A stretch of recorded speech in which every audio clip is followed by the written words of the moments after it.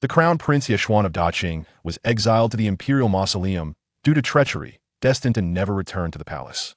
Yet, unexpectedly, he acquired a sweeping system, whereby sweeping the ground could effortlessly yield unparalleled elixirs and extraordinary weapons.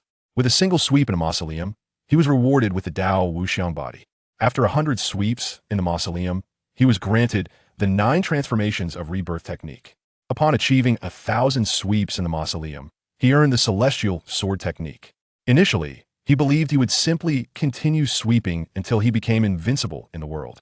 Little did he know that one day, the heavens and earth would undergo a cataclysm, and spiritual energy would awaken. Countless ancient deities and demons tore through the void, causing immense suffering to the beings of the continent, leaving corpses strewn across the fields. At that moment, within the mausoleum, a sword aura surged into the clouds, instantly annihilating innumerable deities and demons. Heaven did not give birth to me, the Crown Prince of Qing. Humanity's path is as long as a night without end. Today, the sword rises to slay the multitude of demons, vowing to preserve purity in the world. Chapter 1. The beginning of the fallen Crown Prince. Your Majesty, Crown Prince Xuan has slaughtered hundreds of thousands of civilians for military provisions. It is utterly appalling. I implore you to strip him of his title. Your Majesty, the Crown Prince Xuan's cruelty is extreme. He cannot be the fortune of the realm. I beseech you to depose him. In the Grand Hall of the Qing Dynasty Palace, both civil and military officials displayed expressions of indignation. In the center, a young boy was bound and kneeling before the throne. Upon the royal seat, the sovereign of the Qing kingdom, Wu Dao, glared at Xuan with a cold gaze. As the revered ruler, he sat upon the throne, and a hint of dragon energy swirled around him, a sign of his profound mastery of the Ye family's ultimate technique, the 9 dragons over heaven art. Father, my royal brother's actions are understandable. Please forgive him, pleaded Xuan's sister, Yiling as she knelt on the ground, weeping. Yiling is Xuan's biological sister, and their bond is undeniably the closest. However, Wu Dao did not spare her a glance, his indifferent gaze fixated solely on the kneeling Xuan. Xuan, do you acknowledge your crimes? Wu Dao asked in a frosty tone. At that moment, despite being bound, Xuan maintained a straight posture, his face adorned with an indomitable spirit. I am innocent, Xuan's resolute voice rang out. This is outrageous. Your Majesty, the Crown Prince has gone mad, descending into the path of darkness. I implore your Majesty to execute the Crown Prince, to appease the souls of the hundreds of thousands of civilians who perished. All the ministers immediately knelt, bowing their heads to the ground, crying out loudly. In their words, Xuan had seemingly become an irredeemable monster. Ha ha! Descending into the path of darkness. Xuan suddenly burst into a maniacal laugh. I led troops to battle the barbarian tribes at the border for 3 months, and the city has run out of provisions. Even the tree bark has been devoured clean. I sent urgent missives to the court requesting reinforcements 20 times. Why did not a single soldier arrive? Why was there not even a grain of rice? I fought valiantly for the court, while you parasites only know how to engage in lofty discussions, boasting, you are all mere incompetent officials. As Xuan spoke, a frenzied expression emerged on his face. He was unwilling to accept his fate. He was filled with rage. Hatred surged within him. His fierce gaze made the civil and military officials dare not meet his eyes. But you cannot slaughter those hundreds of thousands of civilians, turning them into military provisions, bellowed the Prime Minister, Li Luoyang. Indeed, it is monstrous to feast upon the flesh and blood of the common people. Your Majesty, the city of Mabe is currently a scene of carnage. Countless women and children have been slain, making it akin to a hell on earth. Throughout history, there has never been a crown prince who consumes the blood and flesh of the people. How can such a person sit upon the throne? What face do they have to confront the subjects of the realm? At this moment, the countless citizens of Qing wish they could devour his flesh and wear his skin. We implore your Majesty to execute the Crown Prince to rectify the court and restore peace to the people. Li Luoyang, as the leader of the ministers, raised his arm and called out. The ministers immediately shouted in unison. At this moment, Xuan's face remained adorned with an unyielding gaze. In the face of the minister's accusations, he let out a wild laugh. The laughter echoed through the hall, concealing countless feelings of unwillingness and despair. Rebellious son, what are you laughing at? Wu Dao asked sternly. I laugh, for in this grand hall, there are only foolish monarchs and greedy ministers. I laugh, for throughout the kingdom of Qing, there are only ignorant commoners. I laugh, for in this vast world, there is no justice to be found. I laugh, for the 100,000 soldiers have sacrificed their lives in vain. Xuan laughed heartily, yet his expression was filled with profound sorrow. You scoundrel, even at this moment, you dare to speak such arrogance. Wu Dao, filled with rage, waved his right hand. A surge of azure energy burst forth, striking Xuan's abdomen with great force. Xuan cried out, spitting out a mouthful of blood. This blow shattered his internal energy, rendering him powerless. From that day forth, he became a cripple, with no possibility of stepping back into the martial path. The commoners at the border, in order to resist the barbarian tribes, seeing no food in the city, chose to take their own lives, willingly becoming provisions for the army. What crime have I committed? He continued. The commoners sacrificed themselves for the nation, yet you blind fools show no mercy, inflicting harm upon the soldiers and slaughtering them mercilessly. Look outside the palace. It is June, yet snow falls thickly, revealing the grievances that rise to the heavens. Heaven has no eyes, and the entire court is equally blind. Xuan, weakly lying on the ground, coughed up blood once more. You rebellious son, truly unrepentant. Today, I shall act justly against Qin, to respond to the world. Wu Dao's face was filled with fury as he raised his hand to strike Xuan. Father, please don't. At that moment, Ling stepped in front of Xuan. Though the Crown Prince has erred, it is understandable. He has become a cripple. I beg you, for the sake of our late mother, spare his life and allow him to end his wretched existence. Ling knelt on the ground, pleading desperately. Xuan and Ling mother was Hui Fei. 5 years ago, when Wu Dao faced an assassination attempt, she took a sword for him and ultimately perished. Upon hearing her name, a vision of that woman who willingly sacrificed her life for him flashed in Wu Dao's mind, causing him to slowly lower his hand. Father, what the Crown Prince has done has angered heaven and the people. If he is not executed, it will be difficult to quell the public's wrath. The third prince, Xiao, cried out from his kneeling position. Indeed, it is more difficult to guard against the people's words than against floods. If he is not killed, it will be hard to silence the voices of the world. The eighth prince, Yezhong, also knelt in agreement. Third brother, eighth brother, he is your elder brother. Ling's expression changed. It is said that the royal family is heartless, and now it is vividly displayed. These two have long coveted Xuan's position as crown prince. Now that Xuan has fallen into misfortune, they naturally would not miss such a good opportunity. Royal sister, the crown prince has lost his virtue. How can personal feelings override public duty? Xiao asked with a cold smile. Indeed, princes are subject to the same laws as commoners, Yezhong echoed. These two, who normally did not get along, quickly aligned themselves against Xuan to bring about his demise. I implore the emperor to grant the crown prince a death sentence to pacify the people of the realm. Xiao shouted loudly from the ground. I beg your majesty to execute the crown prince. The ministers immediately knelt in unison. Upon seeing this, Ling's face revealed an expression of utter despair. These individuals, who usually praise Xuan, now jumped at the opportunity to add to his misfortune. The ugliness of human nature was laid bare. I plead for mercy, father. Ling's face was filled with sorrow. She lay on the ground, repeatedly banging her head against the floor. Hud, hud, hud. Her forehead soon bled. Inside the grand hall, silence reigned. The only sound was Ling's head knocking against the ground, echoing incessantly. Everyone awaited the stance of Emperor Wu Dao. Xuan's life and death rested solely upon his thoughts. Crown Prince Xuan, he might decree. Wu Dao spoke lightly. Upon his words, all held their breath. Even Ling ceased her knocking. They awaited Wu Dao's judgment.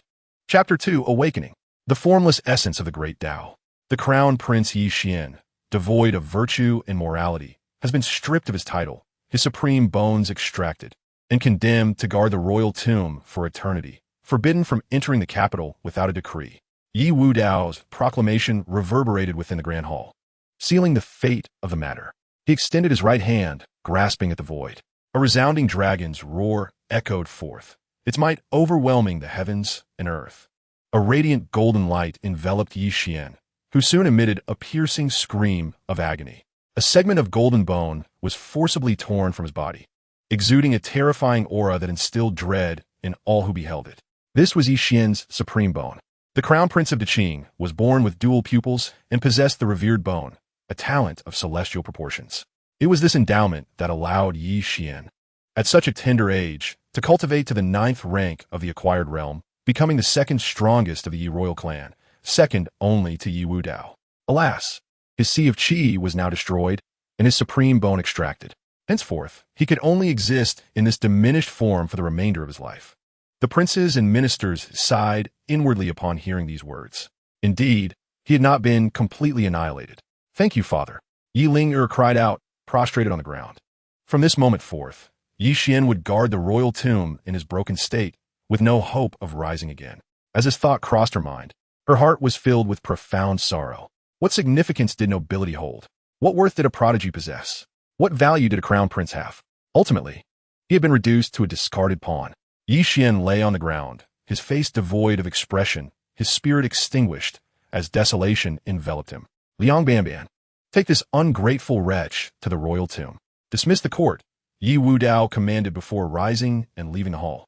Half an hour later, a carriage departed from the palace, accompanied by over 20 armored guards. Beside the carriage walked a 50-something eunuch, Liang Fa, the trusted steward of Yi Wudao, a powerful warrior in his own right. Liang Fa was sent to oversee Yi Xian's entry into the royal tomb, a task laden with the intent of surveillance. Within the palace, Yi Xiao and Yi Zhong stood atop the city wall, coldly observing the departing carriage. "Yi Xian has finally left the capital," Yi Xiao remarked with a sneer. Yi Zhong spoke slowly. "Elder brother, do not presume that toppling Yi Xian guarantees the throne will be yours. Brother, the waters of the throne are profoundly deep. You are still too young to navigate them. Thus, it is best for this prince to claim the seat," Yi Xiao replied calmly. "The throne belongs to those with virtue." "Is that so? I have attained the 5th rank of acquired martial arts.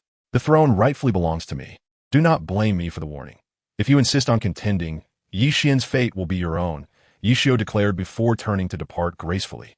Yi Zhong watched Yi Xiao's receding figure, his inner energy surging with intensity.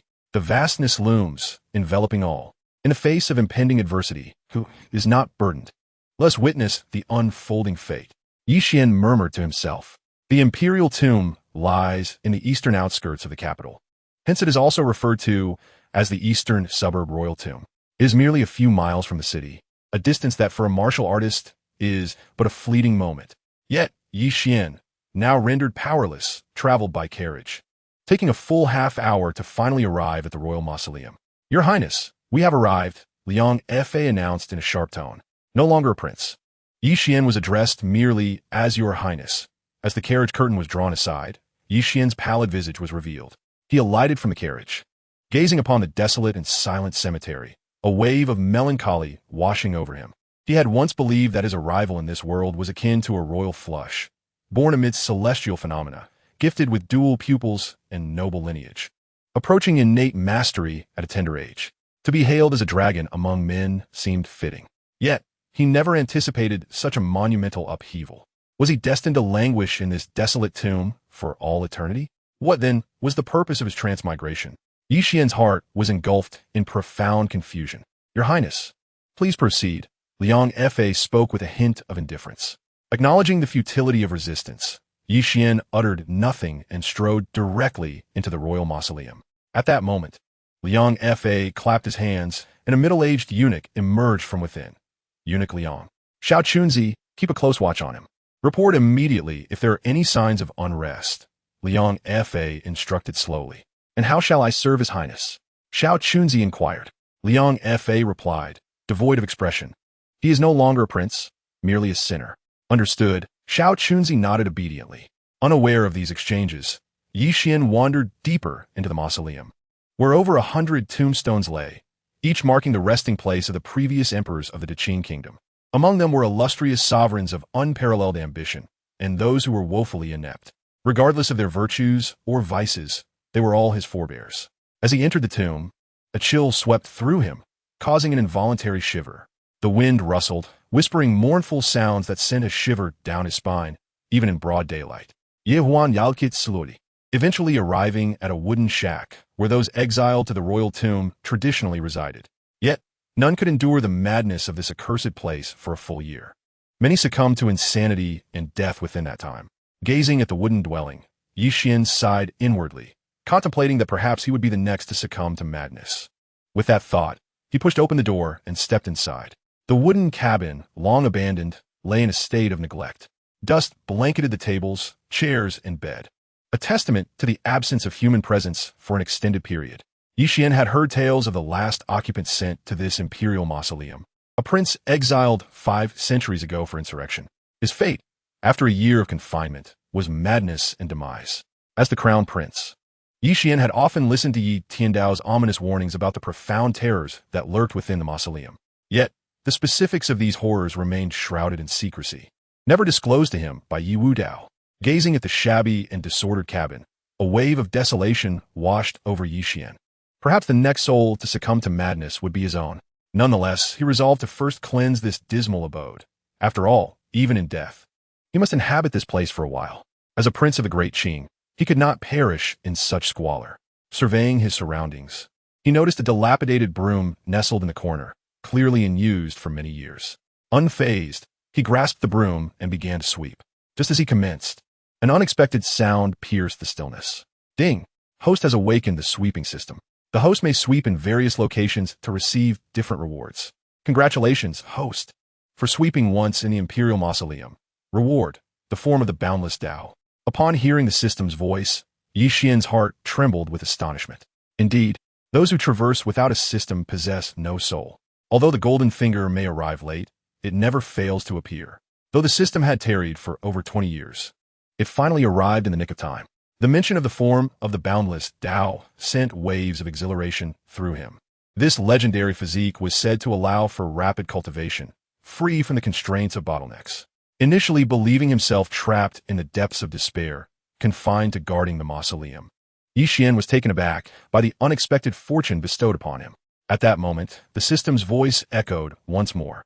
Host has acquired the form of the boundless Dao. Will you proceed with the fusion? Without hesitation, Xuan replied, fusion. As soon as the words left his lips, a torrent of immense power surged through his being, accompanied by excruciating pain that coursed through his flesh, drawing forth blood. In a short while, Xuan found himself drenched in crimson. Yet he did not cry out. He understood that this was the system purging and refining his essence. Just as a butterfly must endure the agony of transformation from a chrysalis to its resplendent form, so too must a corporeal being undergo trials to ascend to a dominant state. A formidable energy coursed through his veins, rapidly reshaping his physique. The previously shattered reservoir of his essence began to mend swiftly. The segment of the supreme bone that had been excised was rejoining under this force. This fragment, no longer a supreme bone, was nonetheless perceived by Xuan to possess a strength 100-fold greater than its predecessor. The process was excruciating. However, Xuan gritted his teeth and persevered, for it was a worthy endeavor. As time elapsed, a radiant white light enveloped Xuan's form, exuding an aura of sanctity that evoked a profound impulse to venerate. At this moment, the sensation of pain dissipated, replaced by an overwhelming power spreading throughout his being, an energy vastly superior to what he had known before his downfall. Was this the strength of a dominant body? Indeed, it was extraordinarily potent. Ding! The fusion with the Formless Dao Body was successful, echoed the voice of the system in his ears. Suddenly, Xuan felt his body tremble violently as the brilliant light erupted skyward, piercing the clouds above. Although it was June outside, snowflakes danced through the air. The ascendant white light and the fierce winds captured the attention of countless onlookers. What was happening? That seemed to be the location of the eastern suburb royal tomb. Could there be a treasure emerging? Surely not. What could exist there beyond the tombs of the past emperors of the Qing kingdom? Subsequently, amidst the white light, a colossal silhouette began to materialize, towering several dozen feet high and radiating an immense oppressive force that surged like a tidal wave across the heavens and the earth. Good heavens! Who is this individual, exuding such formidable strength? Could it be that the eastern suburb royal tomb conceals an unparalleled powerhouse? The aura of this figure felt even mightier than that of a 9th-level innate expert. All onlookers stood in stunned silence, striving to discern the features of this majestic figure. Yet, shrouded in light, his visage remained elusive. This spectacle left many spies from foreign lands, who had been lurking in the capital of the Qing kingdom, utterly astonished. They hastened to dispatch messages back home, alerting that the royal tomb harbored a peerless entity. Clearly, the foundation of the Qing kingdom ran deeper than they had imagined. It warranted serious consideration. Meanwhile, Yi Wudao, who had been cultivating within the palace, abruptly opened his eyes. From whence did such a terrifyingly powerful being emerge? He had heard tales since childhood of the great horrors concealed within the royal tomb. Could they truly be real? His expression turned grave as he murmured to himself. An unknown powerhouse had suddenly appeared within the royal tomb. He was uncertain whether this was a blessing or a curse. Liang Banban at once proceed to the eastern imperial tombs and investigate, Yi Wudao commanded.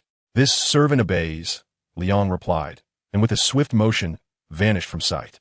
Ah well, I shall focus on my cultivation, Yi Wudao mused.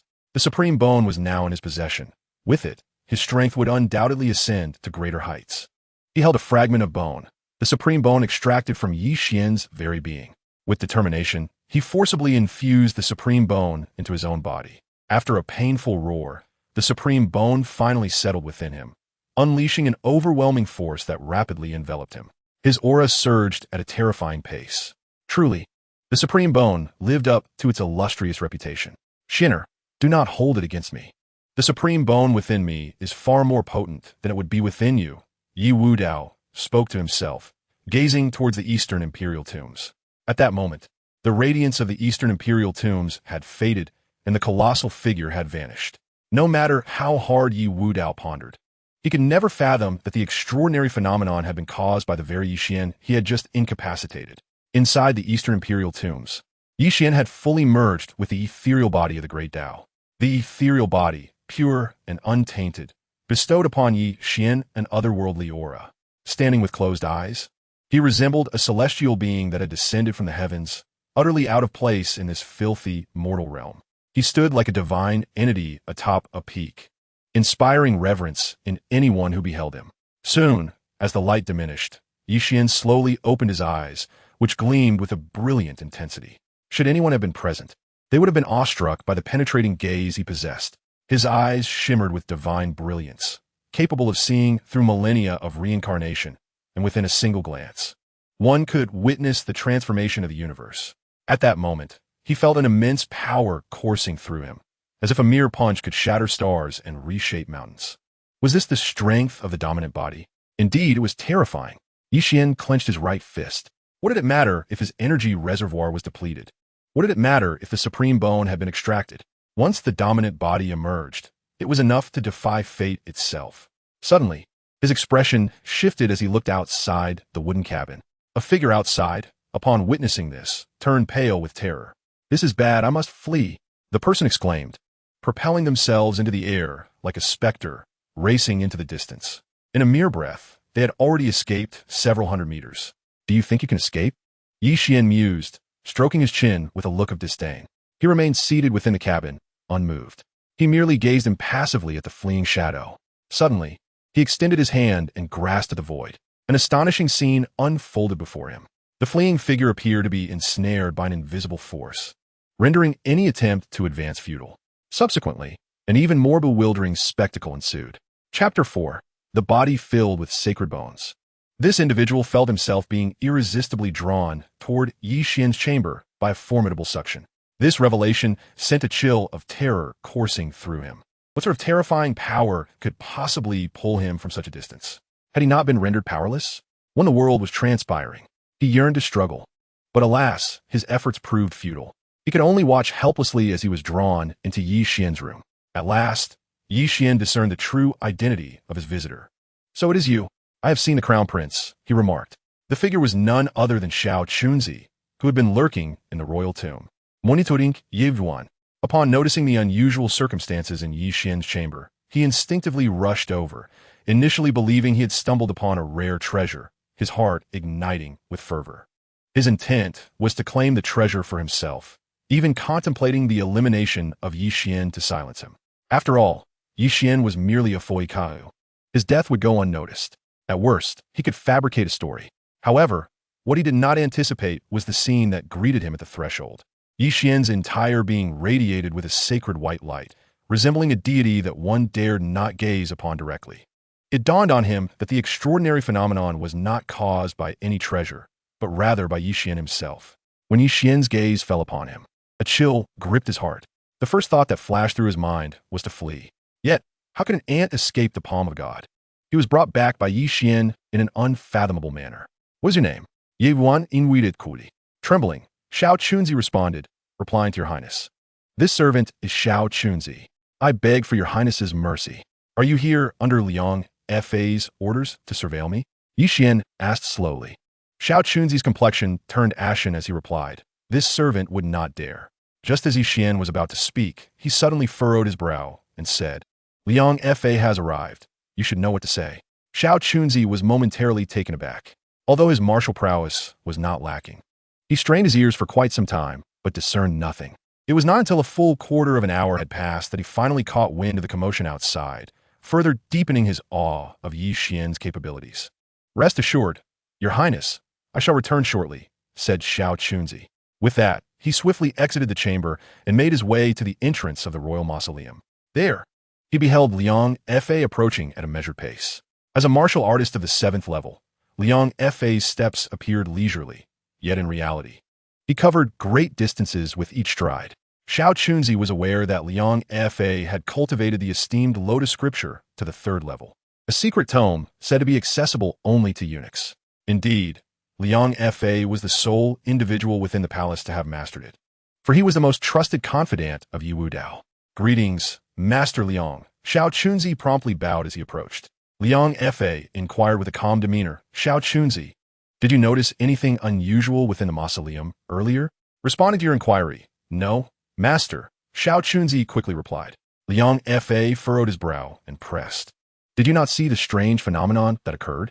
I was asleep and thus unaware of any events, Xiao Chunzi explained. Liang Fa, upon hearing this, frowned slightly. He sensed no deceit in Xiao Chunzi's demeanor and opted not to pursue the matter further. How fares his highness? He asked slowly. He is tidying up his chamber. Xiao Chunzi responded. Tidying up? The Crown Prince himself has descended to such menial tasks? Liang Fa scoffed inwardly, reflecting on the decline of a once mighty phoenix to mere poultry. Lead me to him, he commanded. Unbeknownst to them, Yi Xian, possessing keen hearing, was feigning nonchalance as he continued his sweeping. Liang Fa, standing at the doorway, witnessed this scene, but was oblivious to Yi Xian's current prowess. He had no inkling that a mere finger from Yi Xian could extinguish him. Yet, Yi Xian had no intention of revealing his strength, for he had only just regained his powers.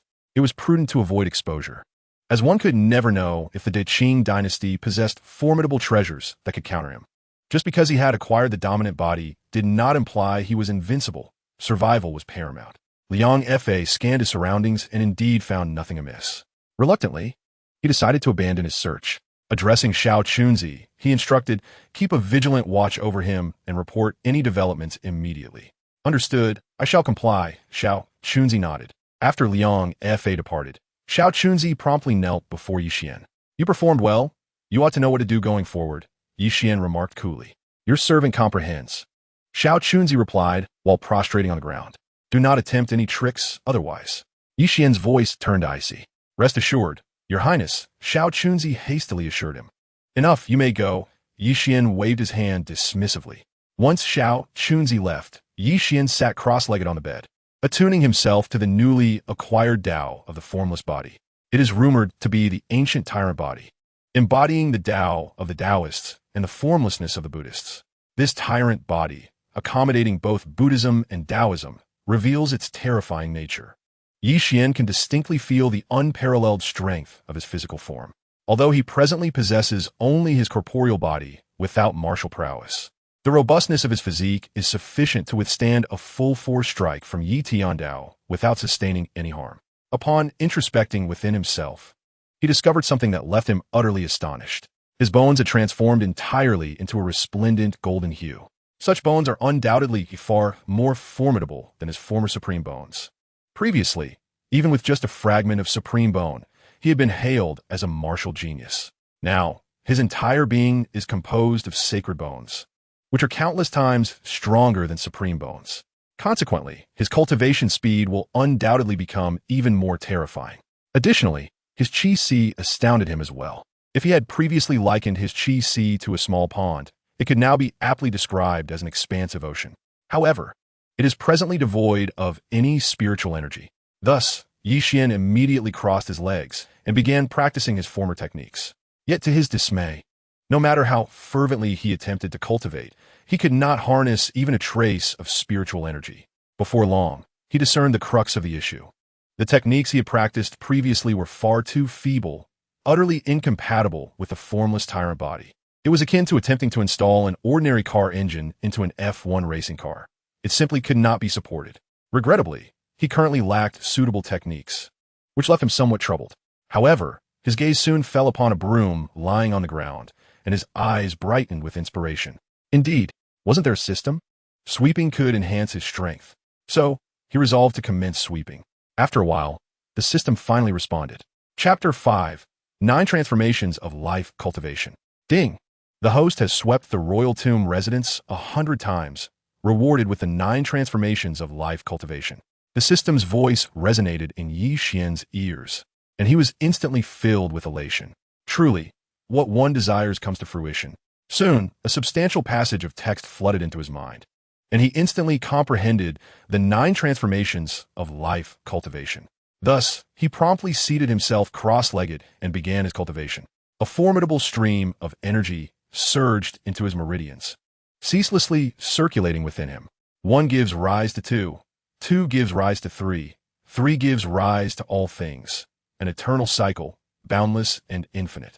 With each circulation of the energy, Yi Xian's strength increased incrementally.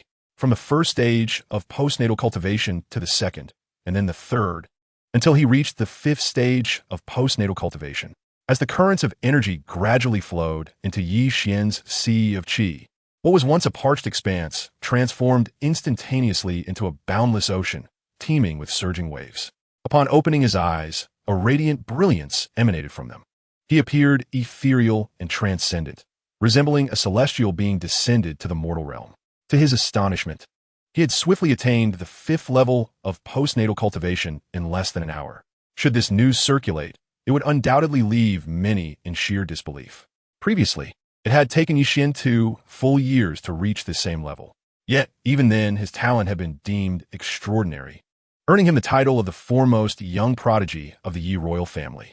Before his downfall, he had already achieved the 9th level of postnatal cultivation, standing but a step away from the innate realm. Little did he expect to be rendered powerless. However, in retrospect, it seems that misfortune may indeed conceal fortune. Had he not been stripped of his powers, he would not have ventured into the royal tomb. Without that journey, he would not have awakened the system. Truly, every action and consequence is intertwined by fate. Henceforth, remaining within the royal tomb and tending to its upkeep would allow him to grow stronger with ease, sparing him from the entanglements of worldly affairs. Resolute, Yi Xian seated himself on the bed to consolidate his newfound strength. At that moment, Liang Fa had already returned to the palace. Have you uncovered the truth? Yi Wudao inquired slowly. Liang Fa replied, there are no abnormalities to report. How could this be? Yi Wudao furrowed his brow, puzzled. Liang Fa suggested, Your Majesty, perhaps that formidable being wishes to remain hidden. Then let us not disturb his seclusion. Such a powerhouse must be befriended, Yi Wudao responded thoughtfully. Liang Fa nodded, acknowledging, I understand, Your Majesty. By the way, what of that rebellious son? Yi Wudao's expression turned cold as he asked. He is currently sweeping the grounds, Liang Fa answered. Sweeping? Very well. Let him lead a mundane existence, Yi Wudao replied, initially taken aback, before speaking with a tone of indifference. Silence ensued. After a while, Yi Wudao asked slowly, Liang Fa, have I erred? Your Majesty is a wise sovereign and shall never err. Liang Fa promptly replied with respect. With a heavy sigh, Yi Wudao lamented, the 6 kingdoms are stirring. The barbarian tribes beyond the borders are eyeing us hungrily, and the vassal states are restless. It is indeed a daunting challenge. Your Majesty has now obtained the supreme bone. Your strength will surely advance by leaps and bounds, and in due time you shall sweep across the 8 desolations and pacify all nations, Liang Fa proclaimed earnestly. Yi Wudao waved his hand, saying, I am weary. You may withdraw for now. This servant takes her leave. Liang Fa bowed and exited the grand hall. Alone upon the dragon throne, Yi Wudao sat in contemplative silence, his expression a tapestry of complex emotions, lost in thought. I have not erred. Time flowed swiftly, and soon it was the next day. Yi Xian sat cross-legged on his bed, his eyes fluttering open. After a night of dedicated cultivation, his realm had been thoroughly solidified. Rising to his feet, he grasped a broom, preparing to commence his sweeping. At that moment, he suddenly heard footsteps from outside. Recognizing the sound, He knew it was Xiao Chunzi approaching. Soon, a gentle knock echoed through the air. "Your Highness, I have brought you your meal," Xiao Chunzi announced. "Come." Yi Xian replied, setting down the broom and returning to his seated position on the bed. Xiao Chunzi pushed the door open and stepped inside, his gaze immediately drawn to Yi Xian. The sight of Yi Xian, seated with an ethereal presence, radiated an otherworldly grace akin to that of an immortal. This sight involuntarily stirred a feeling of reverence within Xiao Chunzi's heart.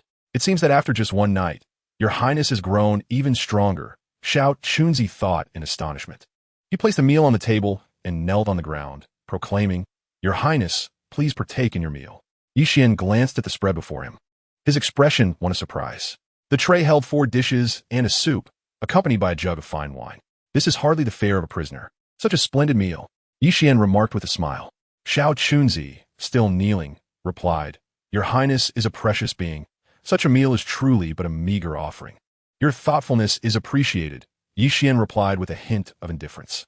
Upon hearing these words, Xiao Chunzi's heart swelled with joy, for it signified that Yi Xian had acknowledged his efforts.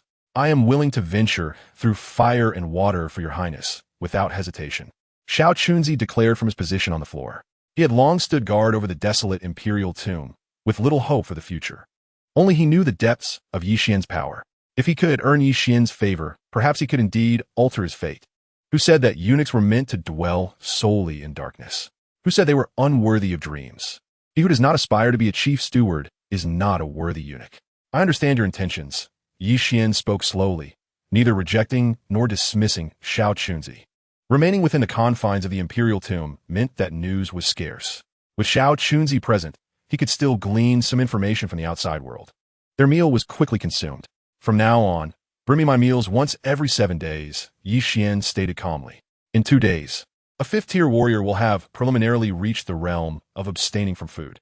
Xiao Chunzi paused momentarily but quickly acquiesced, saying, "As you command, your Highness." After Xiao Chunzi departed, Yi Xian resumed his sweeping. Ding! Upon sweeping the grounds of the imperial residence 500 times, Yi Xian was rewarded with 20 years of cultivation. He soon felt a powerful and unparalleled surge of spiritual energy flow into his body. 2 decades of cultivation, divided into 20 years of training, are imperceptible. Only upon attaining a breakthrough does one realize the terrifying magnitude of 2 decades of effort. Yi Xian's power surged once more, his realm ascending directly to the 8th level of the postnatal stage. The sensation of becoming stronger simply by sweeping the floor was utterly delightful. Such a life, even if offered the throne, he would refuse. He continued his sweeping. Ding! After sweeping 1,000 times in the royal mausoleum, he acquired the celestial slashing sword technique. Yi Xian's body trembled as countless characters flooded into his mind. Chapter 6: The Celestial Slashing Sword Technique. These myriad characters represented the very essence of the technique. As the name implies, one sword can cleave the heavens and with a single strike annihilate the earth. If immortals emerge, they too shall be vanquished. If demons arise, they too shall be slaughtered. Yi Xian promptly seated himself cross-legged. Soon, an incredibly sharp sword intent surged from within him, soaring into the sky. An hour later, the celestial slashing sword technique had been fully comprehended. His strength finally reached the 9th level of the postnatal stage. The sensation of rapid enhancement was truly exhilarating. Previously, he had often fantasized about becoming an emperor. In hindsight, that thought seemed utterly foolish. Remaining in the royal mausoleum, sweeping the floor to effortlessly grow stronger, such a life surpassed that of an emperor. He rose, prepared to continue his sweeping. Just then his ears twitched slightly. Ever since acquiring the Formless Dao Body, his physical form had become extraordinarily resilient. Even when encountering a practitioner at the 9th level of the innate stage, it remained exceedingly difficult to harm him with mere hands. Furthermore, all his sensory perceptions had significantly enhanced. For instance, his hearing was now comparable to that of a 9th level innate practitioner. The sound of footsteps indicated that Linger was approaching. Yi Xian set down the broom and attentively awaited her arrival. Before long, Xiao Chunzi brought Yi Linger to him. "Royal brother, are you well?" Yi Linger inquired. Her cheeks flushed. Yi Xian smiled gently, responding, "I am well. Here, away from the intrigues and turmoil of the court, I find it quite comfortable and at ease." Upon hearing this, rather than feeling joy, Yi Linger was overcome with tears. She believed Yi Xian was merely trying to spare her worry by speaking such words. Royal brother, you need not comfort me here. I know you are suffering, Yi Ling'er said, her face awash with tears. A royal scion, a child of heaven, had now fallen to such a state. The fact that Yi Xian had not chosen to take his own life marked him as a remarkably strong individual. I speak the truth. I am genuinely happy here, Yi Xian replied with a smile, feeling somewhat helpless. He was speaking honestly, yet Yi Ling'er remained disbelieving. It was truly a challenging situation. Very well, I believe you. I have brought some delicacies for you to savor, all dishes that you enjoy. Yi Ling'er placed the food box upon the table, unveiling its contents. Indeed, they were all dishes that Yi Xian cherished. However, at that moment, Yi Xian wore a pained expression. Not long ago, Xiao Chunzi had delivered a meal to him, and he was already satiated. He was taken aback that Yi Ling'er had brought him food once more. Yet, he felt too embarrassed to admit that he had already eaten, fearing it would dishearten her. Reluctantly, he donned a forced smile and indulged in yet another meal. After bidding Yi Ling'er farewell, he patted his now round belly and let out a long, satisfied burp. Fortunately, his formidable abilities allowed him to utilize spiritual energy to digest a portion of the food. Otherwise, he might have burst. Nevertheless, he still felt overly full. For one endowed with the formless body of the Great Tao, the impurities within this food were excessive. He needed to cultivate to expel these impurities from his body.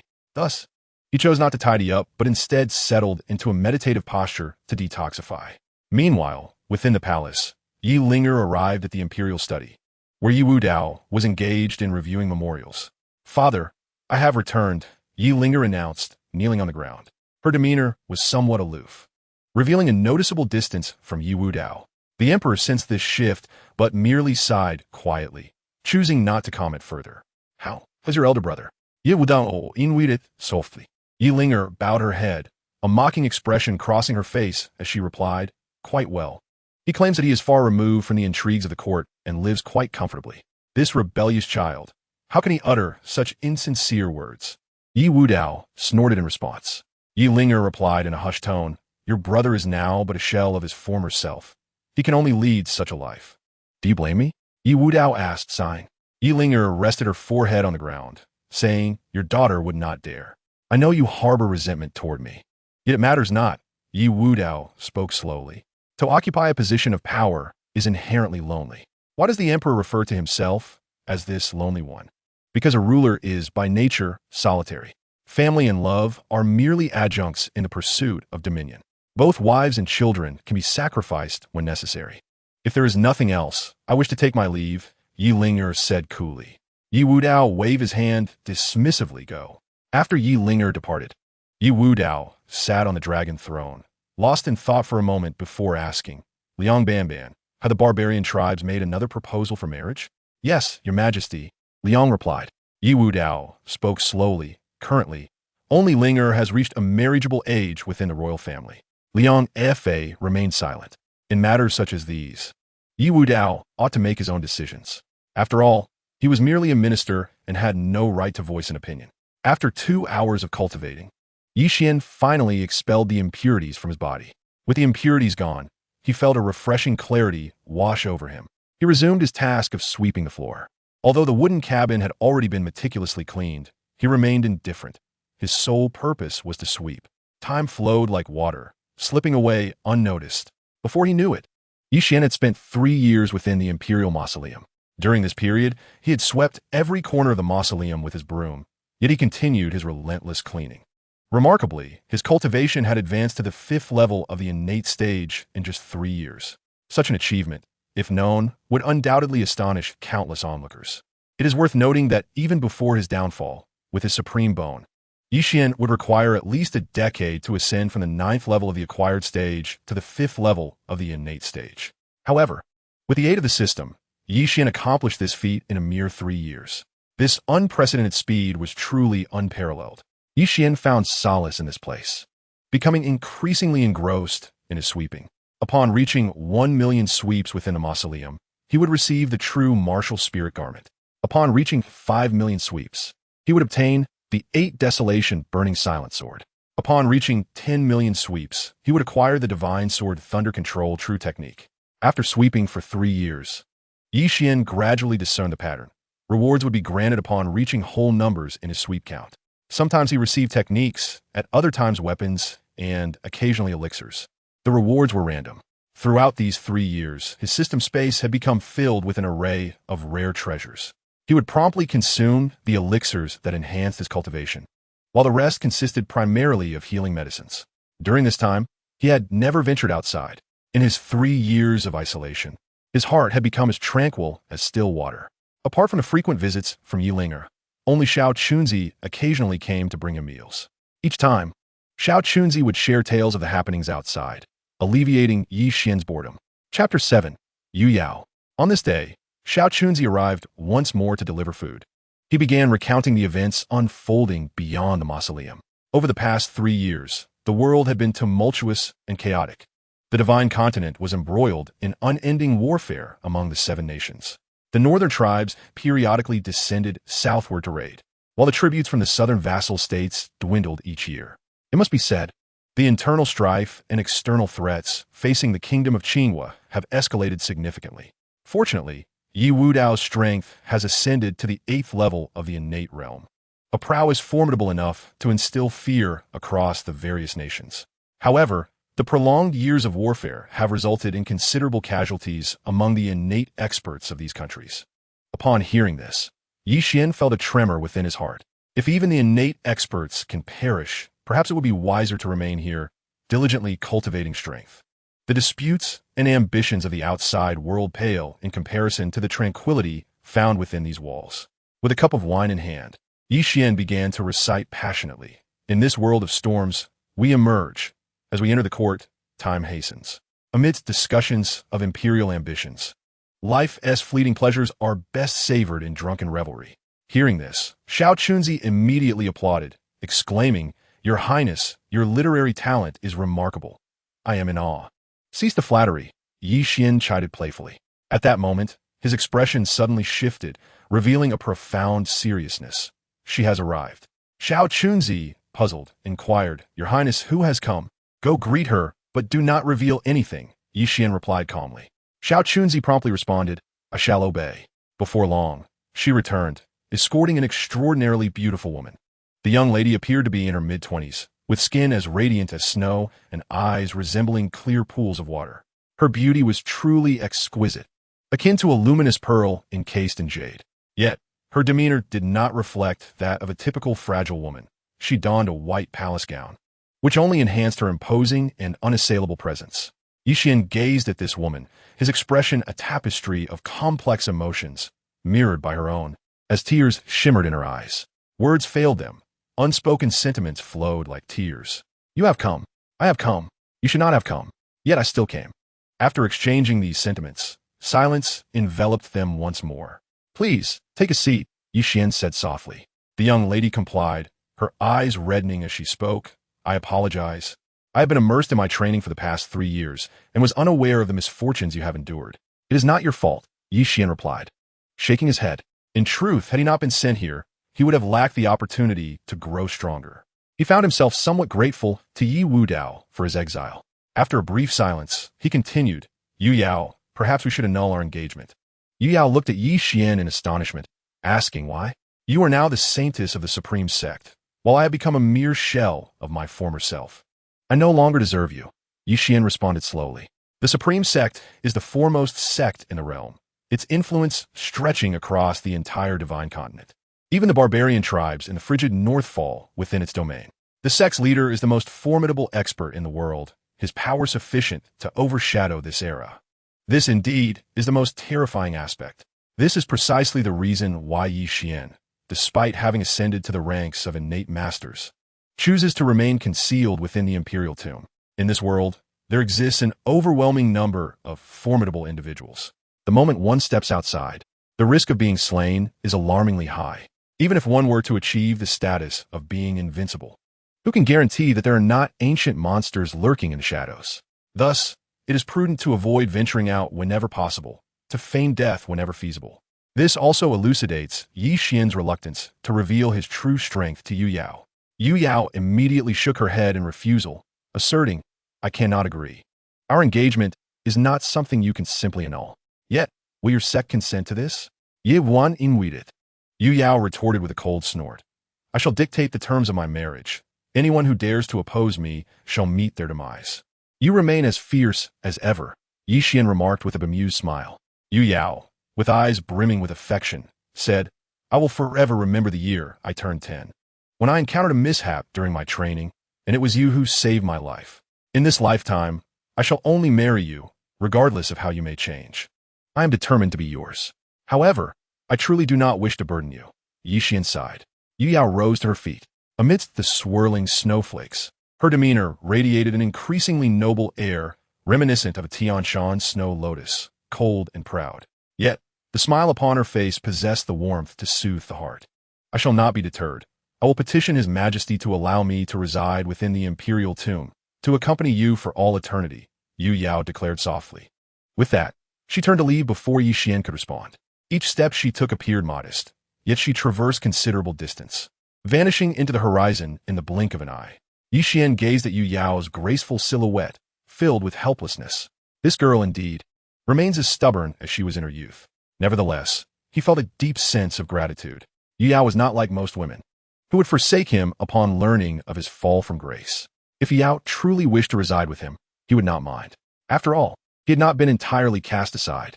Casting aside all other thoughts, he resumed sweeping the floor. Yu Yao returned to the palace and encountered Yi Wu Dao in the imperial study. Your Majesty, I have returned, she greeted. Welcome back. Yi Wu Dao replied with a beaming smile. Yu Yao slowly inquired, Your Majesty, might it be possible to release Yi Xian from the imperial tomb? Impossible. His sins are monumental. That he has not been executed is already a tremendous act of mercy.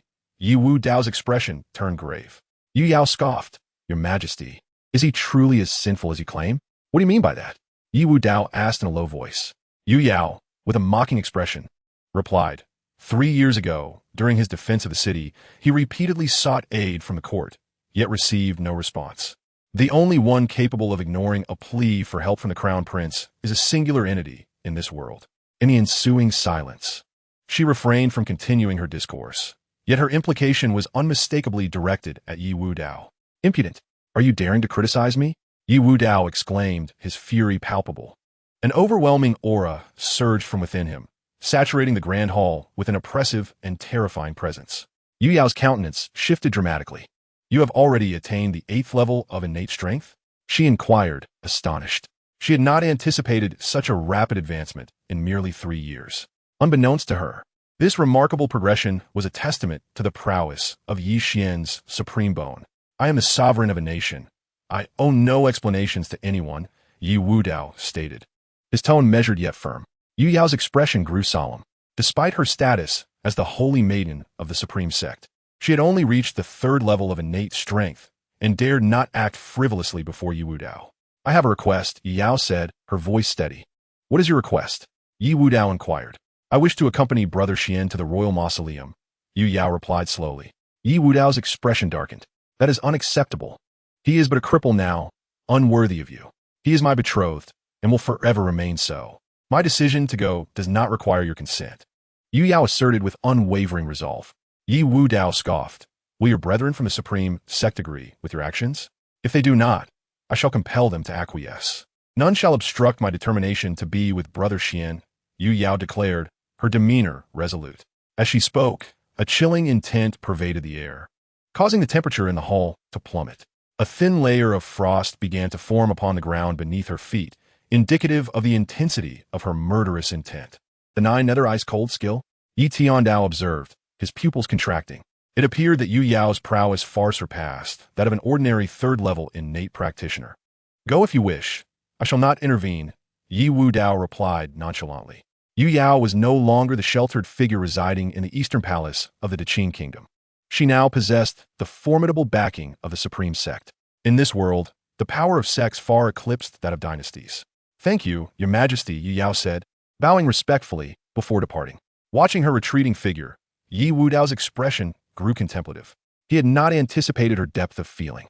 With her protection, Xian shall surely live out his remaining years in peace, he mused to himself.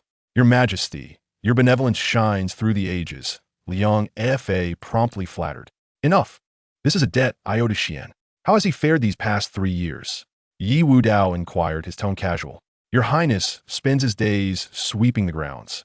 Appearing increasingly indifferent to the world, Liang Fa responded.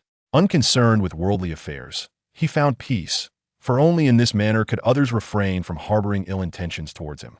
Yi Wudao nodded in agreement. As Yu Yao exited the grand hall, she encountered a young man, none other than the 8th prince, Yi Chong. Upon seeing Yu Yao, Yi Chong's eyes sparkled with intrigue. He had long held a secret infatuation for her, but as she was his sister-in-law, he had only dared to entertain such thoughts in silence. However, now that Yi Xian had been reduced to a mere shell of his former self, such a beautiful woman ought to belong to him. Yaoer, it has been quite some time since we last met. Yi Chong greeted her with a broad smile. Yu Yao replied coolly, I have seen the 8th prince. Have you grown distant? It has been so long. Shall we find a place to sit and reminisce? Yi Chong inquired with a grin. That is unnecessary. Men and women should maintain a proper distance. 8th prince, I am still your future sister-in-law, so please conduct yourself accordingly. Yu Yao retorted frostily. Upon her return, she had learned through Yi Ling of the entire ordeal concerning Yi Xian's demotion. Yi Chong had been vehemently intent on seeing Yi Xian fall. Naturally, she had no inclination to treat him kindly. The Crown Prince has already been deposed. How can he be worthy of you? We are the destined pair, Yi Chong sneered. Cease your slander against Brother Xian. He is my betrothed and will forever remain so. Once I return to the sect, I will come back to accompany him in the royal mausoleum, Yu Yao stated slowly. What? The mausoleum is a desolate place. How could you endure it? Yi Chong's expression shifted, surprise evident in his voice. What is there to endure? If Brother Xian were to reside in the mausoleum for eternity, then I shall accompany him for all time, Yu Yao replied with indifference.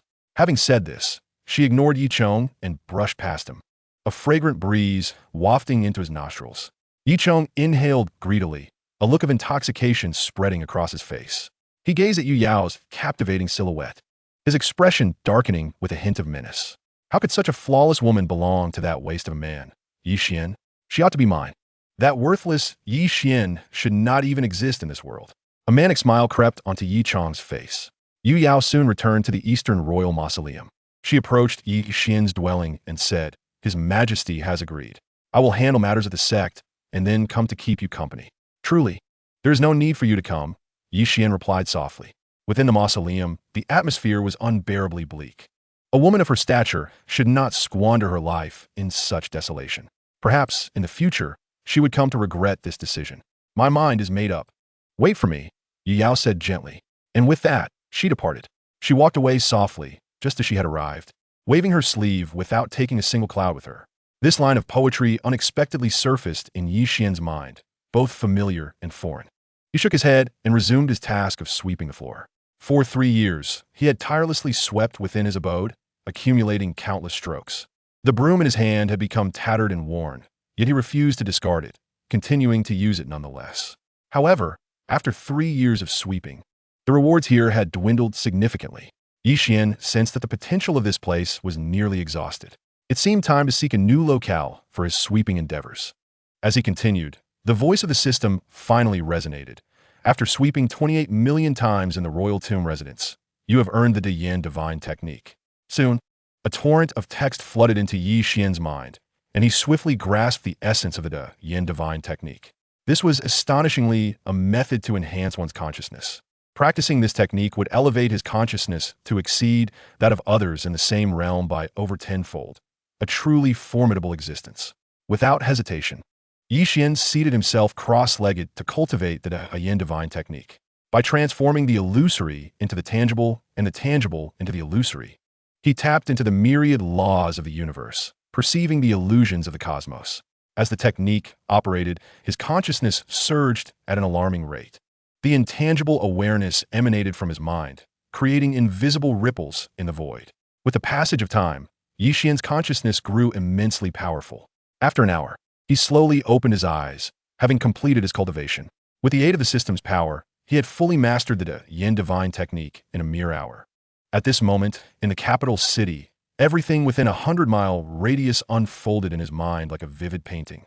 50 miles away, a leaf drifted to the ground. 80 miles distant, a male and female dog engaged in playful antics. 100 miles out, 2 bees flitted among flowers. Nothing escaped his perception. So, this is the De Yin divine technique? Indeed, it is impressive. I wonder what Father is up to. Perhaps I should take a look. Although Yi Wu Dao's strength surpassed his own, the Yin divine technique was undeniably terrifying. Yi Wu Dao would certainly remain oblivious to it. Thus, with a thought, Yi Xian extended the tendrils of his consciousness towards the palace. Chapter 9. The Terrifying Secrets Within the Royal Tomb.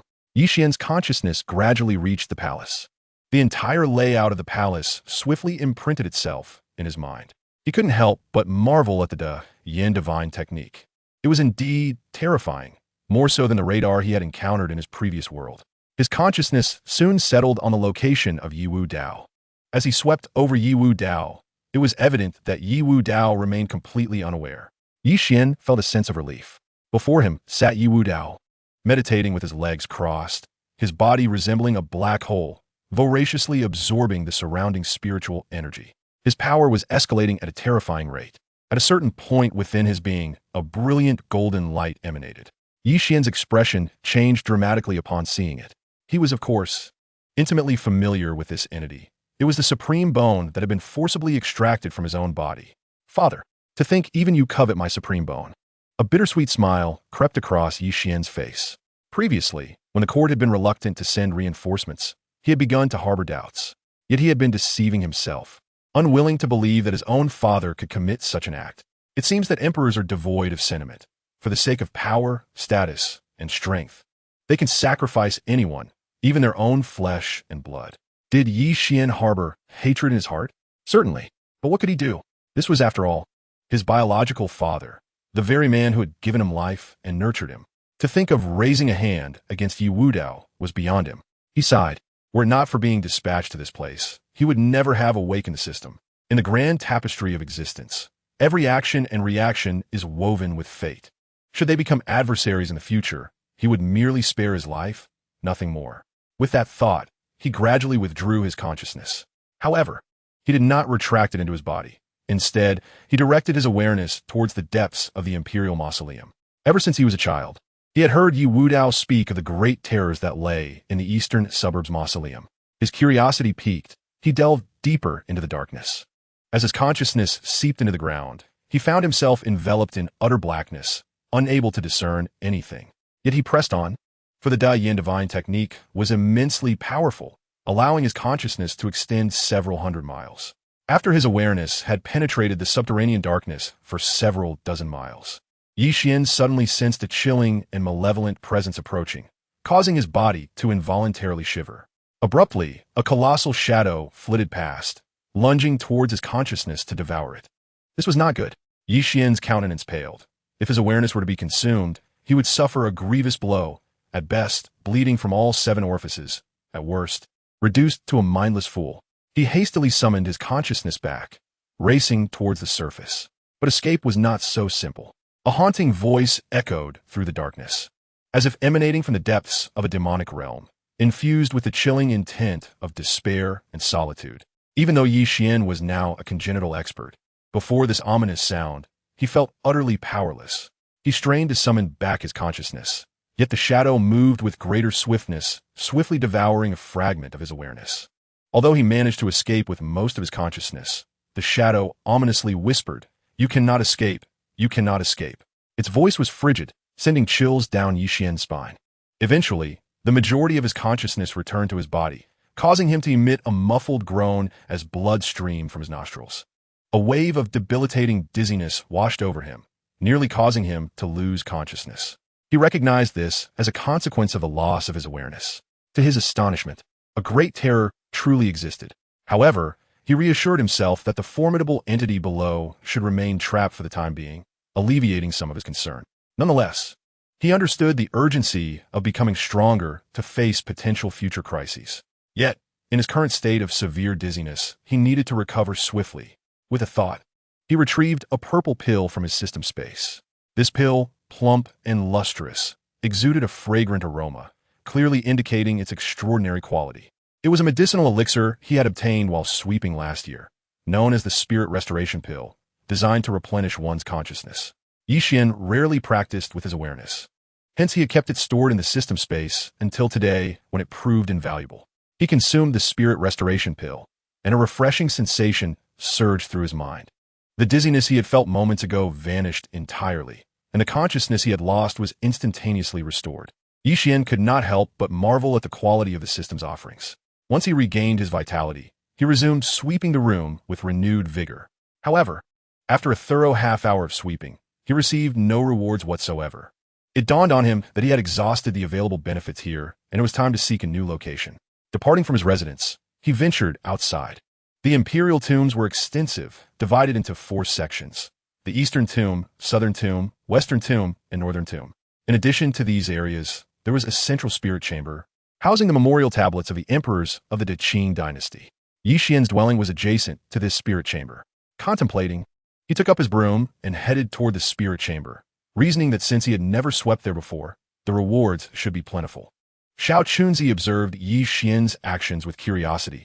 Though he wondered why Yi Xian swept daily, he refrained from questioning him further, knowing such matters were beyond his station. His sole duty was to deliver meals every 7 days. Yi Xian arrived at the spirit chamber. As he pushed the door open, a chilling breeze rushed towards him. Inside the ancestral hall, numerous spirit tablets were arranged, exuding a haunting and terrifying aura that pervaded the space. Under ordinary circumstances, one would hesitate to enter alone. Fortunately, the hall housed the spirit tablets of generations of emperors, and Xuan would occasionally come to tidy up, maintaining a semblance of cleanliness. However, it seemed that for a considerable time henceforth, this place would belong to Yi Xian. Yi Xian picked up a broom and began to sweep. No sooner had he commenced than the voice of the system resonated in his mind. Joy surged within him. Indeed, this new locale was ripe for opportunities. Just a brief sweep had yielded rewards. Ding! Congratulations, host, for sweeping the ancestral hall. Reward: Heavenly Spiral Sword Art. A torrent of text flooded into Yi Xian's consciousness. He immediately sat cross-legged, commencing the fusion of the slashing Heaven Sword Art and the Heavenly Spiral Sword Art. A surge of sword intent soared into the heavens, causing all swords in the mortal realm to resonate with a haunting wail, as if they had encountered an unspeakable horror. What had transpired? It seemed the commotion originated from the imperial tombs. Could it be that there was indeed a treasure hidden there? Perhaps a formidable member of the Yi royal family was in seclusion. Within the palace, Yi Wudao suddenly opened his eyes. Another disturbance from the royal tombs. What could possibly be concealed there? Initially, he contemplated sending Liang Fa to investigate, but after some deliberation, he ultimately decided against it. If a powerful being truly resided there, it would be ill-mannered to intrude. Little did he know that this immense reaction was triggered by the very Yi Xian he had discarded. At this moment, Yi Xian remained oblivious to the magnitude of the uproar he had caused. Seated cross-legged, his entire being radiated with a luminous white light, resembling a long sword. The sword intent pierced the void, warping the space within several meters around him. Xuan, who had been in his own quarters, sensed the source of this power, and an expression of sheer astonishment spread across his face. The speed at which Yi Xian was growing stronger was astonishing, bordering on the extraordinary. He realized that Yi Xian was undoubtedly harboring a secret, yet he dared not covet it, for such secrets were beyond his grasp. Serving faithfully was the only means of preserving his own life. After an hour had passed, Yi Xian slowly opened his eyes. At the instant he did, had anyone been present, they would have glimpsed a sword within his gaze. Such a look alone would suffice to slay any martial artist below the 5th stage of the postnatal realm. The intensity of the sword intent emanating from Yi Xian was palpable, accompanied by an overwhelming aura of murderous intent. After a considerable duration, the sword intent gradually dissipated. He lifted his gaze to the sky, noting that darkness had enveloped the land. Thus, he resolved to return to his abode for rest. Just then, he sensed a subtle movement in his ears. 2 figures were stealthily making their way towards the royal mausoleum. Their late-night arrival at the mausoleum could hardly be attributed to a social visit. Little Chunzi was merely a eunuch, inconsequential in stature. It was evident that the intruders were there for him. A faint, cold smile crept across Yi Xian's face. Having resided in the mausoleum for 3 years, it seemed his companions could no longer restrain their impulses to take action. With a swift motion, he vanished from the spirit tablet chamber. Unbeknownst to the 2 figures, they had already been discovered by Yi Xian. They stealthily entered the mausoleum, and under the moonlight, it was revealed that they were, astonishingly, 2 blind men. Yet, these blind individuals navigated the night with remarkable speed, as if their lack of sight posed no hindrance. Their formidable aura betrayed their strength, revealing them to be innate 3-fold experts. Behind them, They carried a lengthy cloth bundle, the contents of which remained a mystery. They soon arrived at the wooden house where Yi Xian resided. "Brother, is this where he resides?" one inquired. "It should be correct. Let us proceed, but with caution. Inside is merely a discarded prince. There is no need for concern. Let us complete this task and return swiftly," the other replied with an air of nonchalance. Their demeanor suggested they were unconcerned about the mission at hand. The prospect of two innate threefold experts eliminating a prince stripped of his powers seemed akin to using a sledgehammer to crack a nut. The two men gently pushed open the door to the wooden house, finding it engulfed in darkness, devoid of any light. However, for the blind men, this posed no obstacle, as they relied solely on their acute sense of hearing to locate their target. "Make your move," one commanded. At the conclusion of his words, a flash of sword light ignited the darkness, lunging towards the bed. With a piercing thrust, the sword punctured the bedding. Success. The blind assailant's face illuminated with triumph. Yet, his expression swiftly altered, for he felt no sensation of the blade piercing flesh. This indicated that the bed was unoccupied. "Not good, it's a trap. Retreat quickly," the two exclaimed, hastening to exit the room. "Are you here to kill me?" At that moment, a chilling voice resonated from the shadows. It was Yi Xian, who had blocked their path at the doorway. "Attack together. Eliminate him." The two dark figures sprang into action, moving with an ethereal grace, akin to specters in the night. Their forms elusive and unpredictable. Two piercing beams of icy sword light surged toward Yi Xian from both sides. Standing motionless, Yi Xian wore an expression of disdain. Merely a trifling third level of innate realm, these ant-like beings dared to strike at him. As the sword light approached, he finally moved. The desolation burning silence sword was drawn from its sheath, its brilliance illuminating the dark room as if engulfed in flames. Within the radiant glow, Yi Xian's expression was strikingly clear: contempt, sarcasm, and mockery. Regrettably, the two assailants, blind as they were, could not perceive the disdain etched upon his face.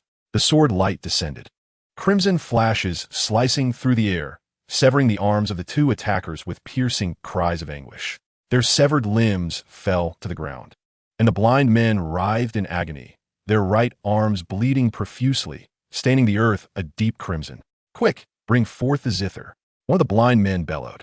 The other immediately unwrapped a dark cloth bundle behind him, revealing an ancient zither steeped in history. They positioned the zither on their laps, seated in midair, and began to play a mournful tune, lamenting for lost kin and the search for kindred spirits. With their remaining left hands, they struck the strings with fervor. The sound echoed through the air, thick with murderous intent. The sound waves transformed into countless blades, hurtling through the void towards Yi Xian with deadly precision. Should Yi Xian fail to defend himself, he would surely be torn to shreds by the onslaught. Just petty tricks. How could they possibly harm me? Yi Wan Sukofut. With that, the long sword in his grasp flared with crimson light. He unleashed the celestial severing sword technique, a torrent of sword intent colliding with the heavens. The sword intent cascaded like a waterfall, capable of cleaving through eternity. With a single stroke, the heavens could be severed. Even celestial beings could be vanquished. With another strike, the earth could be obliterated. Demons, too, could be purged. As the sword descended, its intent filled the wilderness, instantly annihilating the countless blades conjured by the sound waves, leaving no trace behind. The two blind men were struck by a backlash, both spitting out blood, collapsing to the ground in defeat. "Spare us," one of them pleaded weakly, filled with regret for attempting to assassinate Yi Xian, who they had mistakenly believed to be a mere cripple. "Who are you?" "Yi Wan Inuitit Kaimni," the blind man responded. "I am Tian Can, and this is my sworn brother, D. Quebec." At this revelation, Yi Xian's expression shifted slightly. He recognized the infamous assassins, Tian Can and D. Quebec. "Who sent you?" he asked slowly, and Tian Can fell silent. "Do you wish for death?" Yi Xian's demeanor turned cold as he questioned. D.K. hurriedly inquired, "If we confess, will you spare us?" "Certainly," Yi Xian replied. D.K. continued, "It was the 8th prince who sent us." "Ah, my dear younger brother," Yi Xian remarked with a mocking smile. "I didn't expect it would take him 3 years to send someone to take action. Quite the patient one, isn't he?" Unbeknownst to him, Yi Zhong had acted out of vengeance for Yu Yao. "Your Highness, we have confessed truthfully. Can you let us go now?" D.K. asked cautiously. "Of course. Would you like me to see you off?" Yi Xian inquired nonchalantly. "We wouldn't want to trouble you. We can leave on our own," D.K. replied eagerly, shaking his head. However, in the next moment, A flash of red sword light sliced through their throats. Chapter 11. The Rising Tide of the Azure Sea. Two large heads soared into the sky, their severed craniums falling to the ground. The expressions of Tian Can and DK were frozen in disbelief. As they were innate strong beings, their vitality was exceptionally robust. Thus, even beheaded, they would not perish immediately. Tian Can struggled to ask why. Did you not promise not to kill us? I said I would see you off, meaning I would send you on your journey to the Yellow Springs. Yi Xian answered coolly. You are untrustworthy, DK retorted bitterly. Yi Xian responded with derision. I have never been one to keep promises to my enemies. Back in the city of Mobabii, in order to curb the barbarian invasion, he had hung captured foes atop the city walls. As long as the barbarian forces did not retreat, he executed one captive every hour. This was a strategy of reciprocation in kind. Such actions had drawn vehement criticism from the court censors and scholars. Yet, Yi Xian remained indifferent to the opinions of these self-righteous individuals. These people, who professed loyalty to their country, were often more cold-blooded and selfish than anyone else. He had once vowed to himself that if he ever held power, he would eradicate all scholarly hypocrites. Unfortunately, such an opportunity would never arise again. Though Tian Can and DK harbored deep resentment towards Yi Xian, they closed their eyes, accepting their fate with reluctance. Revenge would have to wait for another life. With the room now sullied, Yi Xian took it upon himself to clean up. He retrieved a broom and began to sweep. To his surprise, a notification from the system sounded. Ding! Cleaning the enemy's corpse has rewarded you with the rising tide of the Azure Sea. A cascade of musical notes flooded Yi Xian's mind. In an instant, he mastered the rising tide of the Azure Sea. One must admit, the system's capabilities were extraordinarily powerful, enabling someone who had never understood music to instantly grasp a composition. As he played this piece, it was as though the tides of the vast ocean surged unceasingly. Those who heard it would inevitably find their minds in disarray, their thoughts lost. In severe cases, it could even drive one to madness and death. This melody was indeed terrifying in its essence. Yi Xian resolutely picked up the ancient guqin left behind by the remnants of heaven and earth and began to play. With a resonant sound, a melodious note arose, sufficient to stir the very soul. Xiao Chunzi, who had been diligently cultivating, was instantly shaken to his core, his complexion flushed. Being merely at the 5th level of postnatal cultivation, he found himself utterly unable to withstand such a sound. Fortunately, Yi Xian did not employ any spiritual power while playing. Otherwise, that single note could have caused him to vomit blood and sustain grievous injuries. What a formidable sound it was. The prince was indeed fearsome. Had he been concealing his true abilities all this time? What grand ambitions could he possibly harbor? The more Xiao Chunzi pondered, the more he felt a sense of dread. He was acutely aware that with Yi Xian's current strength, he could contend even against Yi Wudao. Yet, the latter remained here, suggesting his schemes were likely of great magnitude. Alas, Yi Xian was oblivious to his thoughts. Had he known, he would undoubtedly feel a sense of helplessness. What schemes could I possibly have? I merely wish to remain here and grow stronger. Unperturbed, Yi Xian continued to play the guqin, devoid of any spiritual energy. Consequently, the music lingered throughout the royal tomb. Initially, the melody was enchanting, soothing to the soul. However, as it progressed into the latter half, the notes grew urgent, as if innumerable tides were crashing forth. An overwhelming aura pervaded the royal tomb, an atmosphere of suffocating intensity.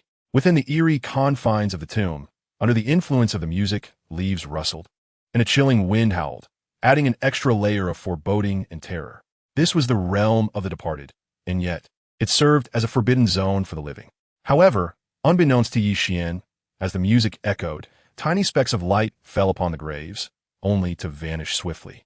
The melody soon approached its conclusion, gradually becoming more tranquil, reminiscent of a world left in disarray after the deluge. The notes took on a tone of lament, as if weeping, recounting tales of sorrow, expressing a grievance against the injustices of fate and sighing over the impermanence of life. When the final note was played, the sound lingered in the air, evoking a deep sense of heartache, as if one's very entrails were torn apart. A melody that rends the heart. Where in this world can one find a kindred spirit? With a sigh, Yi Xian spoke softly. The song of the rising tides of the Azure Sea truly lives up to its reputation. After completing this piece, he sensed the spiritual energy within him resonating with the celestial principles, a feat unattainable by warriors of the innate realm.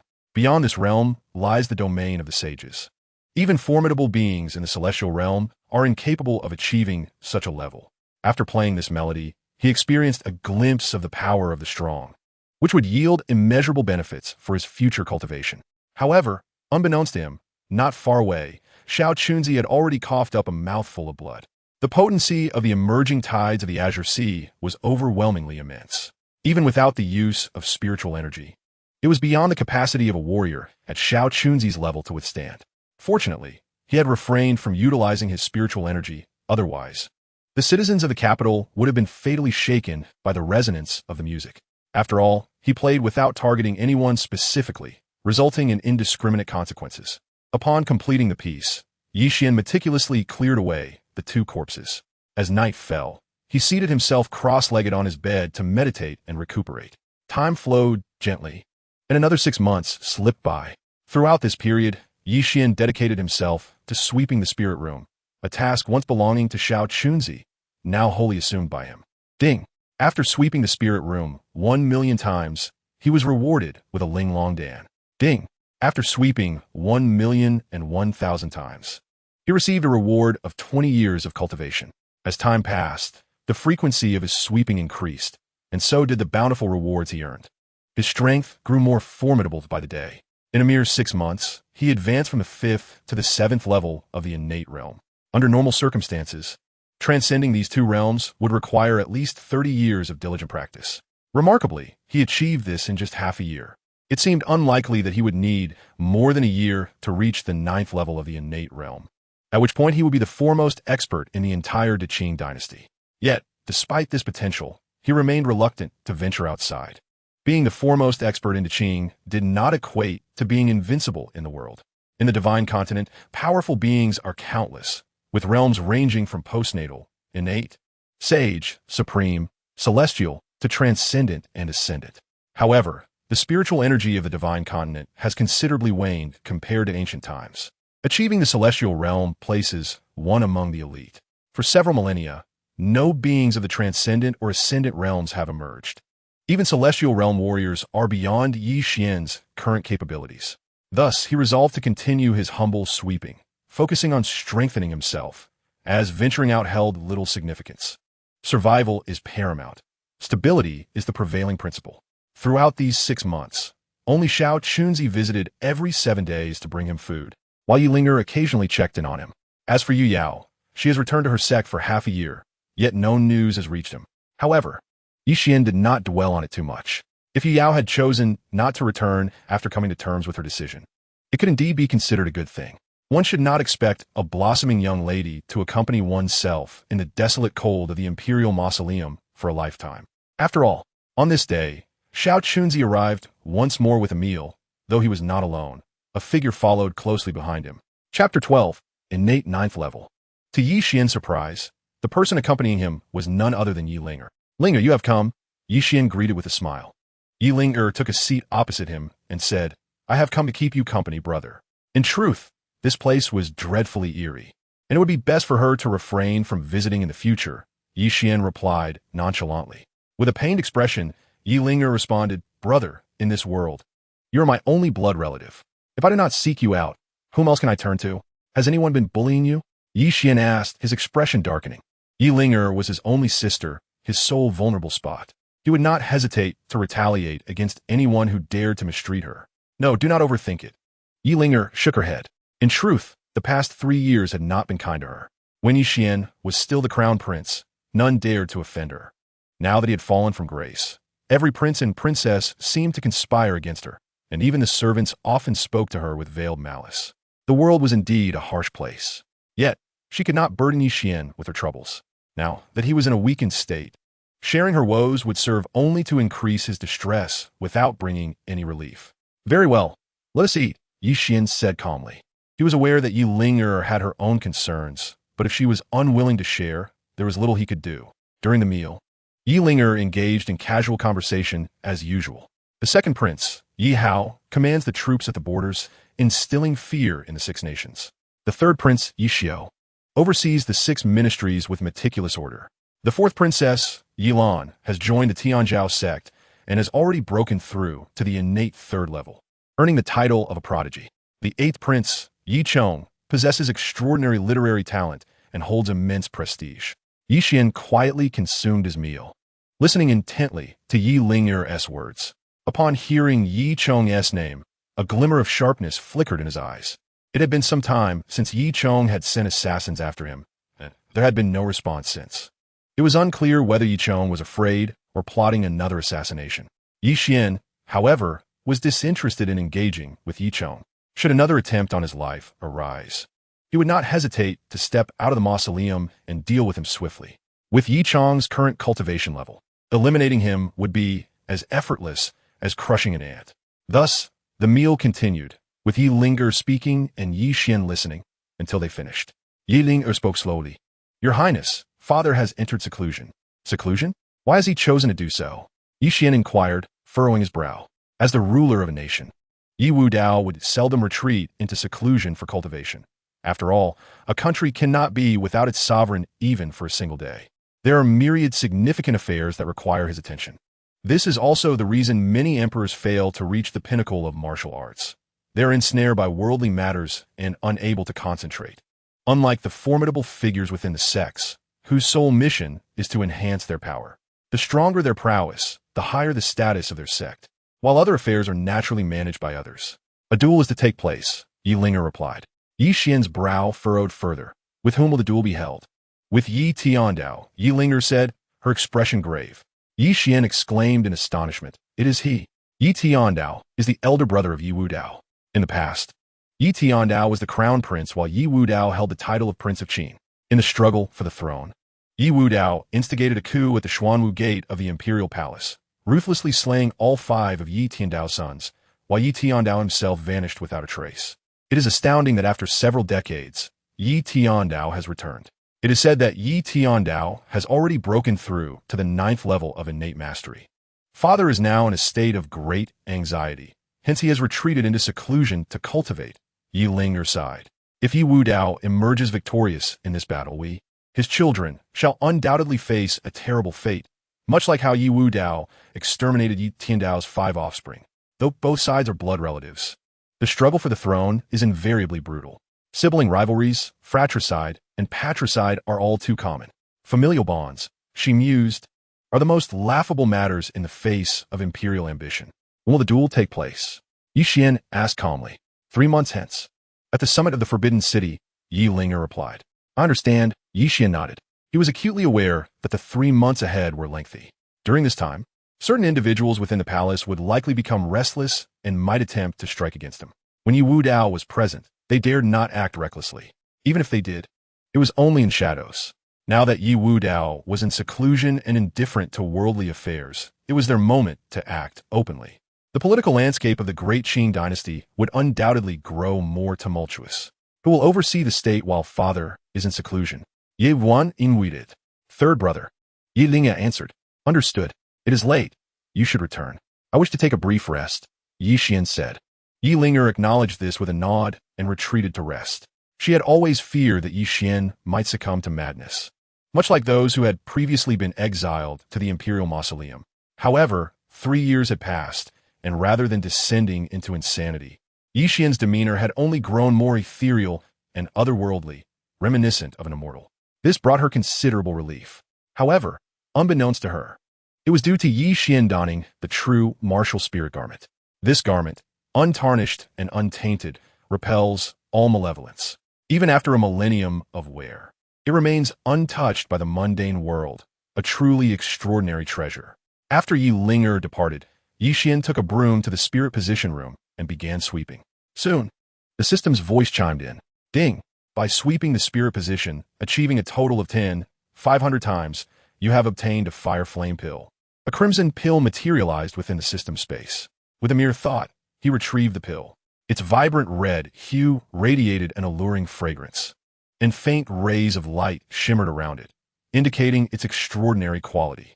This was a pill capable of enhancing one's cultivation. Without hesitation, Yi Xian consumed it.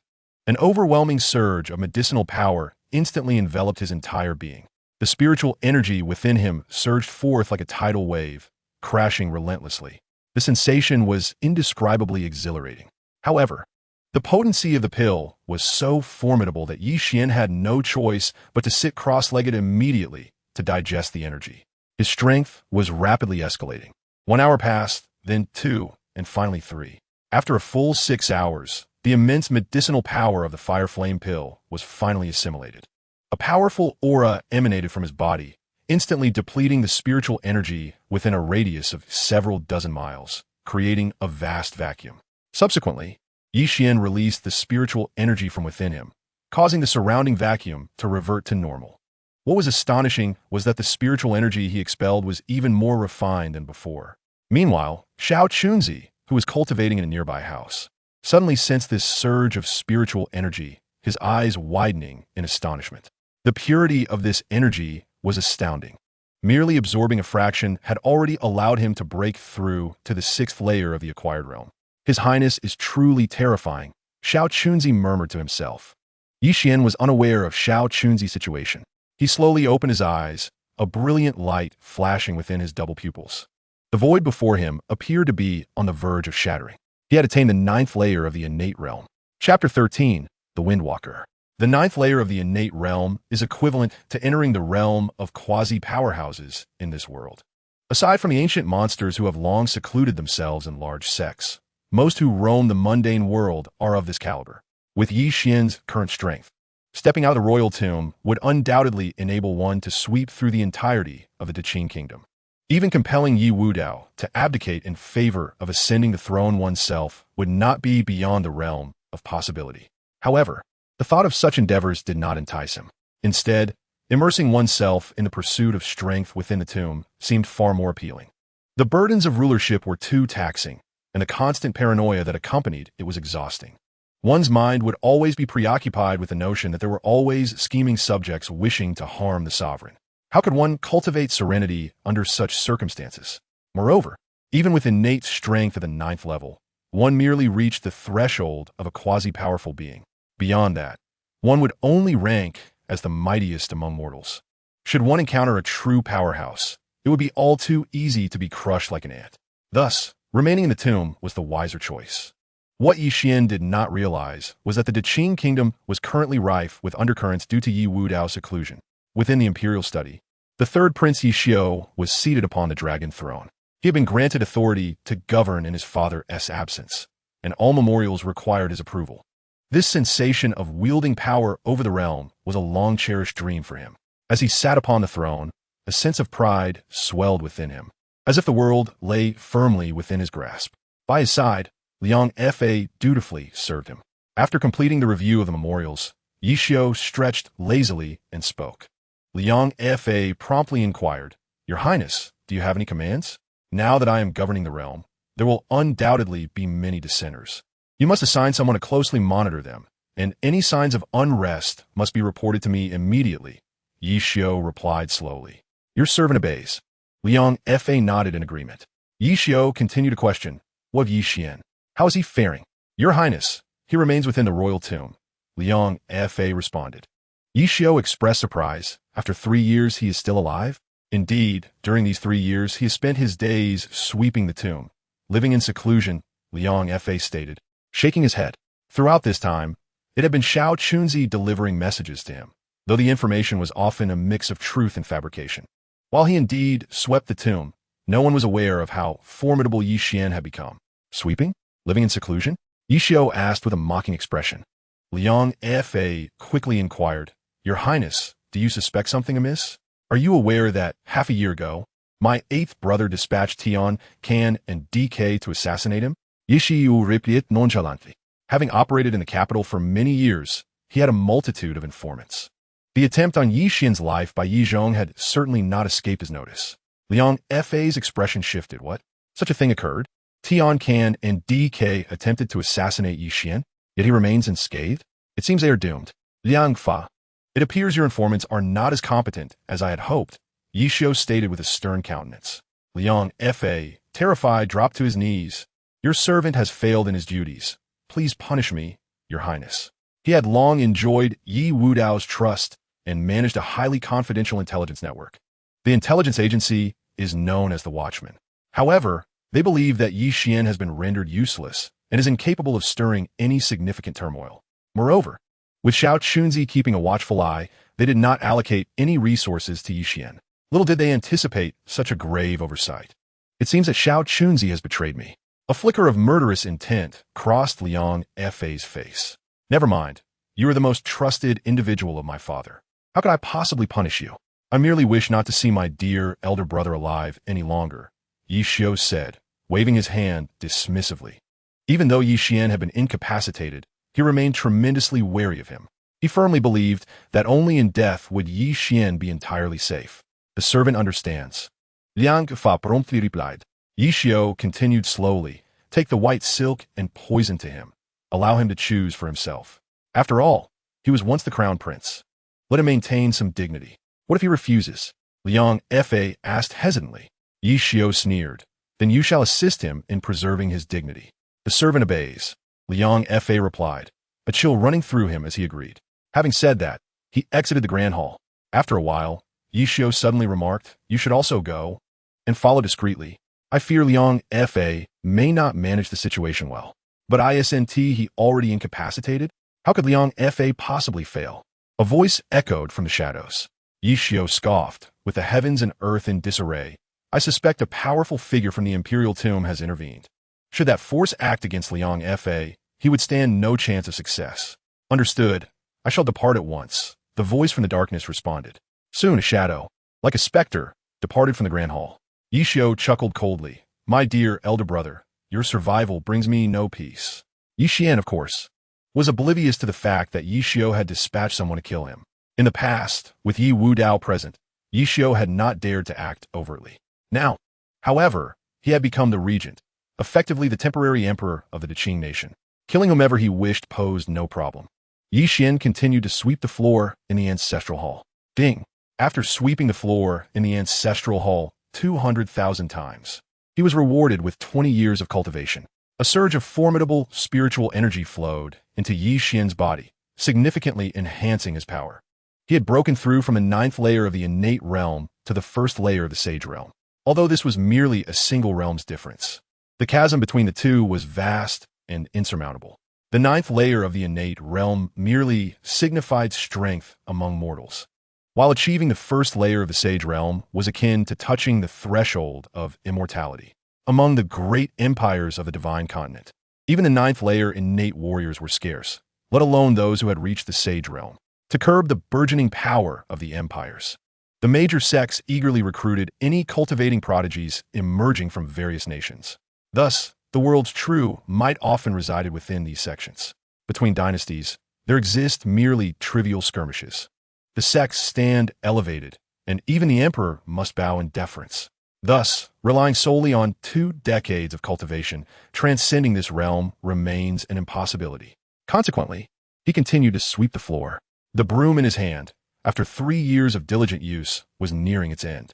Yet, Yi Xian was reluctant to part with it. He intended to bury it only when it was utterly unusable, considering it a form of gratitude. After all, this broom had bestowed upon him boundless benefits. Ding! After sweeping the spirit hall for a total of 2,001,000 strokes, he was rewarded with a windward step. A surge of knowledge flooded into Yi Xian's mind, and he instantly grasped the essence of the windward step. This technique, ethereal in nature, enabled him to become elusive like a specter whenever the wind blew, rendering him nearly impossible to capture. Yi Xian began to execute the movements of the windward step.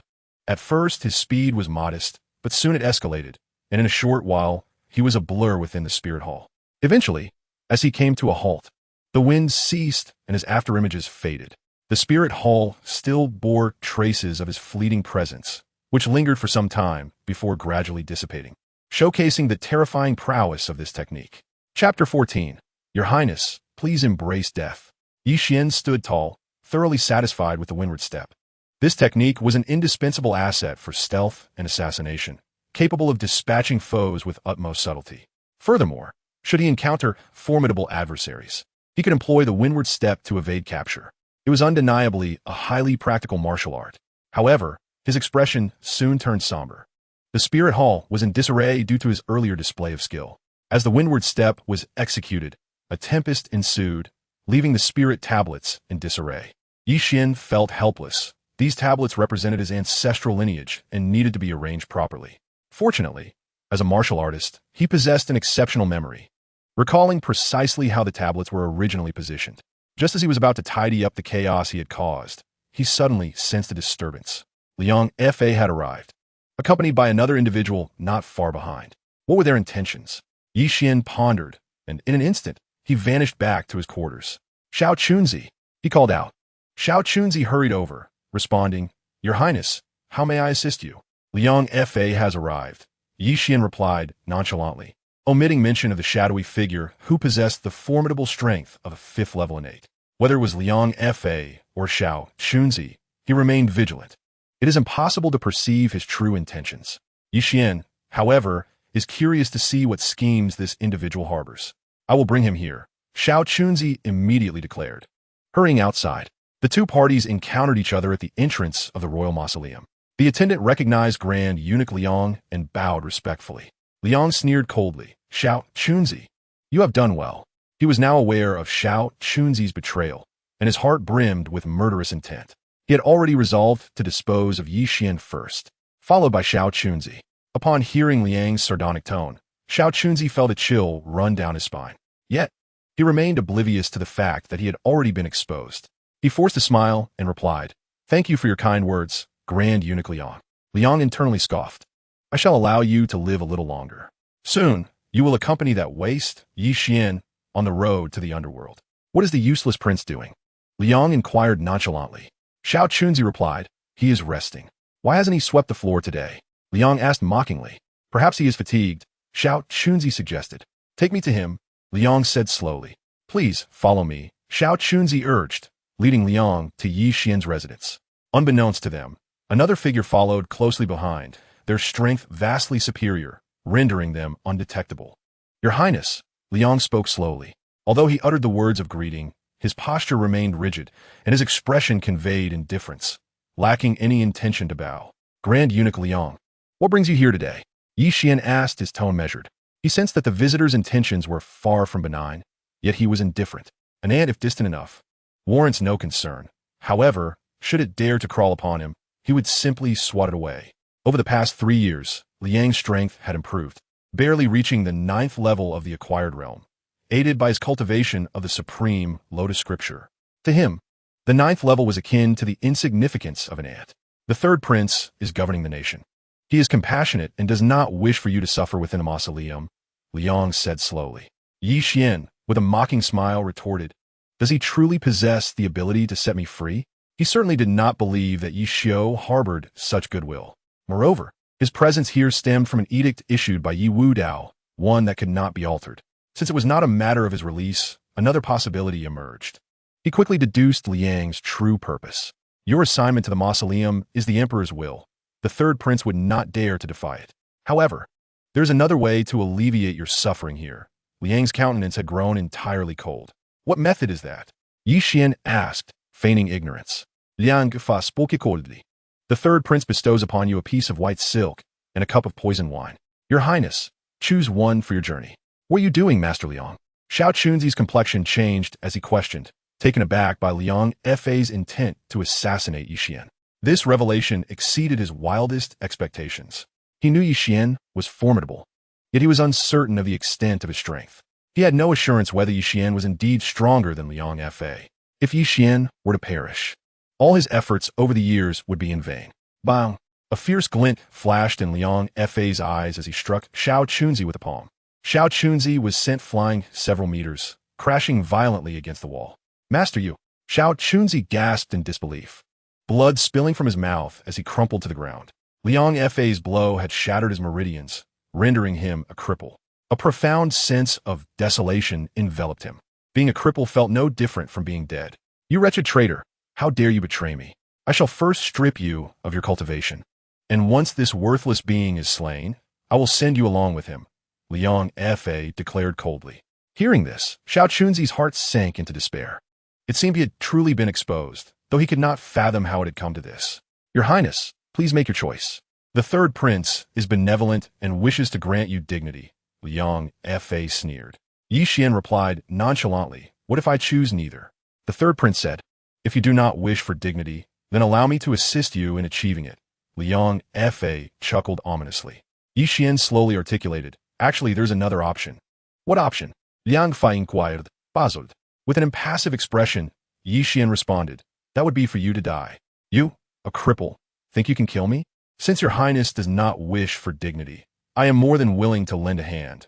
Liang Fa laughed arrogantly. In his eyes, Yi Xian was merely a cripple. Eliminating him would be simpler than squashing an ant. He swiftly reached for Yi Xian's neck, intent on strangling him. Once he severed Yi Xian's life, he would use the white silk to create the illusion of suicide. His hand drew ever closer to Yi Xian's throat, and he envisioned the exquisite moment of ending Yi Xian's life. Yi Xian had often warned Yi Dao not to let Liang Fa's power grow too great, which had fostered Liang Fa's deep-seated resentment towards him. Now, with the opportunity to kill him at hand, he would not hesitate. Throughout his life, he had taken countless lives, yet he had never slain a prince. To kill a prince would certainly mark a pinnacle in his murderous career, making his life worthwhile. Chapter 15. The Innate Fifth Layer. It's still an ant. Liang Fa scoffed inwardly. What is a prince? What is nobility? Yet still, he was destined to become a mere pawn beneath my grasp.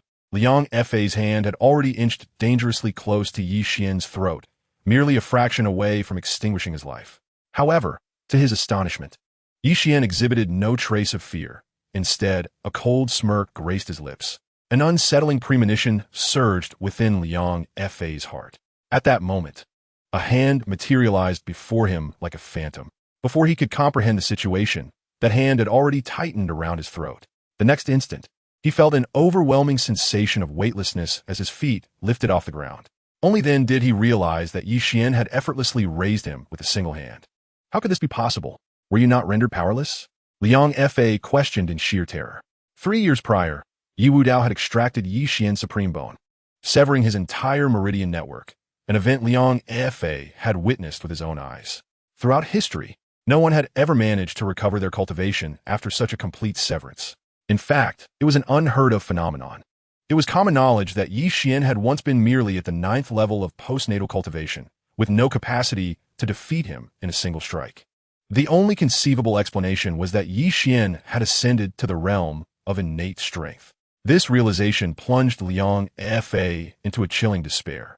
From a moment Yi Xian was incapacitated until now, a mere 3.5 years had passed, during which he had risen from nothing to become an innate powerhouse. Such a pace of cultivation was nothing short of terrifying. Unbeknownst to Liang Fa, Yi Xian had actually reached the 9th level of innate strength. Otherwise, the shock would have surely been enough to claim his life on the spot. Liang Gonggong, you possess quite the audacity to dare defy your superior, Yi Xian stated with an impassive expression. He regarded Liang Fa with indifference, as though observing an insignificant insect. This demeanor, this gaze, instilled fear deep within Liang Fa. Your Highness, please spare my life, Liang Fa pleaded. A hint of derision flickered across Yi Xian's face as he remarked. The ruthless Liang Gonggong would also beg for mercy. How rare. Your Highness's restoration of cultivation is indeed a momentous occasion.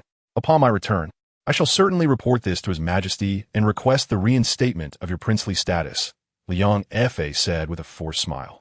Restoration of status sounds rather appealing. Yi Xian mused, loosening his grip slightly. Liang Fa immediately felt a sense of relief wash over him. He hastily added, indeed, I will implore His Majesty to restore your status, and with your current strength, the regency position is undoubtedly yours. In his desperate bid for survival, he was making frantic promises. Regardless, these promises are naught but empty words. As long as I can return, I shall spare no effort in eliminating Yi Xian. For one such as him, who is rootless, promises are the most laughable of things. I extend my gratitude to Lord Liang, Yi Xian said with a smile. Your Highness, you are too courteous. It is my honor to serve you, Liang replied, his heart secretly elated, though he inwardly scoffed. Yi Xian, the young lad, remained so naive. Upon my return, I shall avenge today's humiliation. Since that is the case, allow me to escort Lord Liang, Yi Xian said indifferently. There is no need to trouble His Highness. I can walk by myself, so please set me down, Liang hastily replied, still suspended in the air by Yi Xian's grip. He had previously executed countless individuals in such a manner, never imagining that today he would experience this sensation himself. The grip of life and death in another's hands breeds a profound despair. You have misunderstood, for when I say escort you, I mean to send you to the underworld. Yi Xian stated coolly. Your Highness, you. Liang's expression changed, and he was about to protest. However, suddenly there was a sharp crack. He felt an excruciating pain in his neck. Then darkness enveloped him, and he knew nothing more. Yi Xian had severed his throat. Thus, the esteemed chief steward of the royal palace met his demise within the imperial tomb. On the ground, the severely injured Xiao Chunzi witnessed this and felt an overwhelming sense of satisfaction. Well done, Your Highness, he exclaimed. Ye Yuan Jesua le dischardet Lian's corpse, which thudded to the ground like refuse. Liang's eyes were wide open, his face contorted in a grotesque expression, still bearing traces of confusion and resentment, a visage of one unable to find peace in death. Your Highness, I shall help you dispose of him, Xiao Chunzi said with great effort as he approached. Yi Xian waved his hand and replied slowly, There's no rush. Please step aside. Xiao Chunzi, perplexed, chose not to inquire further and silently retreated. Yi Xian gazed toward a shadowy corner and said calmly, Have you seen enough? Upon hearing this, Xiao Chunzi's countenance changed dramatically. There was indeed someone concealed within. As the words left Yi Xian's lips, a figure slowly emerged from the darkness. It was a middle-aged man, around 40, with a sinister expression, clad in a long black robe that exuded an aura of dark energy, reminiscent of a messenger from the netherworld, instilling a sense of utter despair. Who would have thought that the once disgraced prince has regained his powers? The man remarked coldly. Who are you? Yi Xian inquired with an air of indifference. The middle-aged man replied, I am Du Liangqian. Du Liangqian, the supreme demon lord? Zaya Kunzi exclaimed in astonishment. Du Liangqian let out a cold laugh and said, I did not expect you, little eunuch, to possess some discernment. Are you also one of Yi Xiu's people? Yi Xian inquired slowly. Du Liangqian, what is your purpose here? Du Liangqian nodded and stated, I have come to invite His Highness to his demise. Do you think you can kill me? Yi Xian asked indifferently. Du Liangqian chuckled. Your Highness may have already achieved the innate realm, but allow me to inform you that there are distinctions even among innate practitioners. In his view, Yi Xian had merely spent a little over 3 years to attain the innate level, likely just having broken through. Such cultivation, in the face of his own 5th level of the innate realm, was utterly insufficient. Since Liang had failed to complete his task, it was now left to him. Regardless of who delivered the fatal blow, Yi Xian must die. Killing you will be as easy as slaughtering pigs and dogs, Du Liangqian declared from his lofty position. With just you? You cannot kill me, Yi Xian replied coolly. I began training in martial arts at 5, entered the 1st level of the acquired realm by 10, reached the innate realm at 30, and now at 51, I stand at the 5th level of the innate realm. Do you still believe I cannot kill you? Du Liangqian asked coldly. Upon hearing this, Zaya Kunzi's legs turned to jelly. In the presence of Du Liangqian, he felt utterly devoid of any will to resist. The 5th level of the innate realm is but an ant, Yi Xian scoffed. Chapter 16. To master this skill, one must castrate themselves. The 5th level of the innate realm is but an ant, Yi Xian repeated calmly. Hearing these words, Du Liangqian, seething with rage, responded with a mocking smile. It seems His Highness is reluctant to submit to slaughter. Then allow me to assist you. As his words fell, a dragon's roar resounded. Du Liangqian's right hand grasped the air, and the dark energy surrounding him gradually coalesced in his palm. Soon, the sky was filled with swirling black energy that formed a long black sword. This sword flickered with the glow of black flames, which possessed the power to annihilate the world. The black flame, celestial sword. Zaya Kunzi gasped in disbelief. Du Liangqian smirked. Little eunuch, your vision is commendable. I shall ensure you remain whole when I am done. At his words, Zaya Kunzi's face turned ashen. Your Highness, you must accept your fate. With the emergence of the black flames, which could incinerate all life, he declared, the sword is drawn. Let the dragon's roar pierce the heavens. With a sweep of the black flame-laden sword, a torrential wave of darkness surged toward Yi Xian, blotting out the sun.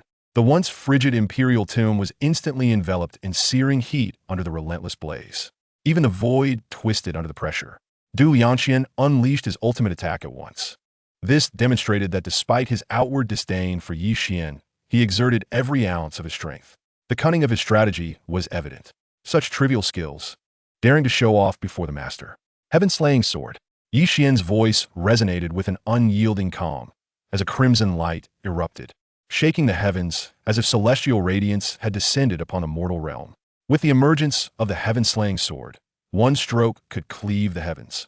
If there were celestial beings above, they too would face annihilation. One stroke could obliterate the earth. If there were demons below, they too would be slaughtered. A beam of sword light sliced through the firmament, resembling an ancient celestial glow, shattering the pervasive black flames into fragments. The sword light surged, its intent relentless, imbued with the determination to sever the stars above, aiming directly at Du Liangqian. How is this possible? Du Liangqian's expression morphed dramatically. He had never anticipated that a strike could be so effortlessly countered. As he sensed the overwhelming sword intent approaching, a sense of impending doom enveloped him before the sword even reached him. He yearned to flee, yet he found himself ensnared by an immense force, rendered incapable of escape. All he could do was watch helplessly as the sword light drew nearer. A profound despair welled up within him. Regret flooded his mind for his arrogance. Now, death loomed ominously close. Was he truly a formidable being at the 9th level of innate? A terrifying thought invaded his mind. In a flash of red light, a colossal head soared into the sky. Du Liangqian felt an icy chill at his neck, and a sensation of vertigo overwhelmed him. Before long, his breath ceased entirely. Following Du Liangqian's demise, the temperature within the royal tomb returned to normal, and the pervasive black mist dissipated. Xiao Chunzi stood before this scene, his face frozen in disbelief. He could scarcely fathom that the formidable master of despair, at the 5th level of innate, was no match for Yi Xian's single strike. He understood that Yi Xian was powerful, yet he had not anticipated such overwhelming strength. The master of despair is merely this, Yi Xian remarked with indifference. If I cannot dispatch a mere 5th level warrior in an instant, I might as well take my own life as an offering to the world. Your Highness, unmatched in martial prowess, truly invincible. Xiao Chunzi hastily knelt, exclaiming loudly, Invincible? Yi Xian shook his head. Beyond the heavens, there are more heavens. Beyond humanity, there are more humans. To achieve true invincibility is profoundly difficult. Alas, I fear I can no longer serve the prince, as my cultivation has been utterly depleted. Xiao Chunzi lamented, filled with despondency. Even if one wishes to be a servant, one must possess the ability to serve. Now, I lack even the capability to fulfill that role. This situation filled him with despair. Yi Xian was immensely powerful. If he could continue to cling to this formidable ally, surely he could alter his fate in the future. Yet now, his worth seemed diminished. Whether Yi Xian would still find use for him was uncertain. Those in power are often cold and unfeeling. Those lacking ability, regardless of past contributions, can be discarded at any moment, much like refuse. Yi Xian remained silent, picking up a broom to sweep the body of Liang Fa. Witnessing this, Xiao Chunzi felt an increasing sense of hopelessness. Yi Xian's lack of response and his engagement in trivial tasks did not bode well for him. Little did he know that Yi Xian was reminded of the rewards he had received after sweeping the battlefield that day, which prompted him to try and see if sweeping Liang Fa and Du Liangqian's bodies would yield similar rewards. Ding! You have struck the enemy's corpse. Reward: 1 copy of the Lotus Sutra. The system's voice resonated in Yi Xian's mind. The Lotus Sutra? A bemused expression crossed Yi Xian's face. Wasn't this the cultivation method practiced by Liang Fa? A technique only eunuchs could cultivate. A book of scriptures appeared in the system's space. Perhaps the system understood that Yi Xian would never cultivate this method, hence it refrained from directly implanting it into his mind as before, instead providing him with a physical text. One must admit, this system was quite intelligent. With a thought, he retrieved the scripture and opened to the first page. As expected, the first line read, "To practice this art, one must castrate oneself." These 8 words sent a chill through Yi Xian. I am still a virgin in this life. Self-castration is out of the question. Meanwhile, Xiao Chunzi, lying on the ground, felt an even deeper despair settling within him. He sighed internally, realizing that he might truly become a discarded pawn. With his cultivation rendered useless, it seemed he could only resign to a wretched existence within this desolate royal tomb. At that moment, a dull thud resonated before him. Take this scripture and this pulse-cultivating pill, and train diligently, Yi Xian said calmly. Xiao Chunzi looked up in confusion and saw the Lotus Sutra and a blue pill. There was no need to elaborate on the Lotus Sutra. It was the cultivation method he had long yearned to practice. Unfortunately, it had always been exclusive to Liang Fa. He never expected Yi Xian to possess it. As for the pill, He did not recognize it, but it appeared exquisite and radiant, clearly not an ordinary item. Without hesitation, Xiao Chunzi swallowed the pill. He was certain that the pill posed no danger. If Yi Xian had intended to kill him, there would have been no need for poison. As the elixir entered his system, an overwhelming surge of medicinal power coursed through his entire being. The immense energy flowed incessantly, gradually mending his shattered meridians. Before long, his internal channels were completely restored, and his cultivation level had ascended to the 7th stage of the acquired realm. This filled Xiao Chunzi with unparalleled excitement. Yi Xian's pill had essentially granted him a new lease on life. Coupled with the Lotus Sutra, his martial journey would undoubtedly advance by leaps and bounds. He vowed earnestly, "I, your humble servant, am profoundly grateful to His Highness the Crown Prince. In the future, I shall risk life and limb for you." "Very well, focus on your training. You will have ample opportunities to prove your worth," Yi Xian replied nonchalantly. "As you command," Xiao Chunzi responded promptly. Yi Xian waved him off, sending him on his way. He then picked up a broom and swept aside Du Liangqian's corpse. As anticipated, the system's voice resonated. Chapter 17. Visitors from the Supreme Sect. Ding. Cleaning the enemy's corpse rewards you with the Phantom Shadow sword technique. The system's announcement reverberated, and a flood of text surged into Yi Xian's mind. He instantly mastered the Phantom Shadow sword technique. This particular swordsmanship, as its name suggests, was designed for assassination. If one concealed themselves in the shadows, silent and undetected, they could eliminate foes 2 ranks above them. It was indeed a formidable skill. A faint smile graced Yi Xian's face. Having previously acquired the Windward God Steps and now possessing the Phantom Shadow sword technique, the combination of these 2 techniques would render any intended assassination nearly unstoppable. Was the system encouraging him to pursue a path as an assassin? This thought merely flitted through Yi Xian's mind before he dismissed it. Given his current strength, there was no real necessity for assassination. If he were to target someone like Yi Xiao, he would not dare to rely on stealth. After receiving his reward, Yi Xian called Xiao Chunzi back, instructing him to clean up the 2 corpses and dispose of them properly. This was a royal mausoleum, and such individuals had no right to perish here. Xiao Chunzi felt perplexed.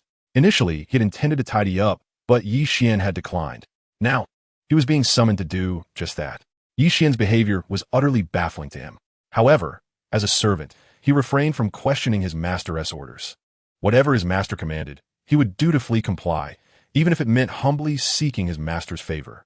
After all, cleaning up a couple of corpses was hardly a daunting task. Fortunately, Yi Xian remained oblivious to his intentions. Had he been aware, he would have undoubtedly struck him down with a single blow.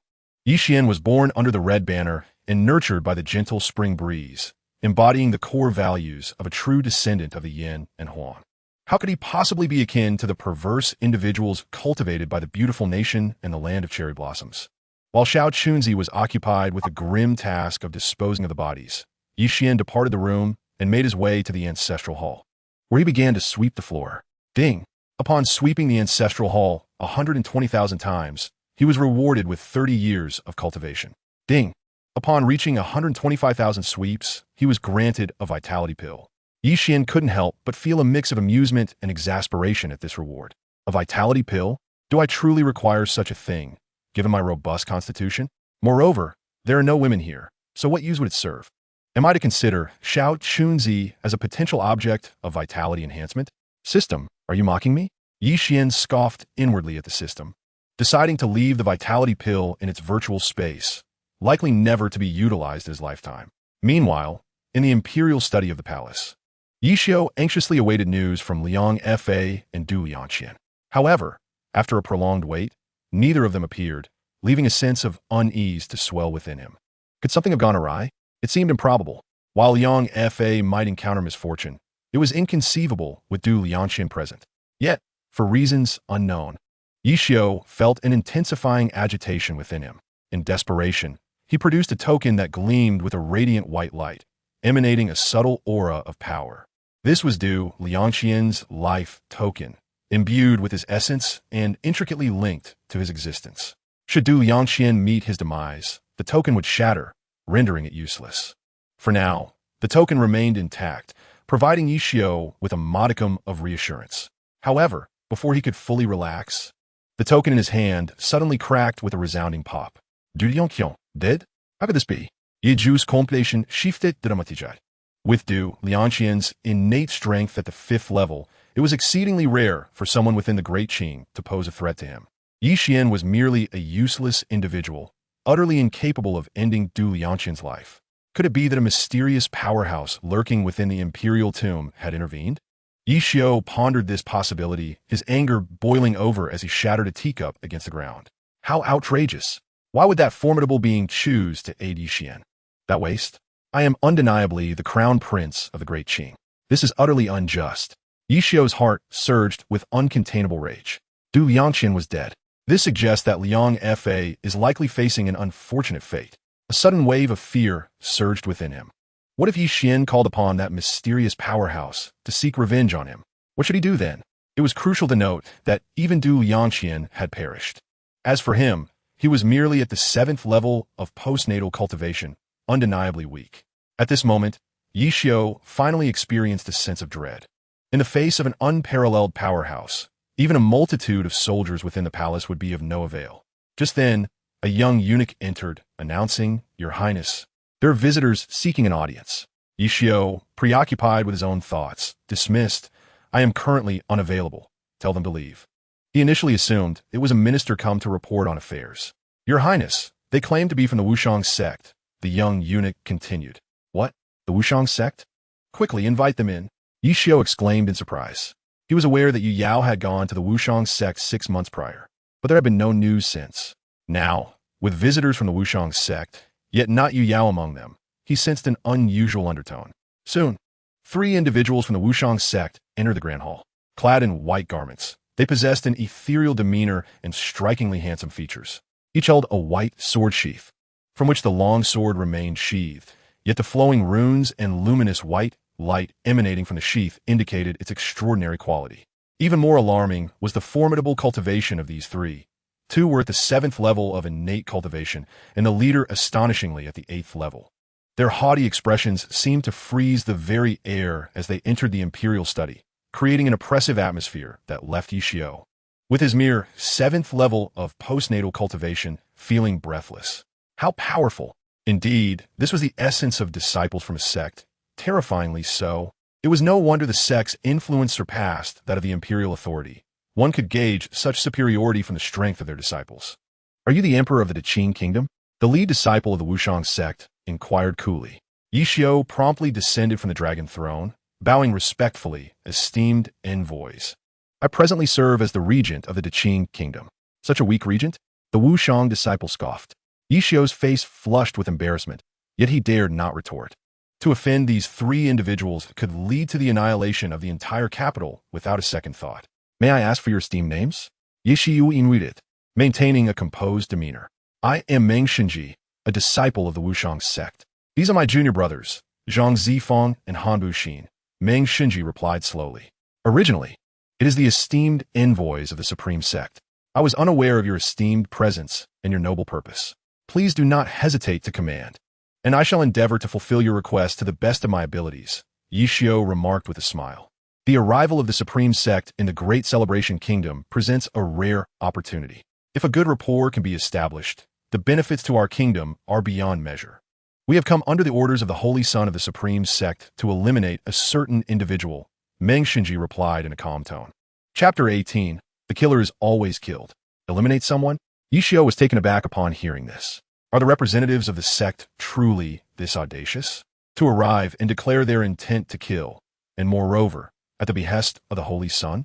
Yi Xiu had long heard of the Holy Son's formidable reputation. It was said that he had reached the 5th level of the Saint Realm in less than a century of cultivation. Such terrifying talent made the Great Celebration Kingdom seem like a desolate wasteland in comparison. Who exactly do they intend to kill? "May I inquire who has offended the Holy Son?" Yi Xiu asked cautiously. "Ye Yuan, Meng Shenji answered it." Yi Xiu was astonished. "It's actually him?" "Indeed," Meng Shenji nodded. Yi Xiu, puzzled, inquired, "What exactly has Yi Xian done to offend the Holy Son?" "The Holy Maiden and the Holy Son are a match made in heaven. Ye Yuan, a mere discarded prince, dares to covet the Holy Maiden. The Holy Son, of course, cannot allow this," Meng Shenji explained. "Now I understand," Yi Xiu acknowledged, though his heart swelled with excitement. Moments ago, he had been concerned about potential retribution from Yi Xian. Little did he know that the supreme sect had already dispatched individuals to eliminate him. This was truly a fortuitous turn of events. My dear elder brother, do not blame me. This is simply your destined end, Yi Xiu thought to himself with a cold smile. Where is Yi Xian?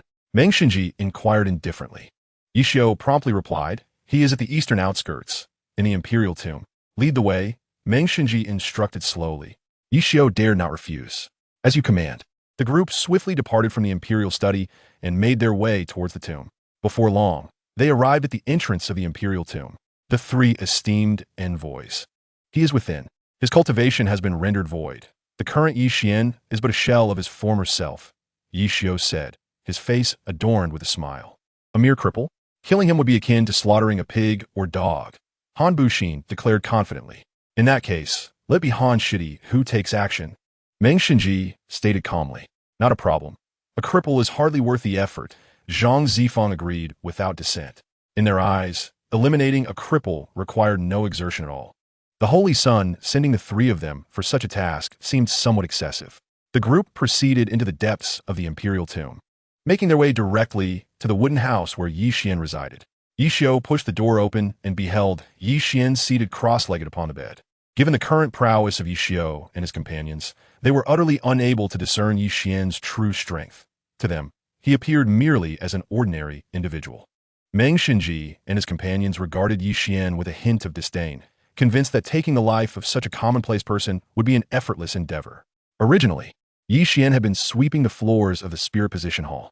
Sensing the arrival of Yi Xiu and his entourage, he returned to his chamber, aware that Yi Xiu's intentions were far from benevolent. Although he had initially wished to refrain from confronting Yi Xiu outside the imperial tomb, the arrival of his adversary at his doorstep compelled him to abandon his reservations. Regardless of their blood ties, if Yi Xiu sought his life, then he too would seek to extinguish Yi Xiu's existence. The principle of the hunter being hunted was simply a matter of course. It had been 3.5 years since Yi Xiu last beheld Yi Xian. He had presumed that after such an extensive stay within the imperial tomb, Yi Xian would be in a wretched state, clad in tattered garments, disheveled, and perhaps even driven to madness.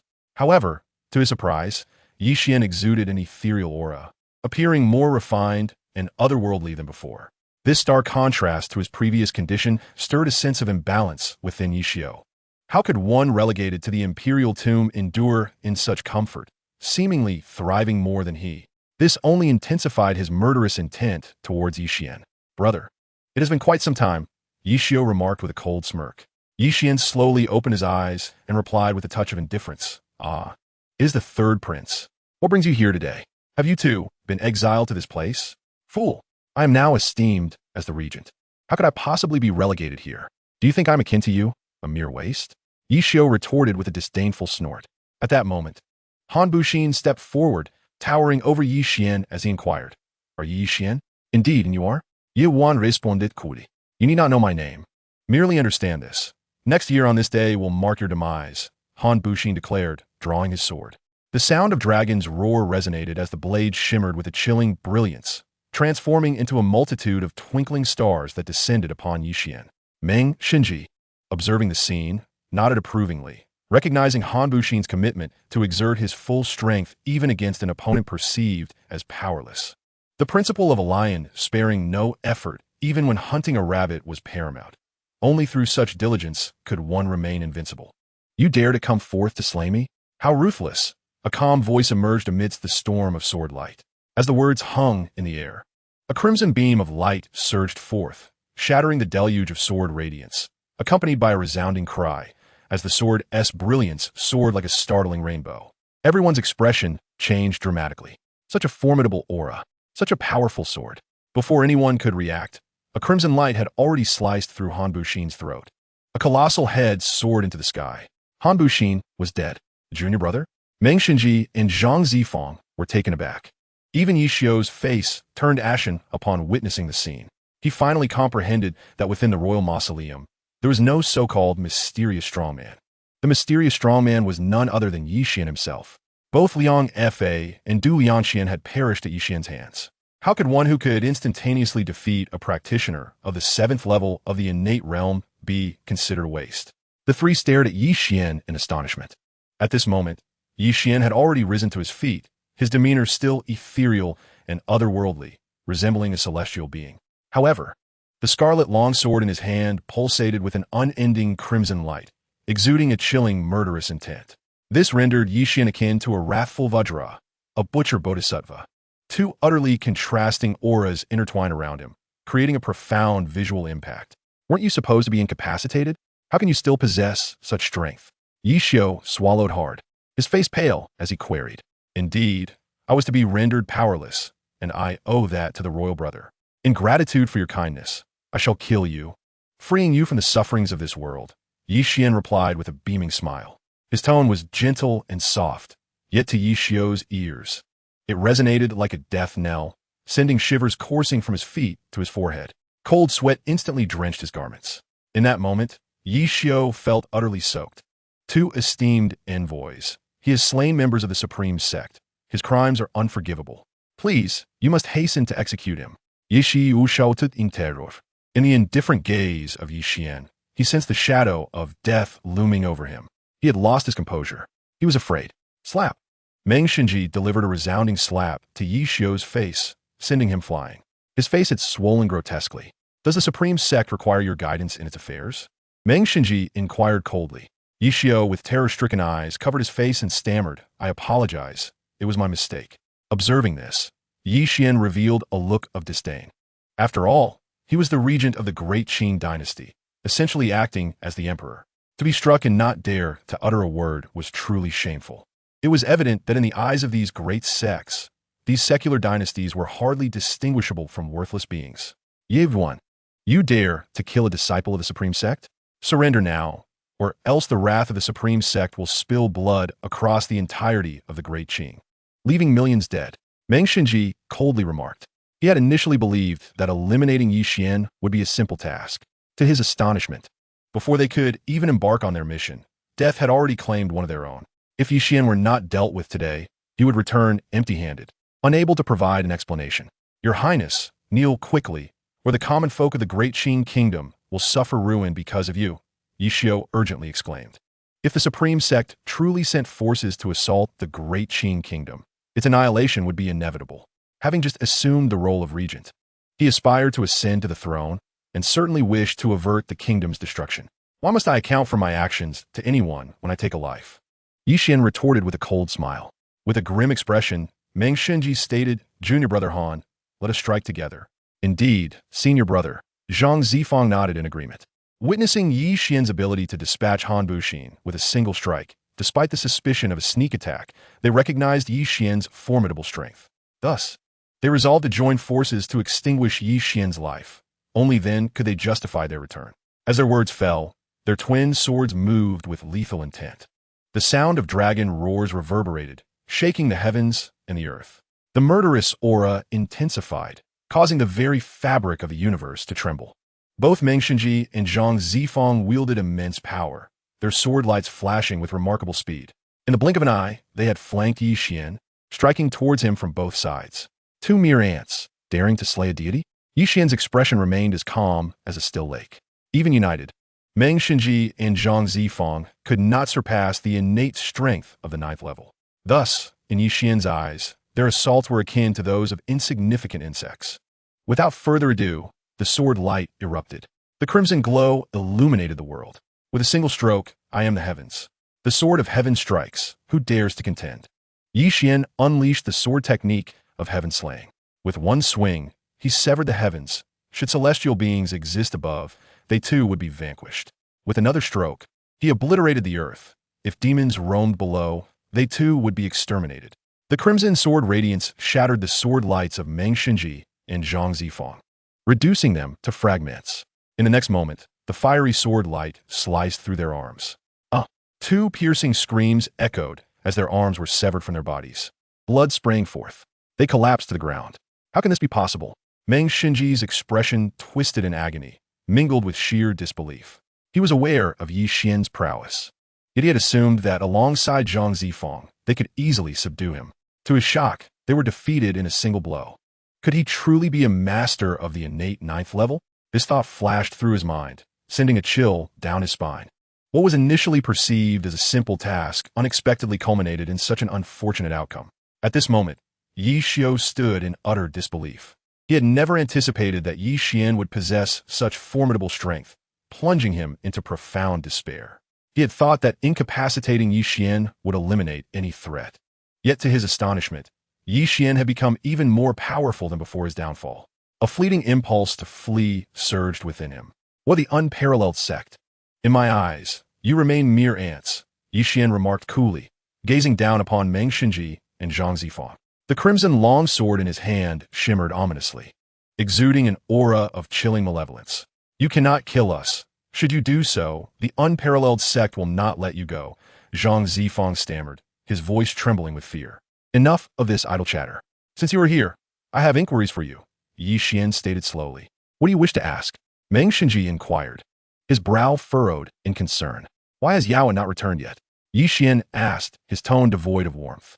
6 months had passed since Yu Yao had mentioned she would return to the sect before marrying him, yet there had been no word since.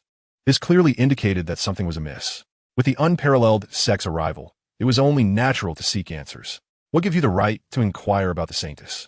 Meng Xinji's expression shifted, a mocking smile creeping across his lips. Refusing to speak? Do you wish for death? Yi Xian's countenance darkened as he posed the question. A true man fears not death, Meng Xinji retorted with a derisive laugh. Yi Xian's expression hardened, and with a swift motion of his sword, the crimson light flashed past Meng Xinji's chest. Stunned, Meng Xinji looked down in disbelief at the agony radiating from his wound, blood soaking through his garments. A cold dread enveloped him entirely. You actually struck? Meng Xinji gasped, struggling to articulate his shock. His bravado had been a calculated facade. He believed that pleading for mercy would lead to his demise at Yi Xian's hands, so he opted to feign strength, hoping to earn Yi Xian's respect as he had once gained the favor of the saint's son of the unparalleled sect. However, he had not anticipated that such a tactic would utterly fail before Yi Xian. I detest those who seek to play the hero, Yi Xian remarked, his voice flat. Having seen through Meng Xinji's ruse, he acted without hesitation. Hearing those words, Meng Xinji succumbed to an overwhelming sense of injustice and frustration as life slipped away from him. He had intended to ensnare another, only to find himself ensnared instead. Spare me, Zhang Zifang, pale with terror, immediately knelt, desperately pleading for mercy. Upon witnessing the scene, Yi Xiao felt an overwhelming sense of disdain. Just moments ago, these 3 individuals had been so arrogant, yet now they were reduced to a state even worse than that of a mere dog. It seemed that the disciples of the Supreme Sect were no better than this. However, at this juncture, escape was imperative. If he did not flee soon, once Yi Xian eliminated Zhang Zifang, his own escape would be impossible. Having recently assumed the role of regent with substantial power in his grasp, he certainly did not wish to meet his demise in this eerie and silent royal tomb. As this thought crossed his mind, he began to scan his surroundings, seeking the opportune moment to make his escape. His speed was remarkable, and in the blink of an eye, he was mere steps away from the grand entrance. Yi Xiao's heart surged with elation. Once he broke free and returned to the palace, he would be completely safe.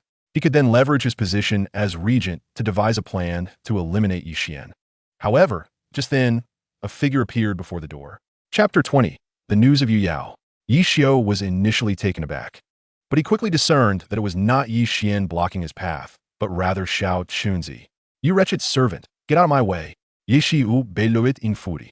Without hesitation, he unleashed a palm strike toward Xiao Chunzi, the force of which whistled through the air, intent on claiming Xiao Chunzi's life.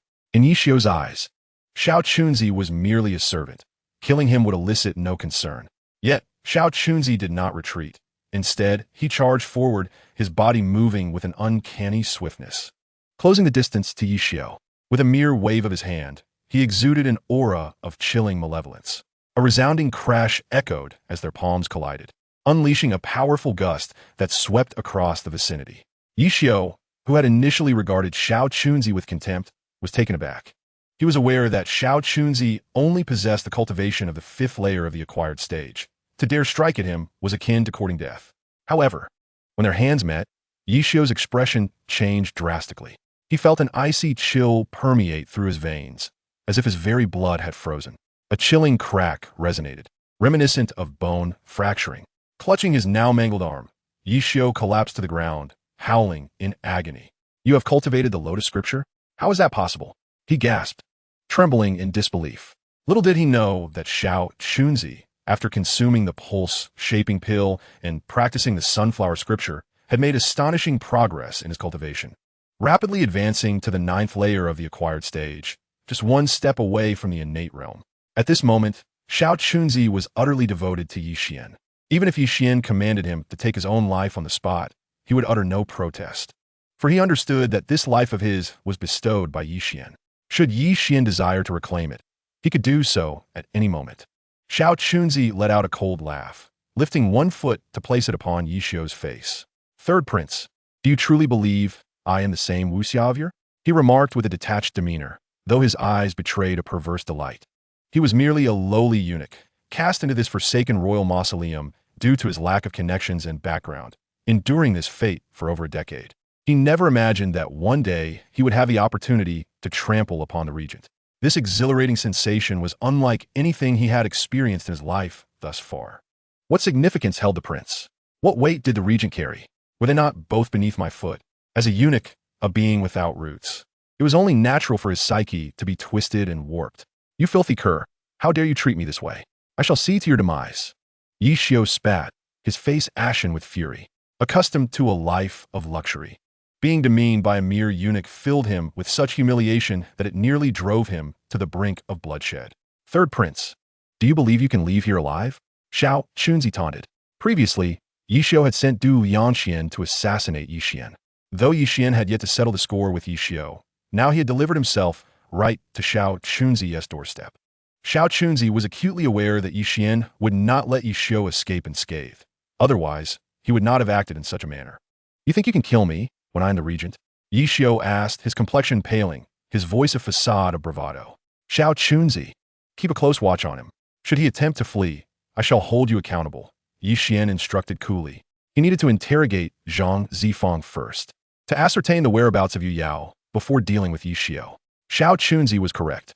He had no intention of sparing Yi Xiu. If the other party had forsaken their brotherly ties, he certainly had no obligation to uphold them. "If you seek to kill me, then I shall return the favor. Even if it is my own brother, the principle remains unchanged." "Your servant obeys," Xiao Chunzi replied promptly, his face adorned with a chilling smile. As he observed Xiao Chunzi's malicious glee, Yi Xiu's heart sank further. "Speak, what is the state of Yu Yao?" Yi Xian inquired with an indifferent tone. "Your Highness, if I divulge this information, will you spare my life?" Zhang Zifang stammered, swallowing hard. "Rogue, how dare you negotiate with His Highness?" Xiao Chunzi retorted angrily. "It matters not. If you reveal the truth, I may grant you clemency." Yi Xian waved his hand dismissively. "Indeed, the saintess is currently under house arrest within the sect," Zhang Zifang replied, a glimmer of hope igniting within him at the prospect of survival. "He naturally speaks without reservation and expresses everything without restraint. Why confine her?" Yi Xian furrowed his brows and inquired. His suspicions were indeed confirmed. Over the span of 6 months, not only had Yu Yao failed to return, but she had not even sent a letter, which was already quite abnormal. Because of the Holy Son, who has long admired the Holy Maiden, upon learning of her impending marriage to you, he imprisoned her and sent us to eliminate you, Zhang Zifang explained. It was indeed disgraceful for a prestigious sect to engage in such sordid acts. It seemed they were nothing more than pretenders. Yi Xian remarked disdainfully, "Your Highness the Crown Prince speaks truly. These renowned sects are merely a group of hypocrites." Xiao Chunzi concurred. Zhang Zifang opened his mouth, initially intending to refute. But considering his precarious situation, he could no longer voice his objections. "Your Highness, I have divulged everything. May I be allowed to leave now?" Zhang Zifang asked cautiously. "Of course. I shall see you off," Yi Xian replied indifferently. "No need. I can leave on my own," Zhang Zifang hastily responded. He promptly stood up, eager to escape this place, for he wished to linger not a moment longer. However, at that moment, a flash of crimson light crossed through. Zhang Zifang felt a chill in his chest, as searing pain swiftly engulfed his entire being. He lowered his head to gaze at his chest, where his garments had already been stained red with blood.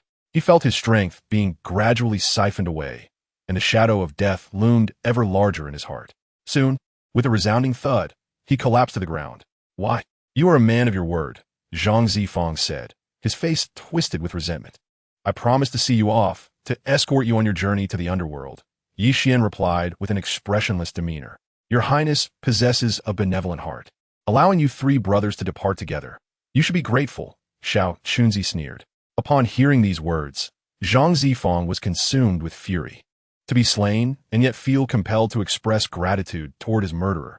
Was this even human? In a fit of rage, Zhang Zifang coughed up blood and ultimately breathed his last. Truly useless.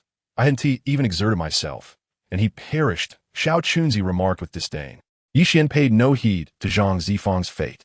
He could not allow the other to return, for that would mean the revelation of his secrets, making it impossible for him to survive. Thus, Zhang Zifang had to die. Third Prince, it is now your turn, Yi Xian stated coolly. Chapter 21, The Supreme Sword. Yi Xiu's voice trembled as he spoke. I understand, Yi Xian replied flatly. Yi Xiu was taken aback as he inquired, you know, our esteemed father, having ascended to the throne under dubious circumstances, has long harbored fears of suffering a fate akin to that of Yi Tiandao. Ever since I awakened the Supreme Bone, his gaze toward me has grown increasingly unsettling. Throughout these years, I have endeavored to be a dutiful son, hoping that he would refrain from taking action against me until I had grown stronger. Yet, I did not anticipate his impatience. The more Yi Xian spoke, the colder his demeanor became. The trials he had endured over the years surged to the forefront of his mind. It is said that a tiger does not consume its cubs. However, in the eyes of the emperor, anyone who dares to threaten his throne must perish, even if that person is his own flesh and blood. I cannot believe you are aware of this. Yi Xiu swallowed hard and replied, but, third brother, you too sought to kill me 3 years ago. Yi Xian let out a cold laugh. Royal brother, I was blinded by foolishness back then. Please spare me. I am willing to be your puppet, and from this day forth, let you secretly govern the Great Qing kingdom. I shall obey you without question. Ye shi u pidit desperately, making empty promises in a frantic attempt to escape the imperial tomb. If only he could return to the palace, Yi Xian would find it difficult to act against him. These words could easily be dismissed as mere gasps. Third brother, remember this. When one is of royal blood, one must always be prepared for death. Therefore, as we are brothers, I shall personally escort you on your journey. You should feel honored to descend into the Yellow Springs, Yi Xian said slowly. Please, royal brother, do not kill me. I beg you. Yi Xiu's face turned ashen with fear. However, Yi Xian's hand had already tightened around his throat. Yi Xiu gasped for breath. His face contorted with resentment, yearning to speak but unable to utter a word. There is no need for complaints. Life is but a fleeting dew. Death brings an end to all. Third brother, you should be grateful to me for liberating you from this mundane world. In your next life, I hope you find a family that embodies brotherly love and harmony, Yi Xian concluded, exerting force with his right hand. Crack! Yi Xiu's throat was abruptly crushed. In his final moments, fear and unwillingness lingered on his face, marking a decidedly unpeaceful departure. Yi Xian casually discarded Yi Xiu's lifeless body onto the ground. Xiao Chunzi stood silently nearby, not daring to utter a word. At that moment, his respect for Yi Xian deepened, recognizing the merciless nature of a man who would not hesitate to eliminate his own brother. Truly, a figure of great ambition. Yet, he felt a sense of relief. In a world where only the ruthless thrive, aligning oneself with such a master promises a brighter future. Weakness, no matter how formidable one's strength, ultimately leads to ruin. To survive, one must adopt a decisive and ruthless demeanor. Your Highness, now that the third prince has perished, perhaps you should seize this opportunity to ascend the throne, suggested Xiao Chunzi. He understood that with Yi Xian's prowess, even if Yi Wudao emerged from his seclusion, he would be unable to challenge Yi Xian. Once Yi Xian became emperor, he would possess the merit of a dragon, and then the chance to defy fate would be within reach. Do you wish to be a loyal minister to the dragon? Yi Xian inquired, a smile dancing on his lips. Xiao Chunzi hesitated for a moment before decisively responding. In all of the Great Qing, only your Highness possesses the qualifications to sit upon that throne. I am willing to dedicate my life and soul to you. Unflinchingly facing death. I hold no interest in the throne, Yi Xian replied coolly. His aspirations lay solely within the imperial tomb, where he aimed to strengthen himself through daily toil. In this world, power was the only true currency. He had once dared not dream of such ambitions. But now equipped with a system, he yearned to reach the pinnacle of martial arts and behold the vistas that lay beyond. Such worldly pursuits, as the throne no longer held any allure for him. Upon hearing this, Xiao Chunzi's expression darkened. Rest assured, the merit of the dragon will not elude you, Yi Xian reassured him. Xiao Chunzi, puzzled, responded with a furrowed brow. I need not claim the throne. Others may do so in my stead, Yi Xian continued, as a plan began to unfold within his mind. The Great Qing must remain firmly in his grasp, for only then could he dwell peacefully within the tomb, free from disturbances. Xiao Chunzi's eyes brightened with understanding. The implication was clear. They would install a completely obedient puppet emperor and secretly manipulate the Great Qing. He would become Yi Xian's proxy, and it would transcend mere loyalty. He might even wield substantial influence over the court. Yi Xian's words ignited the flames of ambition within him, far surpassing the role of a loyal minister. Understood. How shall we handle the corpse of the third prince? Xiao Chunzi inquired. Yi Xian replied slowly, deliver his remains to the palace.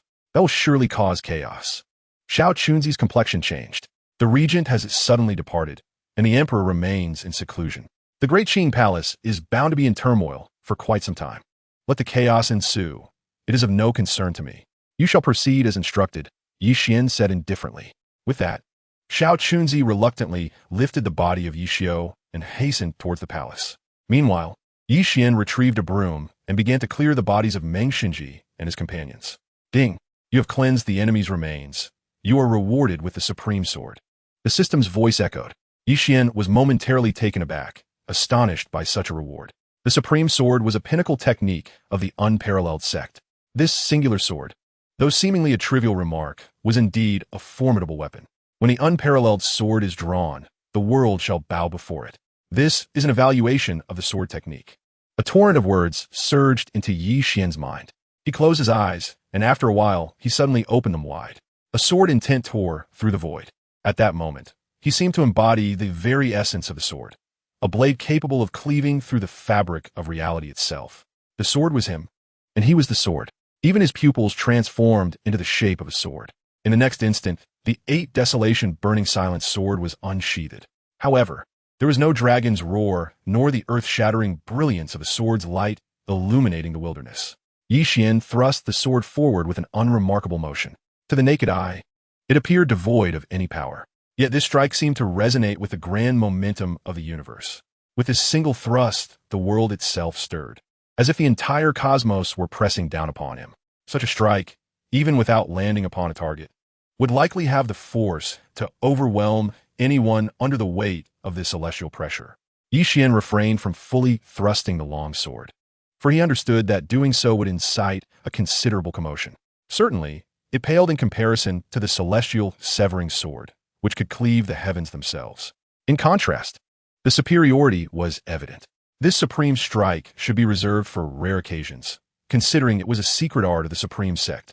If it were to attract the attention of the supreme sect, it would lead to an unending turmoil in his life. After all, with his current strength, he was ill-equipped to contend with the supreme sect. Chapter 22, I Will Not Marry You. Mount Wushang, situated over 4,000 miles from the Great Celebration Kingdom, is the abode of the supreme sect. It stands as the mightiest sect across the entire divine continent. This place is rich in spiritual energy, a veritable paradise. The mountain is shrouded in a veil of mist, which is no ordinary fog, but rather vapor generated from the condensation of spiritual energy. One can only imagine the terrifying density of spiritual energy present here. Ascending the mountain, one is greeted by a radiant white light, with wondrous creatures roaming freely, as if stepping into a realm of immortals. Within a residence on Mount Wushang, the interior is similarly enveloped in swirling mist, denser than that outside, signifying the presence of a spirit-gathering formation capable of consolidating the surrounding spiritual energy into this dwelling. Such an elaborate setup is nothing short of extravagant. Those who can cultivate here would find their progress accelerated several times compared to others, indicating that the owner of this abode must possess a remarkably esteemed status within the supreme sect. Amidst the mist, a slender figure sat cross-legged in meditation, his breath flowing rhythmically. In an instant, the surrounding spiritual energy was completely drained, creating a vacuum around him. Before him, the true visage of his being emerged. He appeared to be a youthful man, seemingly in his late 20s, possessing striking features with sharp eyebrows and bright eyes, exuding considerable handsomeness. However, his eyebrows resembled 2 small swords, enhancing his overall aura of sharpness and intensity, indicating a remarkably assertive personality. This young man was none other than Nanfeng Bai, the saint son of the supreme sect. Though he appeared exceedingly youthful, he had actually surpassed 90 years of age. The reason for his youthful appearance lay in his rigorous cultivation. His innate talent was extraordinary. Within a mere 80 years, he ascended to the 5th stage of the Saint realm in martial arts, a talent that could only be described as monstrous. Many asserted that his future accomplishments would undoubtedly eclipse those of the current leader of the Supreme Sect, and he might even become the strongest individual on the continent. As Nan Feng Bai closed his eyes in meditation, a radiant white light enveloped him, and a divine aura emanated from him, rendering him akin to an immortal figure, invoking a sense of reverence in those who beheld him. At that moment, a knock resonated at the door. "Saint Sun, there is something to report." A voice called from outside. "What is it?" Nan Feng Bai inquired with a calm demeanor. The voice replied, "The disciple in charge of the life tokens has conveyed that the life tokens of Meng Xinji, Zhang Zifeng, and Han Buxin have shattered." Upon hearing this, Nan Feng Bai's eyes snapped open. The instant he did, the clouds around him began to swirl violently. His gaze was electrifying, causing the space before him to warp as though it could shatter reality itself. Anyone present would undoubtedly feel their hearts seize with terror at his piercing stare. 3 inept fools, unable to even manage such a trivial matter, Nan Feng Bai remarked coolly. He held no concern for the lives of the 3 individuals. He was merely astonished that these capable men had met their demise in the insignificant Qing kingdom. "What shall we do now, Saint Sun?" The voice outside inquired.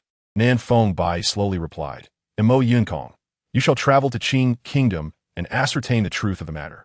"As you command," came the response from outside, followed by silence.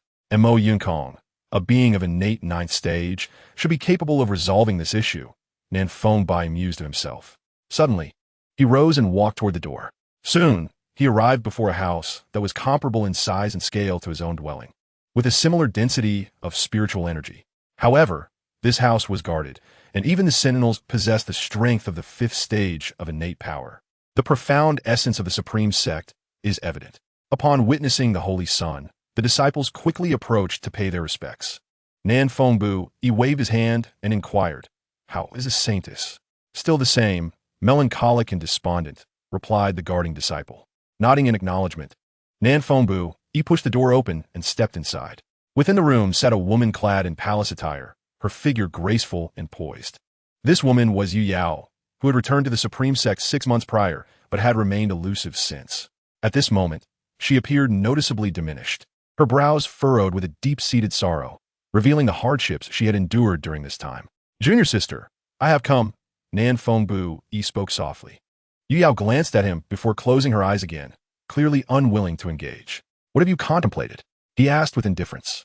Without lifting her eyelids, Yu Yao replied, "Elder brother, I shall not marry you. You might as well abandon this notion. I truly do not understand what merits your lingering affection for that wastrel. Non-fink vous say et presson d'arcanet. He is but a cripple. How does he deserve you? In all the world, only I am your true match."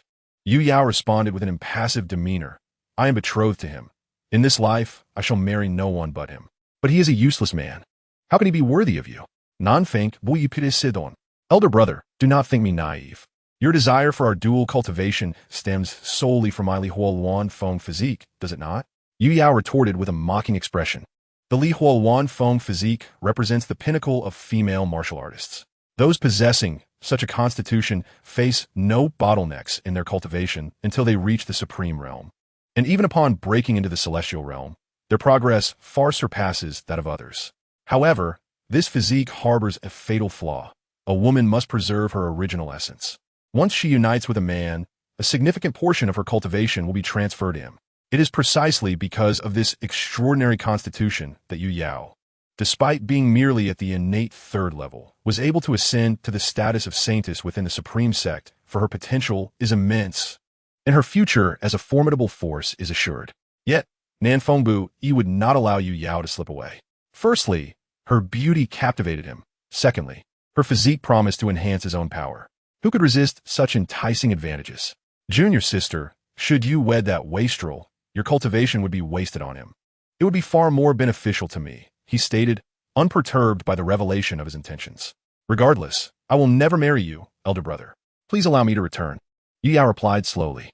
Her resolve to marry Yixian stemmed from a desire to transfer her own cultivation to him, hoping to alter his fate. She could never submit herself to Nan Feng Bai.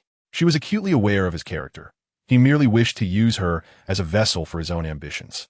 The thought of returning was utterly futile. That worthless fool would meet his end in my hands sooner or later, Nan Fengbai remarked with a cold smirk. If you dare to harm a single hair on him, I will immediately take my own life. Yu Yao's expression shifted dramatically as she spoke. Little junior sister, your self-sacrifice would be in vain. Do you realize that upon death, one's cultivation still lingers within the body? My affection for you is so profound that even your corpse would not deter me. Nan Fengbai replied with a chilling laugh. You are a monster, Yu Yao said, her pallor unmistakable. Perhaps it is best for you to live. Should you truly take your own life, I would ensure that the entire kingdom of Qing accompanies you in death, he retorted with a disdainful snort. I beg of you, spare him, Yu Yao pleaded. I can certainly spare him, but only if you agree to marry me, Nan Fengbai stated nonchalantly. Very well, I will marry you. As long as you do not kill him, Yu Yao gritted her teeth as she acquiesced. Once you are wed to me, a mere waste. I will have no interest in even casting a glance his way, Nan Fengbai said slowly. When shall we wed? Yu Yao asked wearily, having resigned herself to this fate. To preserve Yi Xian's life, she had no choice but to sacrifice her own. No rush. Let's discuss it again once I reach the 9th level of the Sage Realm. At that time, I will require your strength to ascend to the Supreme Realm, Nan Fengbai replied matter-of-factly. Yu Yao felt a chill seize her heart as she looked up at him. Nan Fengbai's expression was devoid of any emotion. She understood that he was not one to be swayed by mere desire, otherwise, with her beauty and status. Numerous female disciples of the unparalleled sect would eagerly offer themselves to him. Yet, throughout the years, no scandalous rumors had ever surfaced about him. This was indeed a chilling realization, signifying that Nan Fengbai was a man driven by the pursuit of formidable power, viewing any woman merely as a tool, herself included. How long will it take you to reach the 9th level of the Sage Realm? Yu Yao inquired, her curiosity piqued. If all goes well, around 20 years. Nan Fengbai replied with unwavering confidence. Upon hearing this, Yu Yao's expression changed once more. Although 20 years seemed a lengthy span, it was indeed a brief period for a martial artist. His confidence in achieving such a breakthrough from the 5th to the 9th level of the Sage Realm in just 2 decades revealed the depth of his self-assurance regarding his own talents. For an ordinary person, such a feat might take a lifetime if it could be achieved at all. I understand now. I only hope you will honor your promise. In return, I shall submit to your will, Yu Yao said softly. In the past 2 decades, you have been the most obedient. Should I detect any unusual movement from you, I shall obliterate the entire Qing nation. Nan Fengbu uttered this with a calm demeanor.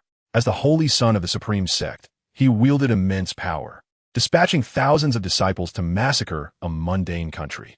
Though such actions would invite criticism, none dared to voice their discontent. The strong act with impunity, while the weak, despite their resentment, often remain silent. The nature of reality is inherently unjust. After delivering his words, Nan Fengbu exited the chamber of Yu Yao, casting a cold smile towards the direction of the Qing. Mo Yun Kong would likely arrive in approximately a month's time. At that juncture, he would be instructed to eliminate the useless crown prince. Nan Fengbu had no intention of honoring his word to spare Yi Xian. In his eyes, any male connected to Yu Yao must perish. Unbeknownst to Yi Xian, another attempt on his life had been initiated by Nan Fengbu. Since the slaying of Yi Xiao, a month had swiftly passed, during which he had remained within the imperial mausoleum, engaged in sweeping. Ding! After sweeping the spirit tablet hall 2 million times, a reward of 30 years of cultivation was granted. Ding! Upon reaching 2,100,000 sweeps, a reward of 50 years of cultivation was bestowed. Ding! Upon achieving 2,200,000 sweeps, a spirit condensation pill was awarded. Through relentless sweeping each day, Yi Xian's strength advanced rapidly, nearing a breakthrough to the 1st level of the Sage Realm. After a month of diligent labor, the broom that had accompanied him since he first entered the mausoleum finally succumbed to wear and tear. The bristles at its base were wholly depleted, leaving only a solitary stick. Reluctantly, Yi Xian had to procure a new broom from Xiao Chunzi. The old stick was not discarded. Rather, it was kept in his quarters as a memento, a testament to his journey of growth. As he placed the stick in the corner, he spoke to it, saying, "Now, you may rest well. If the opportunity arises, I shall let you accompany me in striking down foes." On this day, Xiao Chunzi brought food and spoke to Yi Xian about the happenings outside. "Your Highness, The 8th prince has now begun to oversee the nation, Xiao Chunzi informed. It is he, Yi Xian replied, somewhat surprised. Xiao Chunzi proceeded to explain that following Yi Xiu's demise, chaos erupted within the Qing royal palace. With the regent's sudden death, the nation was left leaderless. At that moment, Yi Wu Dao was in seclusion, unreachable. In desperation, the ministers had no choice but to elect the 8th prince, Yi Chong, as the regent. Naturally, Yi Chong was elated to suddenly acquire such power. Fortunately, he did not lose his composure, for he was acutely aware of the illegitimacy of his regency. At the very least, the 2nd prince, Yi Hao, who commanded troops outside, would surely not acquiesce. Thus, his first decree upon assuming the regency was to summon Yi Hao to the capital for a report on his duties. Upon Yi Hao's arrival, Yi Zhong promptly placed him under house arrest within his royal residence. From that moment on, Yi Hao was relegated to the role of a languid prince within the confines of the palace. After hearing this, Yi Xian gave a cold chuckle and remarked, "My 8th brother truly possesses a ruthless hand." It was indeed Yi Zhong who had originally dispatched the assassins Tian, Can, and DK to eliminate him. However, Yi Zhong had refrained from venturing out of the imperial mausoleum, which was why he had managed to retain his life until now. Nevertheless, ever since that incident, Yi Zhong had become more subdued, likely due to the demise of Tian, Can, and DK, leading him to believe that a mysterious powerhouse resided within the mausoleum. Should Yi Zhong exhibit the same audacity as Yi Xiu to approach the mausoleum, Yi Xian would undoubtedly not show him any mercy. After the meal, Xiao Chunzi cleared away the dishes. Yi Xian picked up a broom and made his way directly to the ancestral hall, indifferent to the raging floods outside. He understood that with sufficient strength, he could confront any crisis. Without power, one could not safeguard the authority they held. When martial arts reached the pinnacle, the tactic of numbers held no significance. Arriving at the ancestral hall with a new broom, Yi Xian began to sweep. After a short while, a voice from the system echoed, announcing that he had completed sweeping 225,000 times, earning a reward of a dust-dispelling pill. Soon, a crimson pill materialized within the system space. With a mere thought, the dust-dispelling pill appeared in the palm of his hand. The pill radiated a fiery red glow, and its fragrant aroma wafted through the air. Just by inhaling its scent, Yi Xian felt a surge of spiritual energy within him. Truly, it was the dust-dispelling pill. The effects were remarkable even with just a whiff. If consuming it directly yielded such results, how powerful would it be? Yi Xian was now but a step away from breaking through to the Saint Realm. With this pill in hand, his breakthrough was assured. Without hesitation, he consumed the pill. Why toil away in meditation and training when one could shortcut the path to enlightenment with such elixirs? Would Yi Xian act foolishly? Certainly not. As the pill settled within him, the potent medicinal energy rapidly spread throughout his body. Yi Xian promptly seated himself cross-legged to refine the pill's power. Before long, the medicinal energy was thoroughly assimilated, unleashing a formidable aura that soared into the heavens. Yi Xian's expression shifted, and he hastily reined in this overwhelming energy. Should it escape, it would surely draw the attention of many. Thus, he could only confine this overwhelming momentum within the ancestral hall. The energy could not escape, swirling into tempestuous gusts within the hall. The fierce winds wreaked havoc, leaving the ancestral hall in disarray, with even the ancestral tablets tilting precariously. Before long, Yi Xian's body trembled violently, and he gradually opened his eyes. He had achieved the first level of the Sage Realm. Chapter 24. The Celestial Veil Array. In the Sage Realm, a smile graced Yi Xian's face. For him, this truly represented an entirely new dimension of existence. At that moment, he could sense boundless power surging within him. The spiritual energy surrounding him felt as though it had become a part of his very being. The ability to manipulate the world's spiritual energy was indeed the hallmark of the Sage Realm. However, having just entered this realm, his proficiency in controlling the spiritual energy was still rudimentary. As a first-level sage, he could sweep across the entirety of the Qing dynasty. Even if he were to drag Yi Wu Dao from his secluded chamber and strike him 100 times, Yi Wu Dao would possess no strength to resist and could only endure his humiliation. Yet, after some contemplation, Yi Xian decided against venturing out. In the Qing dynasty, being a first-level sage undoubtedly placed him at the pinnacle of power. However, on a broader scale, this strength was hardly sufficient. Behind the Qing dynasty stood formidable sects providing support. Therefore, it was wisest to remain hidden within the imperial tomb. He continued to rise and sweep the floor. After a while, the system's voice echoed once more. Ding! You have swept the floor in the ancestral hall too, 300,000 times. Reward, Celestial Veil Array. Upon hearing this announcement, Yi Xian was momentarily taken aback. After 3 years of sweeping in the imperial tomb, this was the first time he had received an array formation. Soon, a torrent of knowledge surged into his mind. Simultaneously, dozens of array flags materialized within the system space. He swiftly mastered the entire method of array formation. The Celestial Veil Array, as its name implies, is capable of obscuring heavenly secrets.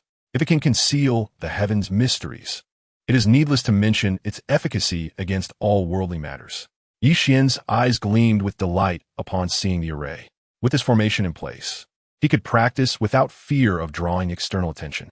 It was indeed an essential formation for a practitioner seeking to remain inconspicuous. Without further hesitation, Yi Xian retrieved the array flags from the system space. Following the formation method, he inserted the flags, enveloping the entire imperial tomb within its protective embrace. As he placed the final flag into position, he felt the ground tremble inexplicably. Countless runes flowed across the array flags, intertwining a mysterious power that connected them all. Should anyone gaze from above, they would undoubtedly observe that all the array flags had coalesced to form a magnificent hexagram. The hexagram enveloped the entire royal tomb within its confines. Soon, the hexagram vanished, along with the array flags, as if the formation had never existed at all. However, in Yi Xian's mind, this formation was intricately connected to his consciousness. With but a thought, he could activate it. Presently, he had no need for the formation, so he concealed it. Xiao Chunzi had been startled during the tremor of the earth, initially believing it to be an earthquake. However, upon witnessing the wondrous spectacle of Yi Xian's array, he realized that it was all orchestrated by him. He was secretly astonished, never having imagined that the Crown Prince possessed such formidable mastery of formations. Truly a terrifying feat, since the upheaval was induced by Yi Xian. He dismissed further thoughts and retrieved a purple elixir from his robe. This was a purple Xian pill, capable of allowing one to effortlessly break through to the innate realm, a treasure Yi Xian had acquired while sweeping the grounds a few days prior. Having no use for it himself, he generously bestowed it upon Xiao Chunzi. Xiao Chunzi gazed at the pill, his heart brimming with excitement. The fact that Yi Xian had gifted him this precious elixir filled him with profound gratitude. One must understand that if the purple Xian pill were to be auctioned, it would fetch an astronomical price. Yet, Yi Xian had casually tossed it to him. In deep respect, Xiao Chunzi bowed 3 times in Yi Xian's direction, proclaiming, "Your Highness, your grace is beyond measure. Even if I were to shatter my bones, I could hardly repay it." Subsequently, he consumed the elixir, fully aware that only by strengthening his own power could he better serve Yi Xian. Soon, amidst a surge of spiritual energy, Xiao Chunzi successfully ascended to the innate realm, leaving him utterly exhilarated. Little did he know that within the spirit position hall, Yi Xian was acutely aware of all his movements. Having cultivated the Great Yin art, Yi Xian's consciousness was extraordinarily potent, a rarity in the world. Even without deliberately activating the Great Yin art, his awareness could encompass the entire royal tomb at any moment. Nothing within the tomb could escape his perception. Regarding Xiao Chunzi's actions, Yi Xian smiled faintly. As long as the latter remained steadfastly loyal, he would not be stingy. Just as Yi Xian was about to resume his sweeping, his expression suddenly stiffened, and he lifted his gaze to the distant sky. He sensed a formidable aura rapidly approaching the royal tomb, innate ninefold. "Is it coming for me?" Yi Xian furrowed his brow and pondered. Thankfully, he had already transcended to the sage realm. Otherwise, he would find himself in quite a predicament. The disparity between the first level of the sage realm and the innate ninefold was far from a mere simple boundary. If we consider innate warriors to still fall within the realm of mortals, the sage realm has already begun to brush against the threshold of divinity. The disparity between such levels is indeed vast. Soon, a dark figure shot forth from the horizon with remarkable speed, resembling a specter in the air. In mere moments, the figure traversed hundreds of meters and arrived above the imperial mausoleum. Yi Xian's body swayed and vanished from his original location, only to reappear within his abode. He retracted his entire aura, blending in seamlessly with the ordinary populace. Before us stood a middle-aged man, appearing to be in his mid-30s, clad in black attire, with a strikingly cold visage. A formidable presence emanated from him, carelessly capturing the attention of countless citizens of the Great Qing Kingdom. Heavens! It is a formidable, innate ninth-level warrior. It seems he is headed for the Imperial Mausoleum. Is it true that a mysterious powerhouse resides within? Could he be seeking that enigmatic figure? Murmured the onlookers. Or perhaps he is after the useless prince. Within the palace, Yi Zhong sensed the overwhelming aura of the man in black, causing a start of alarm within him. He stepped out of the imperial study and beheld the figure in the sky, his heart filled with astonishment. What could such a powerful being possibly want of the mausoleum? Could it truly be to meet with that mysterious powerhouse? Regardless, as long as he wasn't seeking trouble with me, let him go. If he could also dispose of that waste, Yi Xian, it would be for the best, Yi Zhong mused quietly. After the failed assassination of Yi Xian by Tian Can and DK, he had refrained from any further actions, fearing the wrath of the hidden powerhouse within the mausoleum. Fortunately, he had not acted again. Another attempt on Yi Xian's life could very well lead to his own demise in retaliation. The man in black sensed Yi Zhong's gaze and lowered his head to regard him. The moment their eyes met, Yi Zhong felt as if he were being scrutinized by an unparalleled beast of prey. His heart pounded as if struck by a heavy hammer. With a sudden gasp, he coughed up blood, staring in horror at the man in black. The innate ninth-level warrior was indeed overwhelmingly powerful. Just a single glance had left him gravely injured. Thankfully, the figure did not pursue him further. Otherwise, Yi Zhong would not have withstood a second blow. The man in black showed little interest in such an insignificant creature. After delivering a brief reprimand, he swiftly vanished into the depths of the mausoleum. Chapter 25. I am here to kill you. Xiao Chunzi arrived at Yi Xian's wooden cabin, his face etched with terror. Your Highness, a visitor of innate ninth-level strength has come, he exclaimed. Xiao Chunzi knew well the might of Yi Xian. However, he remained uncertain about the specific realm of strength possessed by the newcomer. This individual appeared remarkably formidable. Should Yi Xian prove to be no match for him, all his efforts thus far would be rendered futile. At worst, he thought, I could sacrifice my own life to aid His Royal Highness in his escape.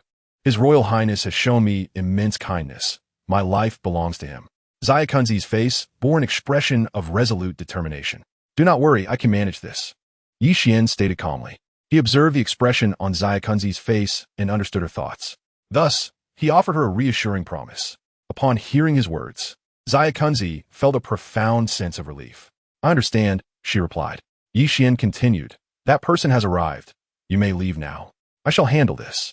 As you command, Xia Kunzi responded, and with a swift movement, she vanished from the room. Yi Xian picked up a broom and began to sweep the floor within the dwelling.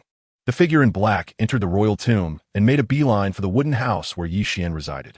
Upon reaching the door, he pushed it open and stepped inside, only to find Yi Xian engaged in sweeping. At that moment, all of his imposing aura had been concealed, rendering him indistinguishable from an ordinary person. Are you the Fei Kaizu Yi Xian? The black-clad man asked indifferently. He regarded Yi Xian with a dispassionate demeanor, as if he were observing not a person, but an ant struggling in a mire.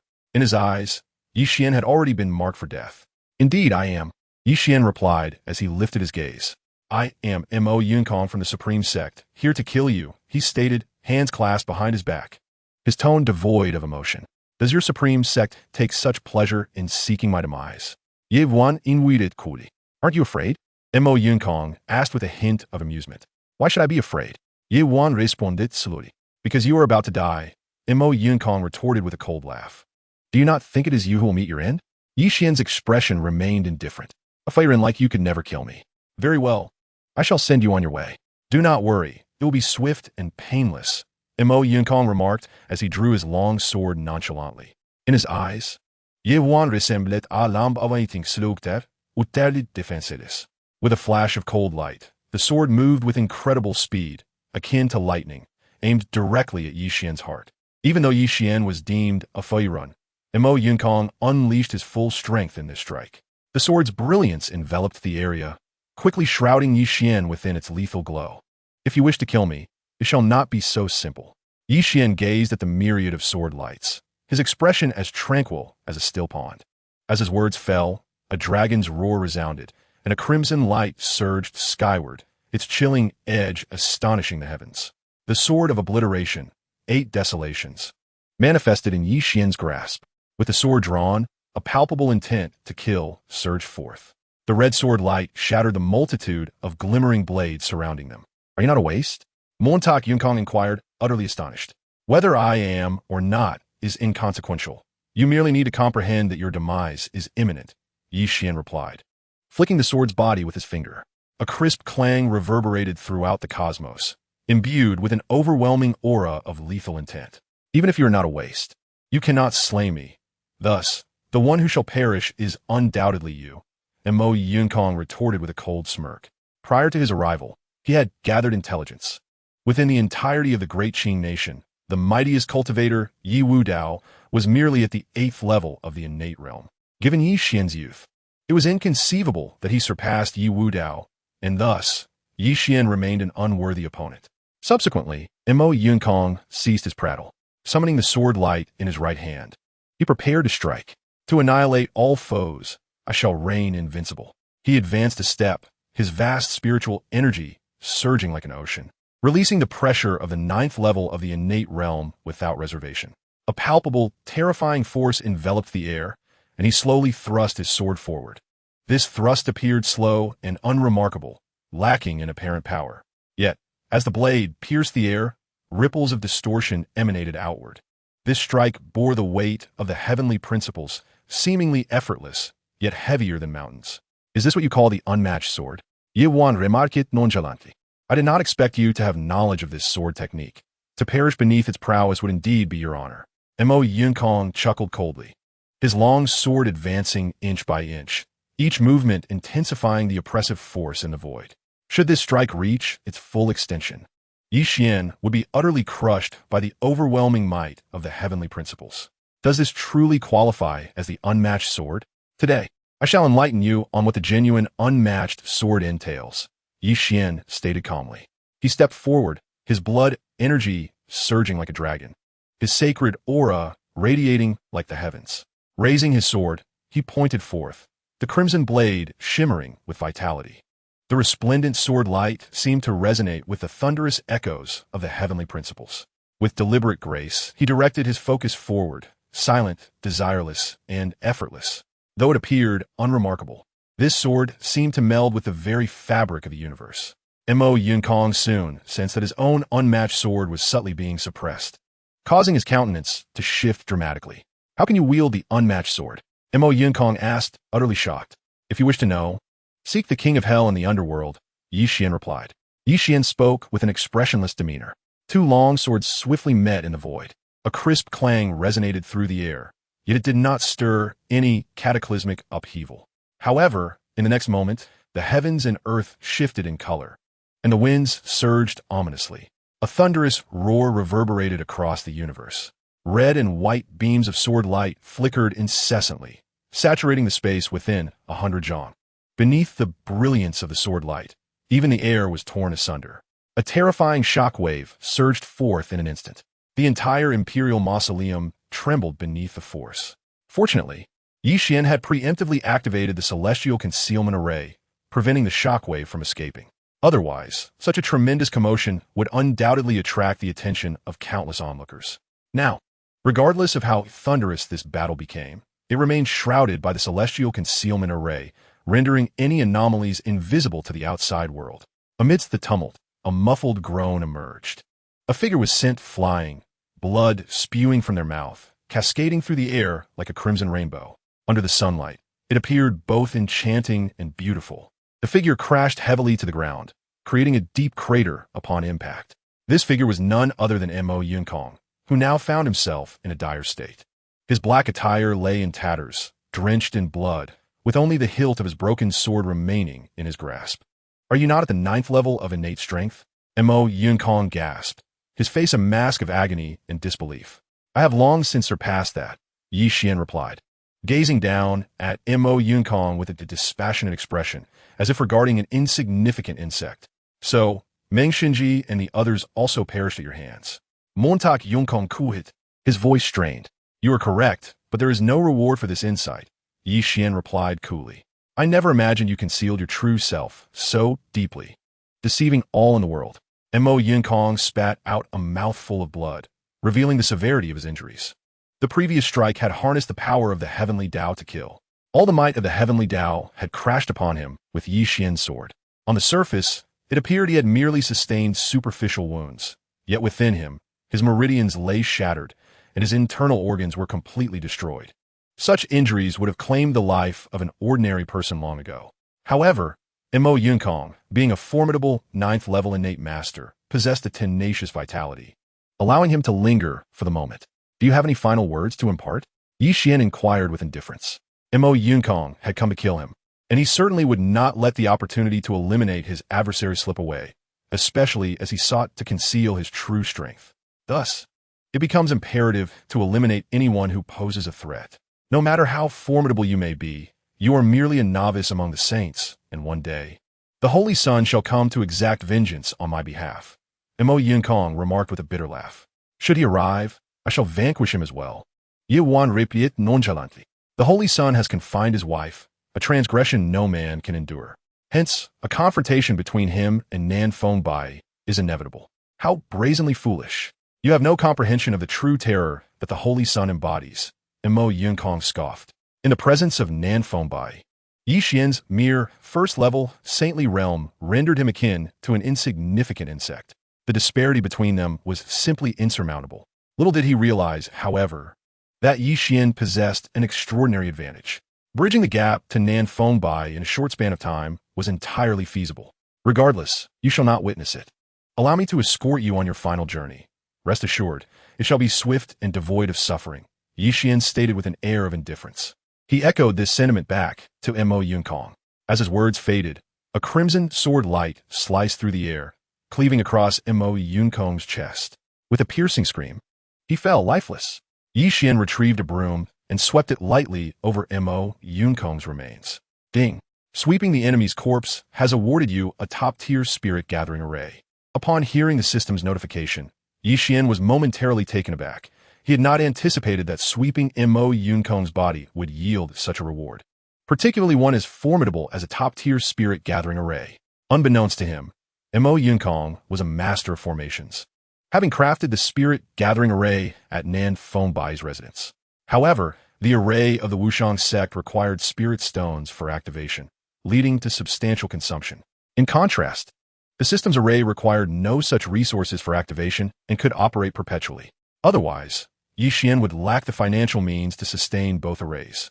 Truly, the system's offerings are the highest caliber. This time, fortune favored Yi Xian. Cultivating within the top-tier spirit gathering array would enhance his training speed to at least 5 times that of the outside world, an astonishing rate. Consequently, Yi Xian could strengthen himself during the day by sweeping and at night within the array, ensuring a relentless pace of advancement, a veritable dual pleasure. Before long, the array flags of the top-tier spirit gathering array materialized within the system space. With a mere thought, Yi Xian reappeared before the wooden cabin. He cast the flags outward, employing the great transformation technique to arrange them according to the formation's design. As the final flag descended, a resonant hum filled the air surrounding the cabin, and beams of white light surged skyward. Fortunately, a luminous veil enveloped these rays within the void. This is precisely when the enigmatic array of the celestial concealment began to manifest its power. The immense commotion generated by the formation of the Supreme Spirit Gathering Array was effectively concealed. Outside, the royal tomb remained unchanged, appearing just as it always had. Soon, a thick, ethereal white mist began to permeate the wooden cabin. This mist was not merely an ordinary fog. It was the result of the liquefaction of spiritual energy. Upon witnessing this, Yi Xian's eyes sparkled with intrigue. He stepped slowly into the cabin, where an overwhelming surge of spiritual energy instantly enveloped him, catching him off guard and leaving him with a sensation akin to asphyxiation. Countless streams of spiritual energy surged into his body, causing his internal power to gradually amplify without the need for meditation. Yi Xian could not help but exclaim in admiration. Truly, the Supreme Spirit Gathering Array was remarkable. Even resting within this formation could foster one's strength, albeit at a considerably reduced pace. Satisfied, he nodded approvingly. After tending to the remains of Mo Yunkong, he returned to the Hall of Ancestral Spirits. Though the Spirit Gathering Array was beneficial, the speed of enhancement through diligent sweeping was impressively rapid. Ding! The system's voice resonated in the Hall of Ancestral Spirits, announcing that upon sweeping the floor 5 million times, he would be rewarded with the top-tier disguise technique. Yi Xian was momentarily taken aback by this unexpected reward. To be frank, this skill seemed somewhat superfluous. A torrent of text flooded his mind, and upon reviewing the top-tier disguise technique, his eyes glimmered with increasing excitement. This technique could not only alter one's appearance, but could also transform physique and voice, allowing one to completely assume another identity. With this skill, he would essentially possess a new persona, safeguarding his true identity from exposure. Undoubtedly, this skill was immensely valuable. Yi Xian resumed his sweeping with renewed vigor. Meanwhile, within the supreme sect, Nan Fengbai was seated in meditation. Before long, a knock echoed at his door. Odison, Mo Yunkong's life token has shattered. At these words, Nan Fengbai's eyes snapped open. His typically serene expression revealed a flicker of surprise. He had not anticipated the depths of the Daqing Kingdom's waters. Both Meng Xinji and Mo Yunkong had underestimated them, ultimately losing their lives. It seemed that only his personal involvement could rectify the situation. However, there was no rush. He would attend to it after achieving a breakthrough to the Supreme Realm. I understand. You may leave, Nan Fengbai replied coolly. He then closed his eyes once more, returning to his cultivation. The death of Mo Yunkong scarcely registered in his thoughts. His singular focus was on swiftly advancing to the 9th level of the Sage Realm. Then, upon obtaining the primordial Yin of Yu Yao, I swiftly ascended to the Supreme Realm, the Kingdom of Daqing. I shall inevitably journey there. That worthless Yi Xian, I am determined to eliminate him. No one can impede my resolve. Yi Xian, of course, remains oblivious to these machinations. He continues to lead a monotonous, yet fulfilling existence within the imperial mausoleum. By day, he sweeps the grounds. By night, he cultivates within the spirit-gathering array, his power advancing at an astonishing rate. As time swiftly passed, 2 months had elapsed. The day for the duel between Yi Tiandao and Yi Wudao drew ever closer. The news of their impending confrontation had spread across the entirety of the Divine Continent 3 months prior. A fortnight ago, an oppressive atmosphere of anticipation enveloped the Daqing court. Countless spies from foreign lands flooded into the capital, eager to ascertain the outcome of this fateful duel. After all, should Yi Wudao emerge victorious, it would be tolerable. However, if Yi Tiandao were to triumph, the throne of Daqing would change hands, and it is feared that all of Yi Wudao's progeny would meet a grim fate. On the eve of the duel, throngs of spectators gathered beneath the Forbidden City, vying for prime positions to witness the clash up close. Time flew by swiftly, and a new day dawned. The day of the duel had arrived. Chapter 27. The Night of the Full Moon at the Pinnacle of the Forbidden City. On this night of the full moon, the pinnacle of the Forbidden City was alive with unprecedented excitement. The current emperor of Daqing, Yi Wudao, was challenging the former emperor, Yi Tiandao. The names of these two brothers differed by a mere character, yet the royal family is devoid of compassion. It is not uncommon for kin to turn against one another with blades drawn. Moreover, the throne, which originally rightfully belonged to Yi Tiandao, had been usurped through cunning means by Yi Wudao. Furthermore, Yi Wudao's ruthlessness was unparalleled. He had eradicated all descendants of Yi Tiandao without mercy. Had Yi Tiandao not fled at the opportune moment, he too would have surely met his demise. Thus, the enmity between them is irreconcilable. At this moment, the grounds beneath the Forbidden City were filled to capacity. Many had arrived in the early hours of the preceding day, intent on securing advantageous vantage points for the impending spectacle.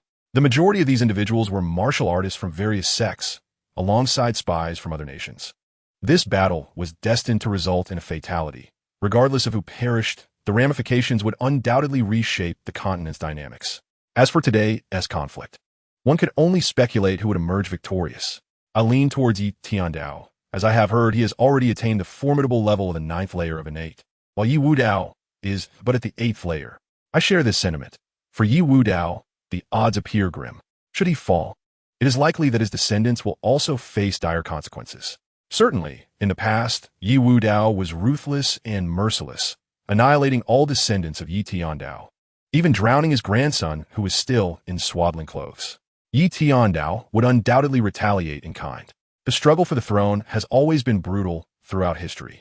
As the time for the duel approaches, the tension among the crowd intensifies. In an inconspicuous corner, 2 figures stand. One is a pallid, somewhat ailing middle-aged man, while the other, equally middle-aged, possesses a complexion as pale as a eunuch. Your Highness, Who do you think will emerge victorious in this duel? Inquired the man, resembling a eunuch. These two individuals are Yi Xian and Xiao Chunzi. Yi Xian, now adept in the art of disguise, wishes to conceal his identity and has thus assumed the guise of a middle-aged man, departing the royal mausoleum alongside Xiao Chunzi. This marks his first exit from the mausoleum in 3 years. Everything feels both familiar and foreign to him. Over the past 2 months, he has ascended to the 3rd tier of the Saint Realm, reaping significant rewards from his endeavors. Yi Tiandao, Yi Xian replied calmly. 3 years ago, Yi Tiandao was at the 9th level of the innate realm, while Yi Wudao had previously remained at the 8th level. Even if he achieved a temporary breakthrough, his chances against Yi Tiandao would still be slim. Will you intervene at that time? Xiao Chunzi asked. Of course, but only after my dear father has perished. Ye Wan responded nonchalantly. Upon hearing this, Xiao Chunzi felt a chill run down his spine and refrained from further inquiries. However, he comprehended Yi Xian's sentiments. Being schemed against by one's biological father, who had even extracted the supreme bone, is a fate too harsh to bear. The fact that Yi Xian had not taken matters into his own hands could be considered remarkably merciful. Emperor Qing has arrived. Suddenly, someone shouted loudly. The crowd stirred immediately. A figure clad in imperial robes, exuding an overwhelming aura, descended lightly upon the walls of the Forbidden City. This figure was none other than Yi Wudao. As he moved, a dragon's aura enveloped him, a palpable pressure radiating outward, accompanied by the faint sound of dragon roars. At the 9th level of the innate realm, everyone gasped in astonishment. They had not anticipated that Yi Wudao could elevate his cultivation by a level in merely 3 months. However, many were unaware that this rapid advancement was primarily due to the supreme bone. Without it, such a feat would have been unattainable. Among all present, only Yi Xian understood this truth. He let out a cold snort in his heart. His esteemed father, so self-satisfied with his own supreme lineage. It had been 3 years since they last met, yet Yi Wudao remained unchanged in appearance, save for the increasingly frigid aura that enveloped him. Ascending the city wall, he gripped a golden long sword, waiting there with an air of aloofness for his adversary's arrival. This golden blade, adorned with swirling dragons and radiating a brilliant light, was the ancestral sword of the Yi royal family, the 9 Dragons' supreme sword. Someone was approaching. A voice shouted out, prompting the crowd to look up. They beheld a tall, imposing figure descending from the heavens, landing effortlessly atop the city wall in a mere breath. The man appeared to be around 50 years old, clad in dark garments, his silver hair cascading around him, emanating a dense, suffocating aura of darkness. This palpable dread swept through the night sky like an ominous wave. His visage and demeanor bore a striking resemblance to Yi Wudao, save for his white hair. This man was none other than Yi Tiandao. Royal brother, it seems you are well, Yi Wudao remarked coolly. I have no brother like you, Yi Tiandao retorted with a cold laugh. The events of the past are long gone. Can you not let go? Let go. You murdered all 5 of my sons and 3 daughters, and even my grandson in swaddling could not escape your vile hands? You demand that I let go now? Yi Tiandao sneered. The struggle for the throne is inherently brutal. I have done nothing wrong, Yi Wudao replied solemnly. You are correct. Their birth into royalty was their fate, and I have no words to say. However, I must avenge them. This battle today will end with either your demise or mine. Yi Tiandao stated coldly. So be it. Let us conclude years of enmity today, Yi Wudao said slowly as he raised his sword. The blade shimmered with an unending light. Its intent sharpened, the murderous aura thickening. Today, it shall be you who falls. Yi Tiandao scoffed dismissively, his right hand grasping at the air. A dark energy coalesced in his palm, revealing a jet-black long sword, imbued with hints of red, as if flames were concealed within its depths. The moment this black sword emerged, the temperature in the realm seemed to rise significantly, casting the heavens in an ominous crimson hue. We are both at the 9th layer of the innate realm. How do you intend to kill me? Yi Wudao chocolate dirisivid. Under the same cultivation level, he firmly believed that with his supreme lineage, he would emerge victorious. Yi Tiandao merely chuckled coldly, saying nothing further. A grand battle is imminent. The winds of change are stirring. Above the sky, a full moon hangs in the heavens. 2 figures, exuding an air of dominance and pride, stand atop the Forbidden City. In the next instant, both individuals spring into action. Chapter 28. A ground-shaking duel. 2 warriors, wielding 2 swords. As the wind rises, so too do the blades. Their garments billow in the breeze, and an aura of deadly intent envelopes the cosmos. In a fleeting moment, the two figures spring into motion. Clang, clang, clang. Countless sword lights flicker across the heavens and the earth. The cacophony of clashing weapons reverberates throughout the vast expanse. In but an instant, they have exchanged hundreds of blows. Onlookers can only witness the golden and black streaks of sword light, flashing wildly amidst the night. An overwhelming sword energy rends the dark clouds above into shreds. Ultimately, the two swords collide with a resounding crash. Bang! The sound of impact is deafening. The shockwave of their clash sweeps across the walls of the Forbidden City. Boom! The walls of the Forbidden City collapse with a thunderous roar. The ground within a radius of several dozen miles becomes a scene of utter devastation. The warriors withdraw their hands from the fray. Yi Tiandao stumbles back several meters, while Yi Wudao is pushed back over 30 meters. There remains a noticeable disparity between the two. After all, Yi Wudao has only just broken through to the 9th level of the innate realm. Yi Wudao, you are truly too weak. Yi Tiandao taunts with a smirk. Spare me the trivialities. Who will emerge victorious today is yet to be seen. Yi Wudao replies with a stoic expression. Even when death looms, you speak with arrogance. Today, I shall put an end to you. Yi Tiandao retorts with a cold laugh. He takes a step forward, his vitality surging within him. The dark energy around him becomes increasingly dense, resembling a suit of black armor that elevates him to the stature of an ancient demon god. As the demon god descends, the world shifts in hue, and the populace trembles. In his hand, the sword transforms into a sphere of black flames. The temperature in the air rises once more, incinerating all in its path. He leaps into the sky, soaring thousands of meters high, becoming one with his sword. In the air, he morphs into an immense black fireball, plummeting toward Yi Wudao like a meteor. Yi Wudao's expression grows grave.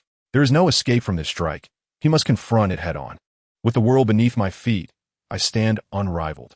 Yi Wudao's body radiates with golden light. A resounding dragon roar echoes as a true dragon manifests above him. A colossal dragon's phantom appears, casting its shadow over the land. The arrival of the dragon commands the reverence of all. The dragon's might is overwhelming, altering the very fabric of the earth. The true dragon's emergence is terrifying indeed. The 9 dragons overhearing the heavens technique is, as expected, exceedingly formidable. It is said that this technique harnesses the power of the true dragon, and today, it proves its worth. The spectators are left in utter astonishment. Yi Wudao, as the ruler of a nation, stands resolute. In his ordinary days, he seldom took action, which rendered the 9 dragons' domination technique shrouded in mystery. Today, it finally revealed its true visage before the world. The colossal dragon gazed at the descending black fireball, opened its gaping maw, and exhaled a breath of icy frost. The frost enveloped the surface of the black fireball instantaneously, causing its rapid descent to decelerate significantly. Before long, the black fireball was entirely encased in ice, suspended mid-air. Upon witnessing this, Yi Wudao sighed in relief, though his complexion had turned somewhat pale. The effort to halt the black fireball's descent had drained his spiritual energy completely. Fortunately, he had succeeded. Yet, Yi Tiandao did not display any signs of anger. Instead, a smirk of derision crossed his face. Yi Wudao, do you truly believe this trivial act can thwart my strike? You are exceedingly naive, he sneered, with a mere gesture of his sword towards the airborne black fireball. A sudden transformation ensued. The black fireball erupted with a fierce blaze, causing the frost encasing it to melt away in an instant. The fireball plummeted towards the ground at an accelerated pace. Yi Wudao's expression shifted dramatically as the dragon's phantom roared mightily, extending its massive claw to strike at the black fireball. The collision of the two forces created a thunderous explosion that reverberated across the heavens, illuminating the night sky as if it were day. A colossal shockwave surged outward, wreaking havoc in all directions. The walls of the Forbidden City were reduced to mere powder, and the ground itself shattered into layers. Everything within a radius of several dozen miles was obliterated. Countless fragments of fireballs scattered like meteors in every direction. This is not good. Those fireballs are heading towards us. The onlookers exclaimed, their faces paling. They quickly raised their hands, conjuring a protective barrier in front of themselves. Numerous fireballs struck the barrier, distorting its form. Fortunately, these fireballs were diminutive, and their power had diminished significantly, allowing everyone to escape unscathed.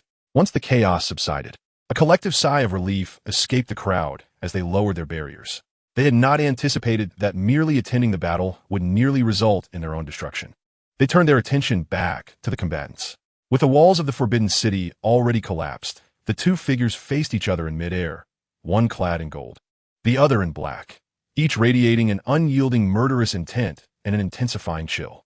However, it soon became apparent to some that Yi Wudao emanated a unique wave of power from a particular area of his being.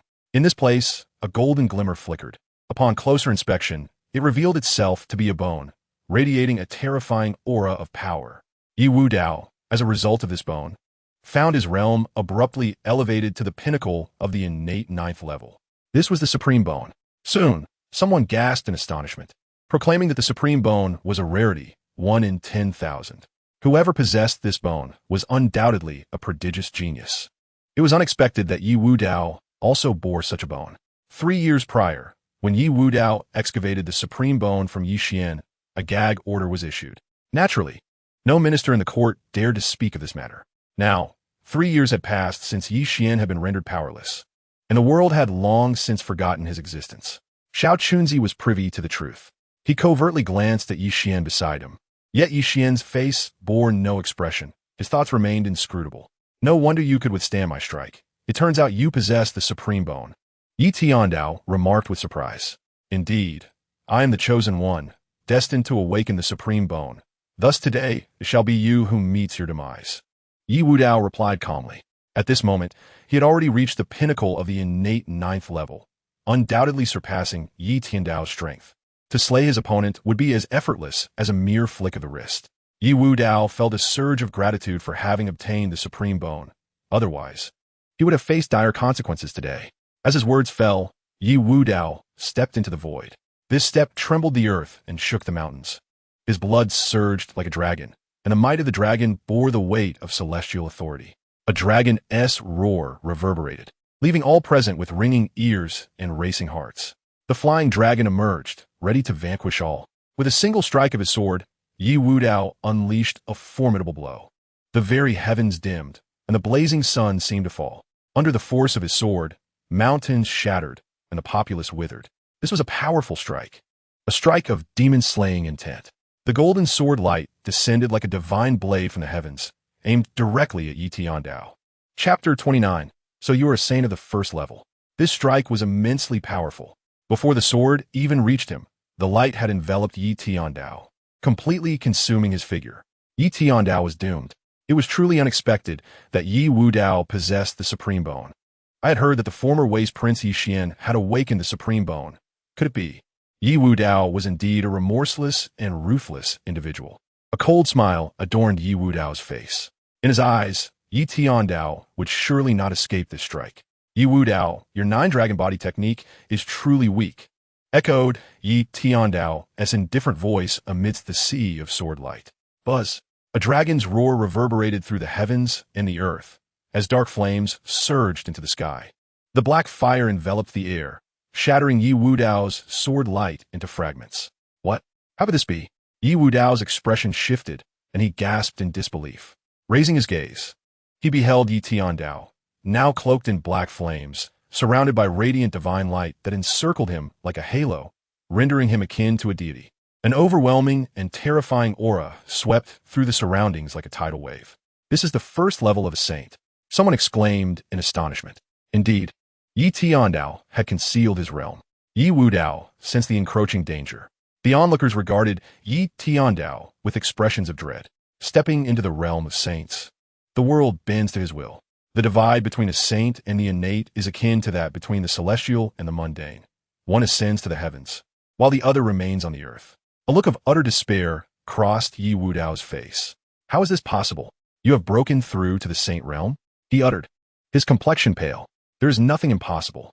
Today marks your demise. Yi Tiandao replied with a cold smirk. He took a decisive step forward, blood and spiritual energy surging within him. With a swift motion, he slashed at the void. A black-red sword light sliced through the air, its momentum boundless. Like a torrential dark flame, the night sky blazed crimson in the reflection of the black fire. This strike seemed capable of severing the sun, moon, and stars, overpowering all in its path. The colossal black sword descended, and beneath the oceanic might of its intent, Yi Wudao was rendered as insignificant as an ant. However, he did not intend to succumb without a fight. I am the true son of destiny, and I shall not perish easily at your hands. As his voice faded, a series of dragon roars echoed, shaking the firmament. An endless dragon might surge forth unreservedly, and a colossal dragon shadow appeared, one that towered over the 9 heavens and 10 earths, an invincible dragon of the ages. Should I become the dragon emperor, I will slay all disloyal subjects across the realm. Yi Tiandao, heed the dragon's roar. As the last word left his lips, a beam of light rent the sky. The sword's force was unstoppable, cleaving through the firmament with unparalleled might. This strike seemed to carve through boundless mountains and rivers. Yi Wudao, you are merely grasping at straws. Yi Tiandao remarked with disdain. Boom! The two sword lights collided instantaneously. The heavens and earth shifted, stars fell, and the air crackled with the force of their clash, unleashing a tempest of dust that rose like a storm. Soon, a figure plummeted from the sky, crashing into the ground and creating a deep crater. The crowd understood that the outcome of this battle had been determined, yet the dust obscured their vision, leaving them uncertain of the victor. After a long pause, the world has returned to tranquility, and the dust gradually settles. The crowd hastily looks up, and the sight before them causes them to gasp in shock. In the area where the two engaged in combat, all structures within 100 miles lie in ruins. Even the walls of the Forbidden City show no sign of being intact. The ground itself has sunken several meters, as the shockwaves generated by their clash have mercilessly stripped away over a foot of earth. Everyone gazes upward at the figure still suspended in the air, Yi Tiandao. Yi Tiandao has emerged victorious. The crowd exclaims in awe. Standing proudly in the air is indeed Yi Tiandao, enveloped in swirling black flames, his expression indifferent. The long sword in his hand emits a ceaseless brilliance, and his formidable aura engulfs the atmosphere with an overwhelming sense of suffocation. This is the pressure of a first-grade sage. At that moment, a cough breaks the silence. From the deep pit, a bloodied hand reaches out. Yi Wudao struggles to climb out of the chasm. His clothing is tattered, his complexion pale, and blood stains the corners of his mouth. After crawling out, he collapses onto the ground, gasping for breath, devoid of the dignity befitting a ruler. Defeated, utterly defeated, Yi Wudao speaks in a daze. The reason he sought to strip Yi Xian of his supreme bone was for this day's duel. He never imagined he would still lose, and so thoroughly at that. Yi Wudao, do not think that possessing the supreme bone makes you invincible. In my eyes, you are merely a pitiful insect. Today, I shall send you on your way and claim your supreme bone, Yi Tiandao declares, his eyes glinting with a touch of greed. The supreme bone is the most powerful essence in existence. To possess it would mean a complete transformation. Even he covets it immensely. You may take my life, the supreme bone, and even the throne, but will you spare my children? Yi Wudao asks with great effort. At this moment, he is no longer a ruler, but an ordinary father. Do you think it possible? When you killed my child, you showed no mercy, and today, I shall ensure your lineage ends with you. Yi Tiandao replies with a cold laugh. Xiao Chunzi glances at Yi Xian beside him, pondering whether he would intervene to save his father now that Yi Wudao is on the brink of death. However, Yi Xian shows no intention of acting, merely watching in silence, as if the man nearing death were not his own father. Xiao Chunzi reflects that perhaps the heart of the Crown Prince is as unyielding as that of the Emperor, both possessing hearts of stone. Are you truly going to be this ruthless? Yi Wudao's expression shifts as he questions. Enough with the trivialities. Perish. With a swift motion of his long sword, Yi Tiandao directed a dark blade of light towards Yi Wudao's throat. At that moment, Yi Wudao had long lost the capacity for resistance. Closing his eyes in anticipation of death, suddenly, a brilliant scarlet beam of light surged in from an angle, striking with incredible speed. Within a mere breath, it collided with Yi Tiandao's sword light. Clang! The sound of swords echoed through the heavens. The essence of the blade saturating the atmosphere with a chilling aura of murderous intent that spread in all directions. The earth suffered grievous damage, fissures cracking the ground and leaving chaos in their wake. Yi Tiandao staggered, forced back several meters by the impact. The onlookers erupted in astonishment. Who could possibly compel a saint-level Yi Tiandao to retreat with a single sword? In that moment, Yi Tiandao was filled with indignation and fury. How dare someone meddle in my affairs? A mere first-level saint, bold enough to bark here? A voice, devoid of emotion, resonated. A pallid, sickly middle-aged man appeared before Yi Wu Dao. Chapter 30. You lack martial virtue. This middle-aged man bore a countenance marked by illness, as if he were on the brink of death. Yet, he emanated an aura no less formidable than Yi Tiandao's. Holy light enveloped him, clearly indicating that he too was a powerful figure at the saint level. This man was none other than Yi Xian. Initially reluctant to intervene, wishing to witness Yi Wu Dao's demise, he found himself inexplicably compelled to act. Who are you? Yi Tiandao inquired, his expression darkened. He could sense that the individual before him possessed strength comparable to his own. Who was this person, and why did he choose to assist Yi Wu Dao? I am Li Feiyu. Yi Xian casually fabricated a name. Li Feiyu. I have never heard of you, Yi Tiandao scoffed. Never heard of me? That matters not. You shall die today, Yi Xian replied nonchalantly. As he spoke, the long sword in his hand radiated a crimson glow, quivering slightly as the sound of a dragon's roar resonated. Though he had yet to strike, the atmosphere was thick with murderous intent. All saints are not created equal. What right do you have to kill me? Yi Tiandao retorted with a cold scoff. There are disparities even among saints. Prepare to meet your end, Yi Xian declared, drawing his sword. The blade shimmered with a cold light, the air thick with lethal energy. He unleashed the celestial slashing sword technique. With a single strike, he aimed to cleave heaven and earth. A sword that could sever the celestial realm. Should there be immortals, they too would fall. A blade that could annihilate the earth. Should there be demons, they too would be vanquished. This strike was as swift as lightning, as rapid as thunder. To the eyes of all, a cold radiance sliced through the void. In a mere span of a breath, Yi Xian had already approached Yi Tiandao. Before the latter could react, Yi Xian had brushed past him, while Yi Tiandao remained rooted to the spot, utterly motionless. A mere first-level saint, indeed, was no more than an insect.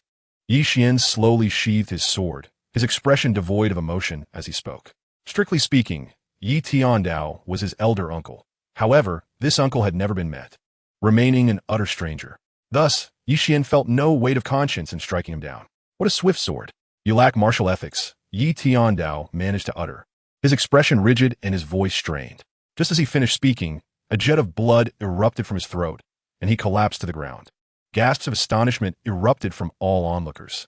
Yi Tiandao, a first-level saint, had been dispatched in an instant. The crowd gazed upon Yi Xian with profound trepidation. Naturally, in their eyes, Yi Xian was known as Li Feiyu. Yi Xian paid no heed to the crowd and intended to turn away. Senior, wait a moment. Yi Wu Dao called out urgently. You lack the right to speak to me, Yi Xian replied coldly. Having said this, he ascended into the sky, swiftly vanishing from their sight. Upon returning to his residence in the royal mausoleum, a shadow of gloom enveloped Yi Xian's heart. He had originally wished for Yi Wu Dao's demise, yet he had ultimately intervened. In that moment, his body had seemingly acted beyond his conscious control, saving Yi Wu Dao. Nevertheless, he was acutely aware that Yi Wu Dao's injuries were grievous, and he likely would not survive for long. His system space contained numerous healing elixirs capable of easily remedying Yi Wu Dao's wounds. However, he had no intention of saving him, having intervened once. He deemed it sufficient to repay the debt of life. From this point forward, they were even. Your Highness, Xiao Chunzi entered at that moment. Ye Huan Sludi Inuitit. Xiao Chunzi, do you believe I have shown too much mercy? The servant has heard that blood ties are a natural bond. Your Highness need not feel burdened. Xiao Chunzi quickly reassured him. You certainly possess a talent for consolation. Take this elixir and cultivate diligently, Yi Xian said, producing a pill and tossing it to Xiao Chunzi. This pill, known as the Qinyang pill, could elevate one's realm directly without any aftereffects, though it was only effective for innate martial artists. Yi Xian had acquired it while sweeping the floors a few days prior, and since he had no use for it, he decided to give it to Xiao Chunzi. Xiao Chunzi gazed at the pill, its rich fragrance invigorating him, and he instinctively recognized it as a rare treasure. Your Highness is indeed exceedingly generous. Thank you, Your Highness, exclaimed Xia Kunzi with palpable excitement. After sending Xia Kunzi away, Yi Xian picked up a broom and proceeded to the ancestral hall, resuming his task of sweeping the floor. Ding! Upon reaching 2,555,000 sweeps, he was rewarded with 30 years of cultivation. Ding! Upon achieving 2,600,000 sweeps, he was granted 50 years of cultivation. The outcome of the duel between Yi Wu Dao and Yi Tiandao quickly spread across the continent. Yi Tiandao, a first-level saint, had initially been poised for vengeance. However, an enigmatic, powerful figure unexpectedly appeared and ended his life. This incident sent ripples through the tranquil waters of the realm, akin to a boulder crashing into a serene lake. The ability to vanquish Yi Tiandao in a single strike indicated that this mysterious figure must possess at least the third level of saintly cultivation. Countless speculations arose regarding the identity of this formidable individual, namely Fei Yu, and their connection to the Great Qing Kingdom. Not only outsiders, but even the people of the Great Qing were equally perplexed, as they too were unaware of why this mysterious powerhouse had intervened to save Yi Dao. Within the entire continent, only two individuals were privy to the truth, Yi Xian and Zai Kunzi. At that moment, they remained undisturbed in the imperial tomb, indifferent to the tumultuous events unfolding outside. Meanwhile, within the palace of the Great Qing Kingdom, Yi Dao lay in bed, acutely aware that his life was drawing to a close due to his recent injuries. His sole concern now was that should he perish, the Great Qing would soon fall victim to other nations. Beside him were three individuals, Yi Hao, Yi Zhong, and Yi Linger. Father, do you truly not know who that mysterious strongman is? Yi Zhong inquired, puzzled. I do not. Investigate thoroughly. If he is willing to join the Great Qing dynasty, I shall offer him the position of national master. With his presence, the dynasty shall remain secure, Yi Dao replied, clearing his throat. Father, do you think this mysterious figure and the one within the imperial tomb could be the same person? Yi Hao asked. That is not without possibility. How? Go and investigate within the tomb, Yi Dao said slowly. Your son obeys, Yi Hao responded promptly. Father, given your current condition, who shall assume the regency? Yi Zhong asked, his face etched with concern. Upon hearing this, Yi Dao's expression darkened. He had already received news of Yi Xiu's demise. He had not anticipated that during his seclusion, he would lose a son. Even more frustrating was that he did not know who the perpetrator was. Zhonger, you shall take on the regency. The weighty responsibilities of the Great Qing must rest upon your shoulders, Yi Dao declared, coughing once more. Your son obeys, Yi Zhong exclaimed with great joy. Upon hearing this, Yi Hao's expression darkened considerably. He rolled his eyes and said, Father, I have something to discuss. Chapter 31, The Supreme Xianxing Robe. Hey, what is it? Yi Dao inquired, puzzled. I wish to continue leading the troops at the border to defend our great Qing dynasty against formidable foes. I implore you to grant me this request, Father. Yi Hao spoke in a hushed tone. At these words, Yi Zhong's countenance shifted. He was well aware of Yi Hao's intentions, to seize the opportunity to leave the capital. At that juncture, he would no longer be able to exert control. It appeared now that Yi Dao's injuries were grave, and he would not live much longer. With Yi Hao in command of the military, once Yi Dao departed from this world, insurrection was inevitable. Father, I have only just begun to serve as regent, and I find it quite challenging. I wish to keep my second brother in the capital to assist me. Yi Zhong hastily interjected. Brother 8. I am but a simple man. I am not adept at governing. I prefer leading troops in a battle, Yi Hao replied, his expression darkening. He silently cursed Yi Zhong, recognizing his cunning nature. Having lingered in the capital as a leisurely prince for so long, he would not forfeit such an opportunity to escape. Enough of this bickering. I am currently gravely injured, and the state of the nation is indeed precarious. Heir, you shall proceed to the border to guard the city, while Zhonger remains as regent. You two, one within and one without, shall ensure the stability of the Qing dynasty. Yi Dao spoke slowly. Yes, father, they both replied. Yi Zhong, seeing the situation, refrained from saying more. Thank you, father, Yi Hao exclaimed with delight. As long as he could depart the capital, he still had a chance to ascend to the throne. He planned to leave the palace immediately and prepare to vacate the capital, to avoid any lingering complications. Yi Zhong was a ruthless character. Should he resort to treachery, it would be a grave injustice. All of you may leave. Linger, stay behind, Yi Dao said indifferently. Yi Linger had remained silent throughout. In truth, since Yi Xian's banishment to the royal mausoleum, she had adopted a low profile, leading a life of seclusion. Aside from occasional visits to the mausoleum to see Yi Xian, she spent most of her time in her quarters. Upon hearing this, Yi Hao and Yi Zhong exited the room. They perceived Yi Linger as no threat, thus did not mind her staying behind. Once outside, Yi Zhong sneered, Brother 2, you truly are calculating. Brother 8, are you the only one permitted to employ schemes? Yi Hao retorted with a cold snort.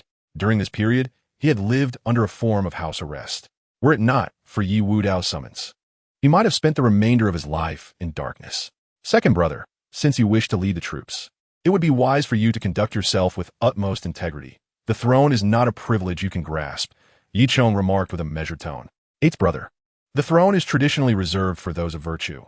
Individuals devoid of such merit, like yourself, should cease to entertain such thoughts, Yi Hao retorted disdainfully. Having said that, he dismissed Yi Chong and strode away with determination. He intended to leave the capital at the swiftest pace, heading to the frontier, which he regarded as his true stronghold. Only there would he find complete safety. Observing Yi Hao's retreating figure, a glint of sharpness flickered in Yi Chong's eyes. Inside the chamber, only Yi Wudao and Yi Linger remained. They shared a moment of silence before Yi Wudao broke it. How is Xian faring now? He is well, elder brother. Yi Linger replied with a mask of indifference. Yi Wudao sighed heavily. It is I who have wronged him. Is it not possible to request father to release him from the royal tomb? Yi Linger immediately inquired. Each time she visited the royal tomb, she felt reassured knowing Yi Xian was in good condition. Yet the harshness of the tomb's environment troubled her. She did not wish for Yi Xian to spend his entire life there. It cannot be. Yi Wudao shook his head. Yi Linger's expression shifted as she pressed. Why not? After all these years, have you not yet calmed your anger? I am nearing my end. If he were to be released, do you think Chonger and Hauer would allow him to live? Yi Wudao lamented deeply. Yi Linger fell silent. She comprehended the validity of Yi Wudao's reasoning. Yi Xian had once been the crown prince, the one most qualified to inherit the throne. Should he be released, he would pose a significant threat to both Yi Chong and Yi Hao. In their quest for the throne, they would not hesitate to forsake fraternal bonds. Only by eliminating Yi Xian could they ascend to the throne with legitimacy. Thus, let him remain in the royal tomb for his entire life. Is the only way he may survive, Yi Wudao concluded softly. I understand, Ye Linger nodded. Yi Wudao waved his hand, signaling for her to leave. Time passed swiftly. Another 6 months flew by.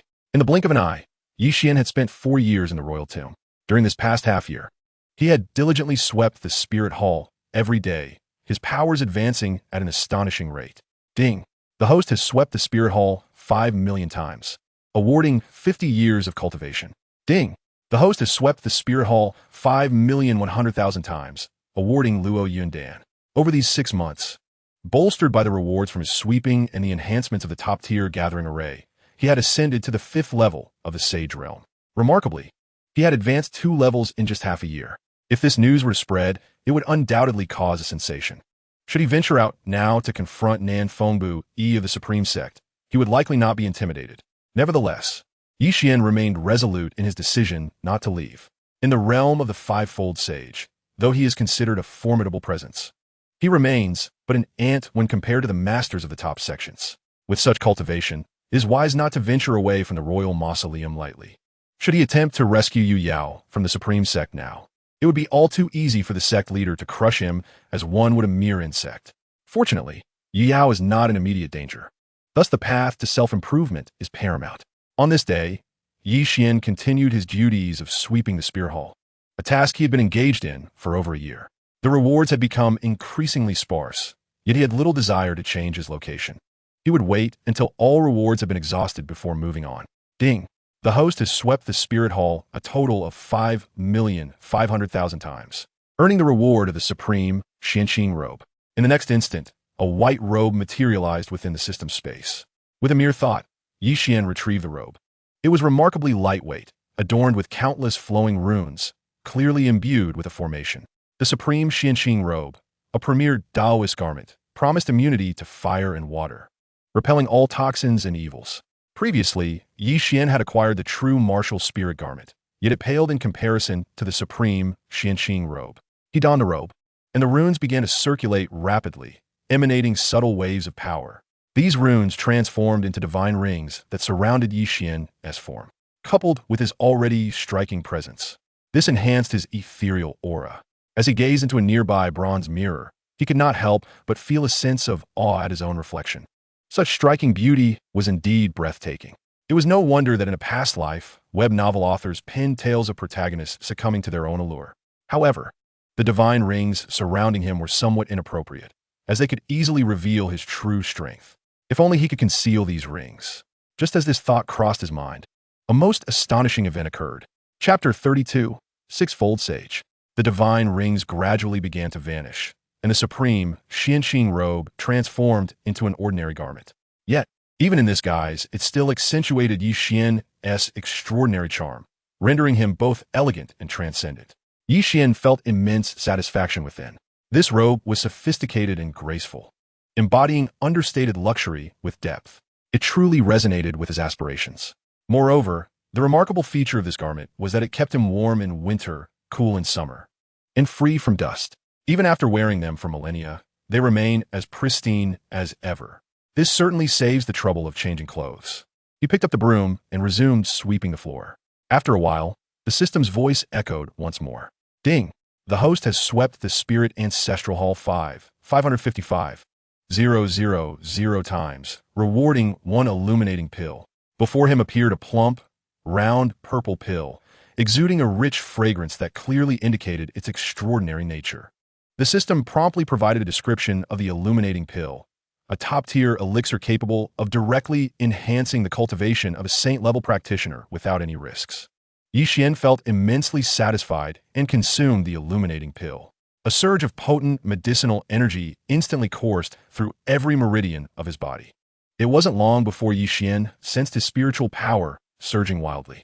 The aura emanating from him escalated dramatically. With a sudden tremor of his body, he attained the 6th level of sainthood.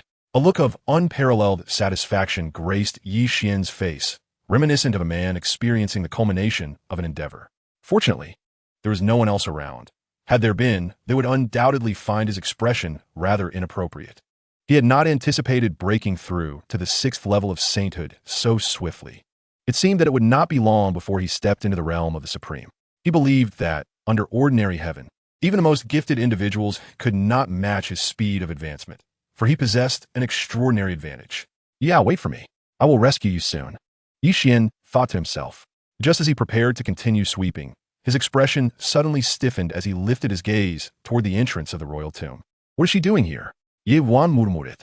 He then put away the broom and vanished from his spot, swiftly returning to his residence, where he concealed all his cultivation, appearing as an ordinary person. Shortly thereafter, Xiao Chunzi entered with someone, none other than Yi Linger. Brother, I have come to see you, Yi Linger said with a smile, though her face was clouded with sorrow. Why you look so unhappy? Are you troubled? Yi Xian inquired, furrowing his brow. Yi Linger remained silent, simply opening the food container and placing the meal on the table. I am asking you a question. Has someone been bullying you?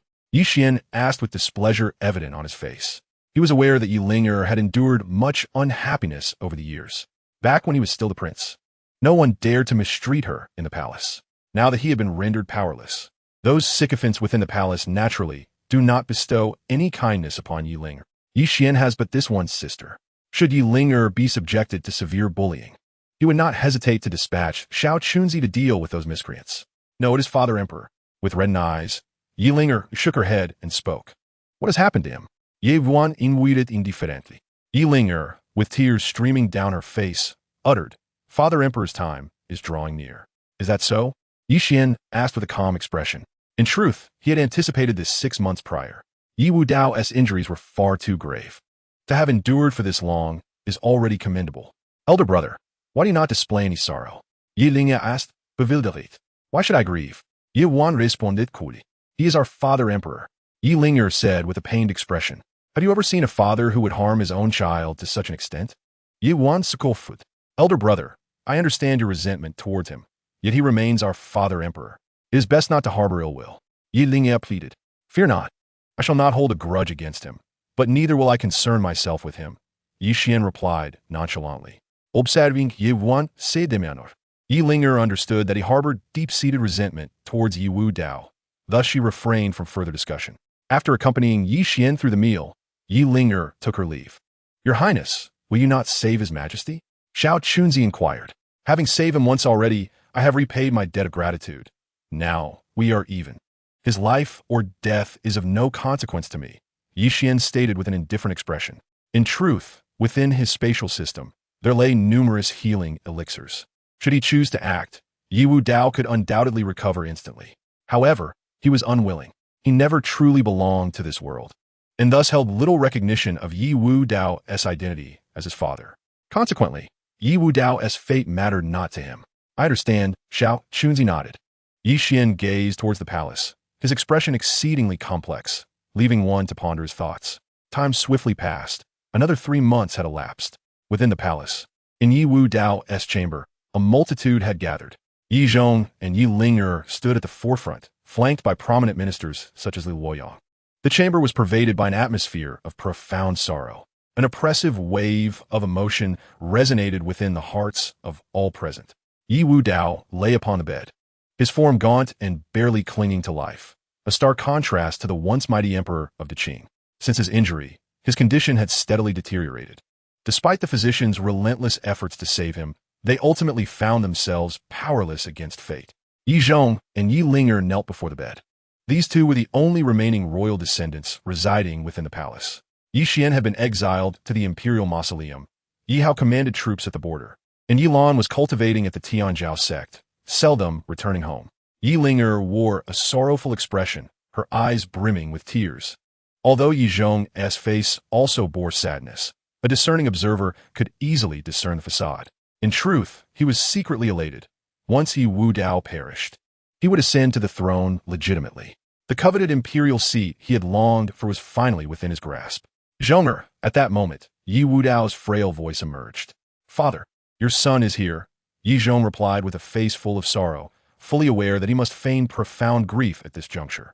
"From now on, the Great Qing dynasty shall be entrusted to you," Yi Wu Dao spoke slowly.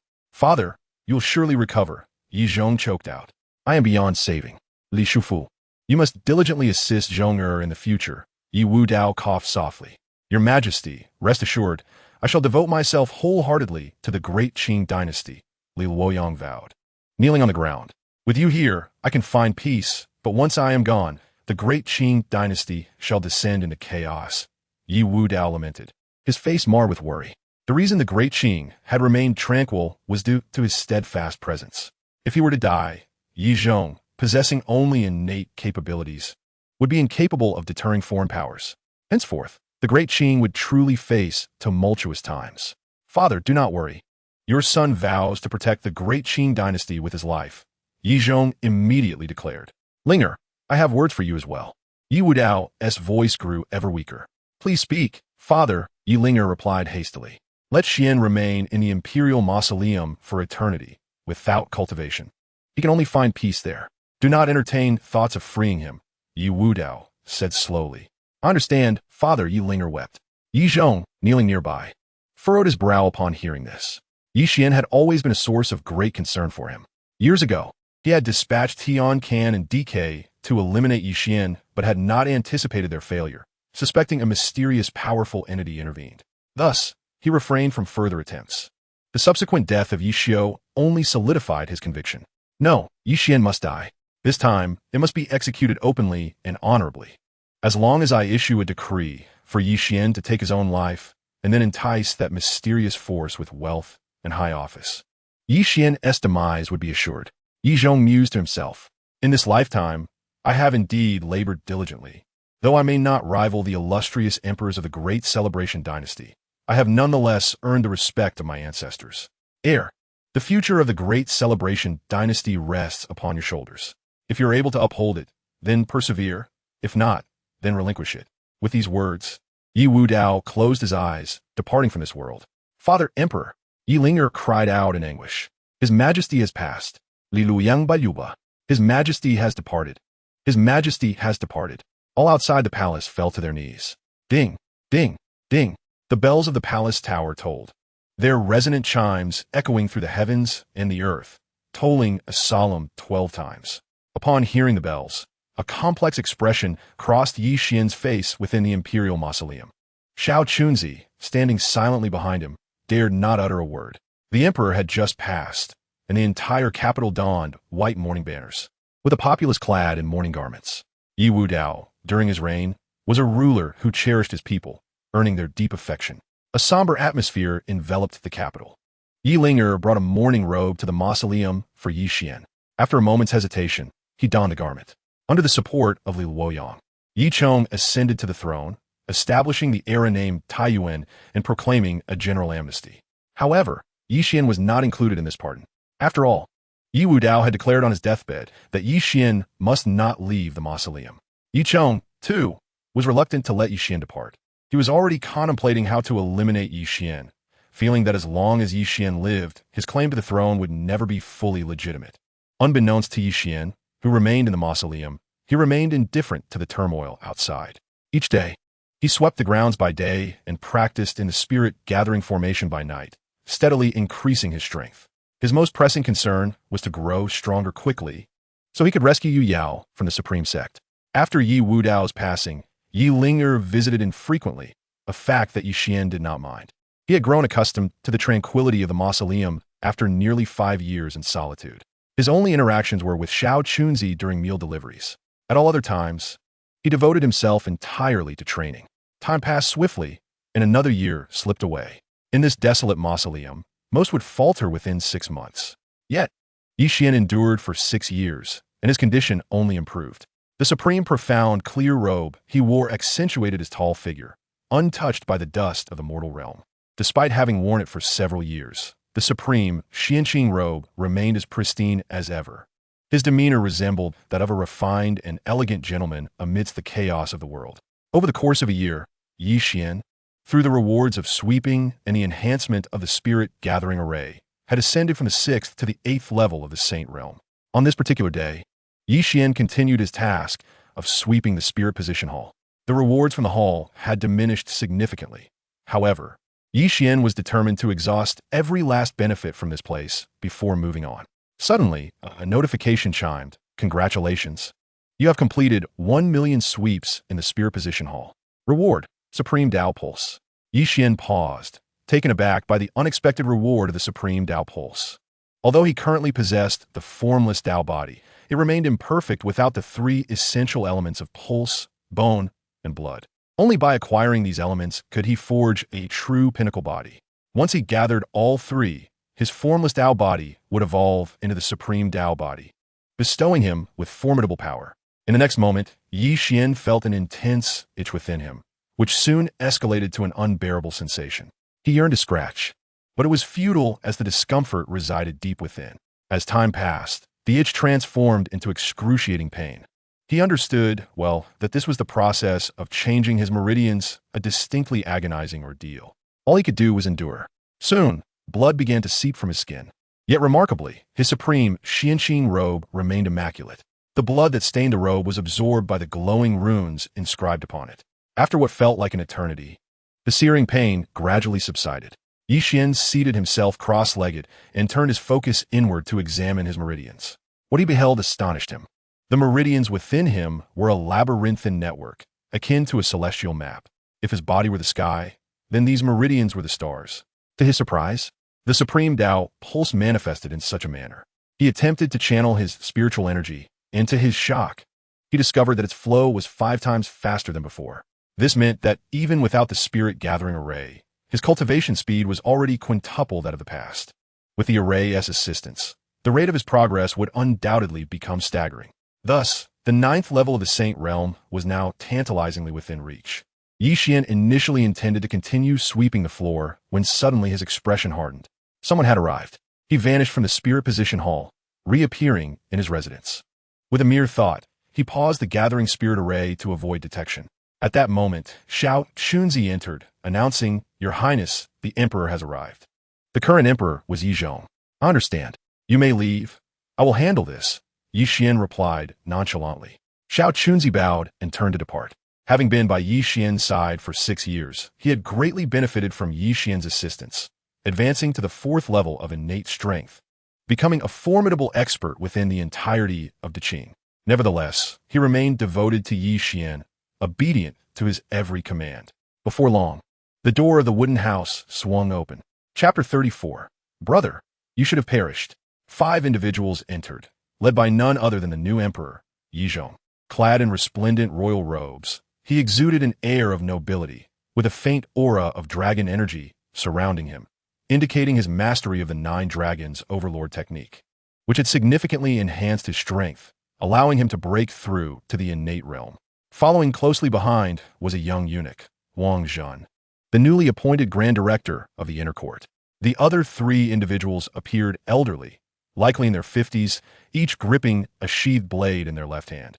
Their right hands calloused, clearly seasoned sword masters. Though Yi Xian resided in the royal mausoleum, Xiao Chunzi kept him informed of external happenings.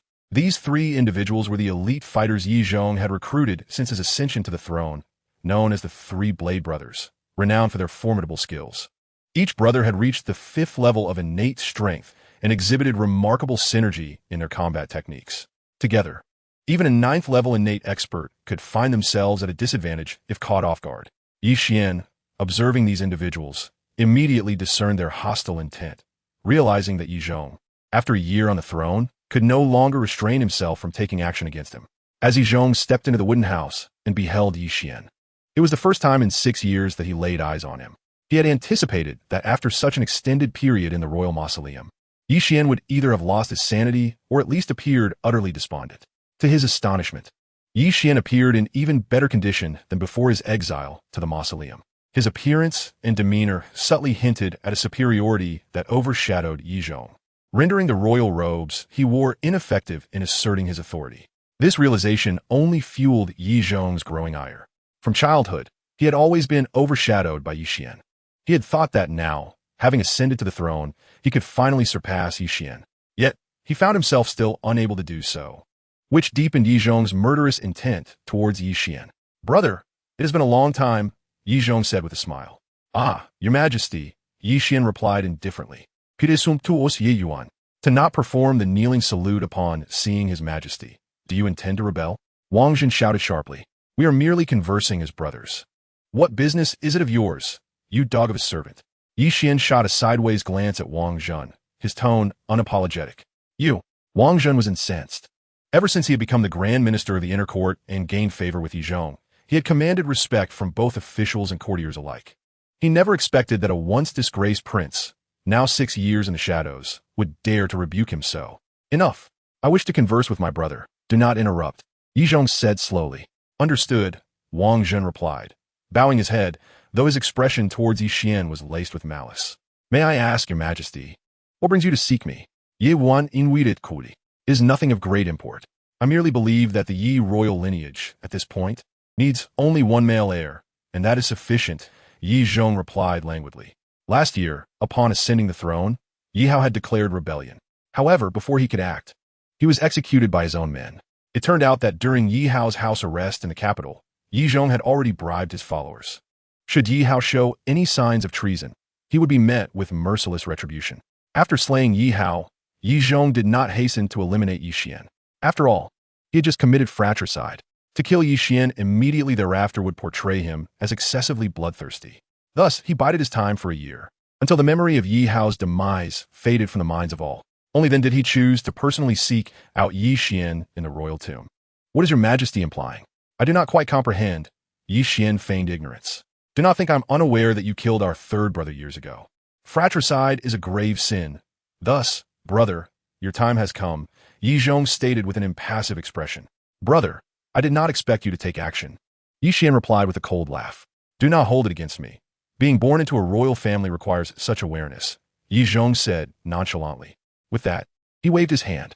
At that moment, Wang Zhen approached, carrying a covered tray. He wore a sinister smile as he said, "Your Highness, please." With that, he unveiled the cloth, revealing a piece of white silk and a cup of poison. Yi Xian, upon seeing this, felt a chill of mockery within. Truly, what a brother he had. He resembled the Yi Xiao of yesteryears. "Brother, I grant you a semblance of dignity. Choose one option for yourself," Yi Chong spoke slowly. In his eyes, Yi Xian was but a useless pawn, entirely incapable of resistance. His sole concern lay with the mysterious force residing within the imperial tomb. Thus, he had summoned the 3 blade masters from beyond the heavens. Should that enigmatic power intervene, there would be someone to withstand it. As long as Yi Xian perished, that mysterious entity would surely not seek retribution for the demise of a dead Yi Xian. "Brother, I am already a waste. Do you truly not wish to spare me a path to survival?" Ye wan inwitit kadimni. It appeared that his elder brother was unwilling to extend him any grace. "Wang Banban, assist my brother in preserving his dignity," Yi Chong sneered. "At your command, your Highness. I have selected this cup of poison for you. You might as well drink it obediently," Wang Zhen declared with a sinister grin as he lifted the goblet. He had just been humiliated by Yi Xian and now relished the prospect of dispatching him himself. What did it matter if he was a discarded prince? He would still perish in my hands. Get away, Yi Xian replied with an impassive expression. Your Highness, if the sovereign desires the subject's death, the subject must comply. Since you are reluctant to die, allow me to assist you in that regard. Please, Your Highness, meet your demise. Wang Zhen extended his left hand towards Yi Xian. Moving with the swiftness of a phantom, his actions a blur, making it difficult to discern reality from illusion. It was evident that his martial prowess was formidable. Ever since he had ascended to the position of Grand Chief of the Inner Court, he had diligently practiced the Lotus Scripture, resulting in rapid advancements in strength. Previously, he had been merely an ordinary eunuch of the 7th level of the acquired stage. After a year of cultivation, he had already broken through to the innate 1st level. As Wang Zhen lunged at Yi Xian, a scornful expression adorned his face. Capturing a useless being was but child's play. Just as his hand was about to grasp Yi Xian, a resounding crash echoed through the air.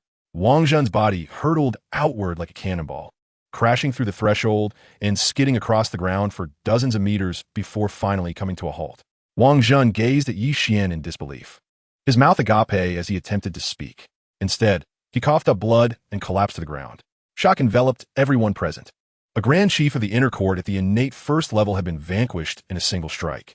The 3-blade masters immediately drew their swords, taking a defensive stance before Yi Chong, scanning their surroundings for the source of the attack. Yet, there was only Yi Xian in the vicinity, which meant that the one who had just struck was none other than Yi Xian himself.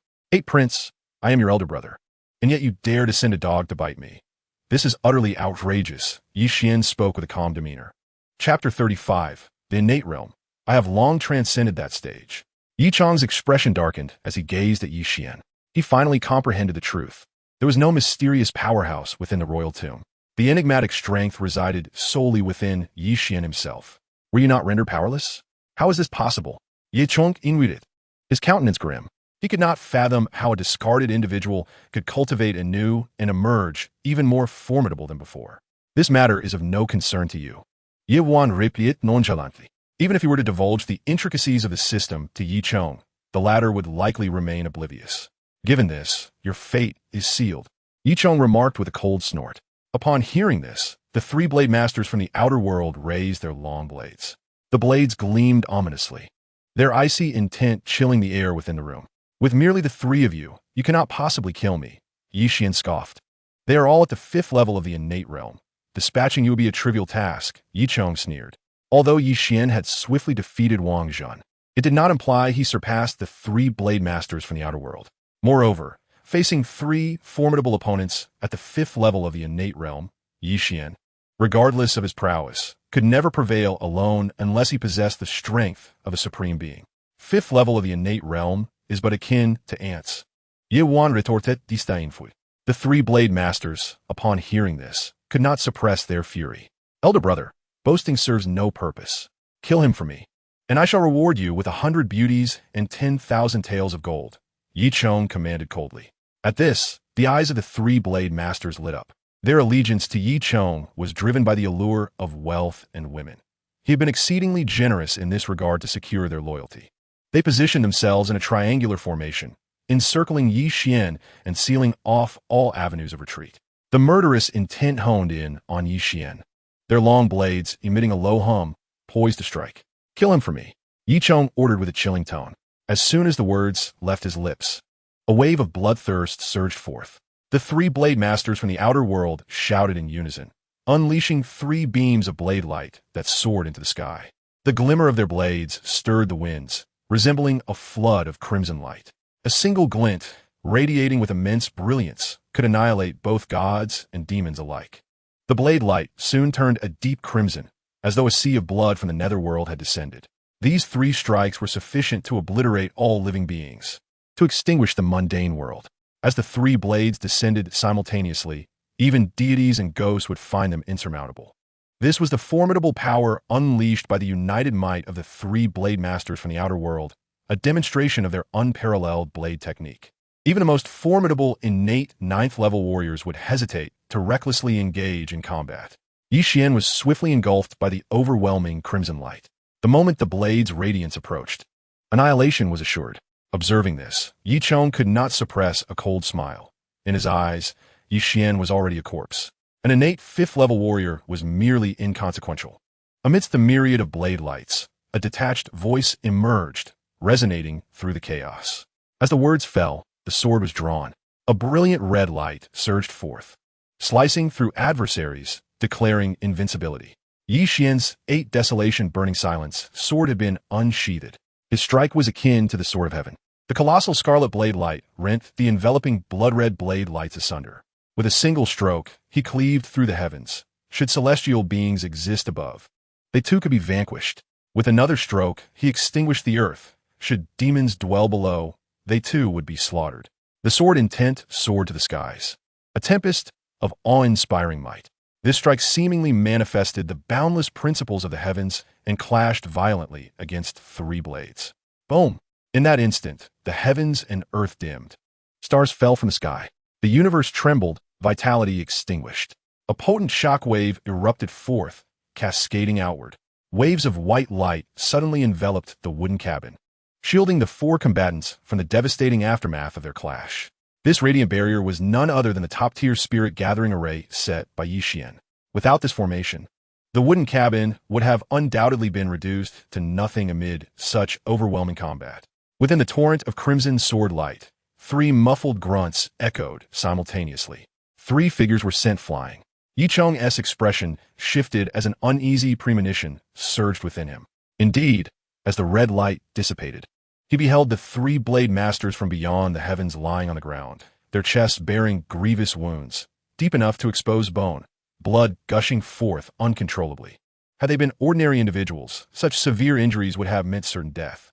Yet, as innate 5th-level warriors, their vitality was resilient, though they were now on the brink of exhaustion. Before long, the trio's gazes dimmed, their heads drooping in unison. The 3 blade masters from beyond the heavens fell together. Yi Chong stood in a state of shock, unable to fathom that those he had relied upon so heavily had been vanquished by Yi Xian in a single stroke. How can you be this strong?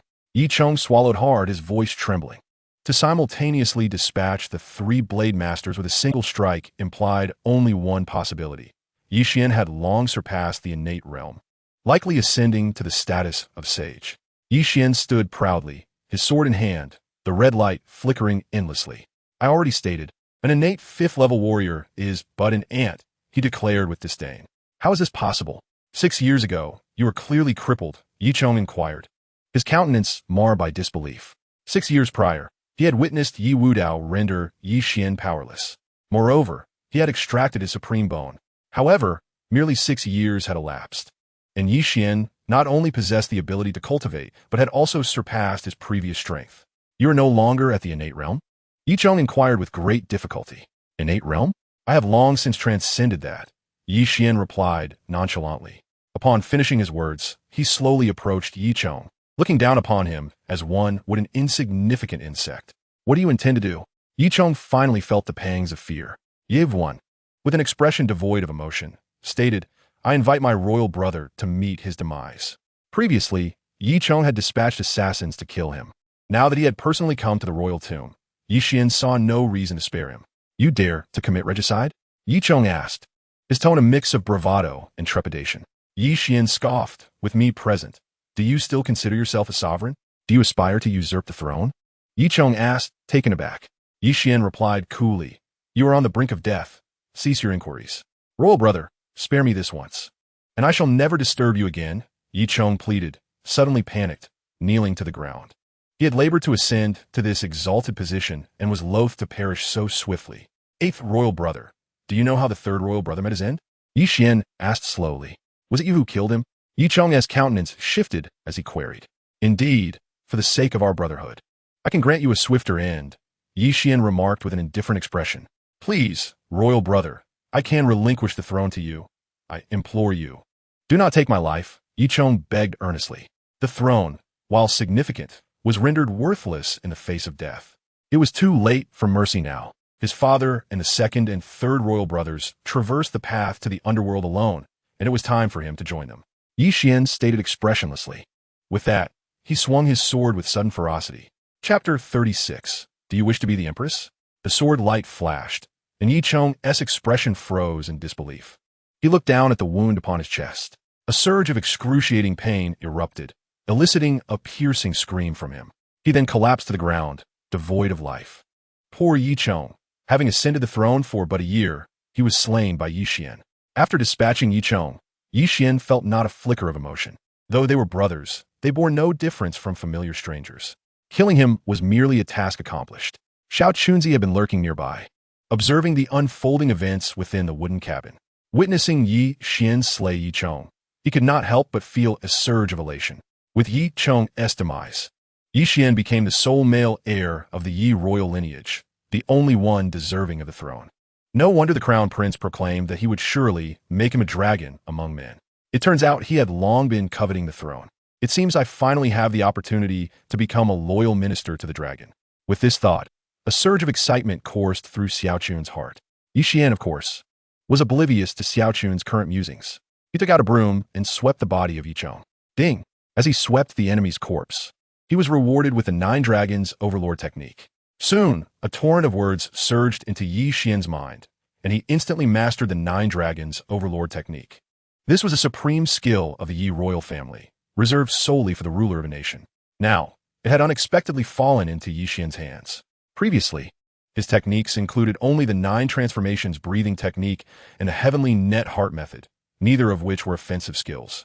By cultivating the 9 Dragons Overlord technique to its highest level, he would possess the power of 9 dragons, revealing its immense might. Yi Xian was thoroughly satisfied with the 9 Dragons Overlord technique. As he circulated his spiritual energy, he could faintly hear the sound of dragon roars within him, and a dragon aura enveloped his body, making him appear as if he were a true dragon, exuding an air of superiority over all things in the world. Yi Xian began to sweep the bodies of the Heavenly Blade trio. When he swept the first 2 corpses, the system remained silent. However, upon reaching the 3rd corpse, the system finally responded. Ding! As he swept the enemy's corpse, he was rewarded with the bloodthirsty demon blade and the fatal strike. Yi Xian was taken aback. He had not expected 2 rewards. The bloodthirsty demon blade was a large, blood-red sword, with what appeared to be blood flowing along its blade. The murderous intent it emanated was so intense that it instilled fear in the hearts of many, as if countless beings had perished beneath its edge. Buzz! The blade trembled violently. A torrent of brutal killing intent surged through Yi Xian's arm. He understood that this was the demonic essence contained within the blade. Should one will falter, they would be dominated by this sword and reduced to a mere killing machine. However, as a supreme being, Yi Xian had no trouble suppressing this meager demonic intent. He let out a cold snort, dismissing the trifling demonic essence. Though his voice was not loud, it struck the demonic essence like a thunderclap, instantly scattering it. The bloodthirsty demon blade emitted a mournful wail. Can you still deny my mastery? Yi Xian asked calmly. The bloodthirsty demon blade responded with a hum of submission. Yi Xian nodded in satisfaction and spat out a mouthful of essence blood onto the blade. The essence of blood was instantaneously devoured by the blade, turning it an increasingly crimson hue. The intent of the blade grew ever sharper. Yi Xian soon sensed a subtle connection with the blood-drink demon blade. With a mere thought, the blade could discern his intentions. This was the advantage of acknowledging a master. Gripping the blood-drink demon blade firmly, Yi Xian began to execute the trajectory of the lethal strike. Advance with 1 slash. Retreat with another. I wield but 1 strike. Who dares to obstruct my blade? Life is taken, death is dealt. I am the embodiment of lethality. None shall escape my wrath. In an instant, the blade's intent soared to the heavens, and a torrent of blood surged forth. The strike cleaved through the air, its momentum sweeping across 100 zhong of empty space. Boom! Where the blade's intent passed, the earth was carved into a chasm spanning thousands of meters. Fortunately, the celestial shielding array mitigated the devastation. Otherwise, this strike could have shattered the palace 100 zhong away. Xiao Chunzi stood dumbfounded by the might of the blade. Such a terrifying weapon, such an imperious technique. Were he to face this strike, he would likely have no chance to retaliate. His respect for Yi Xian deepened once more. Yi Xian was thoroughly satisfied with the power of the lethal strike. It was undoubtedly more formidable than the boundless sword. He possessed an abundance of martial techniques already. Yet one can never have too many skills. After all, the techniques rewarded by the system required no time for practice. They could be mastered directly. Xiao Chunzi, come here. Yi Xian said nonchalantly. Your servant is here. What are your orders, Your Highness? Xiao Chunzi hurriedly approached. Please summon Linger for me, Yi Xian replied slowly. Yes, I shall do so at once, Xiao Chunzi agreed promptly. Yi Xian settled into a chair within the room. With Yi Zhong now deceased, the Qing dynasty was left leaderless. He could finally execute the plan that had long been buried in his heart. Before long, Yi Linger arrived, accompanied by Xiao Chunzi.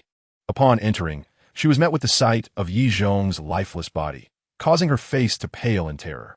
Brother, have you committed regicide? Yi Linger asked anxiously. Yi Xian responded slowly. He sought to kill me, so I ended his life. How could you possibly have killed the 8th prince? Yi Linger questioned. Disbelief etched on her face. Yi Xian smiled faintly, releasing a hint of his innate realm's pressure. He did not wish for Yi Linger to grasp the depths of his true strength. Brother, how is this possible? Yi Linger exclaimed in shock, unable to fathom that the once feeble Yi Xian had grown so powerful. I have acquired certain opportunities. Do not inquire further, Yi Xian replied calmly. Upon hearing this, Yi Linger chose not to press the matter. She was, of course, pleased that Yi Xian could cultivate once more. With this, Yi Xian was free to depart the royal mausoleum at any time. You have slain the 8th prince. Without an emperor, the Great Qing will surely descend into chaos. Yi Linger exclaimed anxiously. However, she quickly realized, brother, you could assume the throne. Her face lit up with excitement. Yi Xian shook his head, replying, I have no interest in being an emperor. I prefer to remain in the royal tomb, sweeping the grounds and cultivating my skills. Is that not far more appealing than ruling an empire? But if you refuse the throne, the imperial lineage will perish, Yi Linger insisted, her worry palpable.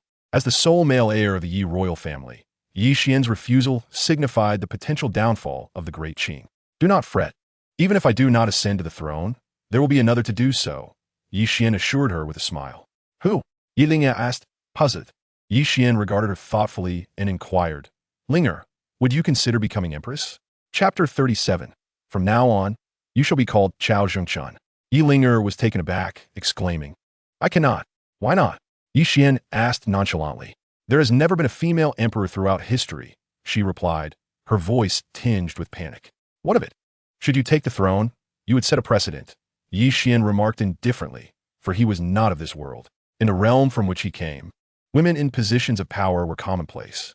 His plan was clear, to have Yi Linger crowned as empress, allowing him to remain in the royal tomb, sweeping and growing stronger. Still, it is impossible. If I were to become empress, there would be fierce opposition. Yi Linger continued to shake her head. The court was filled with supporters of Yi Chong. Although the royal line had no male heirs remaining, collateral branches would still have male descendants. In this world, a woman on the throne was considered utterly absurd. Eliminate the opposition, and those who remain will comply, Yi Xian stated without concern. But Yi Linger hesitated, still fearful. I understand your trepidation. Are you worried about your cultivation level? He asked. Fear not, for this remedy will aid you. He produced a golden pill, its intoxicating aroma wafting through the air. This pill, known as the Golden Sun Pill, was capable of rapidly enhancing one's cultivation. Yi Linger, whose martial talent was average, had only achieved the 5th level of the acquired realm thus far. With this pill, she could directly ascend to the innate warrior level. Consume it, and you shall grow stronger, Yi Xian encouraged gently. Without hesitation, Yi Linger trusted him and swallowed the pill. Boom! An immense surge of medicinal energy enveloped her entire being. Her momentum surged uncontrollably. She ascended through the ranks of the postnatal stages, reaching the 1st level of innate power before finally coming to a halt. Yi Linger gazed incredulously at her own hands. Having just achieved this breakthrough, she could palpably sense the formidable and unparalleled force coursing through her body. Is this truly the 1st level of innate power? She murmured to herself. Throughout her life, her martial talent had always been quite ordinary, unable to compare with Yi Xian, who possessed the extraordinary dual pupils and the supreme bone. She was merely an average individual. After years of arduous cultivation, she had barely managed to attain the 5th level of the postnatal realm. With her qualifications, striving for the 1st level of innate power would seemingly require a lifetime of effort. Yet, unexpectedly, it was resolved with a single elixir from Yi Xian. What further concerns could remain? Yivwan inwidit sludi. There indeed are concerns. Duke Qin Wuming, a practitioner of the 2nd level of innate power, has a daughter who is the empress. She will undoubtedly impede my progress, and I am no match for him. Moreover, Grand General Nangong Liang, who was promoted by Yi Chong and is also a second-level innate practitioner, will surely pose a challenge. What am I to do when the time comes? Yi Ling asked, her face filled with helplessness. This is simple, Xiao Chunzi, Yi Xian replied slowly. Your Highness, what are your commands? Xiao Chunzi hurriedly approached. I have always maintained that you should serve as a vital minister to the dragon. Are you willing to assist Ling? Ye Wan invited nonchalantly. I am willing to plunge into fire and water for your Highness, Xiao Chunzi exclaimed with uncontainable joy. He yearned to serve as a vital minister, soaring to great heights and basking in glory. Whose emperor he would serve was of little concern. Very well. What is your surname before entering the palace? Yi Xian asked. Replying to your Highness, my surname is Xiao Chunzi answered. Then I shall bestow upon you a name. From henceforth, you shall be called Xiao Zhengchun. Yi Xian stated gently. Thank you for the name, your Highness, Xiao Chunzi said, now filled with excitement. Typically, young eunuchs are referred to as Xiao followed by a diminutive suffix. Only those of high rank merit a proper name. Now, he possessed both a name and a surname. Assisting Yi Ling in ascending to the throne would undoubtedly lead to a future of great distinction. I am assigning Xiao Zhengchun to you, with him by your side. Your ascension to the throne is assured, Yi Xian remarked calmly. I pay my respects to your majesty, Xiao Zhengchun proclaimed, kneeling before Yi Ling. I am not yet. There is no need for such formalities, Yi Ling said in a flustered manner, waving her hands. You will be soon, Yi Xian replied with a smile. Yi Ling was his own sister. Her becoming an emperor was no different from his own ascension. In the future, residing within the imperial tomb, he would be free from disturbances. Your Highness, what should I do first? Gao Zhengjun in Guit, bring Yi Chong's body back. Tomorrow at the morning court, let Ling ascend the throne. Those who dare oppose will be executed without mercy, Yi Xian replied, his expression devoid of emotion. This servant obeys. Xiao Zhengchun immediately acquiesced, seizing Yi Chong's body and departing the royal tomb alongside Yi Ling. The pair swiftly arrived at the palace. The following day, before dawn, the civil and military officials had already risen, flocking to the palace to commence the morning court. Typically, the court began at the hour of the tiger. Upon entering the palace, all officials tread cautiously, refraining from glancing around, and even suppressing the urge to cough. For it was customary for the supervising censors to record the conduct of the officials. Any breach of decorum would be noted in their records. The officials soon gathered in the Grand Hall, forming two rows, civil officials led by Li Luoyang and military officials headed by Grand Commander Nangong Liang. Silence enveloped the assembly as they awaited Yi Chong's arrival. However, as time passed, an unsettling realization began to dawn upon them. Yi Chong was notably absent, and even the chief eunuch, Wang Zhen, was nowhere to be seen. What is happening? Why has the emperor not appeared? Murmurs of confusion rippled through the hall, escalating into a low commotion. Silence boomed a commanding voice, silencing the officials. At that moment, a middle-aged eunuch emerged, adorned in the crimson regalia of the Grand Eunuch. It was none other than Xiao Zhengchun. The assembly was taken aback at the sight of him. Had the emperor suddenly replaced the Grand Eunuch? Was Wang Zhen so swiftly fallen from grace? Questions swirled in their minds. Welcome, the new sovereign, Xiao Zhengchun proclaimed with a piercing voice. The officials stood frozen in shock. New sovereign? Where did this new sovereign come from? What has transpired? They wondered, bewildered at the absence of the previous emperor. Just then, light footsteps echoed through the hall. The officials looked up, and upon seeing the figure emerging, their expressions shifted dramatically. What was unfolding before them? Li Luoyang was the first to step forward. Incredulity etched across his face as he asked, "What is the meaning of this?" Chapter 38. I have no interest in answering questions from the deceased. Not only Li Luoyang, but all present found themselves in a state of stupor, for they beheld a scene that would forever be etched in their memories. A woman, clad in a dragon robe, seated upon the dragon throne. This is truly an unprecedented occurrence, unfolding within the reign of the Great Celebration dynasty. How outrageous, Li Luoyang. This new sovereign, what demeanor do you display? Gao Zhengjun Baolao, who are you to dare conspire against the throne? Li Luoyang inquired darkly. I am Xiao Zhengchun, the Grand Minister of the Imperial Court, he replied with composure. Where's His Majesty? I demand an audience with him, Li Luoyang proclaimed loudly. His Majesty fell gravely ill and passed away yesterday. In his final moments, he entrusted the throne to the current sovereign, Xiao Zhengchun stated slowly. At this revelation, the court erupted in uproar. Passed away? Impossible. I refuse to believe it. They must have conspired to murder the sovereign. The imperial physicians are not without skill.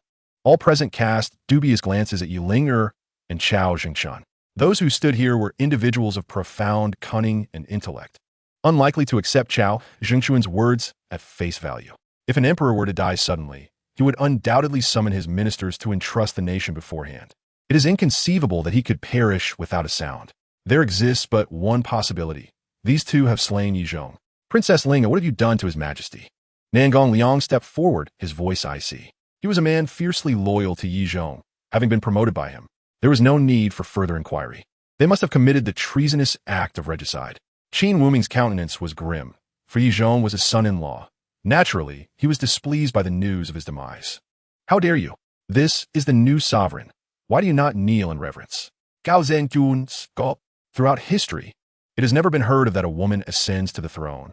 A hen crowing at dawn only brings chaos to the court, Li Luoyang retorted coldly. You would do well to clarify His Majesty's whereabouts and then surrender peacefully. Otherwise, do not blame me for my lack of courtesy, Qin Wuming sneered. The sin of regicide is a grievous transgression. I vow to oppose such malevolence, Nangong Liang declared, stepping forward as well. The atmosphere within the great hall grew increasingly tense. The heads of the civil officials, military leaders, and the powerful relatives spoke in unison. To the assembled ministers, it seemed utterly impossible for Yi Ling to claim the title of emperor. After all, there has never been a female sovereign throughout history, and no other realm currently permits it. Should the Great Celebration dynasty set such a precedent, it would surely become a laughingstock. Are the three of you plotting a rebellion? Chao Jingshun questioned with a sneer. You two dare to commit regicide and establish yourselves. Is rebellion not your intention? Li Luoyang asked bluntly. Cao Banban, Yi Ling stated calmly. Your Majesty, I am here. Chao Jingshun quickly responded. Those who defy shall face death without mercy. What are you hesitating for? Do you wish for me to take matters into my own hands? Yi Ling inquired slowly. Your Majesty, please calm your anger. I shall immediately execute these treasonous individuals. Gao Zhengjun Tomtili Ziplit. After speaking, he turned to address the assembly. Should any of you show disrespect to His Majesty, you will be deemed conspirators. By the Emperor's command, there shall be no mercy. No mercy? I shall see how you intend to execute me. Nangong Liang retorted with a cold laugh, stepping forward with a force that shook the ground beneath him. The surge of his innate strength was palpable. In the next moment, his sword was drawn, its brilliance illuminating the surroundings. With a swift motion, he spun his blade, conjuring myriad sword lights that enveloped Chao Zhengchuan's vital points. Since the Grand Commander seeks death, I shall oblige, Chao Zhengchun sneered, revealing two embroidery needles with a flourish. Instead of retreating, he advanced boldly toward the myriad sword lights. Nangong Liang, witnessing this, wore a scornful smile, daring to barehandedly receive my sword. You're courting death. Unbeknownst to him, he overlooked the tiny embroidery needles in Chao Jingchuan's hands. Clang, clang, clang. The sound of clashing weapons echoed throughout the grand hall as the multitude of sword lights vanished in an instant. Yet, Chao Jingchun did not cease his movement. He darted past Nangong Liang like a phantom, only to swiftly return to his original position. Nangong Liang felt a fleeting pain in his throat, akin to a mosquito bite. And then the sensation vanished. The onlookers were astonished, having not anticipated that Chao Zhengchun could so effortlessly counter Nangong Liang's swordplay. However, they failed to comprehend why Chao Zhengchun, having come so close to Nangong Liang, had refrained from delivering a fatal blow. Although perplexed, Nangong Liang dismissed the thought and raised his sword again, poised to retaliate. Yet, a shocking scene unfolded. Nangong Liang's expression suddenly shifted, contorted in agony as blood erupted from his throat, staining his garments crimson. With a thud, he collapsed to the ground. Confusion etched on his face as he questioned, "What have you used to wound me?" "I have no interest in explaining anything to the dead," Chao Zhengchun replied disdainfully. As a practitioner of the third stage of innate strength, if he could not dispatch someone of the second stage like Nangong Liang with swift efficiency, he might as well return home to play games, though he had none. Nangong Liang met his demise, burdened with confusion and resentment. The grand hall erupted into an uproar. Nangong Liang's cultivation was indeed formidable. It was unexpected that he met his demise so effortlessly, leaving everyone in a state of disbelief. What sorcery did you employ to bring about the death of the Grand Commander? Qin Wuming inquired with a darkened expression. Lord of England, do you wish to engage in combat with me as well? Chao Jingchun asked with a broad smile. Upon hearing this, Qin Wuming's countenance shifted. He shared a similar level of cultivation with Nan Gongliang. If Nan Gongliang fell easily to Chao Jingchun, he too would surely meet a similar fate. After much deliberation, he chose silence. The officials present were taken aback. Qin Wuming was the national son-in-law. If he hesitated, could it be that a woman would truly ascend to the throne today? Lord of England, indeed a remarkable individual, possessing a keen sense of the times. However, while you may refrain from action, I cannot allow you to remain, Chao Jingchun remarked with a cold chuckle. Qin Wuming was the son-in-law of Yi Chong. Such a person posed a potential threat and could not be spared. Before departing the royal tomb, Yi Xian had instructed Chao Jingchun, providing him with a list of individuals to eliminate. Qin Wuming was among them. I am a national son-in-law. How dare you, a eunuch, threaten my life? Qin Wuming's expression darkened as he questioned. What of being the national son-in-law? If someone has decreed your death, then so it shall be, Chao Jingchun replied indifferently. Someone? Who? Qin Wuming pressed, his face grim. I have no interest in discussing the dead.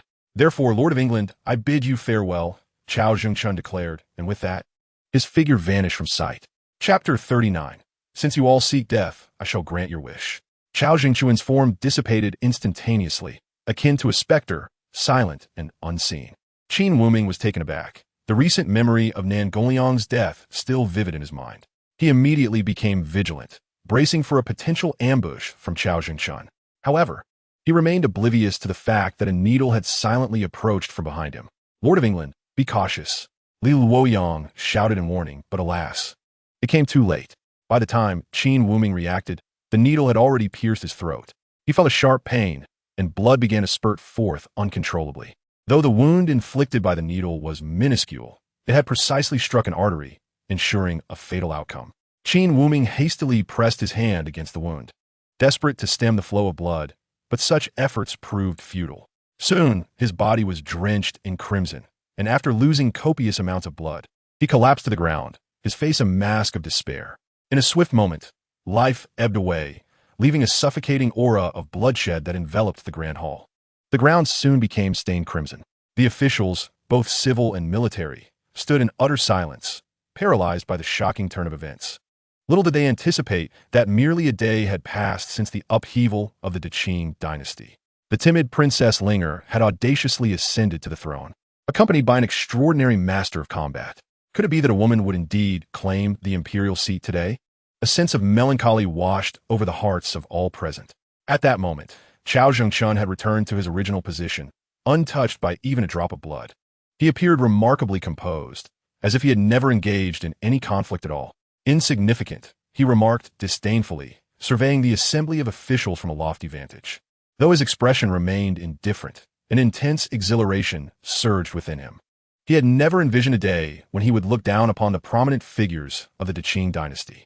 In the past, he would have been regarded as inferior to even a dog in their eyes, receiving not a single glance of acknowledgement. This transformation was entirely due to Yi Xian's influence. I shall ask once more, with the new monarch's ascension, who is in favor and who stand opposed? Gao Zhengjun in Guit Cao. The officials exchanged glances, none daring to voice dissent. They were acutely aware that the corpses of Nan Gongliang and Qin Wuming lay before them. Countless lives had been lost within this hall during the transition of power. The two deceased were but a fraction of the toll. No one wished to become the next soul to linger within these walls. I oppose. A voice finally broke the silence, revealing the unyielding spirit of Li Luoyang. The prime minister, a civil official, he lacked martial prowess but held significant sway among the court. Upon hearing this, Chao Jingchun's expression shifted. Li Luoyang had also been marked for death by Yi Xian. Years ago, when Yi Xian was wrongfully accused, Li Luoyang had been among the loudest in his denunciation. He had undoubtedly been complicit in the schemes against Yi Xian. Prime Minister, should you wish to sacrifice yourself for righteousness, I would not mind lending you a hand. Chao Jingchun retorted with a cold smirk. You, a mere instigator, dare to disrupt the order of the court? As a scholar, I shall not permit such reckless behavior. Li Luoyang replied with a scoff. You old fool, I shall end your life this very moment. Chao Jingchun's eyes glimmered with menace as he prepared to act. Just then, it was the previously silent Princess Linger who interjected. Chao, step back. As you command, your majesty. Chao Jingchun bowed and withdrew. He held little respect for Yi Ling. Yet being the sister of Xuan, he could not afford to be dismissive. His future wealth and prosperity undeniably hinged upon her. They were now inextricably linked, sharing both glory and misfortune. Ministerly, why do you oppose my ascension? Yi Ling-er inquired slowly. Historically, no woman has ever taken the throne. Li Luoyang replied in a resonant voice. Such precedents have never existed. Today shall mark the first, Yi Ling-er retorted coolly. Your Highness, the principles of governance are the foundation of a nation. If you persist in your obstinacy, the Great Qing may very well face ruin, Li Luoyang warned, his expression shifting. What if I am determined to be this emperor? Yi Ling-er asked, her face devoid of emotion. Then, as an old minister, I can only choose death in my counsel to your Highness, Li Luoyang declared, kneeling with fervor. With Li Luoyang leading the charge, over 30 officials soon followed suit, kneeling in unison. We implore your Highness to abdicate. Otherwise, we would rather perish, they proclaimed. Having cultivated his influence in the court for many years, most of these men were his former students and allies. Their compliance was inevitable once he knelt. Do you not revel in bloodshed? If you possess the courage, slay us all, they taunted. The law does not punish the multitude. Can you truly act against us? If you were to execute us, the affairs of the court would come to a standstill. Their intentions were clear. They sought to coerce Yi Ling-er into abdication. Their concern was not who ascended the throne, but rather that it should not be Yi Ling-er. The atmosphere within the grand hall grew palpably tense, all eyes fixated on Yi Ling. They were well aware of her character, weak and unassuming, especially since Yi Xian's incident. She had even faced humiliation from the palace maids. Such a person, they believed, would hardly dare to kill a chicken, let alone a man. After a prolonged silence, Yi Ling-er gradually rose. Her expression remained impassive as she regarded the kneeling officials, and she spoke in a measured tone. Since you all wish for death, I shall grant your desire. Bring them forth.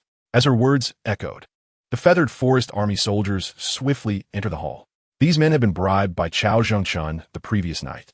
As for the funds for the bribe, with Yi Chong dead, the treasury now belonged to Yi Ling-er, an opportunity too good to pass up. Execute all of them at the noon gate, Yi Ling-er commanded indifferently. The faces of the kneeling officials turned ashen. Under any other emperor, such a situation would typically prompt a show of weakness and compromise. The civil officials have savored the sweet taste of morally coercing the emperor, basking in their confidence that no repercussions would arise. Yet, they were unprepared for Yi Ling, who deviated from the expected script and proclaimed her intent to execute them. In that moment, panic gripped their hearts. To their further humiliation, they found themselves unable to voice their pleas for mercy. For just moments ago, they had displayed such righteous indignation. They feared becoming the subject of ridicule. Scholars, after all, are often obsessed with reputation. Even in death, one's dignity must not be tarnished. Do you dare to threaten my life? Li Luoyang's expression shifted dramatically as he questioned her. Years ago, you sought to harm my elder brother. What makes you believe I would not do the same to you? Yi Ling-er replied coolly. Upon hearing her words, Li Luoyang's countenance paled. Memories of 6 years past flooded his mind. This very hall, a defiant figure bound in chains. That youth, perhaps now deceased, would have made a far better emperor than Yi Ling-er. Why do you linger? Take these men away and execute them. Yi Ling-er commanded with an impassive face. At that moment, some could no longer maintain their composure. Your Majesty, spare us. We support your ascension to the throne. I do not wish to die. I beseech you for mercy. The cries for clemency echoed, with at least 2/3 of the assembly pleading for their lives. Li Luoyang, witnessing this display, felt a wave of disappointment wash over him. We, as scholars, should possess a noble spirit. If death is our fate, so be it. Our name shall endure through history. The aim of a scholar is to sacrifice oneself for righteousness, to leave a lasting legacy. Alas, not all share his convictions. At this juncture, no one heeded his words. However, their pleas for mercy came too late. Yi Ling-er had issued her orders. There would be no alteration. Thus, the lamentations of the condemned echoed as they were dragged from the hall, their cries eventually silenced. The officials within the grand hall trembled, their heads bowed, afraid to utter a word. Who could dare label Yi Ling-er as cowardly after such a massacre upon her ascension? Yi Ling-er surveyed the officials below with an expression of utmost indifference. Though her heart ached at the slaughter, she recalled Yi Xian's admonition, eliminate those who defy, and the remainder will comply. At that moment, a soldier from the imperial guard entered, his attire still soaked in the scent of blood. Your Majesty, all offenders shall be executed. Their family shall be obliterated, and their heads displayed before the forbidden city, reminding all ministers to uphold loyalty and patriotism, lest they follow in the footsteps of treasonous subjects. Yi Ling stated expressionlessly. Upon hearing those words, everyone involuntarily felt a tremor in their hearts. Such ruthlessness! Not only had one person been killed, but an entire clan was to be annihilated.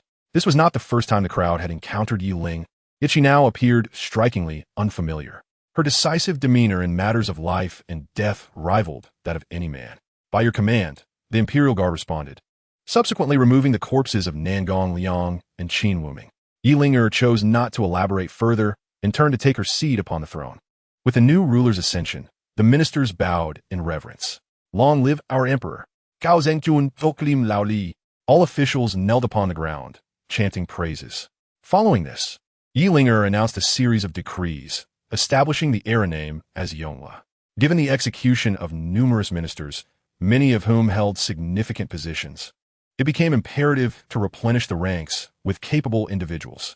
Thus, she promptly ordered the initiation of a recruitment examination. After issuing these directives, the court's session concluded. News of Yi Ling's ascension swiftly spread throughout the continent. The kingdom of Qing was doomed, having allowed a woman to ascend the throne. Following the death of Yi Wudao, the kingdom had been faltering, and it now appeared to be on the brink of collapse. Indeed, it seemed plausible to consider military action against Qing. All other nations regarded Yi Ling's coronation with disdain. In their eyes, a woman could never govern a nation effectively. Particularly in recent years, the southern vassal states of the kingdom of Qing had been restless, and with Yi Ling's rise, they had already begun to entertain thoughts of rebellion. However, Yi Xian paid little heed to these matters. He continued his monotonous routine, sweeping during the day and cultivating at night, his strength steadily progressing. With Chao Zhanshan by Yi Ling's side, her throne would undoubtedly be secure, granting him peace of mind. At that moment, he was sweeping the Spirit Hall, where rewards had dwindled significantly. Yet, as long as there were still benefits to be gained, he would continue to reap them. Ding! The host has swept the Spirit Hall a total of 7,800,000 times, rewarding you with a rejuvenation pill. The system's voice soon resonated. A white pill entered the system's space, and Yi Xian retrieved it. The system quickly provided information regarding the pill, the rejuvenation pill, which, when consumed, could restore one's youthful appearance. If taken by the young, it would allow them to maintain their youthful visage indefinitely. Upon seeing the pill, a smile graced Yi Xian's face. He had not anticipated uncovering such a treasure through his sweeping. Quite a fortunate find. Warriors typically enjoyed a significantly longer lifespan than ordinary individuals. Yet aging came swiftly. Nevertheless, as time passed, even they would eventually succumb to the ravages of age. Even if one does not transcend to the next realm before the deadline, one will still meet the same fate as an ordinary person, ultimately reduced to mere dust. Male warriors are generally indifferent to their appearance. It is the female warriors who concern themselves with such matters. Consequently, they cultivate techniques to preserve their beauty. However, this remains a superficial remedy, merely delaying the inevitable aging process. Should the miraculous rejuvenation pill be revealed, it would undoubtedly incite a frenzy among countless female warriors. If auctioned, these women would willingly deplete their fortunes to acquire it, for eternal youth is the most fervent desire of every woman. Nevertheless, Yi Xian had no intention of selling this precious elixir. He was not in need of wealth. Over the years of sweeping, he had garnered a myriad of rewards, sometimes even receiving gold as a bounty. Presently, his system space still contained several hundred tons of gold, enough to purchase 10 kingdoms. Yi Xian consumed the pill without hesitation. Who says men do not fear aging? In truth, they too dread the passage of time. After ingesting the rejuvenation pill, a refreshing sensation enveloped his entire being. He could feel his body undergoing transformation. When he was exiled to the royal tomb at the age of 26, 6 years had passed, and he was now 32. After consuming the pill, his appearance reverted to that of his 26-year-old self, elevating his aura to a new echelon. Without pausing, he resumed his sweeping duties. Ding! The host has swept the Spirit Hall 7,850,000 times. Reward, 10,000 taels of gold. Ding! The host has swept the Spirit Hall 7,900,000 times. Reward, 50 years of cultivation. Ding! The host has swept the Spirit Hall 8,000,000 times. Reward, Southern Ming Fire Rejuvenation Pill. Time flows like water, and the years weave swiftly. In the blink of an eye, another year has passed. Yi Xian had now spent 7 years in the royal tomb. During this past year, Yi Linger had not visited him. However, Chao Jingchun dutifully brought him meals every 7 days. Yi Xian had requested Chao Jingchun to cease this practice, considering the latter's esteemed position. Yet, Chao Jingchun insisted that no one else was qualified to serve the prince. He understood well who truly held power in the kingdom of Qing. As long as he remained closely aligned with Yi Xian, he could continue to enjoy his current wealth and status. Yi Linger's absence did not trouble him. After all, a sovereign is often burdened with responsibilities. On this particular day, while Yi Xian was sweeping the spirit hall, he noted that no rewards had been forthcoming for 3 days. He resolved to sweep one more day. Should there be no rewards, he would seek another location. Just then, he suddenly halted, gazing beyond the imperial mausoleum. To his astonishment, she had arrived. Yi Xian murmured to himself. Chapter 41. Elder brother, do you wish to depart from the imperial tomb? Yi Xian vanished from his spot, instantly returning to his chamber. With the wind god steps, he had long mastered the technique, enabling him to move with remarkable swiftness. Upon his return, it was not long before the door was pushed open, admitting 2 figures, Yi Ling, and Chao Jingchun. A year had passed, and with the aid of Yi Xian's elixirs, both had made significant progress in their cultivation. Yi Ling had ascended to the 2nd stage of the innate realm, while Chao Jingchun had reached the 4th stage. However, such prowess remained feeble. Many experts from other nations had surpassed the 8th stage of the innate realm, and it was not uncommon for these nations to boast multiple formidable warriors. In the divine continent, 7 kingdoms stood in balance, accompanied by countless vassal states that submitted and paid tribute annually. The mightiest among them, the Great Qing, was said to harbor a supreme expert of unfathomable strength. Yi Linger's current weakness rendered the kingdom of celebration vulnerable to the watchful eyes of its neighbors. Yi Xian had heard from Chao Jingchun that Yi Linger's past year had been quite arduous. He turned his gaze upon Yi Linger, who now donned a dragon robe, her demeanor markedly more composed than before. As she walked, there was an undeniable aura of authority that commanded respect, further intensified by the influence of the 9 heavens overlord technique, which emanated an oppressive presence. Observing her, Yi Xian felt a sense of pride. The once timid and tearful younger sister had indeed matured. Yet, he could discern the weariness etched upon her face. The burdens of leadership weighed heavily on her. Elder brother, you seem to have grown younger, Yi Linger exclaimed in astonishment. It is said that the imperial mausoleum is a desolate place, where all who enter succumb to madness and despair. Yet, you are the exception, thriving and appearing ever more youthful. Is that so? Please have a seat.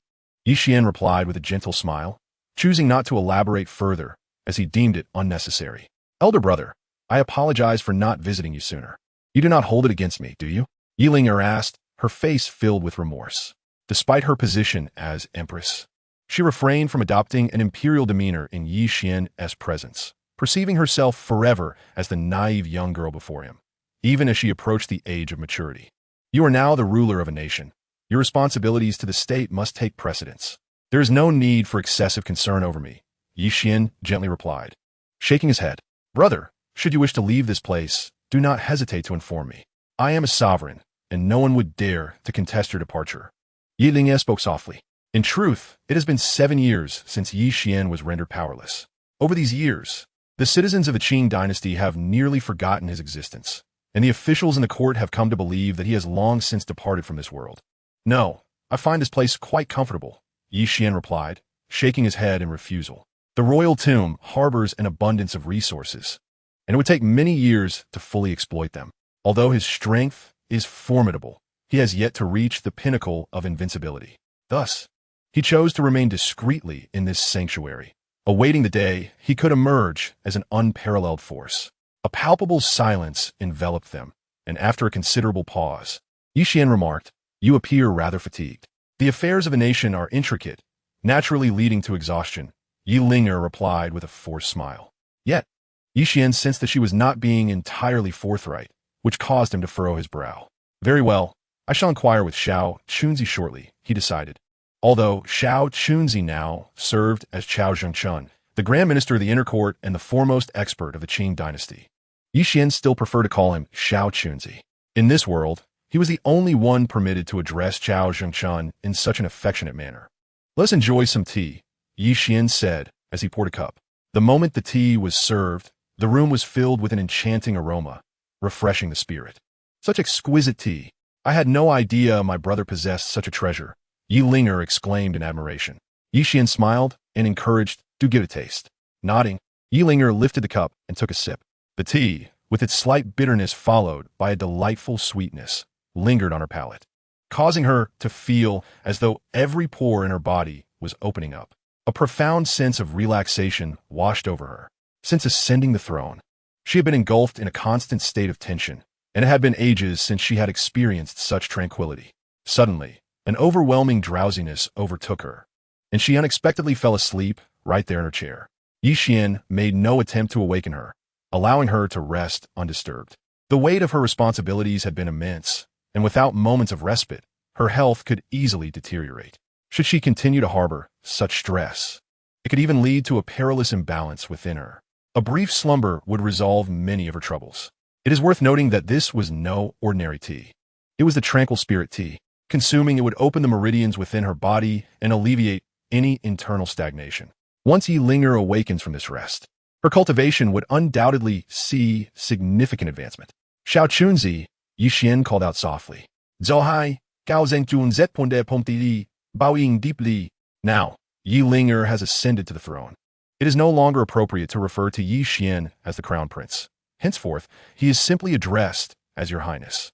He is aware that Yi Xian has matters to discuss with him. What has transpired recently in the court? Yi Wan invited nonchalantly. Zhao Zhengchuan's face displayed difficulty. "How dare you conceal matters, even from me?" Yi Wan demanded angrily. "Your Highness, please do not be wrathful. It is the Emperor's command that I refrain from disclosing this information to you." Zhao Zhengchun quickly knelt and explained. "Speak," Yi Xian said coolly. Gao Zhengjun, unable to withhold the truth any longer, divulged the situation.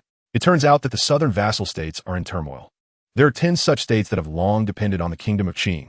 However, following the demise of Yi Wudao, these nations have begun to stir restlessly.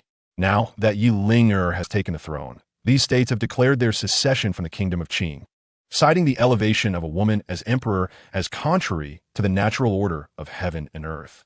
They have sent envoys to Yi Linger, ridiculing her mercilessly.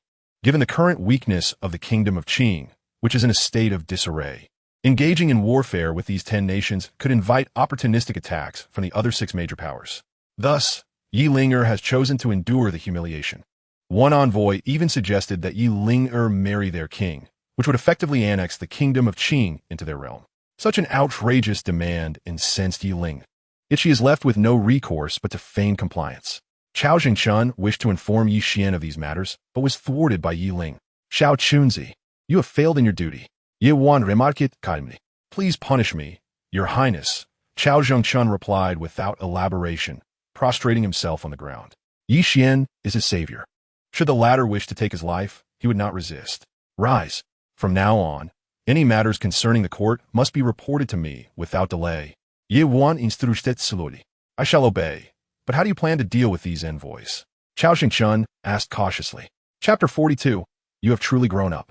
A mere collection of insignificant states dares to provoke the Great Qing dynasty. They shall be dealt with accordingly, Yi Xian stated indifferently. Yet such actions may incite war. Zhao Zhengchun exclaimed in surprise. Warfare is not to be taken lightly. Individually, these 10 small nations may lack strength, but collectively, they are formidable.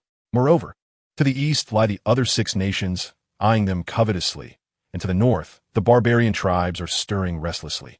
If these powers seize the opportunity, the kingdom of Qing may indeed face the risk of extinction.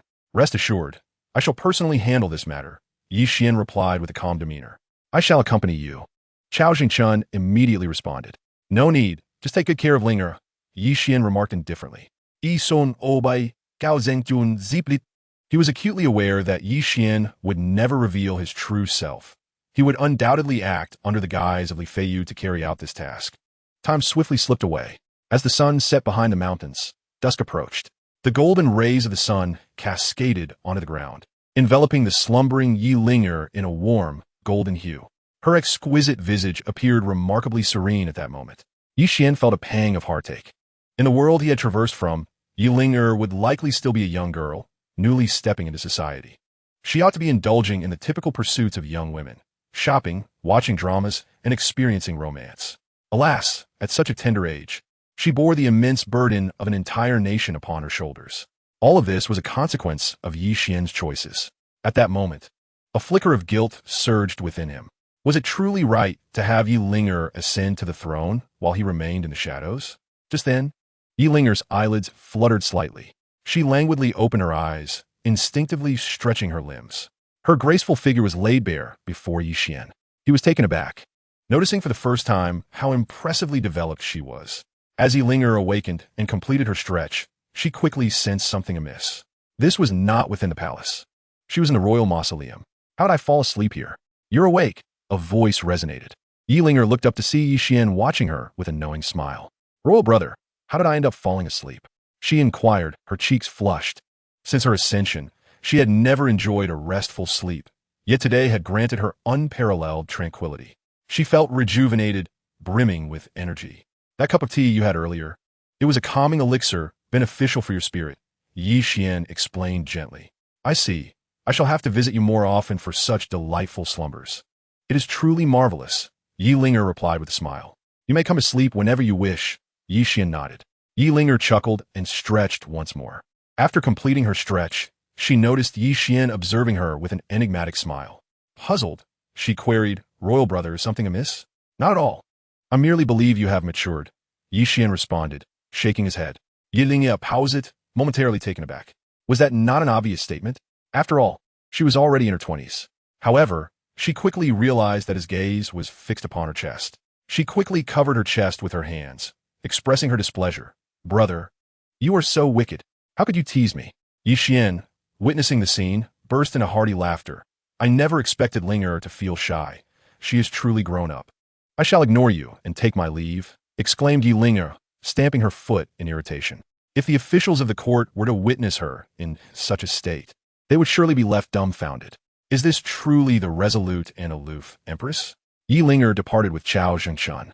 As Yi Xian gazed at their retreating figures, the smile upon his face gradually faded. Night fell, enveloping the world in darkness.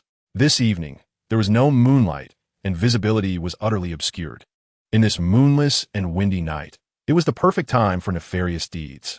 Inside the inn, envoys from the southern 10 kingdoms resided, engaged in conversation within a single chamber. 10 nations, 10 envoys. These 10 kingdoms comprised Nanyue, Lulan, Java, Zhongshan, Yalongdan, Jingjue, Xianluo, Wanlang, and Kanglan. All these nations were situated in the southern region, where numerous states coexisted. Many of them perpetually waged wars against one another, striving for survival in that tumultuous land. They chose to align themselves with the 7 kingdoms of the Divine Continent. Initially, these 10 nations opted to affiliate with the Kingdom of Qing, paying tribute annually, while Qing provided protection in return. However, this relationship of dependency was tenuous. Should the suzerain's power wane, these nations would undoubtedly seize the opportunity to rebel. With the demise of Yi Wudao and the ascension of the newly crowned Empress Yi Ling, who was merely a woman of limited strength, the 10 nations naturally harbored thoughts of severing ties with the Kingdom of Qing. Their purpose for this visit was to gauge Yi Ling's response. If she chose to endure their provocations, they would proceed with their plans. Master Gua, what should our next course of action be? Inquired a middle-aged man with a somewhat sinister expression, the envoy from Lulan, named Imo Yunda. His question was directed towards the venerable white-bearded gentleman seated at the head of the table, the envoy from Zhongshan, Chenziao. Zhongshan was the most formidable among the 10 nations, with the others looking to it for guidance. We have gathered sufficient intelligence. This empress is exceedingly weak, Chenziao remarked disdainfully. Then we can execute our plan, Imo Yunda responded with excitement. Indeed, upon our return, we shall issue a joint decree from the 10 nations, demanding the Kingdom of Qing repay us for the tribute we have paid over the years. Should they refuse, we will unite in a campaign against them, Chenziao stated slowly. The Kingdom of Qing will undoubtedly hesitate to provoke conflict, Imo Yunda sneered. Certainly, the enemies of the Kingdom of Qing are numerous, and should they provoke us into conflict, other nations might seize the opportunity to strike, leading to the inevitable downfall of Qing. Lu Zio remarked with a broad smile, and the others shared in his elation. A weak nation has no diplomacy. Qing has reached its most vulnerable state. Such a substantial piece of flesh invites all to take a bite. When you are feeble, no one will show you compassion. Rather, they will seek to extinguish you. Such is the cruel and merciless nature of the world. A group of insignificant states has grand designs, but just then an utterly indifferent voice echoed through the air, startling everyone. They had not anticipated that someone would be eavesdropping in such a place. How could the guards outside be so negligent? How did someone manage to infiltrate? Montauk Yunda questioned angrily. Where have the intruders gone? Lu Zio commanded in a low voice. There is no need to shout. Your men are all dead. Came a voice again. Who exactly are you? If you possess such skill, do not hide in the shadows, Lu Zio said, his expression darkening. Chapter 43, A Single Blow. The voice outside chuckled derisively. It is not that I am hiding. Rather, your capabilities are so lacking that you fail to perceive my presence. As the words fell, the door creaked open of its own accord, and a tall figure stepped slowly into the room, draped in a flowing white robe that billowed gently in the breeze. Pristine and unblemished, the figure exuded an ethereal grace, transcending the mundane. The assembled envoys could not help but be taken aback. When had the kingdom of Qing produced such a personage? With such extraordinary demeanor, one could only imagine their appearance was equally striking. However, as the figure approached, revealing their countenance from the shadows, disappointment washed over the crowd. It was a face of sickly pallor, unremarkable and mundane, starkly contrasting its ethereal aura. Who are you? Montauk Yunda demanded. The figure responded slowly. I am Li Feiyu. This individual was none other than Yi Xian, who had once again assumed the guise of Li Feiyu. I did not anticipate your arrival. What brings you here? Lu Zio inquired cautiously, sensing the formidable strength of this middle-aged man. I have come to accomplish but one task. Ye Wan, replied calmly. Lu Zio, intrigued, asked what task? To kill, Yi Xian stated flatly. The expressions of those present changed dramatically. Without hesitation, they drew their swords. Injid Kudink, Ye Wan. 10 gleaming blades shimmered in the darkness, their murderous intent chilling the very air within the room. An endless intent to kill surged towards Yi Xian, causing his garments to swell ominously. This vividly illustrated the formidable nature of the murderous intent emanating from the 10 individuals before him. Each of these emissaries was no mere weakling. The weakest among them had reached the 3rd stage of innate power, while the most powerful, Lu Zio, had ascended to the 5th stage. Should these 10 unite their forces, even a formidable practitioner at the 7th stage of innate power would find it exceedingly difficult to escape unscathed. To their eyes, Yi Xian exuded no trace of power, appearing indistinguishable from an ordinary person. Moreover, his youth suggested that even if he had trained since birth, his strength would still be negligible. Such a being, under the combined assault of their 10, was destined for death. Since you have come, you shall remain, Lu Zio declared coldly. Lord Lu, allow me to handle him. Mo Yunda eagerly proposed. There is no need for that. Let us all engage together, Lu Zio replied gravely. Should one person act alone, there existed the possibility of the opponent evading capture. Only by launching a simultaneous assault could they ensure the swift demise of the individual before them. Indeed, let us proceed. The remaining 9 affirmed in unison. With that, the sound of swords being drawn filled the air. 10 long swords sang in unison, their dragon-like cries echoing through the heavens. The chilling intent to kill sent tremors through the world, promising that no foe would escape the blade's embrace. Countless beams of sword light surged forth, dense and boundless, as if seeking to rend the very fabric of the void. Any person or object that dared to stand in their path would surely be obliterated. Amidst this tempest of sword light, Yi Xian felt as though his flesh and blood might be ground to dust at any moment. Even before the sword beams reached him, the intent of the blades had already begun to swell his garments with palpable pressure. Once the sword light descended, his body was destined to be shattered into oblivion. A mere swarm of ants dares to challenge me? How utterly laughable, Yi Xian scoffed disdainfully. As his words reverberated, a crimson beam of sword light soared into the heavens. He unleashed the celestial sword, one stroke to cleave the heavens, as if to eradicate any celestial being that dared to exist above. One stroke to annihilate the earth, eradicating any demon that resided below. With this sword, I shall vanquish countless foes. Wherever my blade passes, all enemies shall be eliminated. Upon the emergence of the red sword light, the boundless waves of sword rays were instantaneously torn asunder. 10 stifled groans echoed as 10 figures were sent flying backward. Yi Xian had triumphed over these 10 with but a single stroke, for the disparity in their cultivation levels was overwhelmingly vast. How is this possible? A voice, filled with shock and fury, rang out. Lu Zio stared at Yi Xian, his face a mask of terror. He glanced at the other 9, only to find them lifeless, their swords shattered, with only the hilts tightly gripped in their hands. Each of them had their eyes wide open, their faces etched with the remnants of fear, truly unable to close their eyes in death.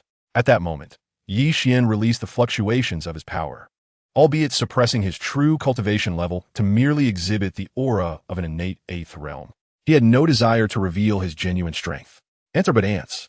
Easily crushed, Yi Xian remarked disdainfully, as he grasped his long sword and slowly approached Lu Zio. The blade shimmered with a red glow, as if stained by blood. The crimson light enveloping Yi Xian, intensifying the aura of slaughter surrounding him. Shen Zio felt a chill in his heart upon witnessing this. With a wretched smile, he exclaimed, "I never anticipated that the kingdom of Qing still harbored such a formidable warrior. You have concealed yourself well. Now you know," Yi Xian replied coolly. "Do not grow too proud. You are merely an innate 8th realm. Many are capable of killing you." Lu Zio scoffed. "Yivwan, unfazit, retorted. Do you know why you alone have survived?" "Why?" Lu Zio asked in astonishment. Initially, he believed he had escaped death by mere luck, but it seemed that was not the case at all. "Because I require you to return with a message, to inform your ilk that should they dare to invade the kingdom of Qing again, their annihilation is assured," Yi Xian declared with a cold snort. "Are you truly letting me go?" Lu Zio asked, bewildered. "An insect like you does not pique my interest in killing," Yi Xian replied with contempt. Lu Zio's expression darkened at these words. In the kingdom of Zhongshan, he held a prestigious status and was always revered. To be subjected to such humiliation here was unimaginable. However, enduring this insult was far preferable to losing his life. With all the envoys dead, he had to survive to relay the message. "Li Feiyu, do not grow too complacent. The combined strength of the 10 kingdoms is beyond your comprehension," Lu Zio huffed. "Should you come again, I shall slay as many as you send," Yi Xian stated nonchalantly. "Such arrogance. Just wait. The kingdom of Qing will inevitably fall to us," Lu Zio said darkly. After leaving this ominous remark, he hastily departed, unwilling to linger in this place any longer. He feared that Yi Xian, in a fit of rage, might change his mind and strike him down with a single sword blow, leaving him with nowhere to lament his fate. Yi Xian made no attempt to pursue Lu Zio. His intent was to allow the latter to return and deliver the warning. Only in this manner could the message be effectively conveyed. Only the formidable beings from the 10 southern nations would descend en masse. At that moment, he would be able to resolve matters with finality. He glanced at the lifeless bodies strewn across the ground, swayed slightly, and vanished from sight. Chapter 44. The Art of Corpse Refinement. Yi Xian had contemplated the idea of inspecting the corpses of these individuals. However, their weakness rendered the effort futile. Even should he proceed, the rewards would likely be inadequate. It was prudent to refrain from wasting time on such trivialities. After conveying a message to Xiao Chunzi, Yi Xian returned to the imperial mausoleum. Having eliminated the envoys from the 10 nations, he now awaited their response. Should they choose to endure in silence, all would be settled. Otherwise, he would not hesitate to eradicate these arrogant outsiders. Within the palace, Xiao Chunzi relayed the events to Yi Linger. Although she held reservations about Yi Xian's actions, recognizing that the assassination of the envoys would only exacerbate the current situation, she did not blame him. Since Yi Xian had taken this course of action, she would bear the consequences, send their bodies back to their homeland, and inform them that whatever they wish to pursue, "I shall stand ready to engage," Yi Linger stated calmly. Unbeknownst to Yi Xian, after returning to the mausoleum, he resumed his customary routine, wielding a broom to sweep the grounds of the eastern courtyard. Ding! Upon reaching 70,000 sweeps in the eastern courtyard, the system's voice resonated. The supreme bone of the Great Tao, far superior to the ordinary supreme bone, was now his. Even more potent than the saint bone he currently possessed. It heralded a significant enhancement. Suddenly, a wave of excruciating pain surged through his entire being. His bones were fracturing and then reforming within him. This agonizing process was indeed the price of fortification. As a being of the supreme realm, Yi Xian could endure such suffering. The torment persisted for over an hour before gradually subsiding. Upon introspection, he realized a profound transformation within. His bones now resembled those forged from iron and cast for bronze, unmistakably hard and glimmering with golden light. This augmentation had amplified his physical strength manifold, enabling him to withstand a full force strike from a Supreme Realm opponent without issue. At that moment, a surge of spiritual energy erupted within him. Upon obtaining the Supreme Bone of the Great Tao, he unexpectedly broke through to the 9th level of the Saint Realm, mere steps away from the Supreme Realm. Do not underestimate this step. Many exceptional individuals find themselves forever halted at this juncture, unable to progress further. Yet, Yi Xian remains untroubled, for he possesses a system. If even with a system one cannot ascend to the Supreme Realm, it would be utterly disgraceful. He understands that to break through to the Supreme Realm, one must gather the blood of the Great Tao Supreme. Once the essence of the meridians, bones, and blood fuse, one transforms into the Great Tao Supreme Body, thereby stepping directly into the Supreme Realm. The Great Tao Supreme Bones are indeed extraordinary. Should he also acquire the Great Tao Supreme Blood, how immensely powerful he would become. A sense of anticipation surged within Yi Xian. He did not pause. Instead, he continued his sweeping. Shortly thereafter, the voice of the system echoed once more. Ding! The host has achieved 75,000 sweeps in the Eastern Garden of the Imperial Tomb, rewarding the technique of Xian Yin corpse refinement. At this, Yi Xian's expression turned bewildered. What on earth is the Xian Yin corpse refinement? Before long, the methods of the Xian Yin corpse refinement flooded into his mind, and he instantaneously grasped all its principles. The Xian Yin corpse refinement is indeed immensely powerful, capable of resurrecting the deceased, allowing them to retain their prior cultivation and abilities. Most importantly, they would remain obedient to the practitioner. This effectively grants one an additional guardian. As Yi Xian contemplated the 5 characters of Xian Yin corpse refinement, he fell into silence. Corpse refinement? In the Imperial Tomb, are there not countless corpses? Would it not be prudent to unearth one for practice? This notion surged into Yi Xian's mind. Yet, he was quickly taken aback. Digging into his ancestral grave, would that not be an act of profound disrespect? However, he soon reconsidered. He is, after all, a transmigrator. Strictly speaking, those resting in the Imperial Tomb have no true connection to him. Moreover, once resurrected, he could employ top-tier disguise techniques to alter their appearance. Who would ever know his identity? Resolute in his decision, Yi Xian immediately set his plans into motion. Of course, he could not excavate during the day. Such deeds were reserved for the night. As night fell, he arrived at the rear mountains of the Imperial Tomb, where the tombs of the imperial ancestors of the Qing dynasty lay interred. The graveyard, shrouded in darkness, was swept by a chilling wind, pervaded by an eerie atmosphere. When the wind stirred, the leaves rustled ominously, instilling a sense of dread. Had an ordinary person ventured here, they would likely have succumbed to terror long ago. Yet, Yi Xian felt no fear at all. He strolled slowly among the graves, his white robe emanating a faint luminescence. The runes upon his attire shimmered, exuding subtle waves of power, rendering his presence remarkably sacred amidst the foreboding graveyard. Yi Xian held a shovel in his hand, searching amidst the graves. He sought a suitable corpse to refine his profound Yin corpse technique. Soon, he found himself pausing before a gravestone, instinctively halting his steps. The gravestone belonged to Yi Wudao. Gazing at it, Yi Xian's expression became exceedingly complex. Yet, he harbored no fondness for this adoptive father, who had spent his life scheming against foes, rivals, and ultimately, even his own son, only to meet his demise in the end. Yi Xian had contemplated exhuming Yi Wudao, but reconsidered. Familiar faces, even if altered in appearance, could not disguise their innate aura. Reviving Yi Wudao might easily attract the attention of those in power, a risk he was unwilling to take. At that moment, his gaze fell upon an inconspicuous gravestone not far away, inscribed with the name Yi Tiandao. After Yi Tiandao's death, Yi Wudao, in a bid to showcase his benevolence, had ordered him to be interred within the imperial mausoleum, as he was also a member of the Yi royal lineage. Consequently, no minister opposed this decision. None would dare to defy Yi Wudao for the sake of a deceased individual. Thus, Yi Tiandao's grave found its place here. Yi Xian's eyes suddenly sparkled with realization. Yi Tiandao was the perfect candidate. Possessing the strength of a saint at the first level, he was not well known in the court. Most crucially, his death had occurred not long ago, ensuring his remains were likely well preserved.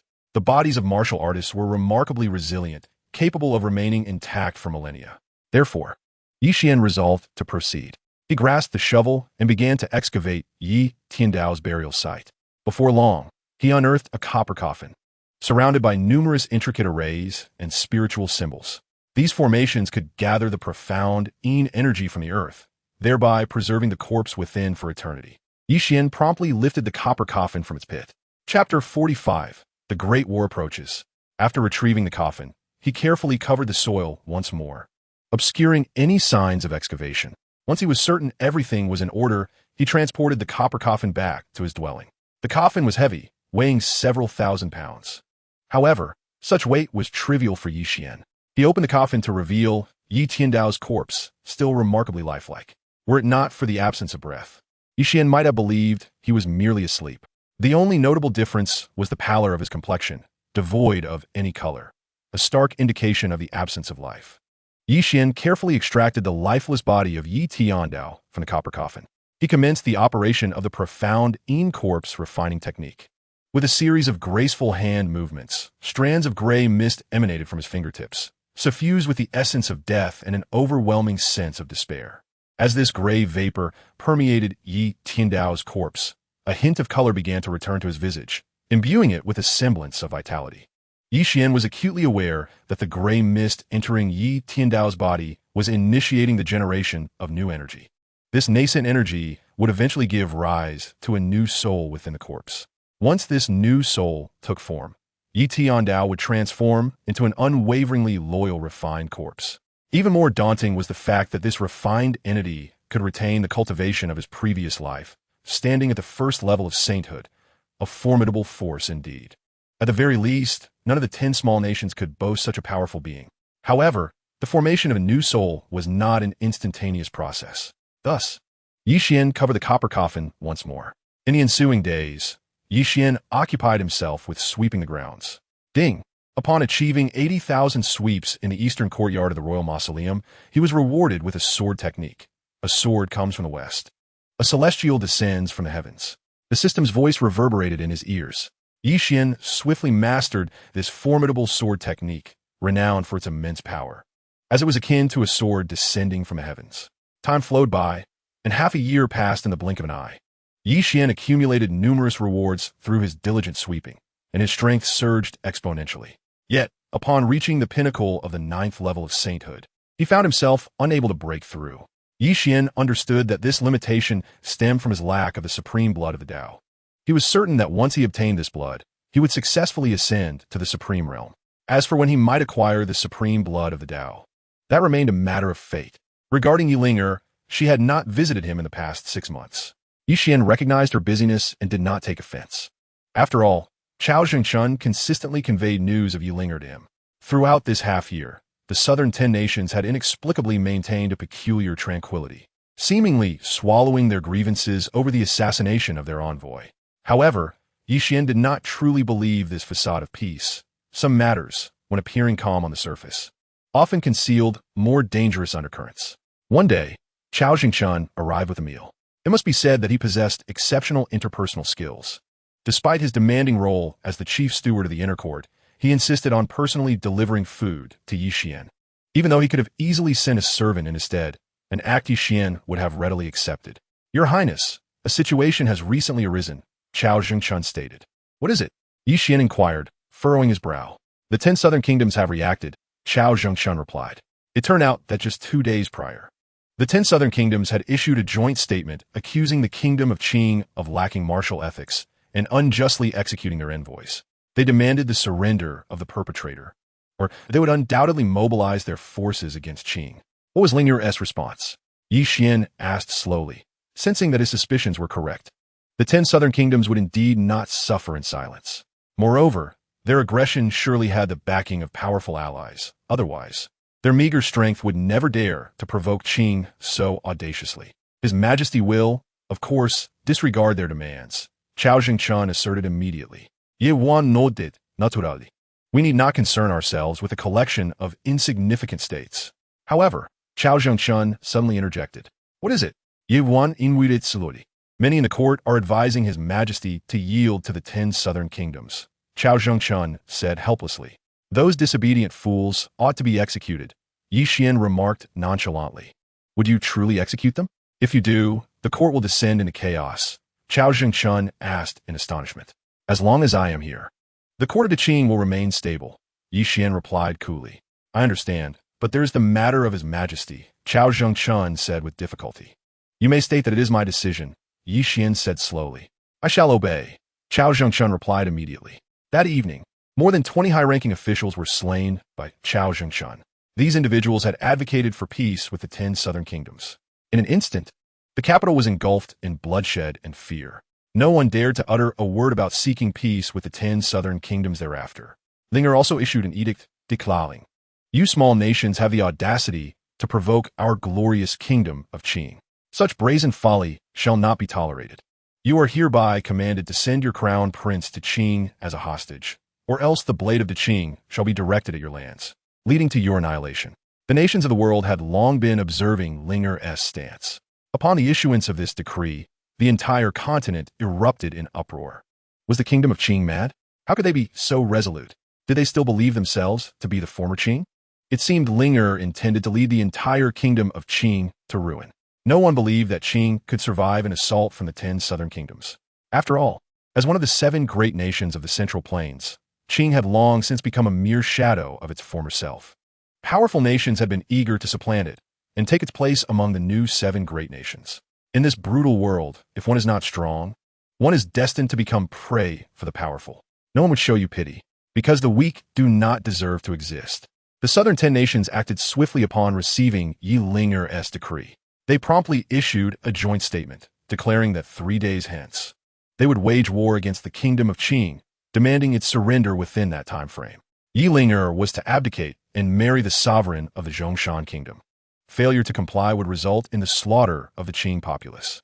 The nations of the continent, upon witnessing this declaration, were taken aback, realizing the audacity of the southern 10 nations. Not only did they aspire to seize another's territory, but they also craved the hand of its ruler. Indeed, a most despicable ambition. Yi Linger responded with alacrity. If war was to be waged, then so be it. Her succinct proclamation, though brief, resonated powerfully, casting an unprecedented tension across the continent. Daily, minor skirmishes occurred between nations, yet it had been years since a grand conflict had erupted. The audacity of the kingdom of Qing to challenge the southern 10 nations was tantamount to a declaration of war. Other nations, lurking in the shadows, were already preparing to pounce. The moment Qing faltered, they would seize the opportunity to invade its territory. Cao Zhengchun conveyed this information to Yi Xian, who did not elaborate further but merely waved him away. After Cao Zhengchun departed, Yi Xian returned to his abode. There, upon the floor, lay a copper coffin, inscribed with intricate runes that bespoke of its extraordinary nature. Yi Xian opened the coffin, revealing the figure of Yi Tiandao within. After enduring the rigors of the Xianyin corpse refining technique for so long, his appearance had taken on a remarkably healthy hue. Apart from his lack of breath, he resembled a living man in slumber, indistinguishable from life itself.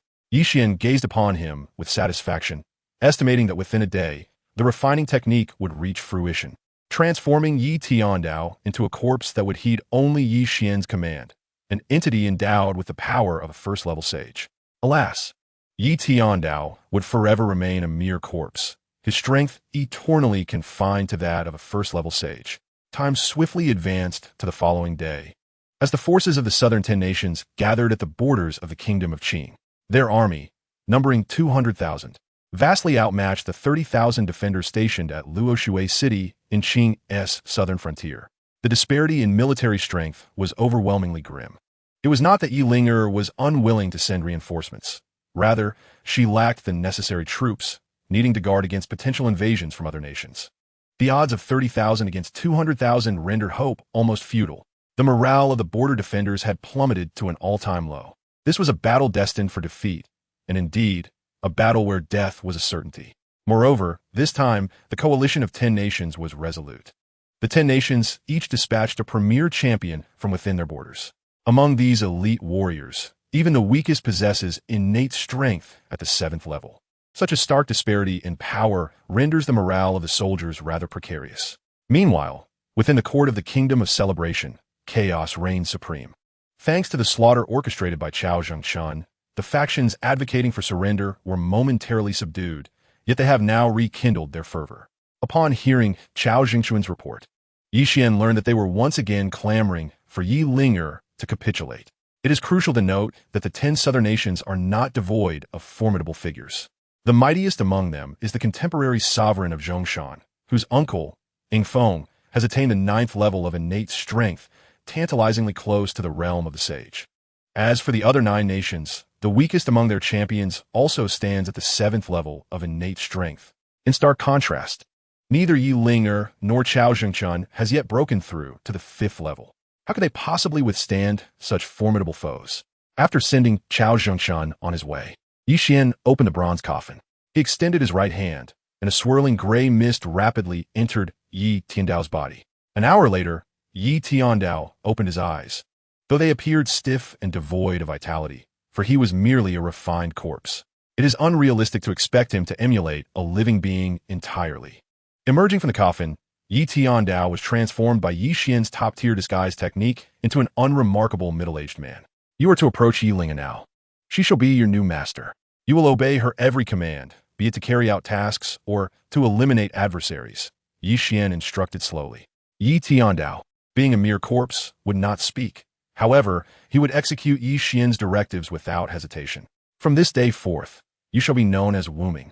Yi Xian added with a touch of indifference. As Yi Tiandao had passed away, it was imperative to adopt a new name. After receiving Yi Xian's command, Wuming vanished into the royal tomb, making his way to the palace. Observing Wuming's retreating figure, Yi Xian silently contemplated the implications of his addition. With Wuming's presence, Yi Linger's burdens would undoubtedly lessen considerably. After dispatching Wuming, Yi Xian picked up a broom and began sweeping the floor. Ding! The host has achieved 90,000 sweeps in the eastern garden of the royal tomb, granting the reward of the meteoric sword technique. The voice of the system resounded. Soon, Yi Xian had mastered this technique, which astonishingly allowed him to summon meteors. With this newfound ability, a bold idea took root in Yi Xian's mind. Within the palace, in a golden throne hall, on the ground lay a dozen lifeless bodies, the scent of blood permeating the grand hall. The perpetrator of this massacre was none other than Wuming. The sword in Wuming's hand glimmered with an ethereal cold light, lowering the temperature within the hall. The deceased were the most vocal proponents of surrender within the court. Upon Wuming's arrival, he swiftly dispatched these individuals. In this moment, no one dared to utter the word surrender again. Yi Linger gazed at Wuming in astonishment, never anticipating that Yi Xian possessed such formidable subordinates. Following the slaughter, the faction advocating for surrender was eradicated from court. Dismissed the court, Yi Linger gestured, and the officials quickly departed. The bodies were soon cleared away. Wuming, holding his sword, sat in a corner, a being devoid of emotion, silent in his demeanor. To Yi Linger and Chao Zhengchun, he appeared strikingly aloof.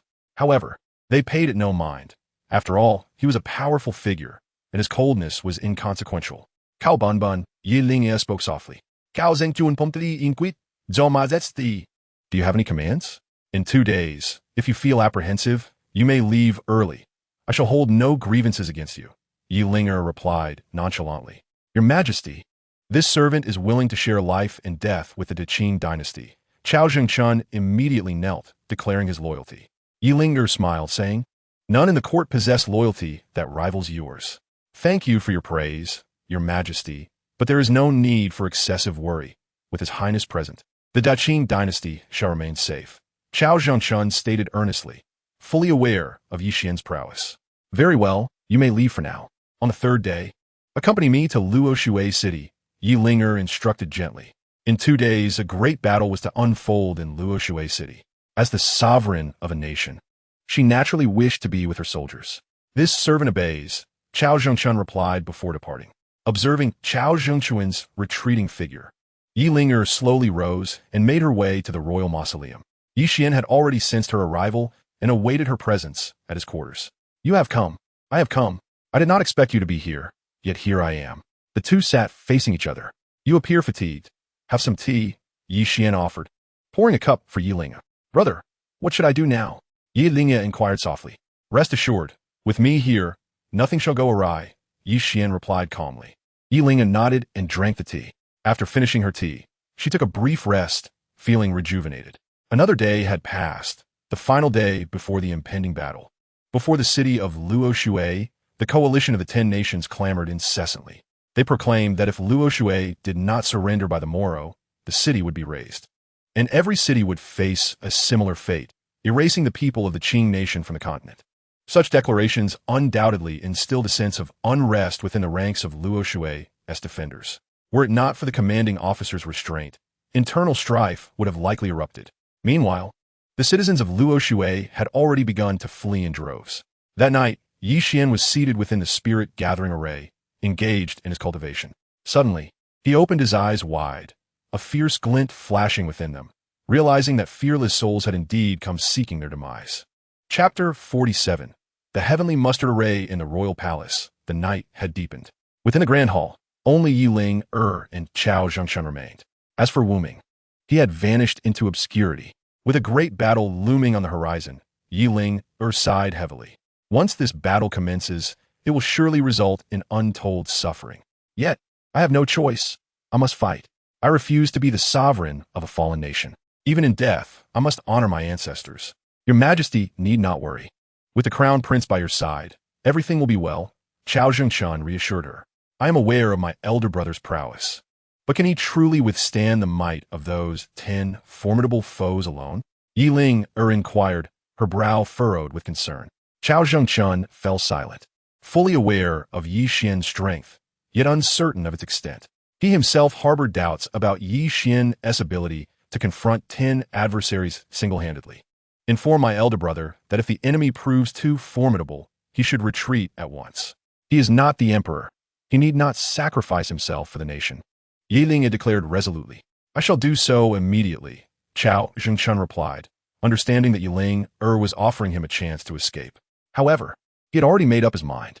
After delivering the message to Yi Xian, he would return, for he had enjoyed a life of luxury over the years and had no intention of abandoning those in peril.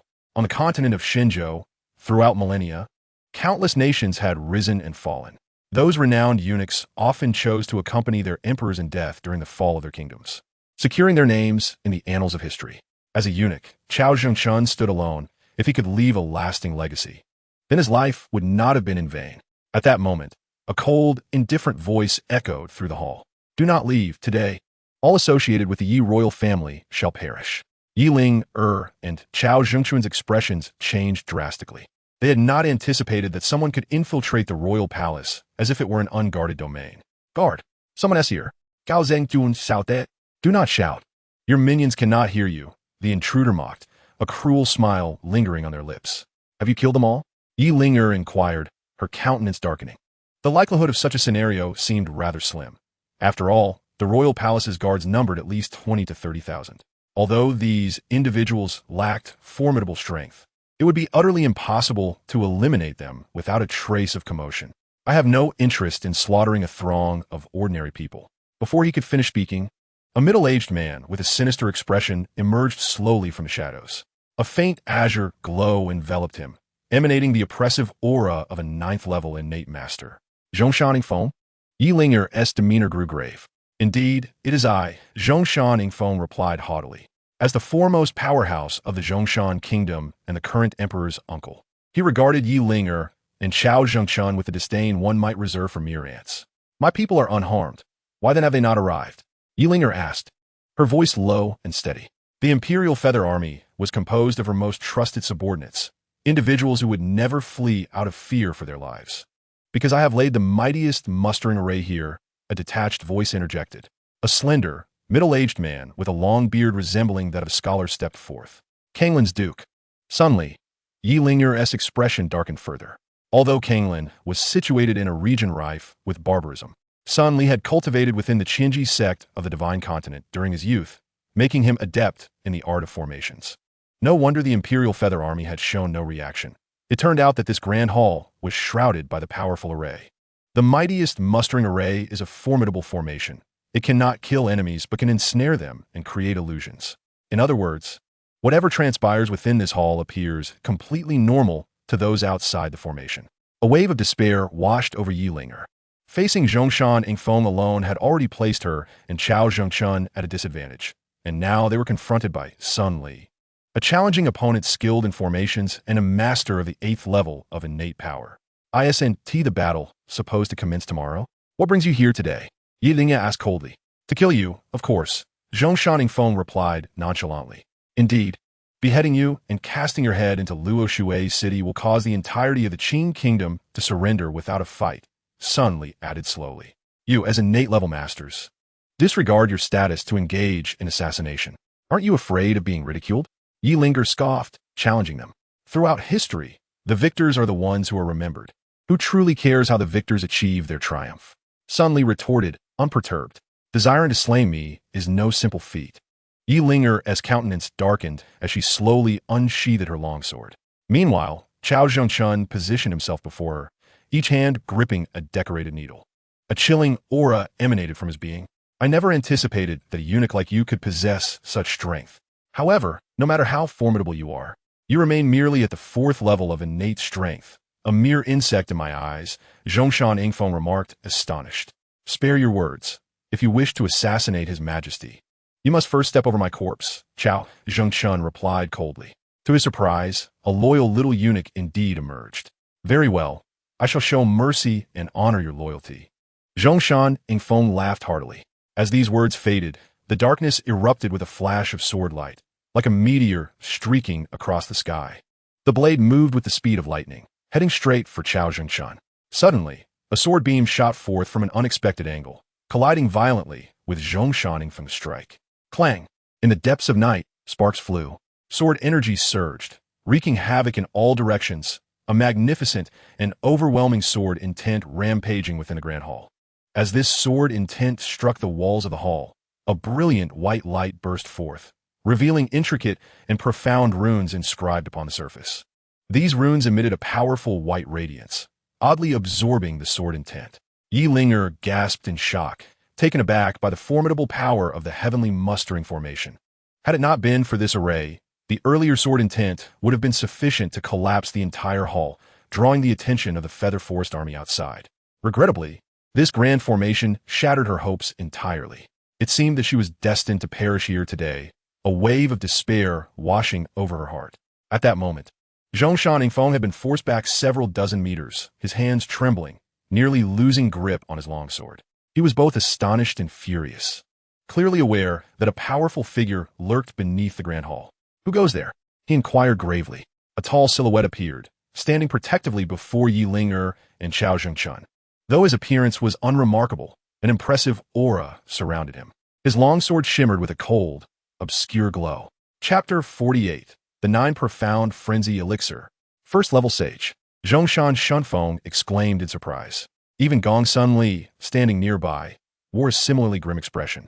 They had initially believed that capturing Yi Linger would be effortless, yet they had not anticipated the presence of such a formidable adversary hidden here. A first-level sage, far surpassing their own strength. This middle-aged man was none other than the Nameless One. Unexpectedly, there exists such a formidable presence beside you, remarked Zhongshan Shunfeng with a somewhat grim expression. Zhongshan Yingfeng. Gong Sun Li, I advise you to depart promptly, lest you find my hand devoid of mercy, Yi Linger coldly declared. What a joke. Do you presume we are unprepared? When your father dueled, a mysterious powerhouse eliminated Yi Tiandao. It seems this individual before us is he. Thus we have long since made our preparations. Zhongshan Shunfeng scoffed. Little did he know, the person before him was none other than Yi Tiandao, who had perished many years prior. As his words faded, 3 figures emerged slowly from the shroud of night. Each of these figures was enveloped in a luminous azure aura, resembling deities amidst the darkness. Their every gesture capable of altering the very fabric of reality. They were Dugu Ling from Yelong Kingdom, Wenren Zhou from Xianluo Kingdom, and Gongshan Yang from Nanhua Kingdom. Yi Linger's complexion shifted dramatically. She had not anticipated that half of the formidable experts from the 10 kingdoms would arrive. The scale of this gathering was indeed overwhelming. These 3 were all innate 8th level powers, and their combined strength would undoubtedly surpass that of the nameless opponent. However, as long as they could adopt a defensive stance and stall him, it would suffice for Zhongshan Yingfeng to eliminate Yi Linger. Gentlemen, this individual is entrusted to you, Zhongshan Yingfeng said nonchalantly. No problem, Dugu Ling cackled ominously, while Wenren Zhou and Gongshan Yang drew their long swords. The blades shimmered ominously, the sound of dragon roars echoed, and an aura of lethal intent spread, instilling terror in all who beheld it. In the face of 3 innate 8th level experts, the nameless figure maintained an expression devoid of emotion.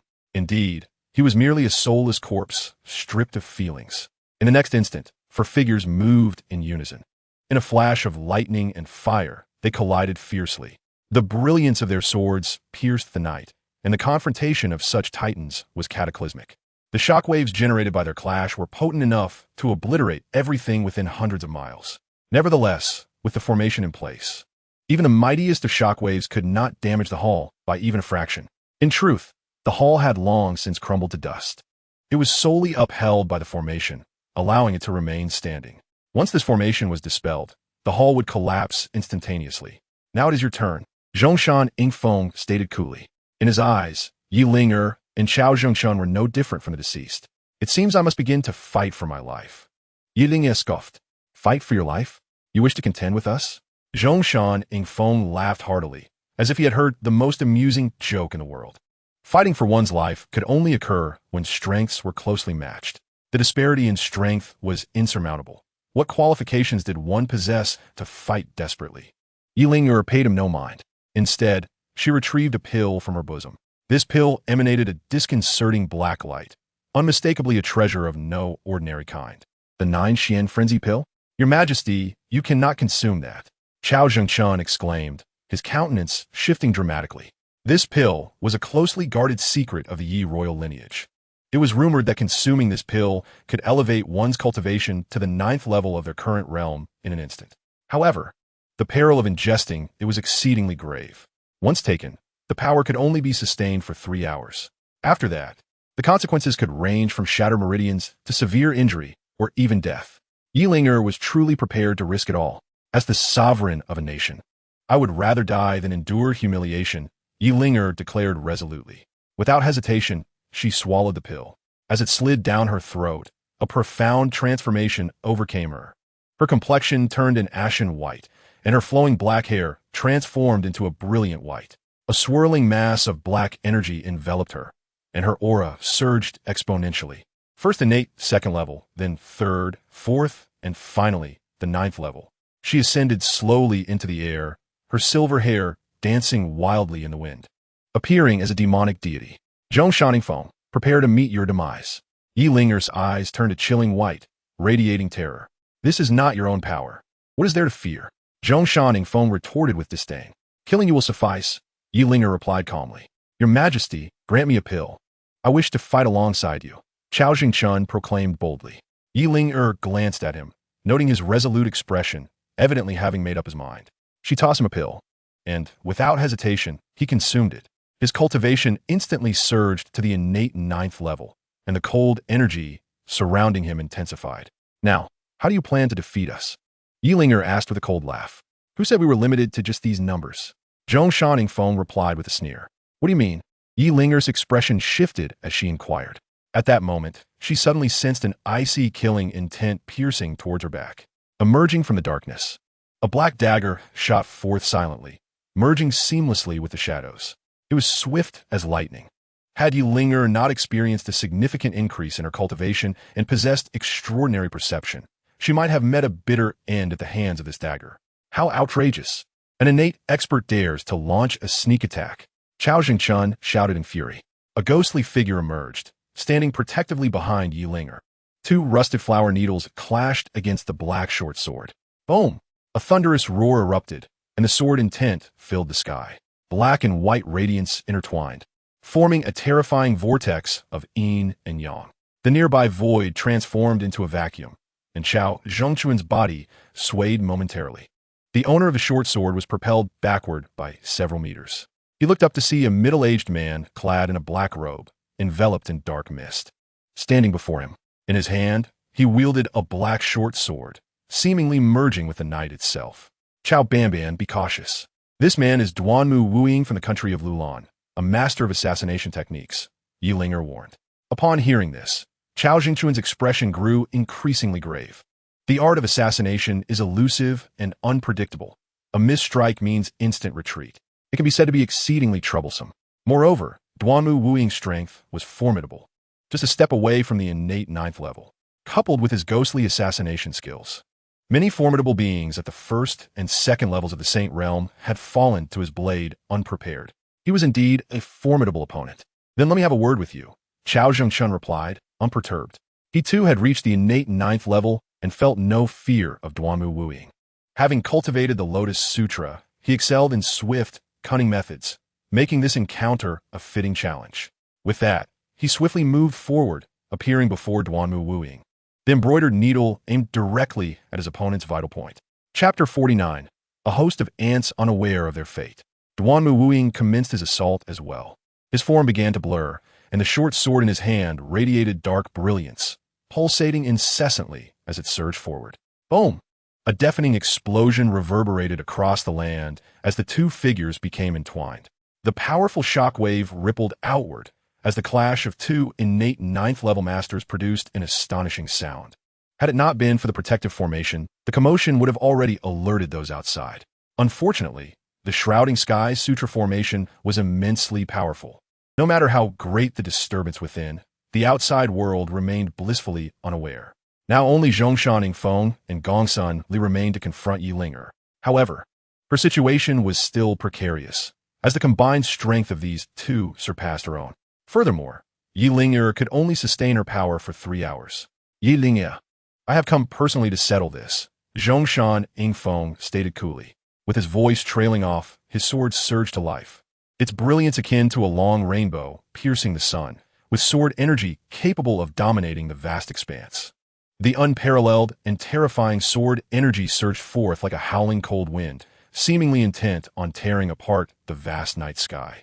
Yet, Yi Ling remained unperturbed. In her grasp, the long sword emanated a profound intent as she unleashed a torrent of sword energy. With a single strike, a cacophony of sword chi exploded forth, rushing towards the incoming blade. Boom! A thunderous roar reverberated, altering the very fabric of the heavens and the earth. The intertwining beams of light from the swords created a mesmerizing spectacle. The destructive power ravaged all directions, as if capable of obliterating everything in existence. The two figures engaged in a fleeting clash, and Yi Ling staggered slightly as she stood her ground. However, the ground beneath her feet had already cracked under the pressure, while Zhongshan Yingfeng was violently propelled backward by several meters, a flicker of astonished fury crossing his face. He had not anticipated that Yi Ling could become so formidable merely from consuming a single elixir. Given her a bit more time, he might indeed face defeat. Brother Zhongshan, shall we strike together? Gongsun Li suggested calmly. Agreed. Let us conclude this swiftly, Zhongshan Yingfeng replied coldly. He was no fool, fully aware that this was not the moment for decorum. Yi Ling desired a quick resolution, and so did he. Meanwhile, Wan Rinzhou and his companions were already falling into a disadvantageous position, contending with a formidable sage-level adversary. They were merely holding on, awaiting reinforcement. Should Wu Ming eliminate the three of them, the remaining ones would also fare poorly. Comme fort, Zhongshan Yingfeng proclaimed loudly. Upon hearing this, Yi Ling's expression shifted dramatically. She had not anticipated the presence of others. As the words fell, 4 figures slowly emerged from the veil of night. 3 men and 1 woman, each exuding a powerful aura of innate 8th-level prowess. Yi Ling's heart plummeted to the depths of despair. Despite her desperate efforts to enhance her strength, confronting this encirclement of 6 was undeniably perilous. Shintu Sheng of Java, Feng Renbu of the Yin, Fu Yuhao of Jingjue, and Bodaji of Wanlang. I never expected all of you to arrive. I'm truly honored. Yi Ling remarked with a faint, cold smile. The assembly of 10 powerful individuals, all united for the sole purpose of capturing her, was indeed extravagant, underscoring their resolute intent to end her life. The 6 innate realm warriors eyed Yi Ling with predatory gazes, their chilling, killing intent enveloping her. Firmly gripping her long sword with her right hand, her countenance revealed no hint of emotion. Yet, internally she was wryly smiling. Perhaps this time, death was truly imminent. Forgive me, dear brother. From now on, you must take care of yourself in this world alone. Inger, kneel and accept your death, leaving your remains intact. Zhongshan Yingfeng remarked nonchalantly. Since the establishment of our Daqing dynasty, we have neither bowed in submission, nor paid tribute, nor entered into marital alliances, nor ceded territory. The sovereign guards the nation's gates, and the monarch dies for the state. There are only emperors who die standing, not foolish rulers who die kneeling. With a resolute expression, Yi Ling responded, I never anticipated you possessed such fortitude. Very well. I respect you and shall leave your remains intact. Zhongshan Yingfeng laughed heartily. At that moment, an earth-shattering roar reverberated throughout the grand hall. The entire hall began to tremble violently. Gongsun Li's complexion changed dramatically. This is bad. Someone is breaking the formation. The crowd quickly looked up to see the formation shaking violently, its brilliance dimming considerably. Clearly, the intruder was exceptionally powerful. When did the Qing nation acquire such formidable warriors? Gongsun Li inquired darkly. He was well aware of the formation's might, and only a sage-level expert could possess such formidable capacity to shatter it. Esteemed guests, it appears the formation cannot withstand much longer. We must not tarry. Let us resolve this swiftly, Zhongshan Yingfeng stated gravely. He stepped forward, and in an instant, his vital energy surged, a fierce azure glow radiating forth. His sword had already been drawn. With a single stroke, he aimed directly at Yilinger. The other 5 did not hesitate either, simultaneously drawing their blades. The sky was filled with the light of their swords, a murderous intent overwhelming.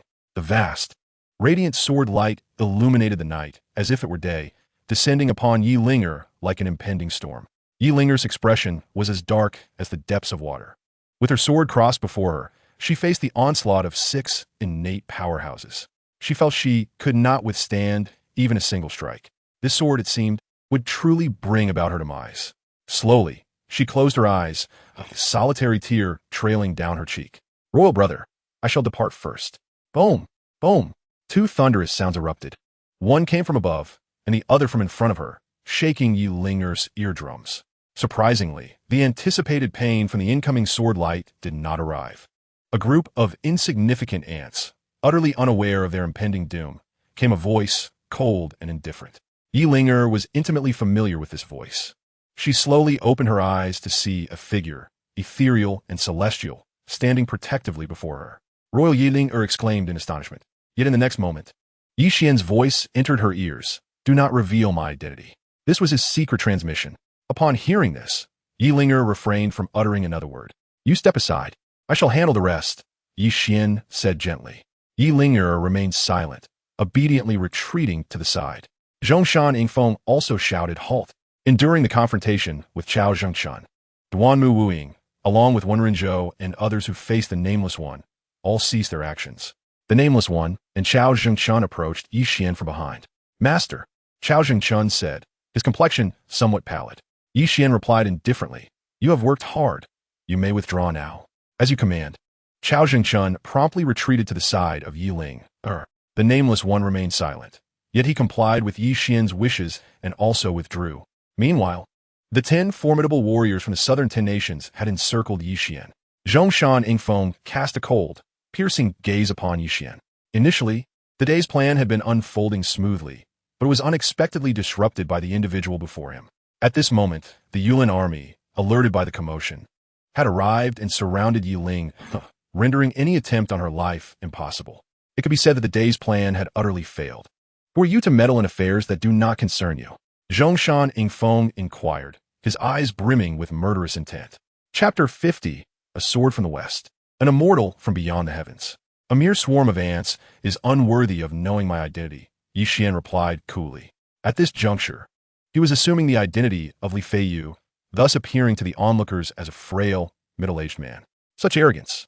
Even if you are a powerful sage, you are still destined for death before us. Zhongshan Yingfeng retorted with a scoff.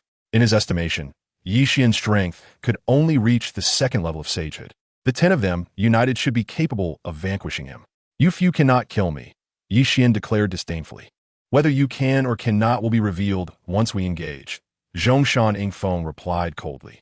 Upon finishing his words, he abruptly retreated several dozen meters. Gongsun, arrange the formation, Zhongshan Yingfeng commanded loudly. Gongsun Li wasted no time. He flipped his right hand and produced over 10 blood-red flags, which were indeed the formation flags. As a master of formations, Gongsun Li naturally aimed to kill through the array. 9 heavens blood-devouring formation. Annihilate all under heaven, rise. Gongsun Li hurled the flags into the sky. The moment the blood flags emerged, they spanned vast distances.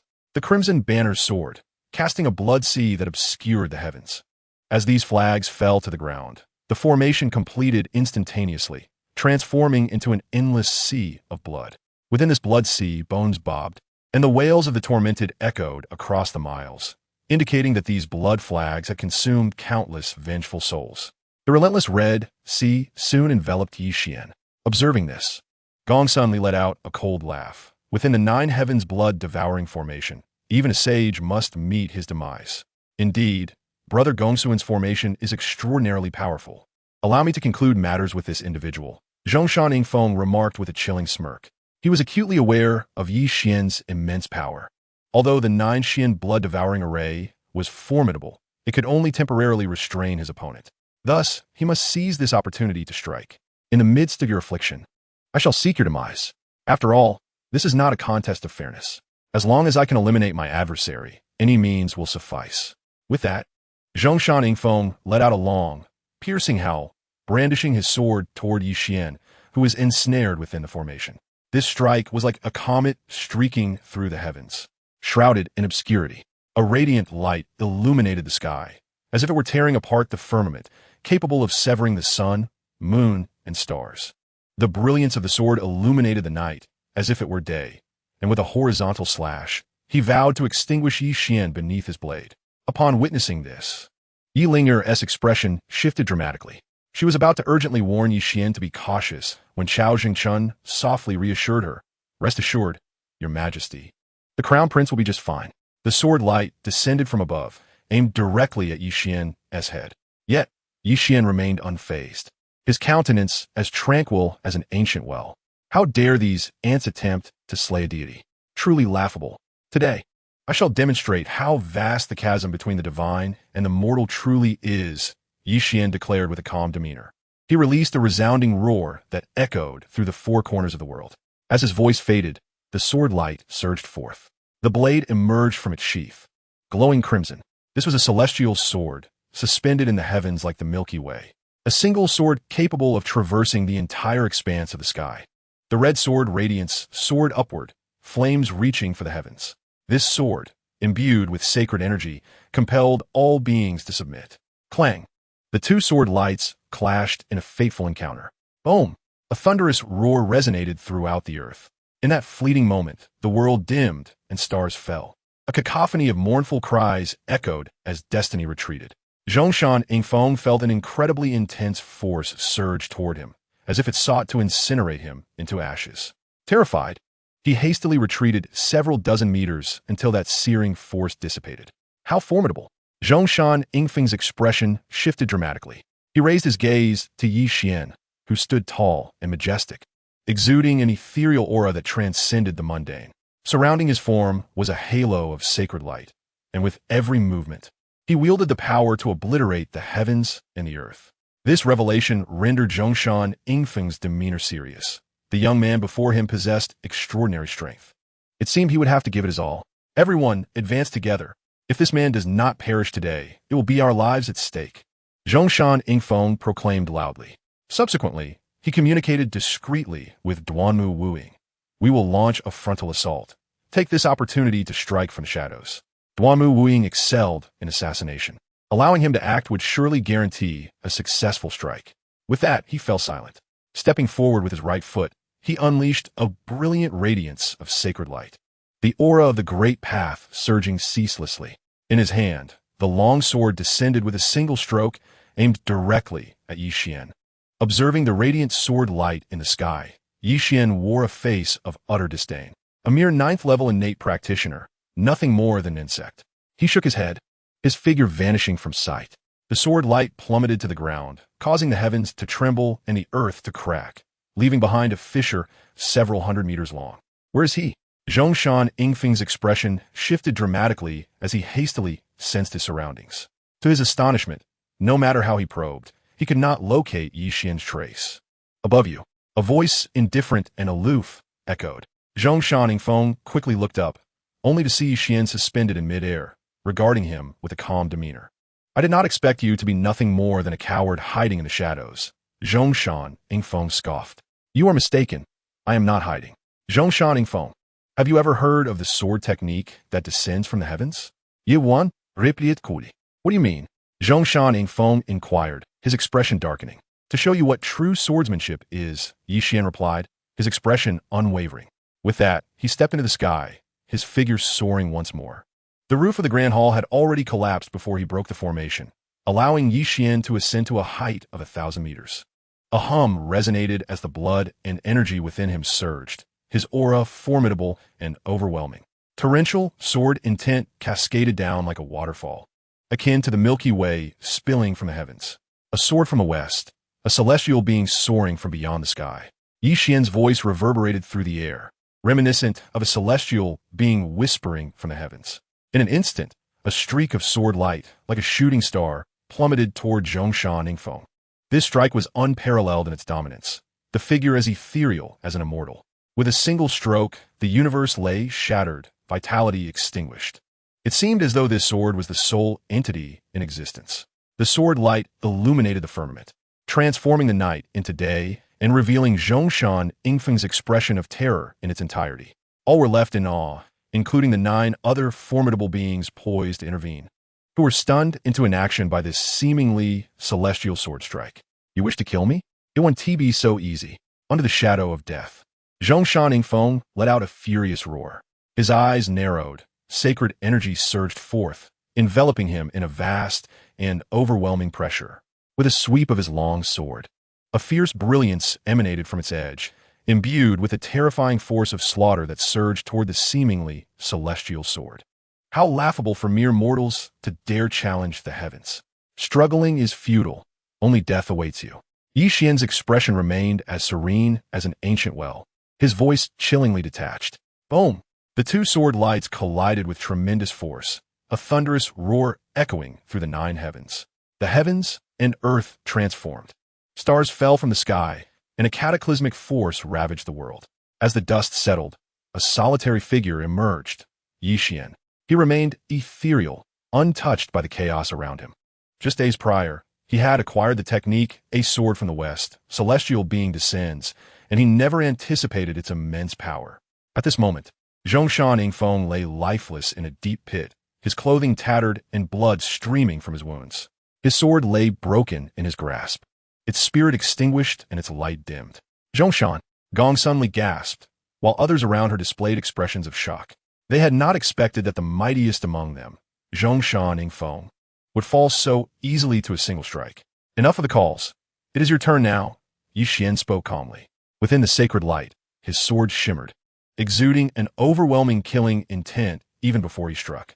At that moment, a black short sword materialized silently behind Yi Xian, belonging to Duanmu Wuying. It must be said that Duanmu Wuying was indeed a formidable assassin, skilled in the art of patience. When Xuan Ingfeng had discreetly signaled him earlier, he had remained hidden in the shadows, waiting for the perfect moment to act. He had even refrained from intervening until Xuan Ingfeng met his demise, showcasing his cunning strategy. Now, the opportunity had finally arrived. With Yi Xian just having dispatched Xuan Ingfeng, his focus was entirely on Gongsun Li and the other 8. It was the perfect moment for a decisive strike. Thus, he acted. The black short sword sliced through the air, silent and without any accompanying sword intent, as if merging seamlessly with the night. Yi Xian, with his back turned to Duanmu Wuying, remained oblivious to the impending danger. Duanmu Wuying's heart swelled with delight as he envisioned his short sword piercing Yi Xian's body. Suddenly, the blade struck true. Yi Xian was hit, and Duanmu Wuying's face lit up with unbridled joy. Meanwhile, the countenance of Yi Ling'er and her companions turned pale with dread. If Yi Xian were to perish, so too would their fates be sealed. Although the Yulin clan boasted numbers, they were utterly powerless against such innate martial prowess. Gongsun Li and the others, conversely, were filled with elation. They had not anticipated that the seemingly invincible Yi Xian could be vanquished so easily. Wonderful. With his demise, the kingdom of Qing is destined to fall. Gongsun Li Lauga Maniakali. Indeed, Brother Duanmu is truly remarkable. Bodo Jie emitted a peal of laughter, reminiscent of silver bells. This laughter exuded an enchanting allure that captivated all the men present, causing them to swallow hard at the sound.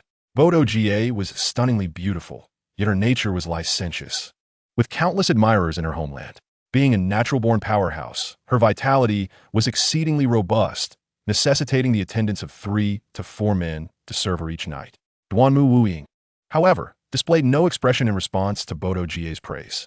As a formidable warrior of the innate 8th level, his temperament was beyond the reach of ordinary beings. Just as the onlookers were immersed in delight, Duanmu Wuying's expression abruptly shifted. "Gentlemen, something seems amiss." It turned out that when his dagger struck Yi Xian's body, he felt none of the familiar sensation of steel piercing flesh. Instead, it felt as though the dagger had struck nothingness, as if Yi Xian were simply a figment of imagination. The smiles of all present instantly faded, and they hastily turned to Yi Xian, who appeared to be gradually fading away, ultimately vanishing entirely. "This is bad. It's merely an afterimage." Duanmu Wuying's countenance changed dramatically. This was clearly a testament to his opponent's extraordinary speed, leaving behind only a remnant of himself. He immediately resolved to retreat. As an assassin, he knew that after a strike, regardless of success or failure, one must vanish without a trace. It was utterly laughable that someone who merely lurked in the shadows would aspire to reach the realm of saints. At that moment, a voice cold and indifferent echoed in Duanmu Wuying's ears. His expression twisted in alarm as he prepared to employ his swift techniques to disappear into the darkness. His agility was unparalleled. Once submerged in shadows, no one could find him. Yet a formidable aura locked onto him, rendering him completely motionless. With great difficulty, he managed to lift his gaze, only to find Yi Xian regarding him with an exceedingly indifferent expression. In that moment, he clearly discerned that gaze, which concealed 4 parts mockery, 3 parts disdain, 2 parts coldness, and 1 part murderous intent. That flicker of murderous intent sent a chill through him, as if he had plunged into an icy abyss. It was a gaze akin to a deity surveying mere mortals. Duanmu Wuying felt himself ensnared by a powerful shadow of death. He yearned to flee, yet escape was futile. In the next instant, a large hand grasped his neck, lifting him effortlessly into the air. Duanmu Wuying struggled with all his might, yet no matter how hard he tried, he could not break free from Yi Xian's grip. "How could this be?" he gasped, summoning every ounce of strength to inquire. "How laughable that you, merely a mere innate 8th level, dare to attempt my assassination?" Yi Xian scoffed, disdain evident on his countenance. "Hurry and save him," Gong Sanli commanded loudly. Should Duanmu Wuying perish, their predicament would become even more dire. The others, acutely aware of the gravity of the situation, wasted no time in joining the fray. 8 innate 8th level warriors stepped forward, their long swords unsheathed, striking fiercely towards Yi Xian. 8 beams of sword light cleaved through the heavens, vowing to eradicate all life. Yi Xian, with a cold smirk of derision, exerted force with his right hand, severing Duanmu Wuying's neck. The light in Duanmu Wuying's eyes dimmed instantly, his limbs falling limply. Duanmu Wuying was no more. As the deluge of sword light approached, Yi Xian remained unfazed. Indifferently, he discarded Duanmu Wuying's lifeless body to the ground as though it were mere refuse. Subsequently, he stepped into the heavens, wielding his sword. With that stride, the mountains trembled and the earth quaked, the sun and moon dimmed. His true energy surged like a dragon, a majestic aura enveloping him. This step left an enormous footprint spanning several dozen miles upon the ground. The long sword in his hand emitted a crimson radiance, its sword energy soaring into the 9 heavens. The sword of heaven, with a single strike, could rend the heavens asunder. With another, it could slay even the saints. As the sword of heaven was unleashed, the heavens roared thunderously. The intent of the sword cascaded like a waterfall, relentless in its descent. Boom! 9 beams of sword light collided with a thunderous crash. The world changed color, even the underworld trembled. The invincible sword intent subdued all beings. With a sickening sound, Gong Sanli and the 8 others felt as though struck by lightning. Following a violent tremor, they simultaneously spat out mouthfuls of blood. The 8 plummeted like meteors, crashing into the earth. The ground shook violently, dust swirling into the air as they created a massive humanoid pit, lying within it. Their eyes wide with terror directed at Yi Xian, who hovered above. In that moment, Yi Xian radiated with divine light, an unending aura of the great Tao surrounding him, resembling a deity surveying the world. Facing 8 adversaries alone, their defeat was inevitable, and they were left with no means of retaliation. Only then did Gong Sanli and the others truly comprehend the vast chasm that lay between them and Yi Xian. "Weren't you merely a 2nd-level saint?" Gong Sanli asked, her face a mask of terror. "I have long since surpassed that," Yi Xian replied coolly. He had been concealing his power until now. The facade was no longer necessary. The overwhelming pressure of a ninth-level saint emanated from him, his body aglow with divine light, surrounded by celestial halos, appearing godlike. The aura of the Great Tao surged ceaselessly around him. A ninth-level saint. Gong suddenly cried out in alarm. Their strongest member was merely at the 8th level of the innate stage. Even if 1,000 practitioners at the 9th level of the innate stage were to come, they would still be no match for a sage at the 9th level. What was the point of fighting? The other 8 were equally pale, utterly unprepared for the overwhelming power that Yi Xian possessed. He was an existence capable of effortlessly slaying them with a single strike. Yet, why did he allow them to live? Was it a distortion of humanity or a degradation of morality? How could you be so powerful and not kill us outright? Gong suddenly asked, her expression grim. Since Yi Xian was a 9th level sage, that previous sword strike had already sealed their fate. I have not engaged in combat for quite some time. I merely wish to stretch my muscles and enjoy myself a little longer, Yi Xian replied nonchalantly. Upon hearing this, Gongsun Li and the others spat out blood once more. It turned out that their struggle for survival was merely for Yi Xian's amusement. This was an egregious insult. You 9 men and 1 woman have entertained me today, and out of mercy, I shall grant you a moment of pleasure before sending you on your way. Yi Xian said, flicking his fingers against the blade with a slow, deliberate motion. The sound of the sword rang out, clear and resounding, echoing through the heavens and earth. A melody that was delightful to the ears.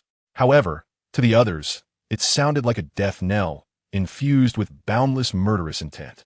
Everyone, we must fight with all our might, or we shall truly perish here. Gungsun Li Shota. Indeed, we must fight. I refuse to die here. The others echoed, gripping their swords tightly, their faces twisted with a frenzied expression. This was a desperate madness. A final attempt to seize a sliver of hope in the face of certain death. Yet, unbeknownst to them, after Gongsun Li spoke, she cast a covert glance at Bodo Ji, her lips moving as if conveying a secret message. Bodo Ji nodded slightly, as if an agreement had been reached between them. Yi Xian noticed this exchange. After all, he practiced the Great Yin technique, endowing him with a consciousness far superior to that of ordinary individuals. The disparity in strength made their covert communication impossible to conceal. It seemed these two had plotted their escape, intending to use the others as scapegoats. Attack! Gungsun Liwayuwa. Her long sword radiating a brilliant light as it cleaved towards Yi Xian. The force of this strike was astonishing, as if it aimed to split Yi Xian in two. Upon witnessing the scene, the others hesitated no longer and swiftly drew their swords. 8 long blades descended from the heavens, embodying a ferocious momentum that aimed directly at Yi Xian. In that moment, Gongsun Li and Bodo Yui abruptly retreated, hastily fleeing the area. Their speed was remarkable. In the blink of an eye, they had already distanced themselves by several hundred meters. Scoundrels, unprincipled, degenerates. The remaining individuals were immediately incensed, realizing they had been betrayed. Regrettably, they had already exhausted their moves, and their swords could not be retracted. All that remained was to unleash their full strength in an assault against Yi Xian. A swarm of ants. May you meet your demise, Yi Xian remarked with an indifferent expression. With that, he swung his sword downwards, unleashing a sword energy that surged hundreds of feet, cleaving through the heavens and earth with a force to rend mountains and rivers for millions of miles. The void trembled beneath the sword's might, and in that moment, he was invincible. The onlookers were paralyzed with terror at the sight of his strike. This blow was formidable, potent enough to annihilate all life and obliterate the mundane world. The crimson sword light sliced through the sky, reducing 6 innate 8th-level experts to mere ashes, dissolving them into nothingness. Having dispatched these 6, Yi Xian turned his gaze towards Gongsun Li and Bodo Yui, who were desperately fleeing in the distance. Now thousands of meters away, a look of disdain crossed his face. You wish to escape? Under my blade, there is no hope for survival. He let out a fierce roar, propelling himself into the air as a tempest swirled around him, employing the windward step to pursue the two. With each step of the windward step, he covered dozens of meters. Within mere breaths, he had closed the distance to Gongsun Li and Bodo Yui. Startled, Gongsun Li realized the astonishing speed of Yi Xian. Split up, he shouted to Bodo Yui before darting in a different direction. Bodo Yui cursed inwardly, exclaiming, "What a wretched man. When we were on good terms, he called me little Bobo. Now, in this life or death moment, he tells me to flee separately. Truly, no man is worth trusting." With no other option, she too fled in the opposite direction, gambling that if Yi Xian pursued Gongsun Li instead of her, she might survive. Hardly had they separated when Yi Xian arrived at their location. Under the influence of his Yin divine art, their actions could not escape his notice. Observing the two parting ways, he smirked slyly, a sinister smile curling upon his lips. With a slight twist of his mouth, the uncertainty of life and death loomed. Yi Xian certainly would not spare the two of them. In a swift motion, he conjured another version of himself, creating two ethereal figures that, like phantoms in the night, pursued the duo. This epitomized the pinnacle of the Windwalker's technique, allowing him to manifest countless avatars, each possessing 2/3 of the original strength. However, these manifestations could only endure for a brief moment, no more than the burning of a stick of incense, before they dissipated. Yet, in that fleeting time, a great deal could transpire. After all, Yi Xian was remarkably swift, a true man whose speed was beyond imagination. Merely moments later, his avatar had caught up with Gongsun Li, who was in flight. Suddenly, Gongsun Li felt a chilling aura of death creeping up his spine, leaving him trembling in fear. Astonished, he thought, how can he be so fast? Upon glancing back, terror gripped him. A dazzling beam of sword light surged towards him like a meteor. If he did not defend himself, that sword would surely pierce through him. With no other option, he let out a desperate roar. Bastard, I'll fight back. He resembled a cornered beast, his cry infused with defiance, despair, and longing. The sword light erupted from his roar, clashing directly with the incoming sword beam. Chapter 53. Do you even deserve this? Boom! The two beams of light collided with ferocious force, unleashing unparalleled might that ravaged the surroundings. Gongsun Li's body quaked violently as he sensed an overwhelming power emanating from a sword. Suddenly, with a resounding crack, the sword in his grasp shattered, its fragments scattering like stars across the night sky in a breathtaking yet sorrowful display. Before Gongsun Li could fully comprehend the situation, he felt a chill in his chest, swiftly followed by an excruciating pain that coursed through his body as though he were ablaze. Looking down, he was met with the sight of a fiery red sword piercing through his heart, its glow having charred his chest completely. Under normal circumstances, such an injury would have been fatal. Yet as a formidable innate 8th-level warrior, his vitality was far more resilient than that of an ordinary person. Thus, for the moment, he clung to life, though death was undoubtedly near. At that instant, he regretted coming to the kingdom of Qing to assassinate Yi Linger. Had he known such a god of death lurked here, he would never have ventured forth. Alas, there exists no remedy for regret in this world. The consequence of wrongdoing is but death. He exerted every ounce of strength to lift his gaze, only to be met with the chilling indifference of Yi Xian's eyes. Who are you? Gongsun Li coughed up blood, inquiring with desperation. He did not wish to meet his demise without knowing the hand that dealt it. I am Yi Xian, he replied with a dispassionate tone. Given that Gongsun Li was nearing his end, he felt no need to conceal his identity. Xuan, are you not the deposed prince from years past? Gongsun Li asked in astonishment. Was he not stripped of his title? How could he possess such strength? You are on the brink of death. There is no need for further knowledge. Just depart in peace, Yi Xian stated flatly. With that, he drew his long sword. Gongsun Li let out a pained groan, blood gushing from his chest like a fountain. He opened his mouth, attempting to utter something, yet no words escaped him. Soon, his eyes dulled, and he fell to the ground. Thus, he perished, burdened with endless bitterness and confusion. The blood quickly stained the earth crimson. In the kingdom of Kanglan, Gongsun Li met his end. Of course, had Gongsun Li known that his killer was merely a manifestation of Yi Xian, he would have felt even more despondent. This incarnation of Yi Xian could persist for a while longer. Thus, he swung his sword, severing Gongsun Li's head. Subsequently, he vanished from sight. Meanwhile, Yi Xian's true self had caught up with Bodo Yui. Seeing no means of escape, Bodo Yui immediately knelt and proclaimed loudly, San, Wadasawa surrenders. Yi Xian grimaced at the sound of her foreign tongue. He had not anticipated that even in this new world, he would encounter such distasteful language. What's your name? Xuan Inuit Kuri. Bodo Yui, she responded without hesitation. Bodo? Yui? Yi Xian was taken aback by the name. It was the name of a legend stored within his hard drive. A significant portion of his 1 terabyte drive was filled with her lessons. As he scrutinized her, he realized with a start that the woman before him bore a striking resemblance to that very instructor. How could I not recognize you, clad as you are? Xuan Musit, you wish to surrender? He asked, maintaining his calm demeanor. Wadasawa has a fondness for powerful men, if you spare me. I am willing to do anything, Bodo Yui replied, casting a flirtatious glance at Yi Xian. What skills do you possess? Yi Xian inquired slowly. Bodo Yui giggled. I specialize in serving others. Seeing her expression, Yi Xian felt an involuntary shiver. However, he had also heard of this woman's reputation. The woman before him was excessively promiscuous. It was said that she entertained a different lover each day. The mere thought of this scene filled Yi Xian with a wave of nausea. As long as Sang is willing, Wada Shiwa can demonstrate my capabilities, continued Bodo Yui. Her nature was already one of indulgence, and now, in her struggle for survival, she was devoid of any moral boundaries. Furthermore, although Yi Xian's appearance was unremarkable, his aura was exceptional, and his strength formidable. She felt no loss in pursuing him. Since I am in a foul mood, come over, Yi Xian replied indifferently. Bodo Yui, elated by his words, brimmed with confidence. She believed that if she exerted all her charms, she could make Yi Xian taste the depths of desire, ensuring her own survival. Immediately, she knelt gracefully before him, reaching out to explore his waist. However, at that moment, a chilling wave of murderous intent washed over her, causing her to shudder. She hastily looked up to find Yi Xian gazing at her with an icy stare. You, Bodo Yui asked in astonishment.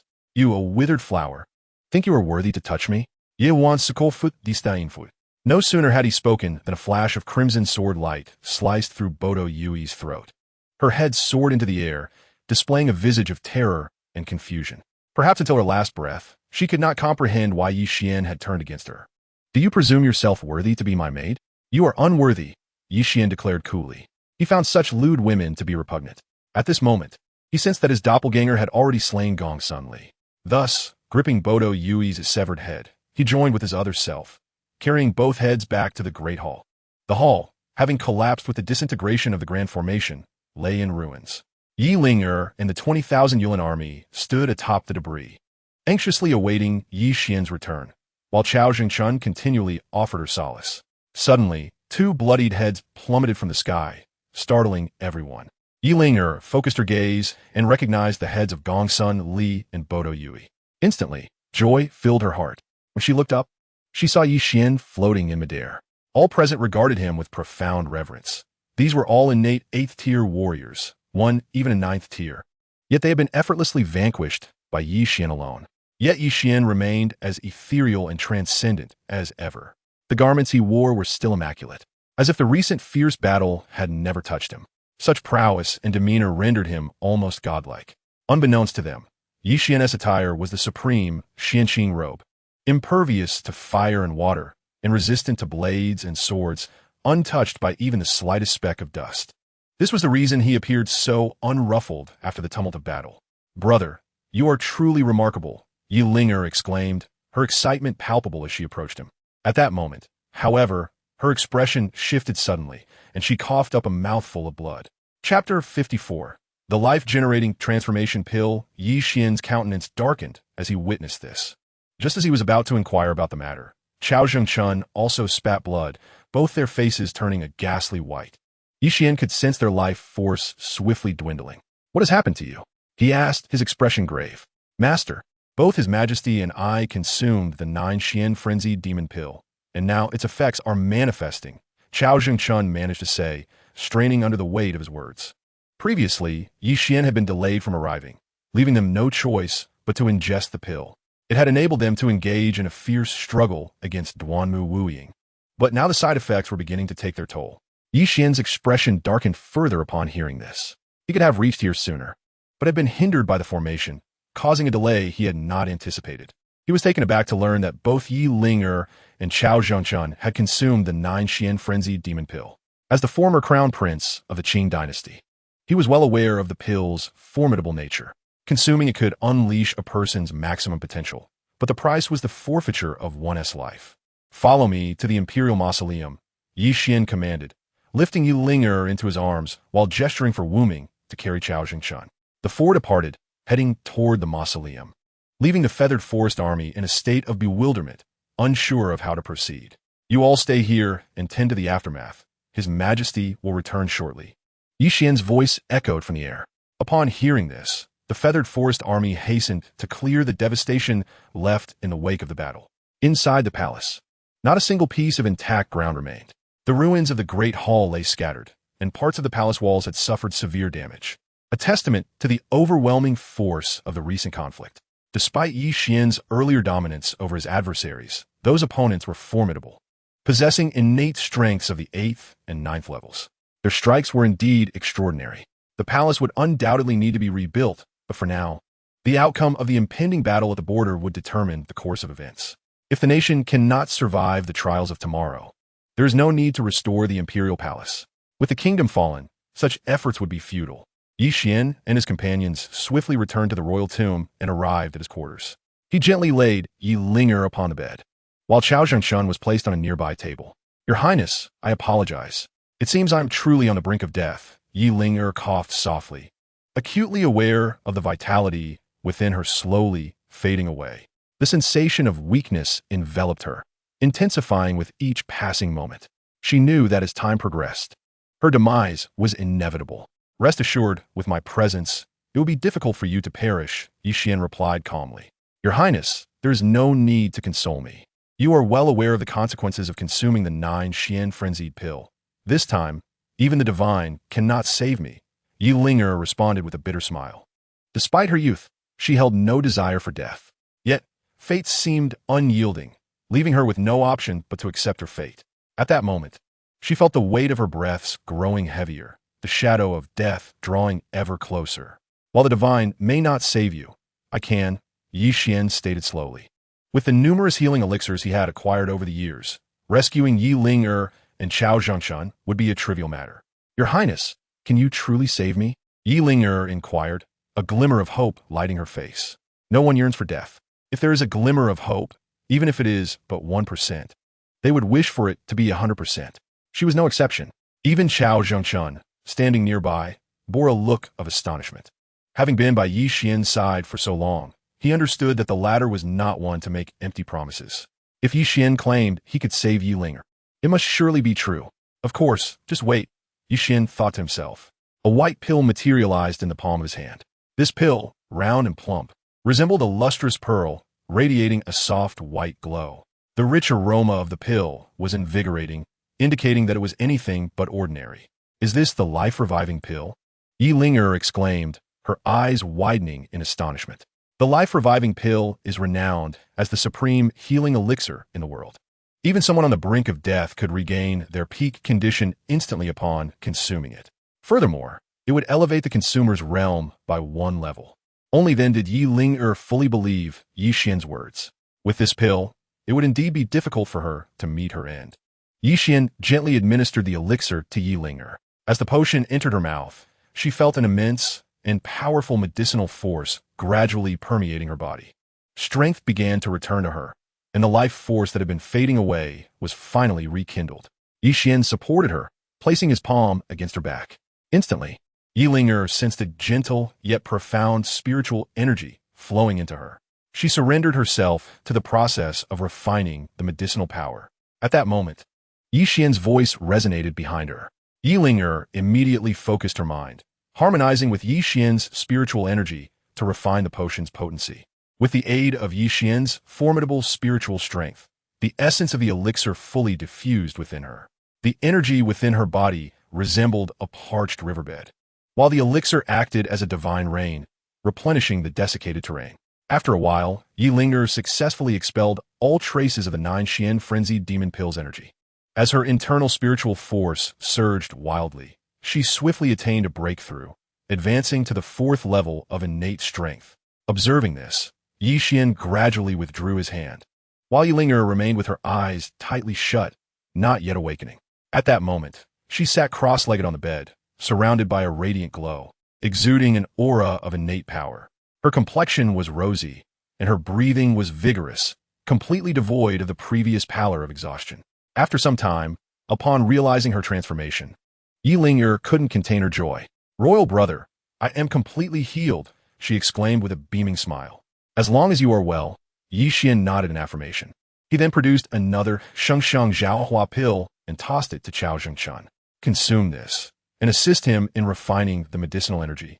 "Thank you, Your Highness," Chao Zhengshan responded, his face alight with joy as he accepted the elixir. He had been concerned that such a precious pill might be singular in Yi Xian's possession. If that were the case, his fate would have been dire. Fortunately, Yi Xian had another Sheng Sheng Zhaohua pill, allowing Chao Zhengchun to breathe a sigh of relief. Your Highness truly will not abandon me, he thought, elated.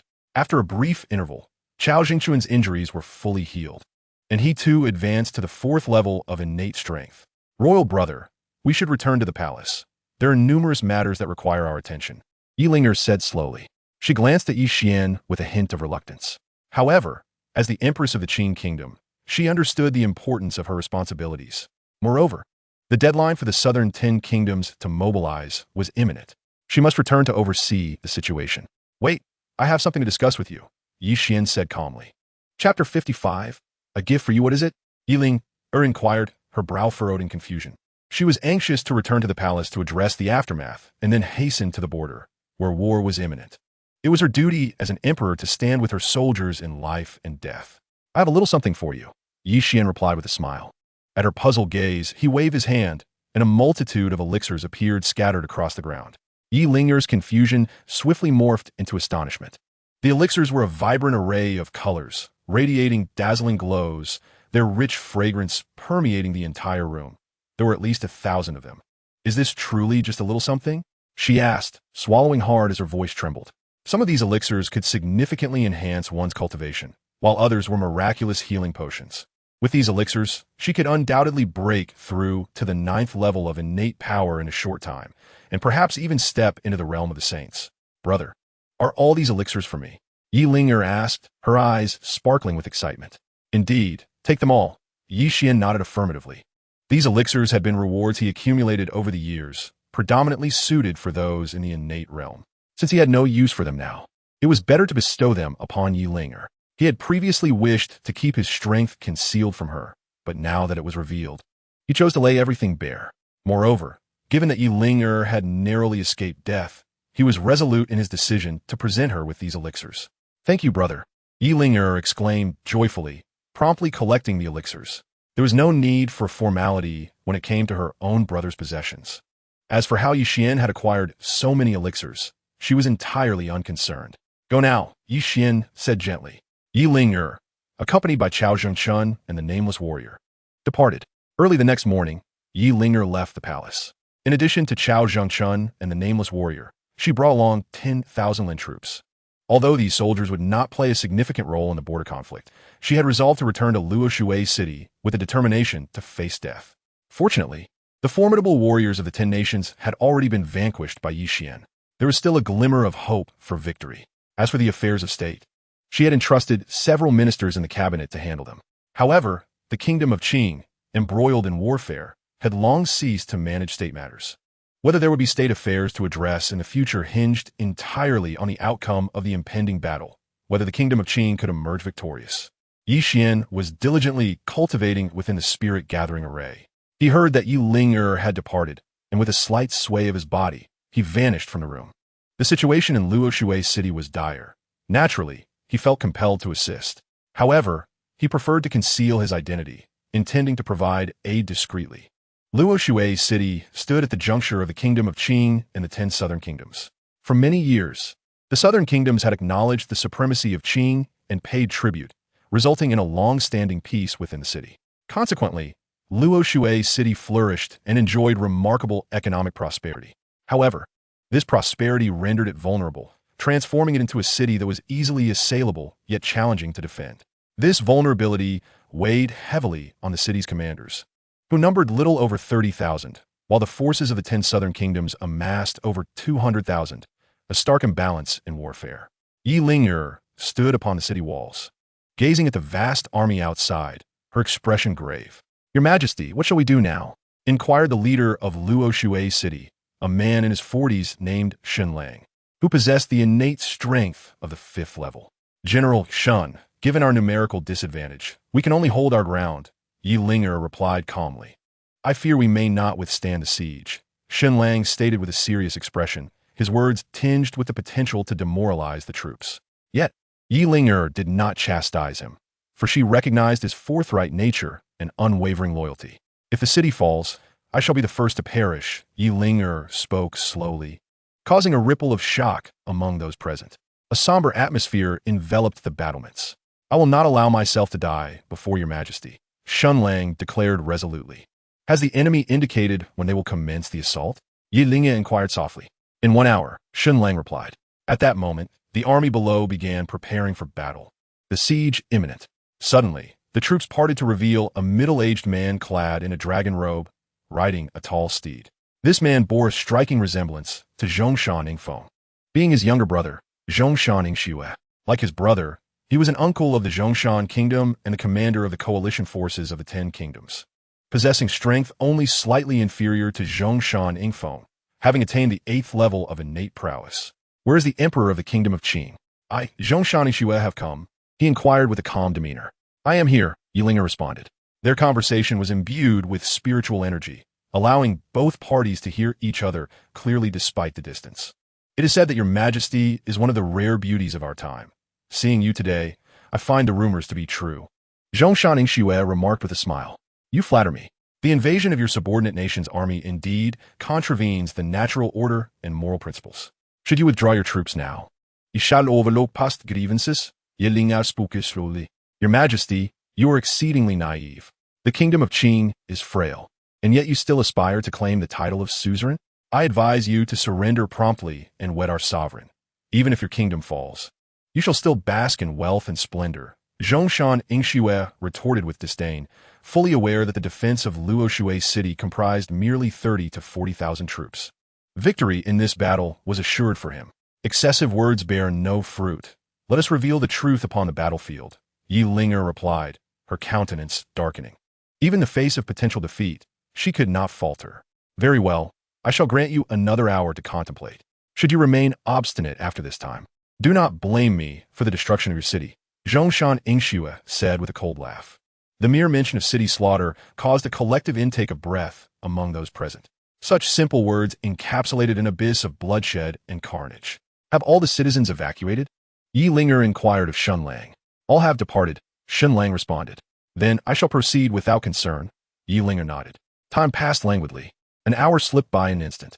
Zhongshan Ingxue emerged once more. Your Majesty, have you reached a decision? In the Great Qing dynasty, there has only been an emperor who died in battle, never one who surrendered. Yi Linge's expression turned steely. If you are unaware of the peril you invite, I shall not hold back. Zhongshan Ingxue snorted disdainfully. At that moment, Yi Linge's expression faltered momentarily before a peculiar look crossed her face, though no one noticed. Zhongshan Ingxue, do you not fear divine retribution for your audacity in waging war against the suzerain? Yi Linge questioned Alut. Chapter 56, Divine Retribution, Descending.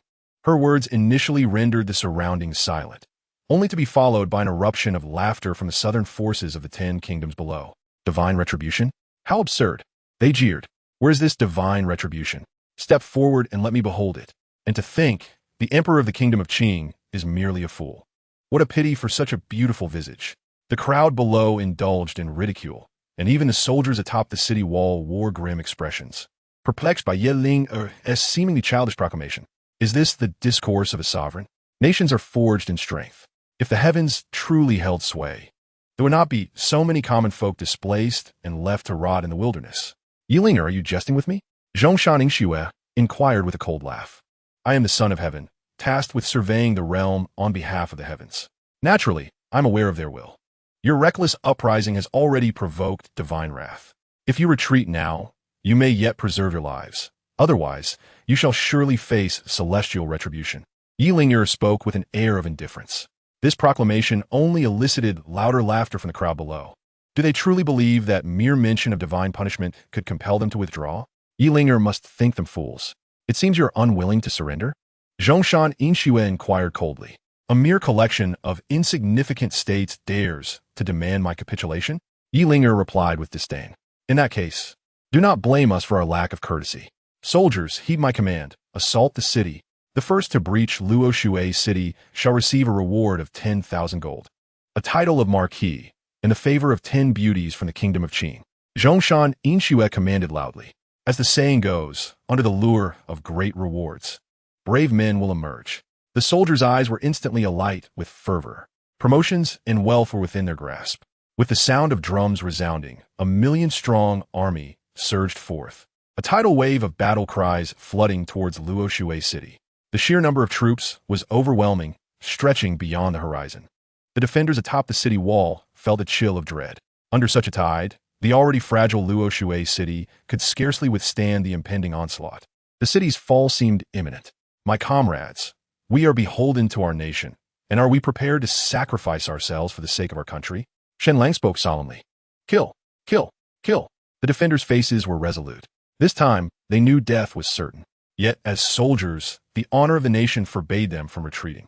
To die on the battlefield, wrapped in horsehide, this is the glory of a soldier. Your Majesty, please evacuate from here.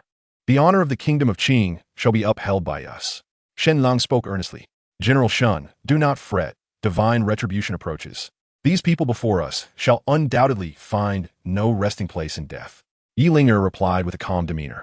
Her words prompted shared glances among the crowd. Was the emperor a fool? With the enemy at their gates, she spoke such things. Yet no one dared voice their doubts. After all, she was the emperor, deserving of their respect. If you do not believe, then allow me to demonstrate why I am worthy of the title Son of Heaven. Yi Ling'er smiled as she stepped forward, leaving the confines of the city. Her feet hovered above the ground, suspended in midair. Your Majesty, be cautious. Shen Lang exclaimed in shock. Yet Yi Ling'er paid him no heed, floating toward the army below. The soldiers gazed up in astonishment, uncertain of her sudden appearance and intent. Perhaps she wished to flee, disregard her, and continue the assault. Zhongshan Inxue commanded loudly. As long as we capture Luoshui city.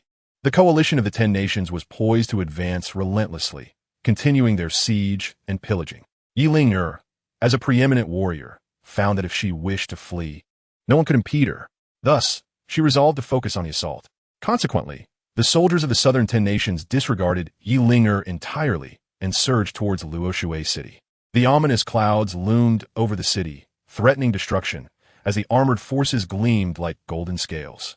1,000,000 valiant troops besieged the city, instilling a profound sense of despair among the defenders within. Gentlemen, the emperor has departed. We are free to engage in battle, Shen Lang declared in a somber tone. Nonsense. His Majesty would never flee. As the Son of Heaven, if she proclaims that the enemy shall face divine retribution, then such retribution will surely manifest, Cao Zhengchun replied slowly. Only then did Shen Lang notice that Cao Zhengchun and Wu Ming, who accompanied Yi Ling'er, had not yet departed. Shen Lang had always harbored a disdain for eunuchs, believing them to be devoid of merit beyond sycophancy. Cao Gonggong, you should hasten to follow the emperor. The battlefield is a domain for men. And you have no place here, Shen Lang stated coldly, his words unreservedly harsh, directly assaulting Cao Zhengchun's character. However, Cao Zhengchun remained unfazed. General Shen, though I am but an imperfect man, I am still a man of honor. If necessary, I would gladly sacrifice myself for the nation. But we must have faith in His Majesty. Do you genuinely believe in the prospect of divine retribution? Shen Lang retorted with a scoff. If the emperor asserts it, then it must be true, Cao Zhengchun replied, his voice steady. Since you and this gentleman wish to remain, prepare yourself for battle, Shen Lang remarked indifferently. He slowly drew his weapon, his expression composed as he gazed toward the city's exterior. At that moment, Yi Ling'er suddenly halted midair. Zhongshan Inxue, I grant you one final opportunity to retreat. Otherwise, divine retribution shall befall you, and you will surely perish without a trace. Yi Ling'er proclaimed, looking down upon the assembly. Yi Ling'er, if you possess the ability, let me witness this divine retribution. Zhongshan Inxue retorted with a mocking expression. Stubborn and unyielding, if that is the case. Then I shall not hold back my ruthless heart, Yi Ling'er replied, shaking her head. With that, she formed a peculiar hand seal and began a chant. Heaven above. Today the southern 10 nations unjustly raise arms against my Da Qing. This is an act devoid of virtue and righteousness. I implore the heavens to unleash divine retribution and save the common folk of Da Qing. Upon hearing Yi Ling'er's words, a bewildering expression spread across the faces of all present. Both the coalition of the southern 10 nations and the defenders of Luoshui city regarded Yi Ling'er's actions with skepticism. Do you fancy yourself a deity, capable of manifesting your words into reality? It is said that ancient powers could indeed do so, but the spiritual essence today is but a mere fraction of what it once was in ancient times. The era of ancient warriors capable of uttering the law has long since passed. Yi Ling'er's actions, in the eyes of the onlookers, were no different from those of a fool. Yi Ling'er, Are you overwhelmed by pressure to the point of madness? Zhongshan Yingxue laughed heartily. Yi Ling paid him no heed. Slowly opening her eyes and extending her right hand towards the Southern Coalition, her expression devoid of emotion as she proclaimed, "Heaven's wrath, descend upon this world." Instinctively, everyone fell silent, their gazes drawn to the sky. Yet, the heavens remained unblemished, basking in the bright sun, showing no signs of disturbance. Just as Zhongshan Yingxue was about to mock Yi Ling, a sudden exclamation pierced the air. "What is that?" Chapter 57. The Falling Meteorite. At the sound of this cry, the crowd instinctively looked skyward, and to their astonishment, a small black appeared in the firmament. Due to the great distance, the nature of this dot was unclear, but they could discern a long trail of fire trailing behind it. Despite the distance, a chilling sense of formidable power emanated from it. The black dot sped swiftly, and soon enough, the crowd beheld its true form, which drained the color from their faces in terror. "It's a meteorite!" Someone screamed in fear. Before them loomed an enormous meteorite, spanning hundreds of square meters, descending with a fiery blaze and a long tail behind it. Even before it struck the ground, the scent of charred air filled the atmosphere. Indeed, it is divine retribution. The heavens are furious. "Help! Flee!" A soldier cried out, his face a mask of horror. His shout sent the Southern Coalition into disarray. Just moments ago, Yi Ling had foretold the descent of heavenly punishment, and now a meteorite was indeed plummeting from the sky. The realization that Yi Ling possessed such power left them questioning the prospect of battle. The guards atop Luo Shui's city were equally astounded. They could hardly believe that Yi Ling could summon divine wrath. At that moment, a flash of sword light darted past the shouting soldier, severing his head from his body. "Those who sow discord shall perish," declared Zhongshan Yingxue, the one who had acted. His decisive action immediately restored order to the chaotic ranks. "It is merely a meteorite. What is there to fear? Allow me to deal with it," Zhongshan Yingxue stated solemnly. With his strength, shattering a meteorite would be a trivial task. Just as he prepared to act, another voice cried out, "Look at the sky."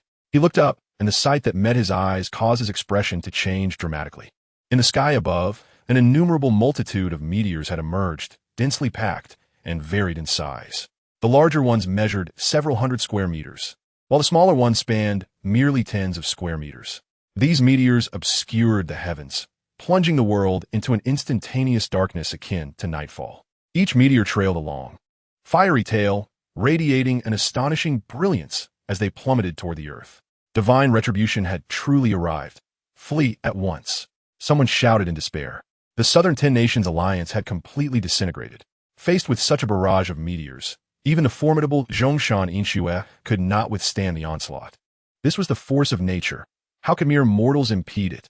As the meteors rained down, they would surely crush all beneath them to dust. Observing this calamity, Zhongshan Yingxue let out a long sigh, realizing that all hope was lost. Further resistance was futile. At that moment, thoughts of escape consumed him. If he did not flee, he would surely perish beneath the celestial onslaught. How infuriating it was that Yi Ling could truly summon such divine wrath. What was the meaning of this? Zhongshan Yingxue lamented bitterly. The Southern Ten Nations alliance was in utter chaos, frantically fleeing in all directions. A million souls surged toward a singular escape route. A sight both magnificent and tragic amidst such turmoil. In the ensuing pandemonium, trampling soon ensued. Many in their haste stumbled and fell, only to be trampled by the relentless tide behind them. Their anguished cries fell upon deaf ears. The final fates of the fallen were utterly harrowing.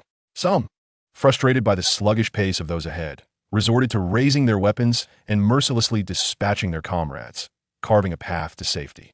In the face of mortality, humanity reveals its basest instincts. Bonds of friendship, camaraderie, and brotherhood pale in comparison to the instinct for self-preservation. As long as I survive, the fate of others matters not. Thus, before the first meteor even descended, the Southern Ten Nations alliance had already suffered grievous losses. Boom! At that moment, the first meteor finally struck the ground. The soldiers of the Southern Ten Nations, already tightly packed, were instantly decimated, with thousands perishing in an instant. The earth trembled beneath them, a massive crater emerging where the meteor had impacted.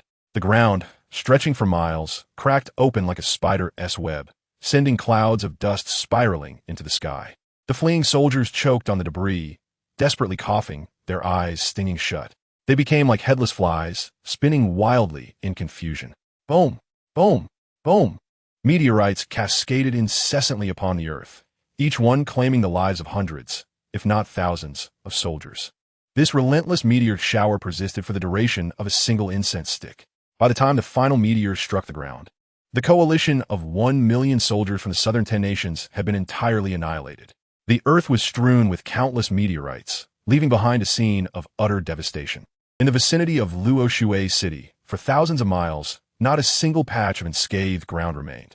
Inside the city, the defending troops found themselves paralyzed, unable to comprehend the spectacle before them. They could hardly believe that divine retribution had truly descended upon them, and with such ferocity. It was no wonder the garrison was so sparse. Yi Ling'er still dared to lead the charge, fully confident of victory. Upon witnessing the scene, Yi Ling'er displayed an expression of profound astonishment. It became clear that her actions were not entirely her own volition, but rather the result of Yi Xian's guidance.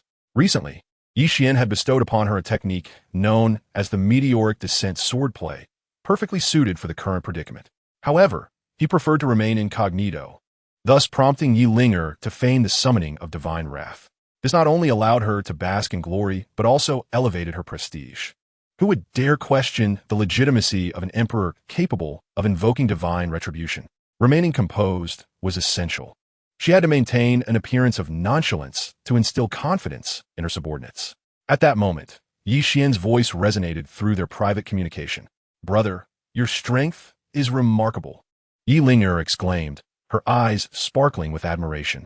"Return to the city swiftly. I have someone to pursue," Yi Xian replied calmly. "Who?" Yi Ling'er inquired, puzzled. "Zhongshan Ingxue. Ye Wan answered. He has escaped?" Yi Ling'er's expression shifted dramatically. "My sword, once drawn, shall not return until it has tasted blood. As long as I am here, he shall not evade me," Yi Xian stated with an air of indifference. After that, Yi Ling'er heard no further words from Yi Xian. "Brother, are you there?" She called out 3 times without receiving a reply, realizing he was off to hunt Zhongshan Ingxue. Gradually, she made her way back towards Luoshui City. Chapter 58. The one who will slay you at this moment. All the defenders of Luoshui City gazed at Yi Ling'er with profound reverence. Hovering above the city, she looked down upon the crowd with an expression as tranquil as still water, seemingly unfazed by the loss of 100,000 lives. This indifference ignited a sense of worship among the soldiers, including Shun Lang and the others. "Long live our emperor!" At that moment, Chao Zhengchun knelt down and proclaimed loudly. He was acutely aware that Yi Ling'er lacked such power. There was only one person capable of achieving this feat, Yi Xian. However, he had no intention of exposing the truth. Thus, he deftly attributed all the credit to Yi Ling'er. With Chao Zhengchun's lead, the guards of Luoshui City gradually regained their senses and hastily knelt beside him, exclaiming, "Long live our emperor!" Each individual gazed at Yi Ling'er with fervent admiration. With such a formidable sovereign, the kingdom of Qing would undoubtedly fear no one.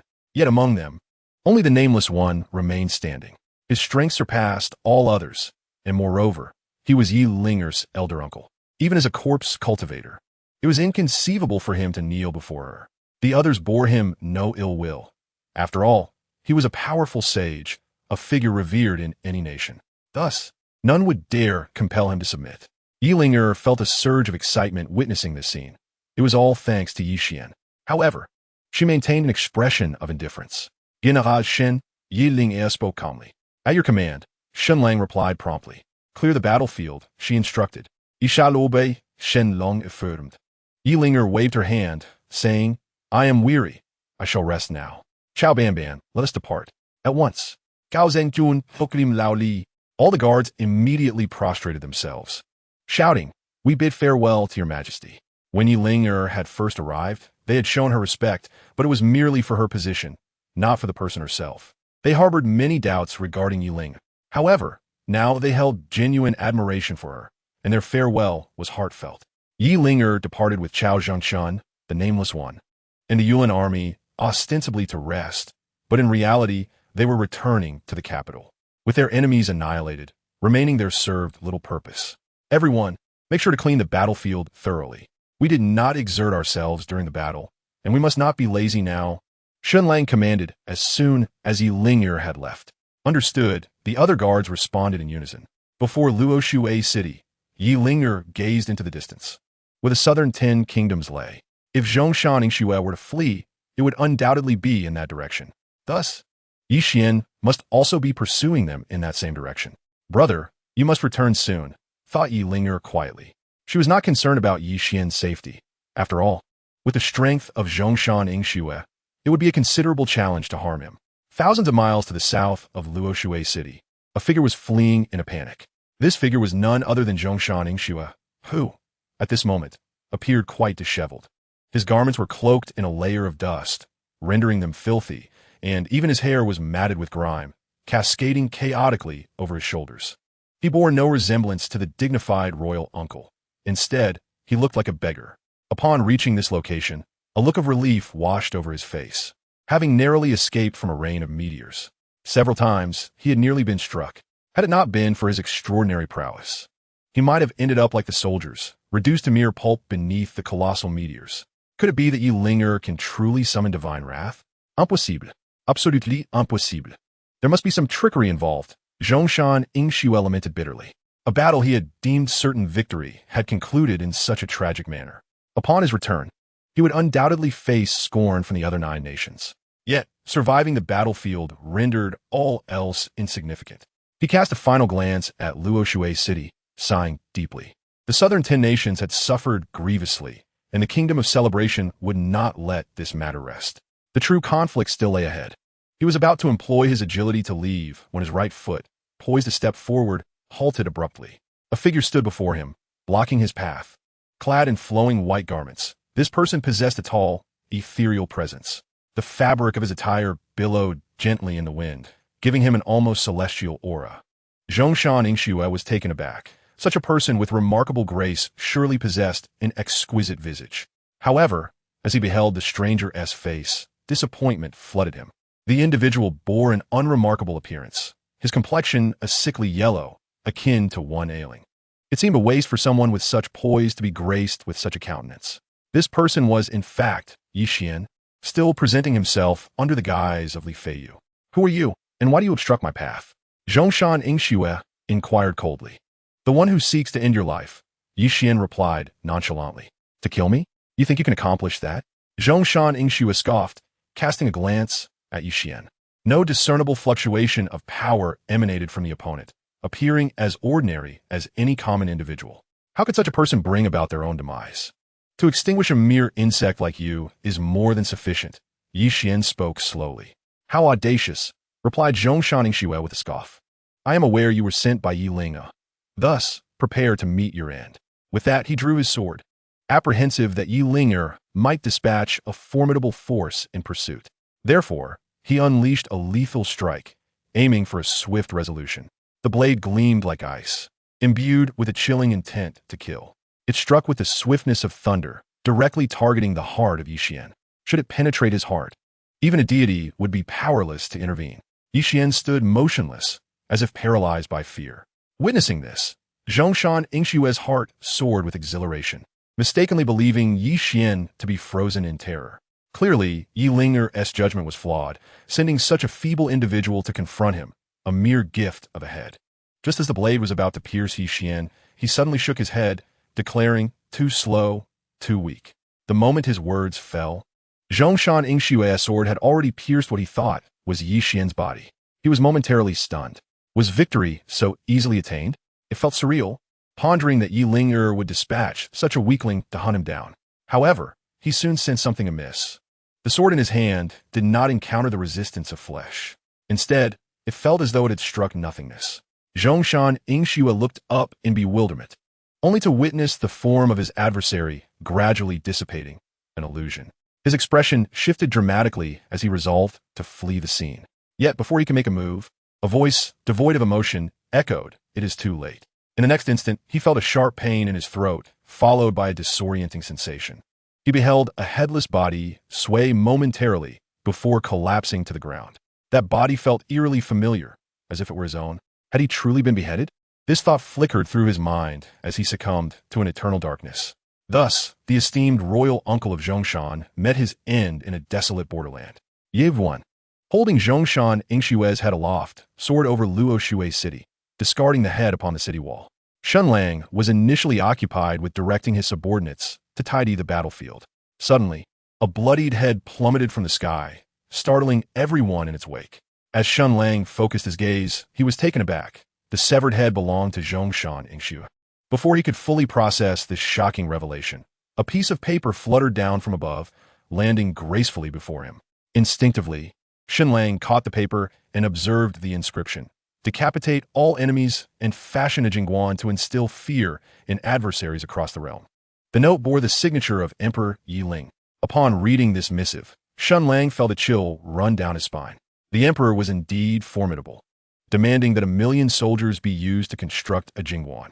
But what is a Jingguan? It signifies a high mound, a monument erected to exhibit military prowess, accumulating the corpses of foes as a testament to victory. This method serves as a means of showcasing power during wartime. However, such actions could be deemed as transgressions against heaven, potentially inciting unnecessary troubles. Yi Xian's motive for this decree was to ensure that the kingdom of Qing could instill fear in neighboring nations, deterring them from invading and allowing for the nation's growth. Though this course of action might invite complications, with his presence, no trouble was insurmountable. Furthermore, the command was issued in the name of Yi Linger, compelling Xuan to comply. Summon the imperial decree. Construct the Jingguan, he commanded after a moment of contemplation. The soldiers, upon hearing this, displayed a look of astonishment.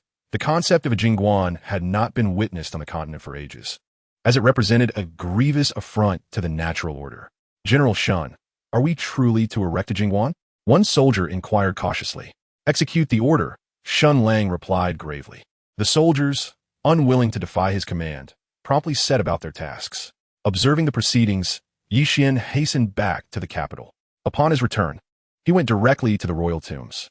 The war between the kingdom of Qing and the southern 10 nations had already attracted considerable attention, and news of the outcome spread swiftly across the realm. Initially, all nations and sects presumed the kingdom of Qing would face defeat, but they were astonished to learn that the battle concluded in such an extraordinary manner. 10 nations fell by meteor strikes, meeting their demise in such a pitiful manner. This outcome was unprecedented in the annals of history. Even more shocking was the sight of a Jingguan being constructed before Luoshui city, where the heads of 1,000,000 soldiers were piled together, forming a towering structure several meters high. Atop this gruesome monument rested the head of Zhongshan Ingshu. The ruthless actions of Yi Linger sent shockwaves throughout the various nations of the continent. As for the southern 10 nations, they suffered catastrophic losses, including the fall of 10 innate realm experts. He had also suffered the loss of 100,000 troops, which was a tremendous blow to his pride. In this great battle, everyone believed that the divine retribution was summoned by Yi Linger, elevating her prestige to its zenith. With the momentum of her triumph, Yi Linger issued a decree to the 10 southern kingdoms, demanding that within 3 days, they send their crown prince to Qing as a hostage and increase their annual tribute by 30%. Should they fail to comply, she threatened divine wrath upon them, leading to their annihilation and extinction. This command caused a stir throughout the realm, as it appeared to strip the southern kingdoms of all dignity. Yet, there was little choice. The weak have no diplomacy, a harsh reality that every vanquished must endure. The focus now shifted to the response of the southern kingdoms. However, no one believed that Yi Linger could truly summon divine retribution, for such phenomena are capricious and cannot be summoned at will. The question remained whether the southern kingdoms would heed her warning. Of course, the true mastermind behind it all was Yi Xian, who quietly achieved his goals while remaining hidden from the limelight. Apart from Yi Linger and Chao Zhongchun, no one knew the truth. As for the nameless one, he was not human, but merely an emotionless crafted corpse. Nevertheless, after this battle, the nations had begun to regard the kingdom of Qing with trepidation. Yi Xian was indifferent to the tumult beyond. He remained in the imperial mausoleum, sweeping and cultivating. At present, he had attained the strength of the 9th level sage, just one step away from the supreme realm. Yet, the system had yet to reward him with the blood of the supreme Tao, leaving him on the threshold, unable to enter. This predicament was quite frustrating. The system's rewards were inherently random, and now he had to rely on fate. Yi Xian picked up the broom and resumed his sweeping. Ding!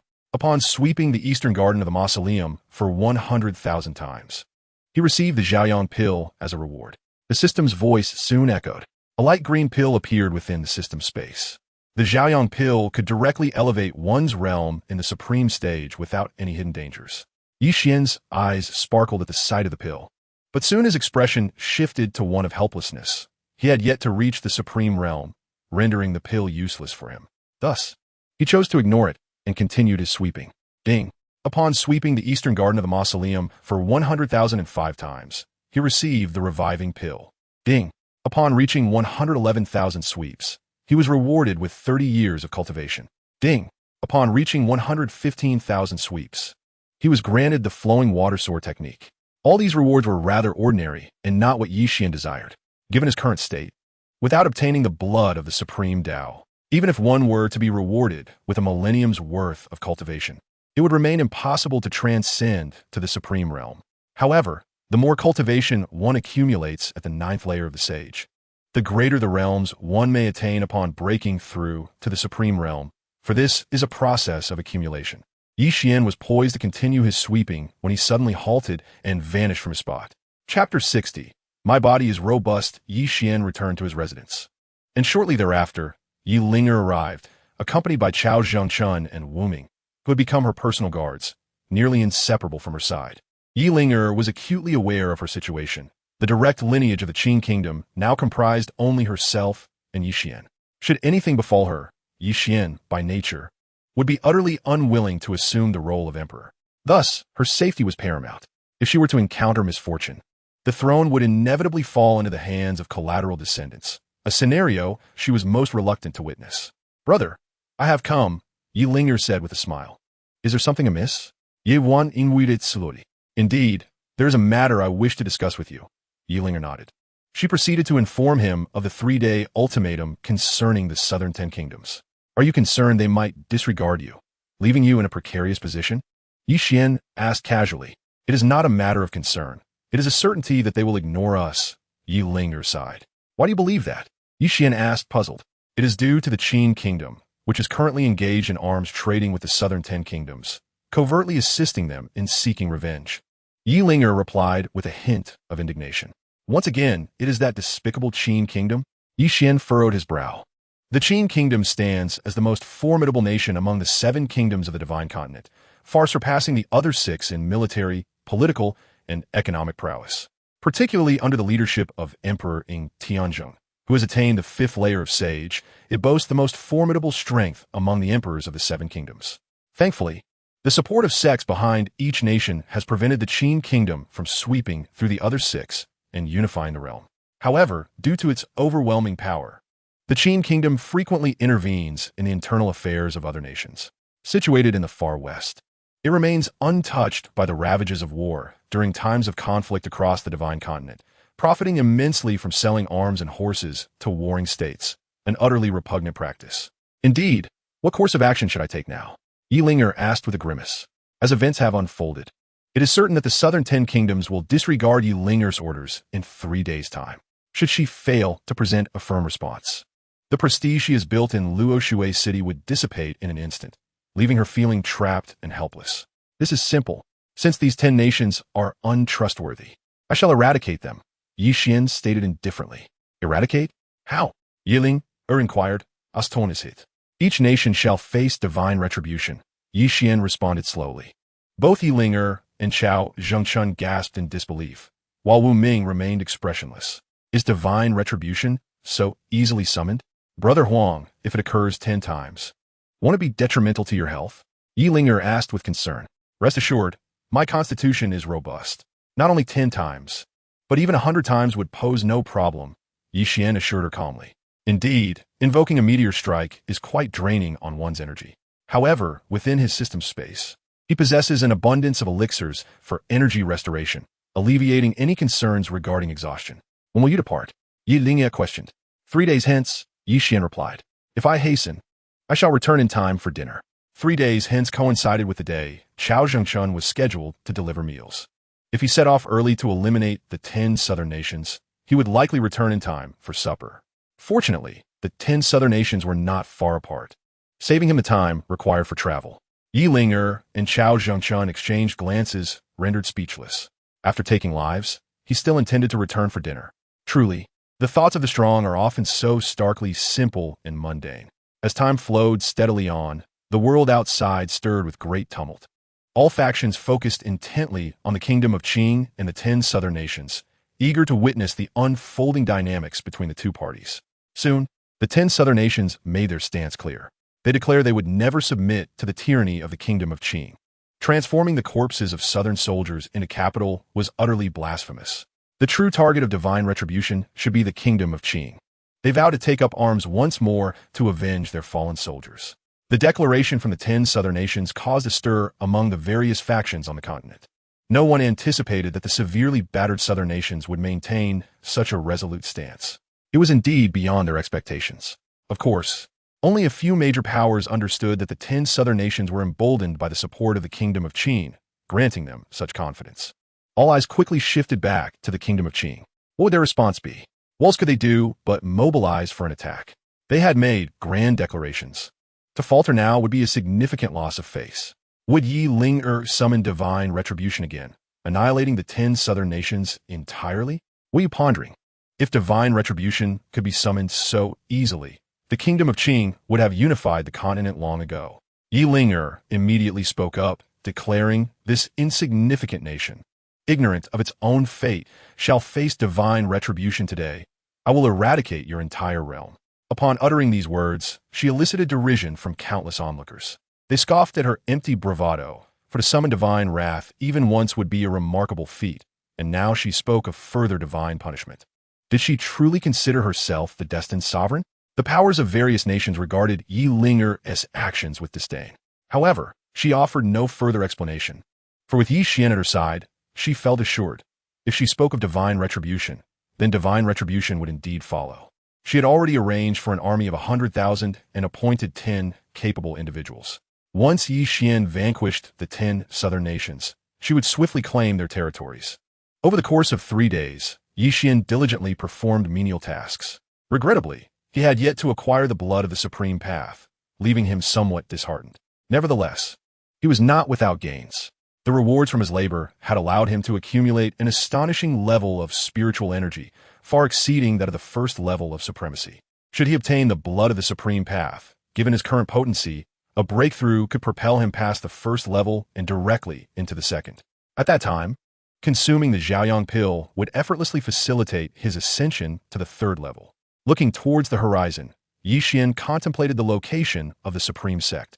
It was time to bring Yu Yao back. He would attend to the matters of the southern 10 nations afterward. "Your Highness, you may set forth," said Xiao Zhengchun as he approached. "Xiao Chunzi, prepare the feast for my return." Yi Xian responded with a calm demeanor. "At your command," Xiao Zhengchun replied promptly. Nodding, Yi Xian stepped forth, and in an instant he soared into the sky, transforming into a streak of white light that swiftly vanished from sight. Chapter 61. All matters of the world are but a sword-s affair. The state of Zhongshan, situated in the southernmost part of the continent, was once the dominant power of the Central Plains thousands of years ago. However, as time passed, the strength of Zhongshan waned, ultimately succumbing to the rising Zhao state, one of the 7 nations nearly facing annihilation. Consequently, it was compelled to relocate southward, becoming a minor feudal state. The former emperor was demoted to a mere king. And in a bid to preserve the dynasty, Zhongshan chose to align itself with the state of Qing, paying tribute annually. In return, the state of Qing frequently bestowed generous gifts upon Zhongshan, including money, elixirs, and even the relocation of some of its citizens to Zhongshan. To assist the state of Zhongshan in restoring its former glory was the intention. However, it was unforeseen that the leading aggressor against the state of Qing would be none other than Zhongshan itself, truly a treacherous wolf in sheep's clothing. Thus, Yi Xian's first destination was determined to be Zhongshan. Such a duplicitous entity, one that preys on the weak while fearing the strong, must be eradicated without hesitation. Zhongshan City, the capital of the state of Zhongshan, lay several thousand miles from the capital of Qing. Nevertheless, with Yi Xian's remarkable speed, the journey of thousands of miles was traversed in the mere time it takes to brew a cup of tea.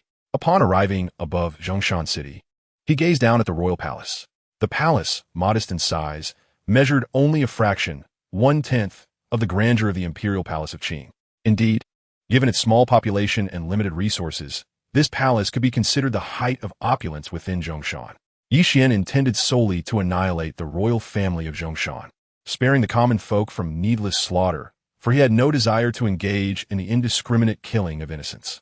Within the palace, the ruler of Zhongshan, Fiyun, sat solemnly upon his throne, his countenance dark and foreboding.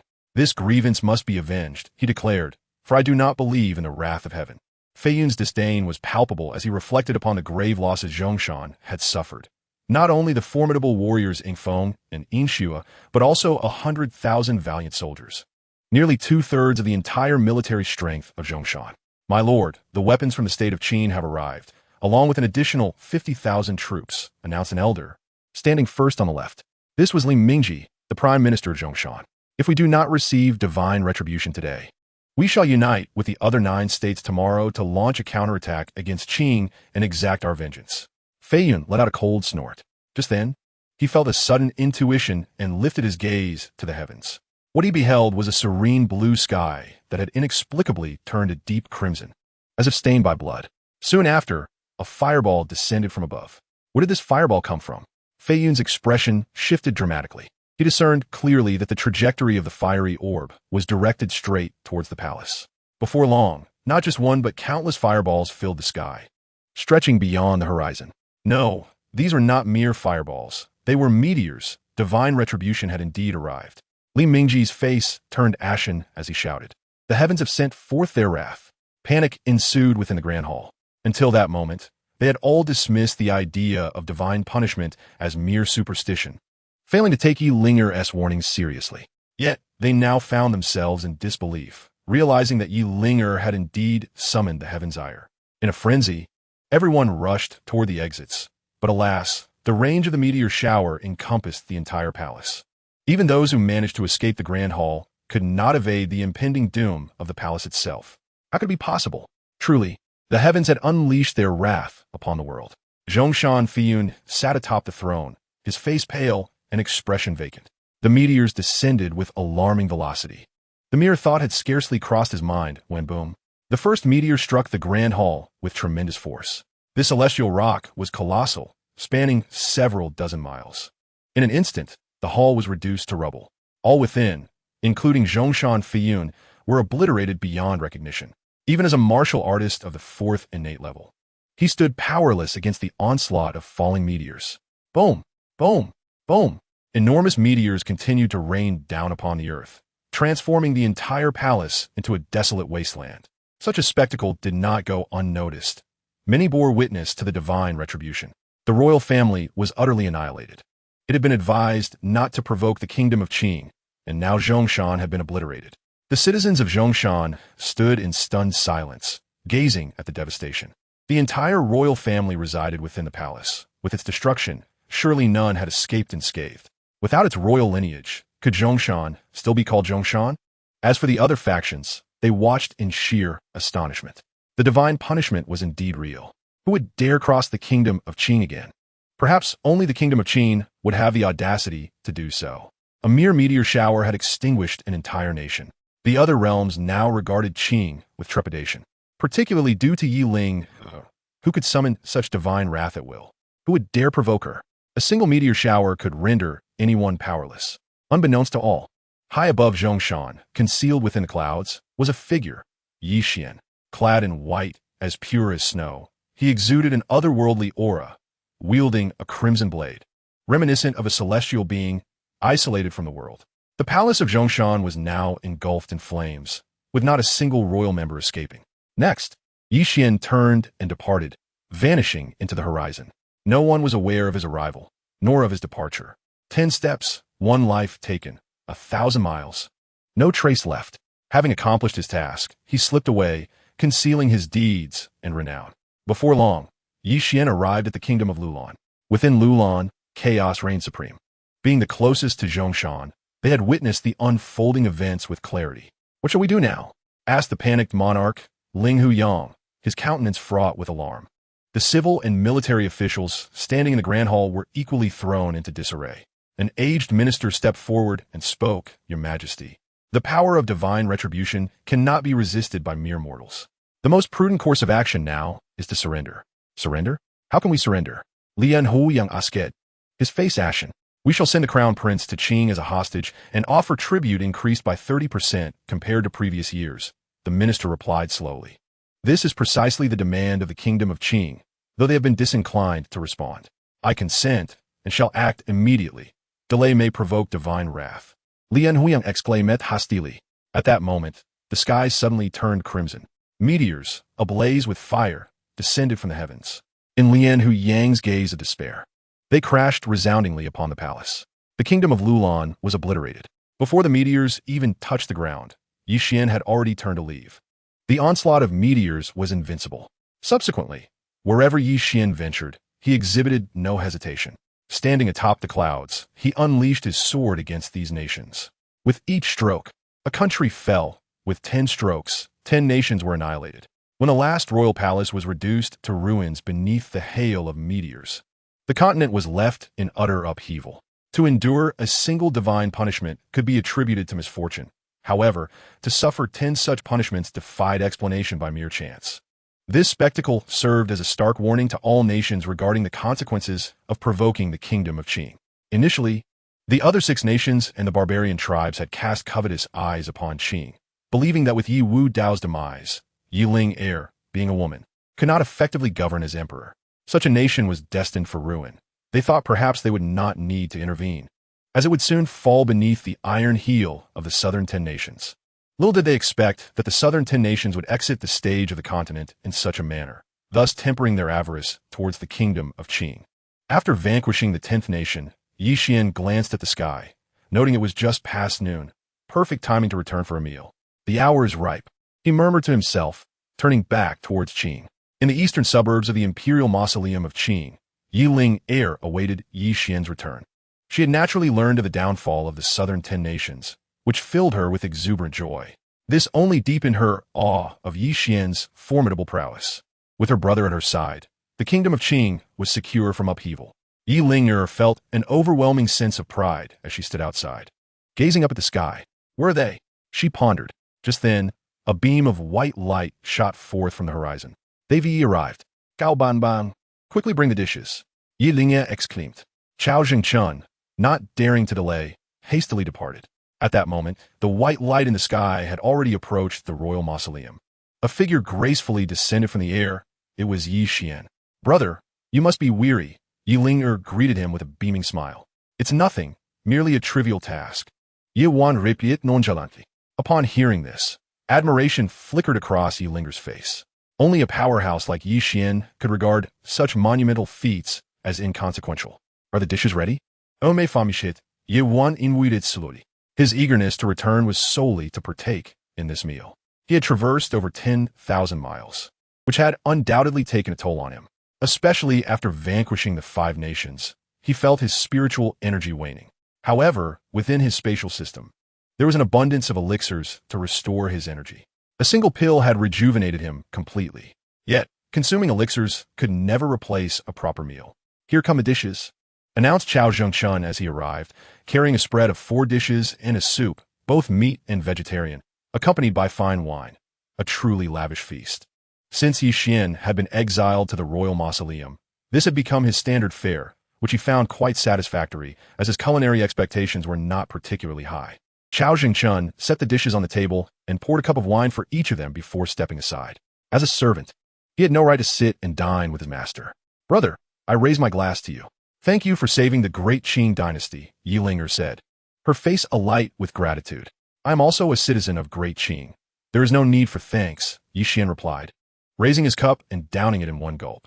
After their toast, a silence enveloped Yi Xian and Yi Ling for a moment, until Yi Ling broke the awkwardness. Brother, do you remember Sister Yu? She asked slowly. Yu Yao, why do you ask about her? Yi Xian replied, taken aback. He was aware that Yu Yao had been trapped within the Supreme Sect. However, given his current strength, an assault on the Supreme Sect would be tantamount to courting death. Thus, he intended to grow stronger before attempting to rescue Yu Yao.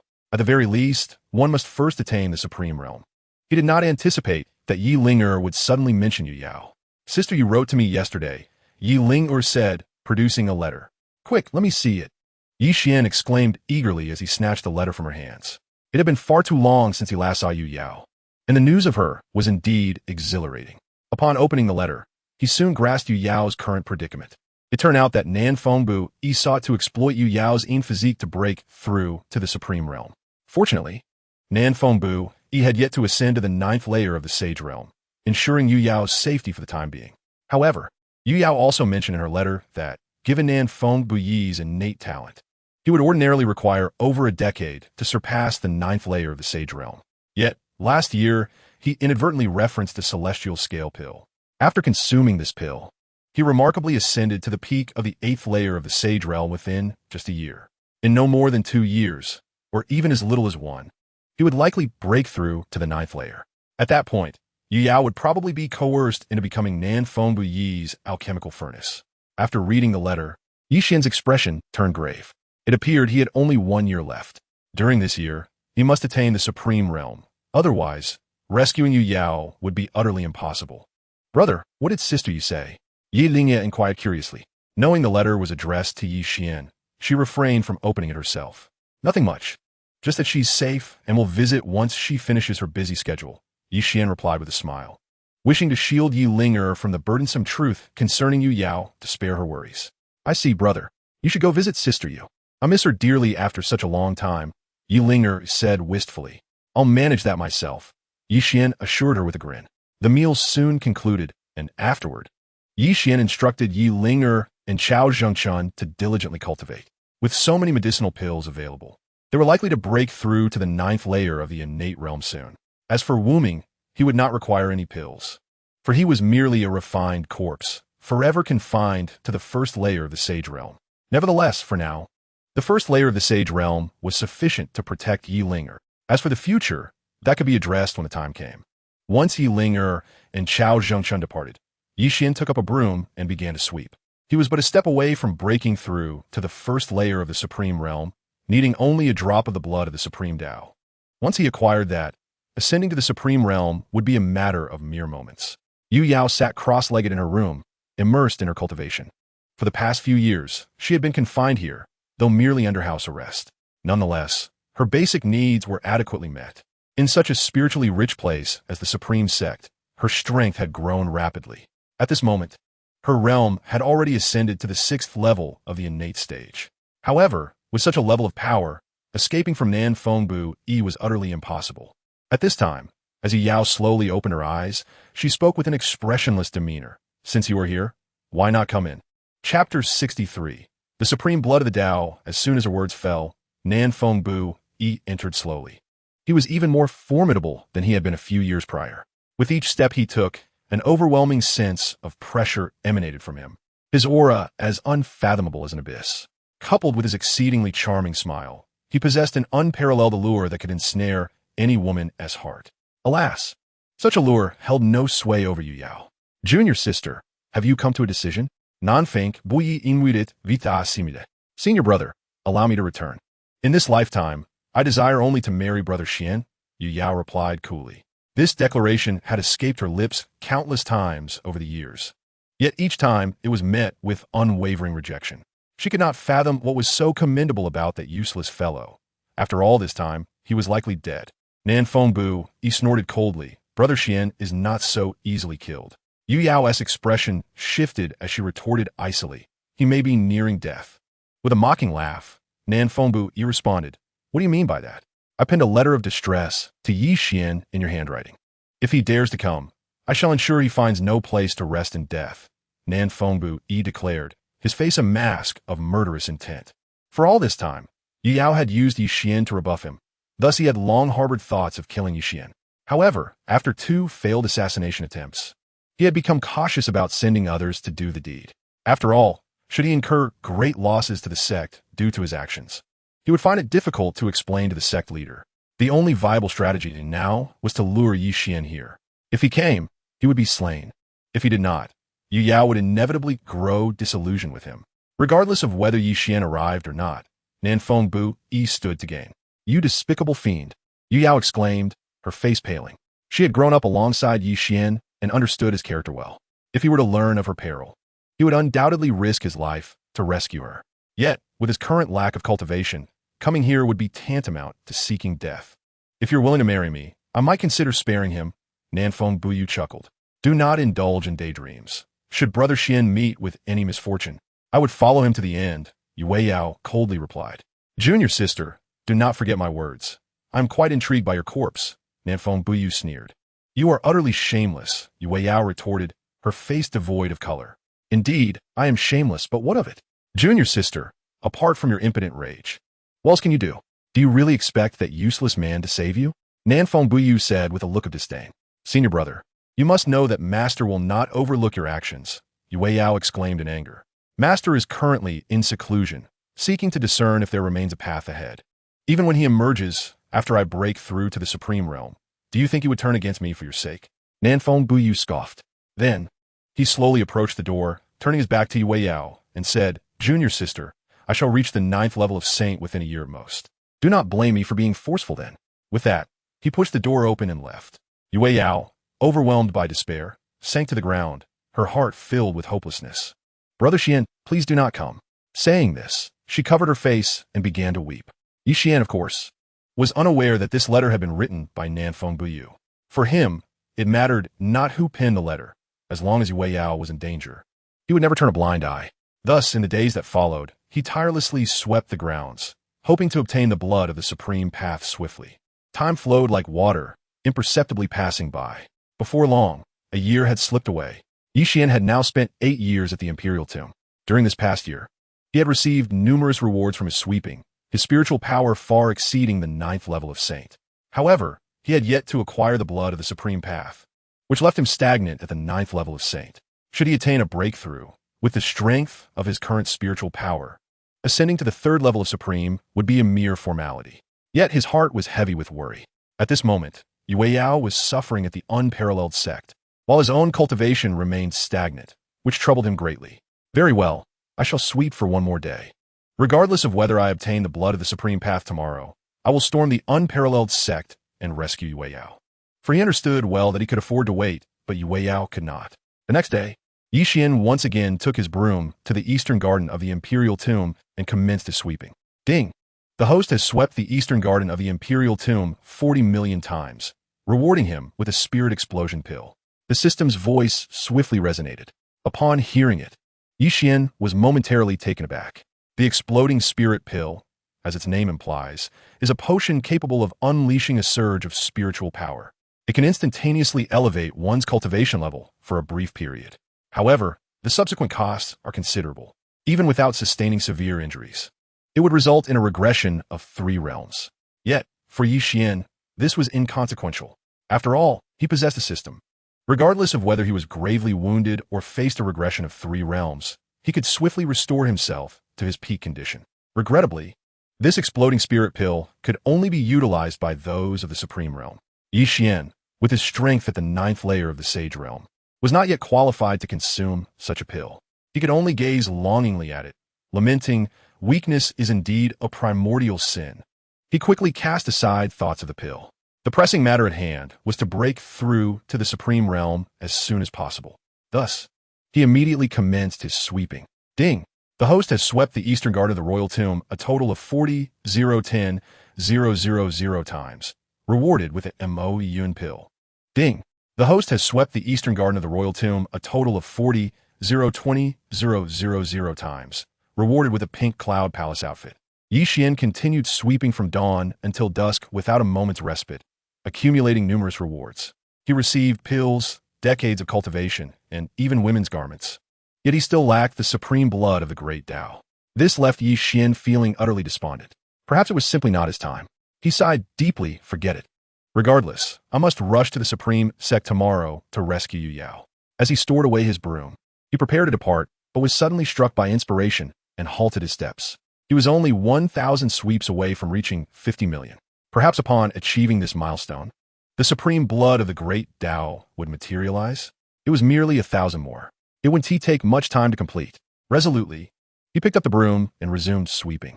Completing 1,000 sweeps did not require an excessive duration. After the passage of a single incense stick's worth of time, he finally heard the system's voice. It must be the supreme blood of the Great Tao. Yi Xian fervently prayed within his heart. Ding! The host has swept the eastern garden of the royal tomb a total of 50,000,000 times, rewarded with the supreme blood of the Great Tao. Chapter 64. Breakthrough to the Supreme Realm. Upon hearing the system's voice, Yi Xian could not contain his elation. His prayers had indeed borne fruit. With the supreme blood of the Great Tao, he could merge it with his supreme bone and supreme pulse of the Great Tao, thereby forming the supreme body of the Great Tao and stepping into the supreme realm. In just 8 years, starting from nothing, he ascended to the supreme realm. Such a pace of cultivation was indeed astonishing, even when he possessed the supreme bone in the past. Ascending from the acquired realm to the supreme realm would likely require nearly a century of rigorous training. Despite Nan Feng's terrifying innate talent, it took him over 80 years to barely reach the 8th level of the Sage realm. In stark contrast, Yi Xian's 8 years had already surpassed that by a factor of 10. Is it the fusion of the supreme body of the Great Tao? The voice of the system resonated in Yi Xian's ears. Fusion, Yi Xian responded immediately.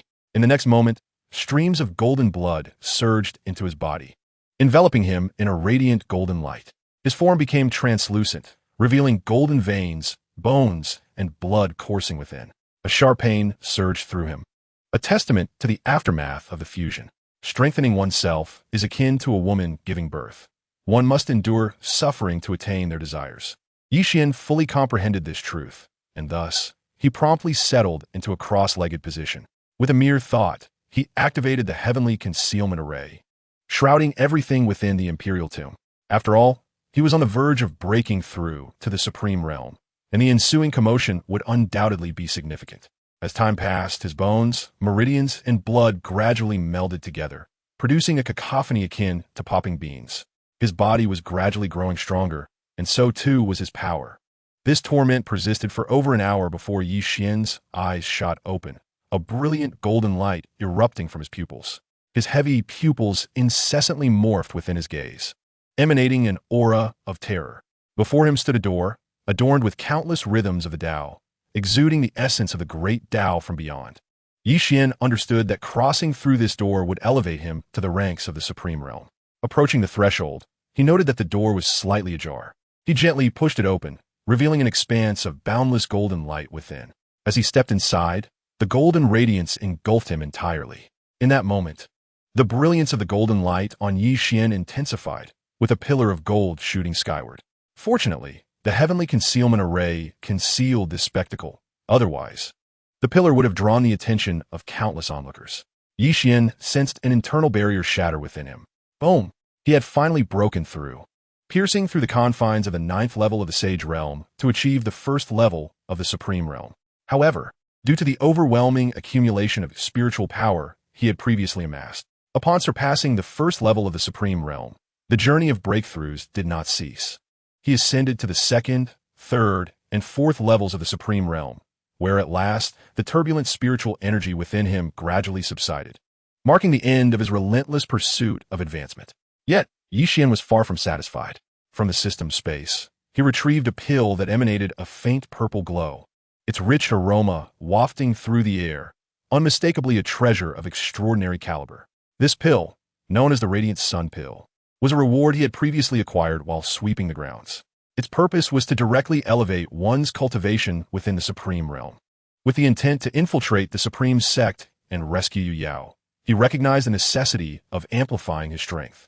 Ultimately, navigating within the Supreme sect while possessing the cultivation of the Supreme realm would still pose significant challenges. However, he could no longer dwell on such concerns. Should the need arise, there was still the explosive spirit pill at his disposal. Yi Xian returned to the spirit gathering array, settling into a lotus position. He placed the Radiant Sun Pill in his mouth and gazed towards the direction of the Supreme sect, murmuring softly, "Yaoer, wait for me. I shall come for you tomorrow." Time flowed swiftly, and soon the next day arrived. The sun ascended slowly into the sky, casting golden rays upon the earth, enhancing the already resplendent Supreme sect with an added touch of nobility. Amidst the swirling mists, birds soared freely, accompanied by roaming beasts, painting a scene reminiscent of an ethereal paradise. Within the Supreme sect, Nan Fengbu sat within his chamber, his body continuously absorbing the surrounding spiritual energy. Each inhalation rendered the nearby spiritual essence depleted, creating a void around him. Only upon exhaling the spiritual energy did the surroundings return to normalcy. With each absorption, his aura grew increasingly formidable. After 2 hours of this cyclical process, a sudden tremor coursed through his body, unleashing a violent surge of energy that erupted from within him. The clouds above began to swirl chaotically in response to his overwhelming presence. His aura ascended fervently, and his spiritual power surged rapidly, an expression of exhilaration gracing his visage. He was on the brink of a breakthrough. Before long, a colossal vortex of spiritual energy formed above his chamber, attracting the attention of countless onlookers. The Holy Sun was about to break through, truly befitting of his title. He was on the verge of transcending to the 9th level of the Saint Realm in less than 90 years. Merely a step away from the Supreme Realm, an astonishing feat indeed. It was rumored that upon achieving this breakthrough, the Holy Sun would propose to the Holy Maiden. Thus, it becomes an exceptionally joyous occasion. Many disciples of the Supreme Sect remain oblivious to the fact that Nanfeng Yi has confined Yu Yao. Only the trusted aides of Nanfeng Yi are privy to this matter. They have long believed that Yu Yao has been in seclusion, which is why she has not made an appearance. Soon, a colossal figure emerged in the sky above Nanfeng Yi's residence, towering at several dozen meters high. Its features were rather indistinct, yet faintly reminiscent of Nanfeng Yi. The gigantic silhouette opened its mouth wide and inhaled vigorously, drawing in the swirling spiritual energy entirely before gradually vanishing from sight. Inside the room, Nanfeng Yi, who had been meditating with his eyes closed, slowly opened them. At the moment his eyes fluttered open, two beams of divine light shot forth from his pupils, causing the void before him to warp and distort. After a considerable time, his eyes returned to their normal state, and the twisted void gradually regained its composure. I have finally transcended to the 9th level of sainthood. Yu Yao, it is now your turn, he declared, a chilling smile gracing his face. He rose with deliberate slowness, his form vanishing from the room in an instant. At that moment, Yu Yao had already learned of Nanfeng Yi's breakthrough to the 9th level of sainthood, which filled her with an overwhelming sense of despair. Her mind was in turmoil, unsure of how to confront Nanfeng Yi. Just as she was lost in her thoughts, a gust of wind swept through, and a dashing figure appeared in the room. Chapter 65. This person is destined to die. Even heaven cannot save him. Junior sister, I have broken through to the 9th level of sainthood, the newcomer declared. It was none other than Nanfeng Yi. And so what? Yu Yao responded coldly. You should prepare to marry me, Nanfeng Yi said with a smile. You wish. I will never marry you, Yu Yao asserted firmly. That may not be your decision to make, Nanfeng Yi replied with a chilling laugh. What do you mean by that? Yu Yao's expression shifted dramatically as she inquired. Do you not sense a particularly strong fragrance? Nanfeng Yi asked coldly. It was only then that Yu Yao realized a rich aroma pervaded the room. Initially, she had thought it was merely the faint scent of sandalwood incense burning in her chamber, dismissing it entirely. However, upon Nanfeng Yi's entrance, she discerned that the fragrance was overwhelmingly potent. Oh no, it is the spring delicacy mist. Yu Yao's complexion paled as she hurriedly attempted to stifle her breath. Alas, it was too late. A wave of lethargy enveloped her, and she collapsed to the ground. The ethereal energy that once enveloped her seemed to have vanished entirely. You despicable wretch, Nanfeng Yi, how dare you unleash the spring, soothing enchantment upon me? Yu Yao exclaimed, her complexion paling. As the name suggests, the spring soothing enchantment is a potent aphrodisiac, effective solely on women. Once ensnared, the afflicted must seek the aid of the opposite sex within half a day, or face a catastrophic demise. Junior sister, I am left with no choice. Your refusal to marry me compels me to this action.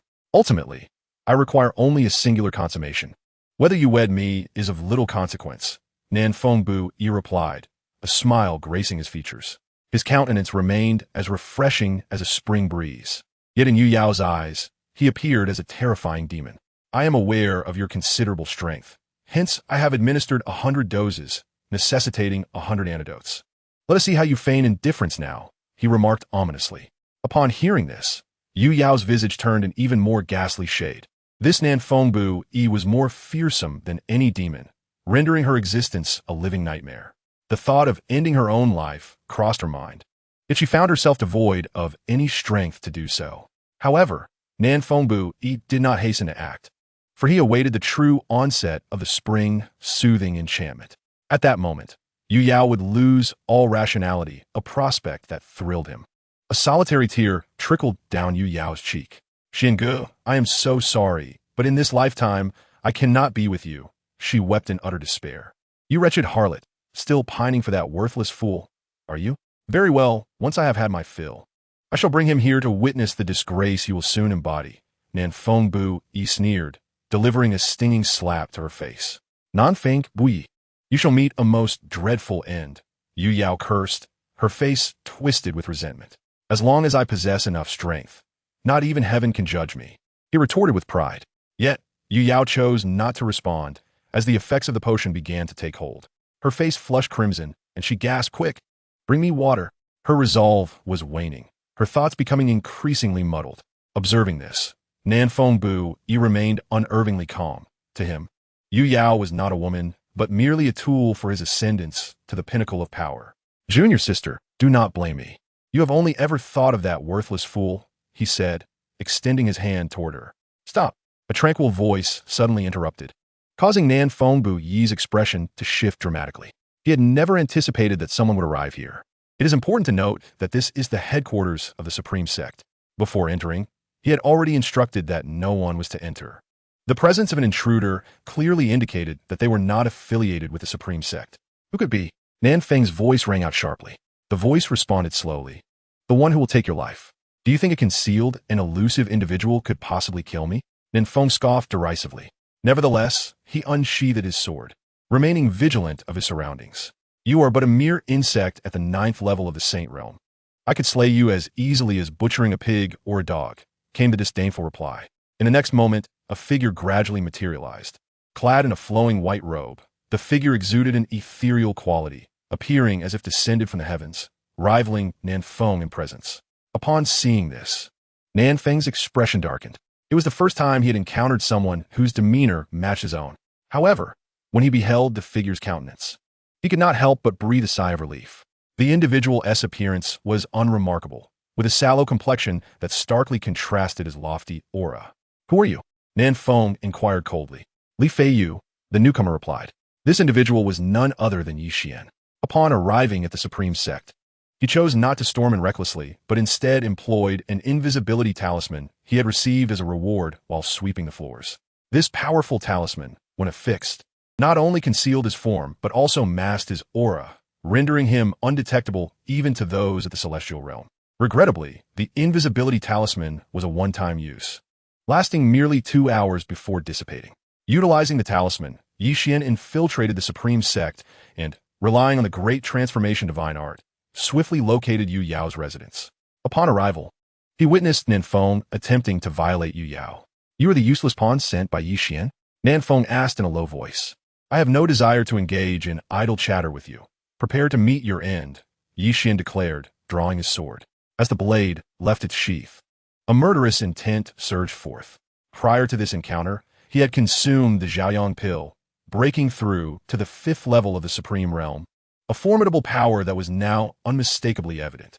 5th level of the Supreme Realm? Nanfeng exclaimed in shock. Without a moment's hesitation, he leaped skyward, intending to break through the ceiling to escape. If he could merely flee this room and raise the alarm, even the most formidable adversary would not escape the might of the numerous experts within the Supreme Sect. His sword struck fiercely against the ceiling. However, a luminous barrier intercepted his blow. He was forcefully thrown back to the ground by a powerful recoil. "A formation? You actually used a formation to seal this room?" Nanfeng questioned, both astonished and enraged. "Indeed, I have made ample preparations to kill you," Yi Xian replied nonchalantly. He had already set up the celestial concealment array around the room, ensuring that whatever transpired within would remain unknown to the outside world. The audacity of this man to desire to violate his wife was intolerable. What could be borne by an uncle could not be endured by an aunt. Thus, Nanfeng was marked for death. "Even the heavens cannot save you. You may die," Yi Xian spoke slowly. Chapter 66. The Emperor's Hatred. Yi Xian's tone was remarkably calm, yet the overwhelming intent to kill caused the temperature in the room to plummet. Nanfeng Buyi's expression was one of utter despair. He truly did not comprehend how Yi Xian, a seemingly worthless individual, could command the obedience of a supreme being at the 5th level. This disparity gnawed at his psyche, festering with resentment. As life and death hung in the balance, his mind raced with thoughts. "What benefits has Yi Xian provided you? I can offer you tenfold. Even more cannot buy your life," Yi Xian replied coolly. He was Yi Xian himself. How could he accept bribery? It would not be so easy for one to wish him dead. A hint of madness flickered across Nanfeng Yi's face as he charged at Yi Xian, his longsword slashing down with all his might. The force of his strike was formidable, a chilling aura radiating from the blade. Yi Xian regarded him with disdain, thinking it absurd for a mere ant at the 9th level of the Saint Realm to confront him directly. He resolved to dispatch Nanfeng Yi with a single strike.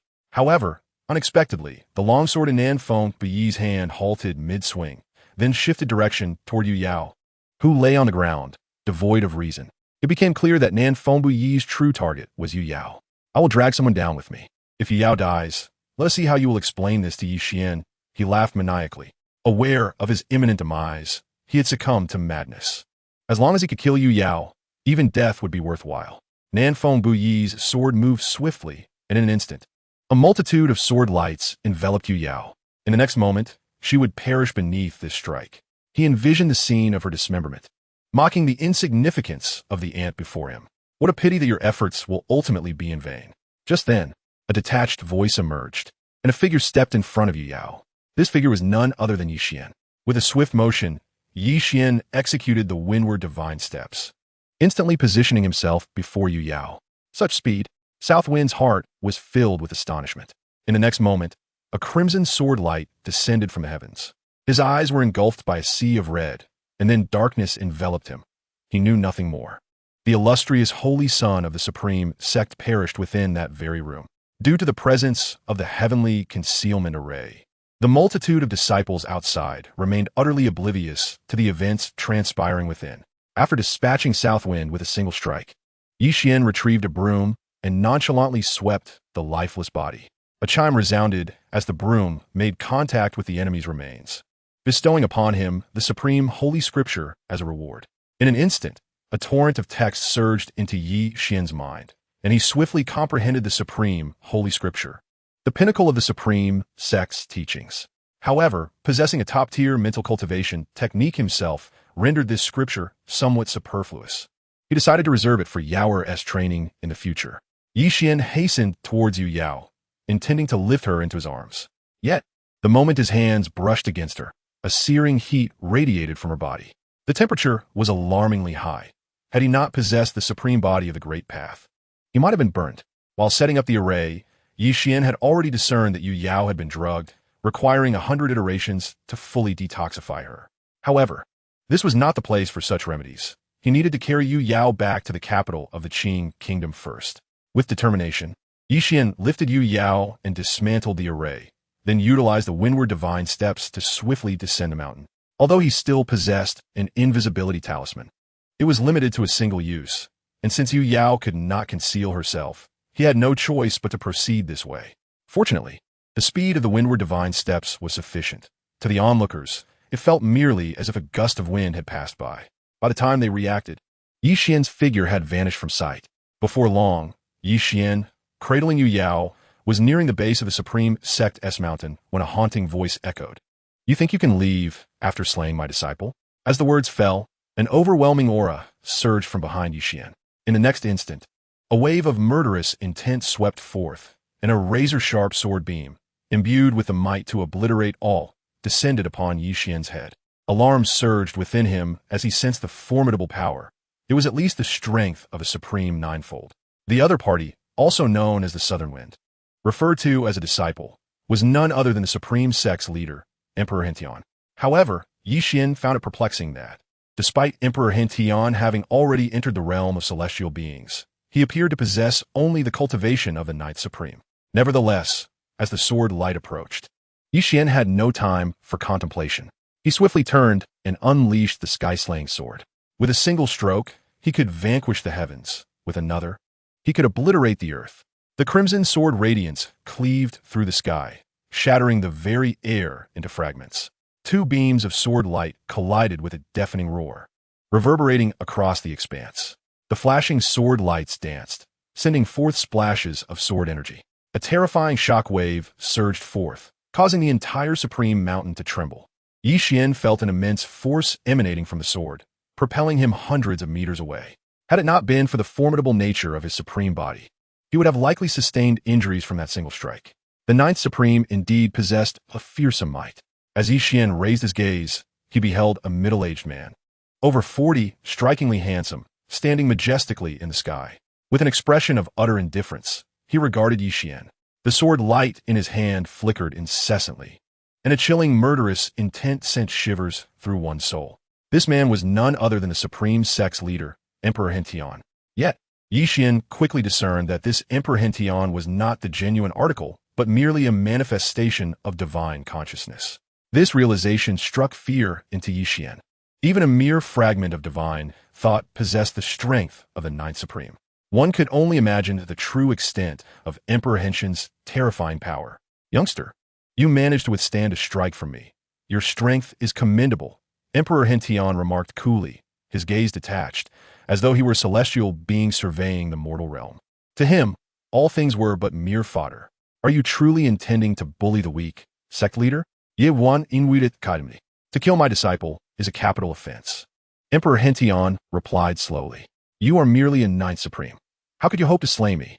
Xuan retorted with a cold laugh. To slay you? One sword is sufficient, Emperor Hentian stated expressionlessly, regarding Xuan as if he were a lifeless entity. You cannot kill me, Xuan countered, shaking his head. With that, he focused his thoughts and retrieved a pill from the system space.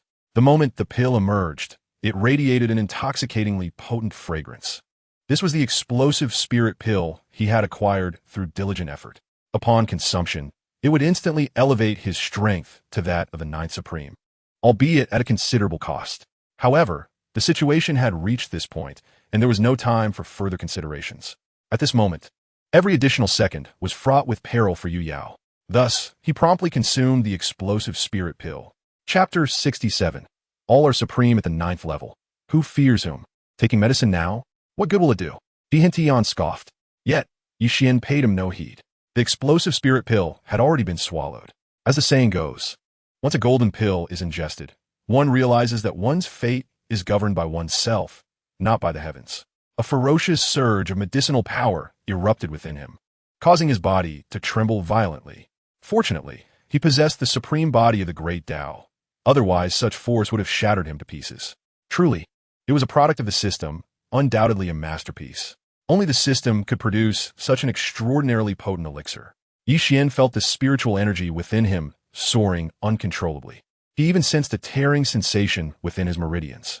However, these were not ordinary meridians. They were the supreme meridians of the Great Tao. He could withstand this overwhelming influx of energy, but a regular person might have had their meridians shattered and their path in martial arts irrevocably severed. The cold, indifferent gaze of Hentian finally shifted, revealing a hint of astonishment. For at that moment, Xuan's aura was rising at a terrifying speed. Supreme 6th level. Supreme 7th level. Supreme 8th level. Before long, Xuan's power had ascended to the Supreme 9th level. Although this enhancement was forced, it was nonetheless a genuine attainment of the Supreme 9th level. Xuan immediately felt a profound change in his perception, in his awareness. The world around him became exceedingly clear. With a mere motion, he could command vast amounts of celestial energy, as if it were an extension of himself. He sensed within him a formidable power, as vast as the deep sea, and could not help but marvel. So this is the Supreme 9th level. Indeed, it is immensely powerful. Although the consequences of such a forced ascension were severe, this moment of enlightenment was a rare experience.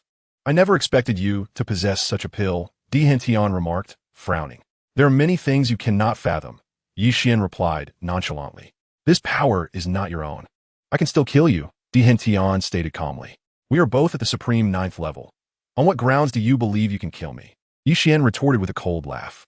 I have never needed a second sword to kill. If you can withstand my strike, I shall let you go, Hentian declared with an impassive expression. Coincidentally, I also do not require a second sword to take a life, Xuan replied defiantly. Very well. Let's give it a try, murmured Hentian. Upon finishing his words, he slowly lifted the long sword in his hand. The blade quivered gently, accompanied by a soft whisper reminiscent of a dragon's chant. Though he had yet to strike, an overwhelming pressure emanated from him. Xuan also raised his long sword, the red radiance of its blade flickering incessantly, akin to flames illuminating the heavens and the earth. A palpable intent to kill gradually enveloped both figures. As the wind rose, an air of lethal intent spread forth. At that moment, silhouettes suddenly appeared in the distance. The earlier clash between Yi Xian and Di Hentian had created such a commotion that it naturally drew attention. Observing this, Yi Xian's expression shifted involuntarily. Within the supreme sect, powerful warriors abounded. If he were to be surrounded, escape would be exceedingly difficult, especially with Yu Yao on his back. Thus, he resolved to end the confrontation swiftly. With a fierce determination, he lunged forward. In an instant, a torrent of vitality surged around him, akin to a vast ocean, relentless and overwhelming. A divine might filled the air, casting a gaze that dared to challenge the world. With a resounding roar, his sword cleaved through the air, the sword of the heavens. One strike could sever the heavens. Should celestial beings exist above, they too would meet their demise. One stroke could annihilate the earth. Should demons dwell below, they too would be slaughtered. A crimson brilliance tore through the firmament, soaring into the cosmos, shattering stars in its wake. The momentum of the sword was such that even immortals would find it insurmountable. Descending from the heavens, it could shatter mountains and rivers alike with a single blow. Such exquisite swordsmanship. I shall engage with you, Di Hentian remarked, his expression betraying a hint of astonishment. He had not anticipated Yi Xian's capacity to wield such formidable sword techniques. With a seemingly unremarkable step forward, he levitated in the air, delivering a stride devoid of any earth-shattering noise, merely a simple, ordinary step, akin to that of an unremarkable individual. His long sword also extended forward, unadorned and silent, resembling the casual thrust of one unversed in martial arts. To the eyes of outsiders, it appeared as an ordinary strike. Yet, in Yi Xian's gaze, his pupils involuntarily contracted. He recognized that sword technique. He had even practiced it. Indeed, it was the supreme sword, though it seemed unremarkable at first glance. The essence of the sword commanded the respect of celestial beings above and shattered the 6 realms below. The grand momentum of the universe coalesced within that singular strike. This was the supreme sword, a ruthless sword, an invincible sword. A subtle, cryptic smile flickered across Yi Xian's face. Had it been another, confronted with this sword, there would have been no recourse but to submit. Yet he was different. He too was well versed in the supreme sword technique, inherently aware of its vulnerabilities. If the true form of Emperor Hentian were present, even with knowledge of these flaws, he would be incapable of inflicting harm. Fortunately, before him stood merely a manifestation of divine thought, its power comparable to his own at this moment. Should he seize the opportunity to exploit its weaknesses, vanquishing this ethereal projection would undoubtedly be within reach. In no time, 2 long swords clashed fiercely in the void. However, this collision did not elicit any cataclysmic uproar. The swords merely grazed against one another, resulting in naught. Yet in the next moment, a tremendous roar erupted. The heavens dimmed, and the cosmos trembled. The clouds above were instantly shattered. With a sword light traversed, the air erupted violently. The apocalyptic force rampaged in all directions, reducing every tree within hundreds of miles to mere splinters. Amidst the cacophony, the 2 figures hastily retreated. One of them quickly regained composure, advancing with a swiftness that defied the blink of an eye, closing the distance to the other figure. The red long sword in his hand pierced forth like a phantom, directly impaling the foe's form. As the dust settled, the true identities of the 2 figures emerged. Yi Xian's sword had pierced through Emperor Hentian's body. However, this was merely a divine thought projection. Hence there was not a trace of anguish upon the Emperor's visage, nor even a hint of astonishment. A projection is but a projection. It is not the true self. How did you discern the flaw in the supreme sword technique? Emperor Hentian inquired, his expression devoid of emotion. Although his form was pierced, not a drop of blood flowed, for divine thought projection is not the physical body. This matter, I have not elucidated to you, Yi Xian replied indifferently.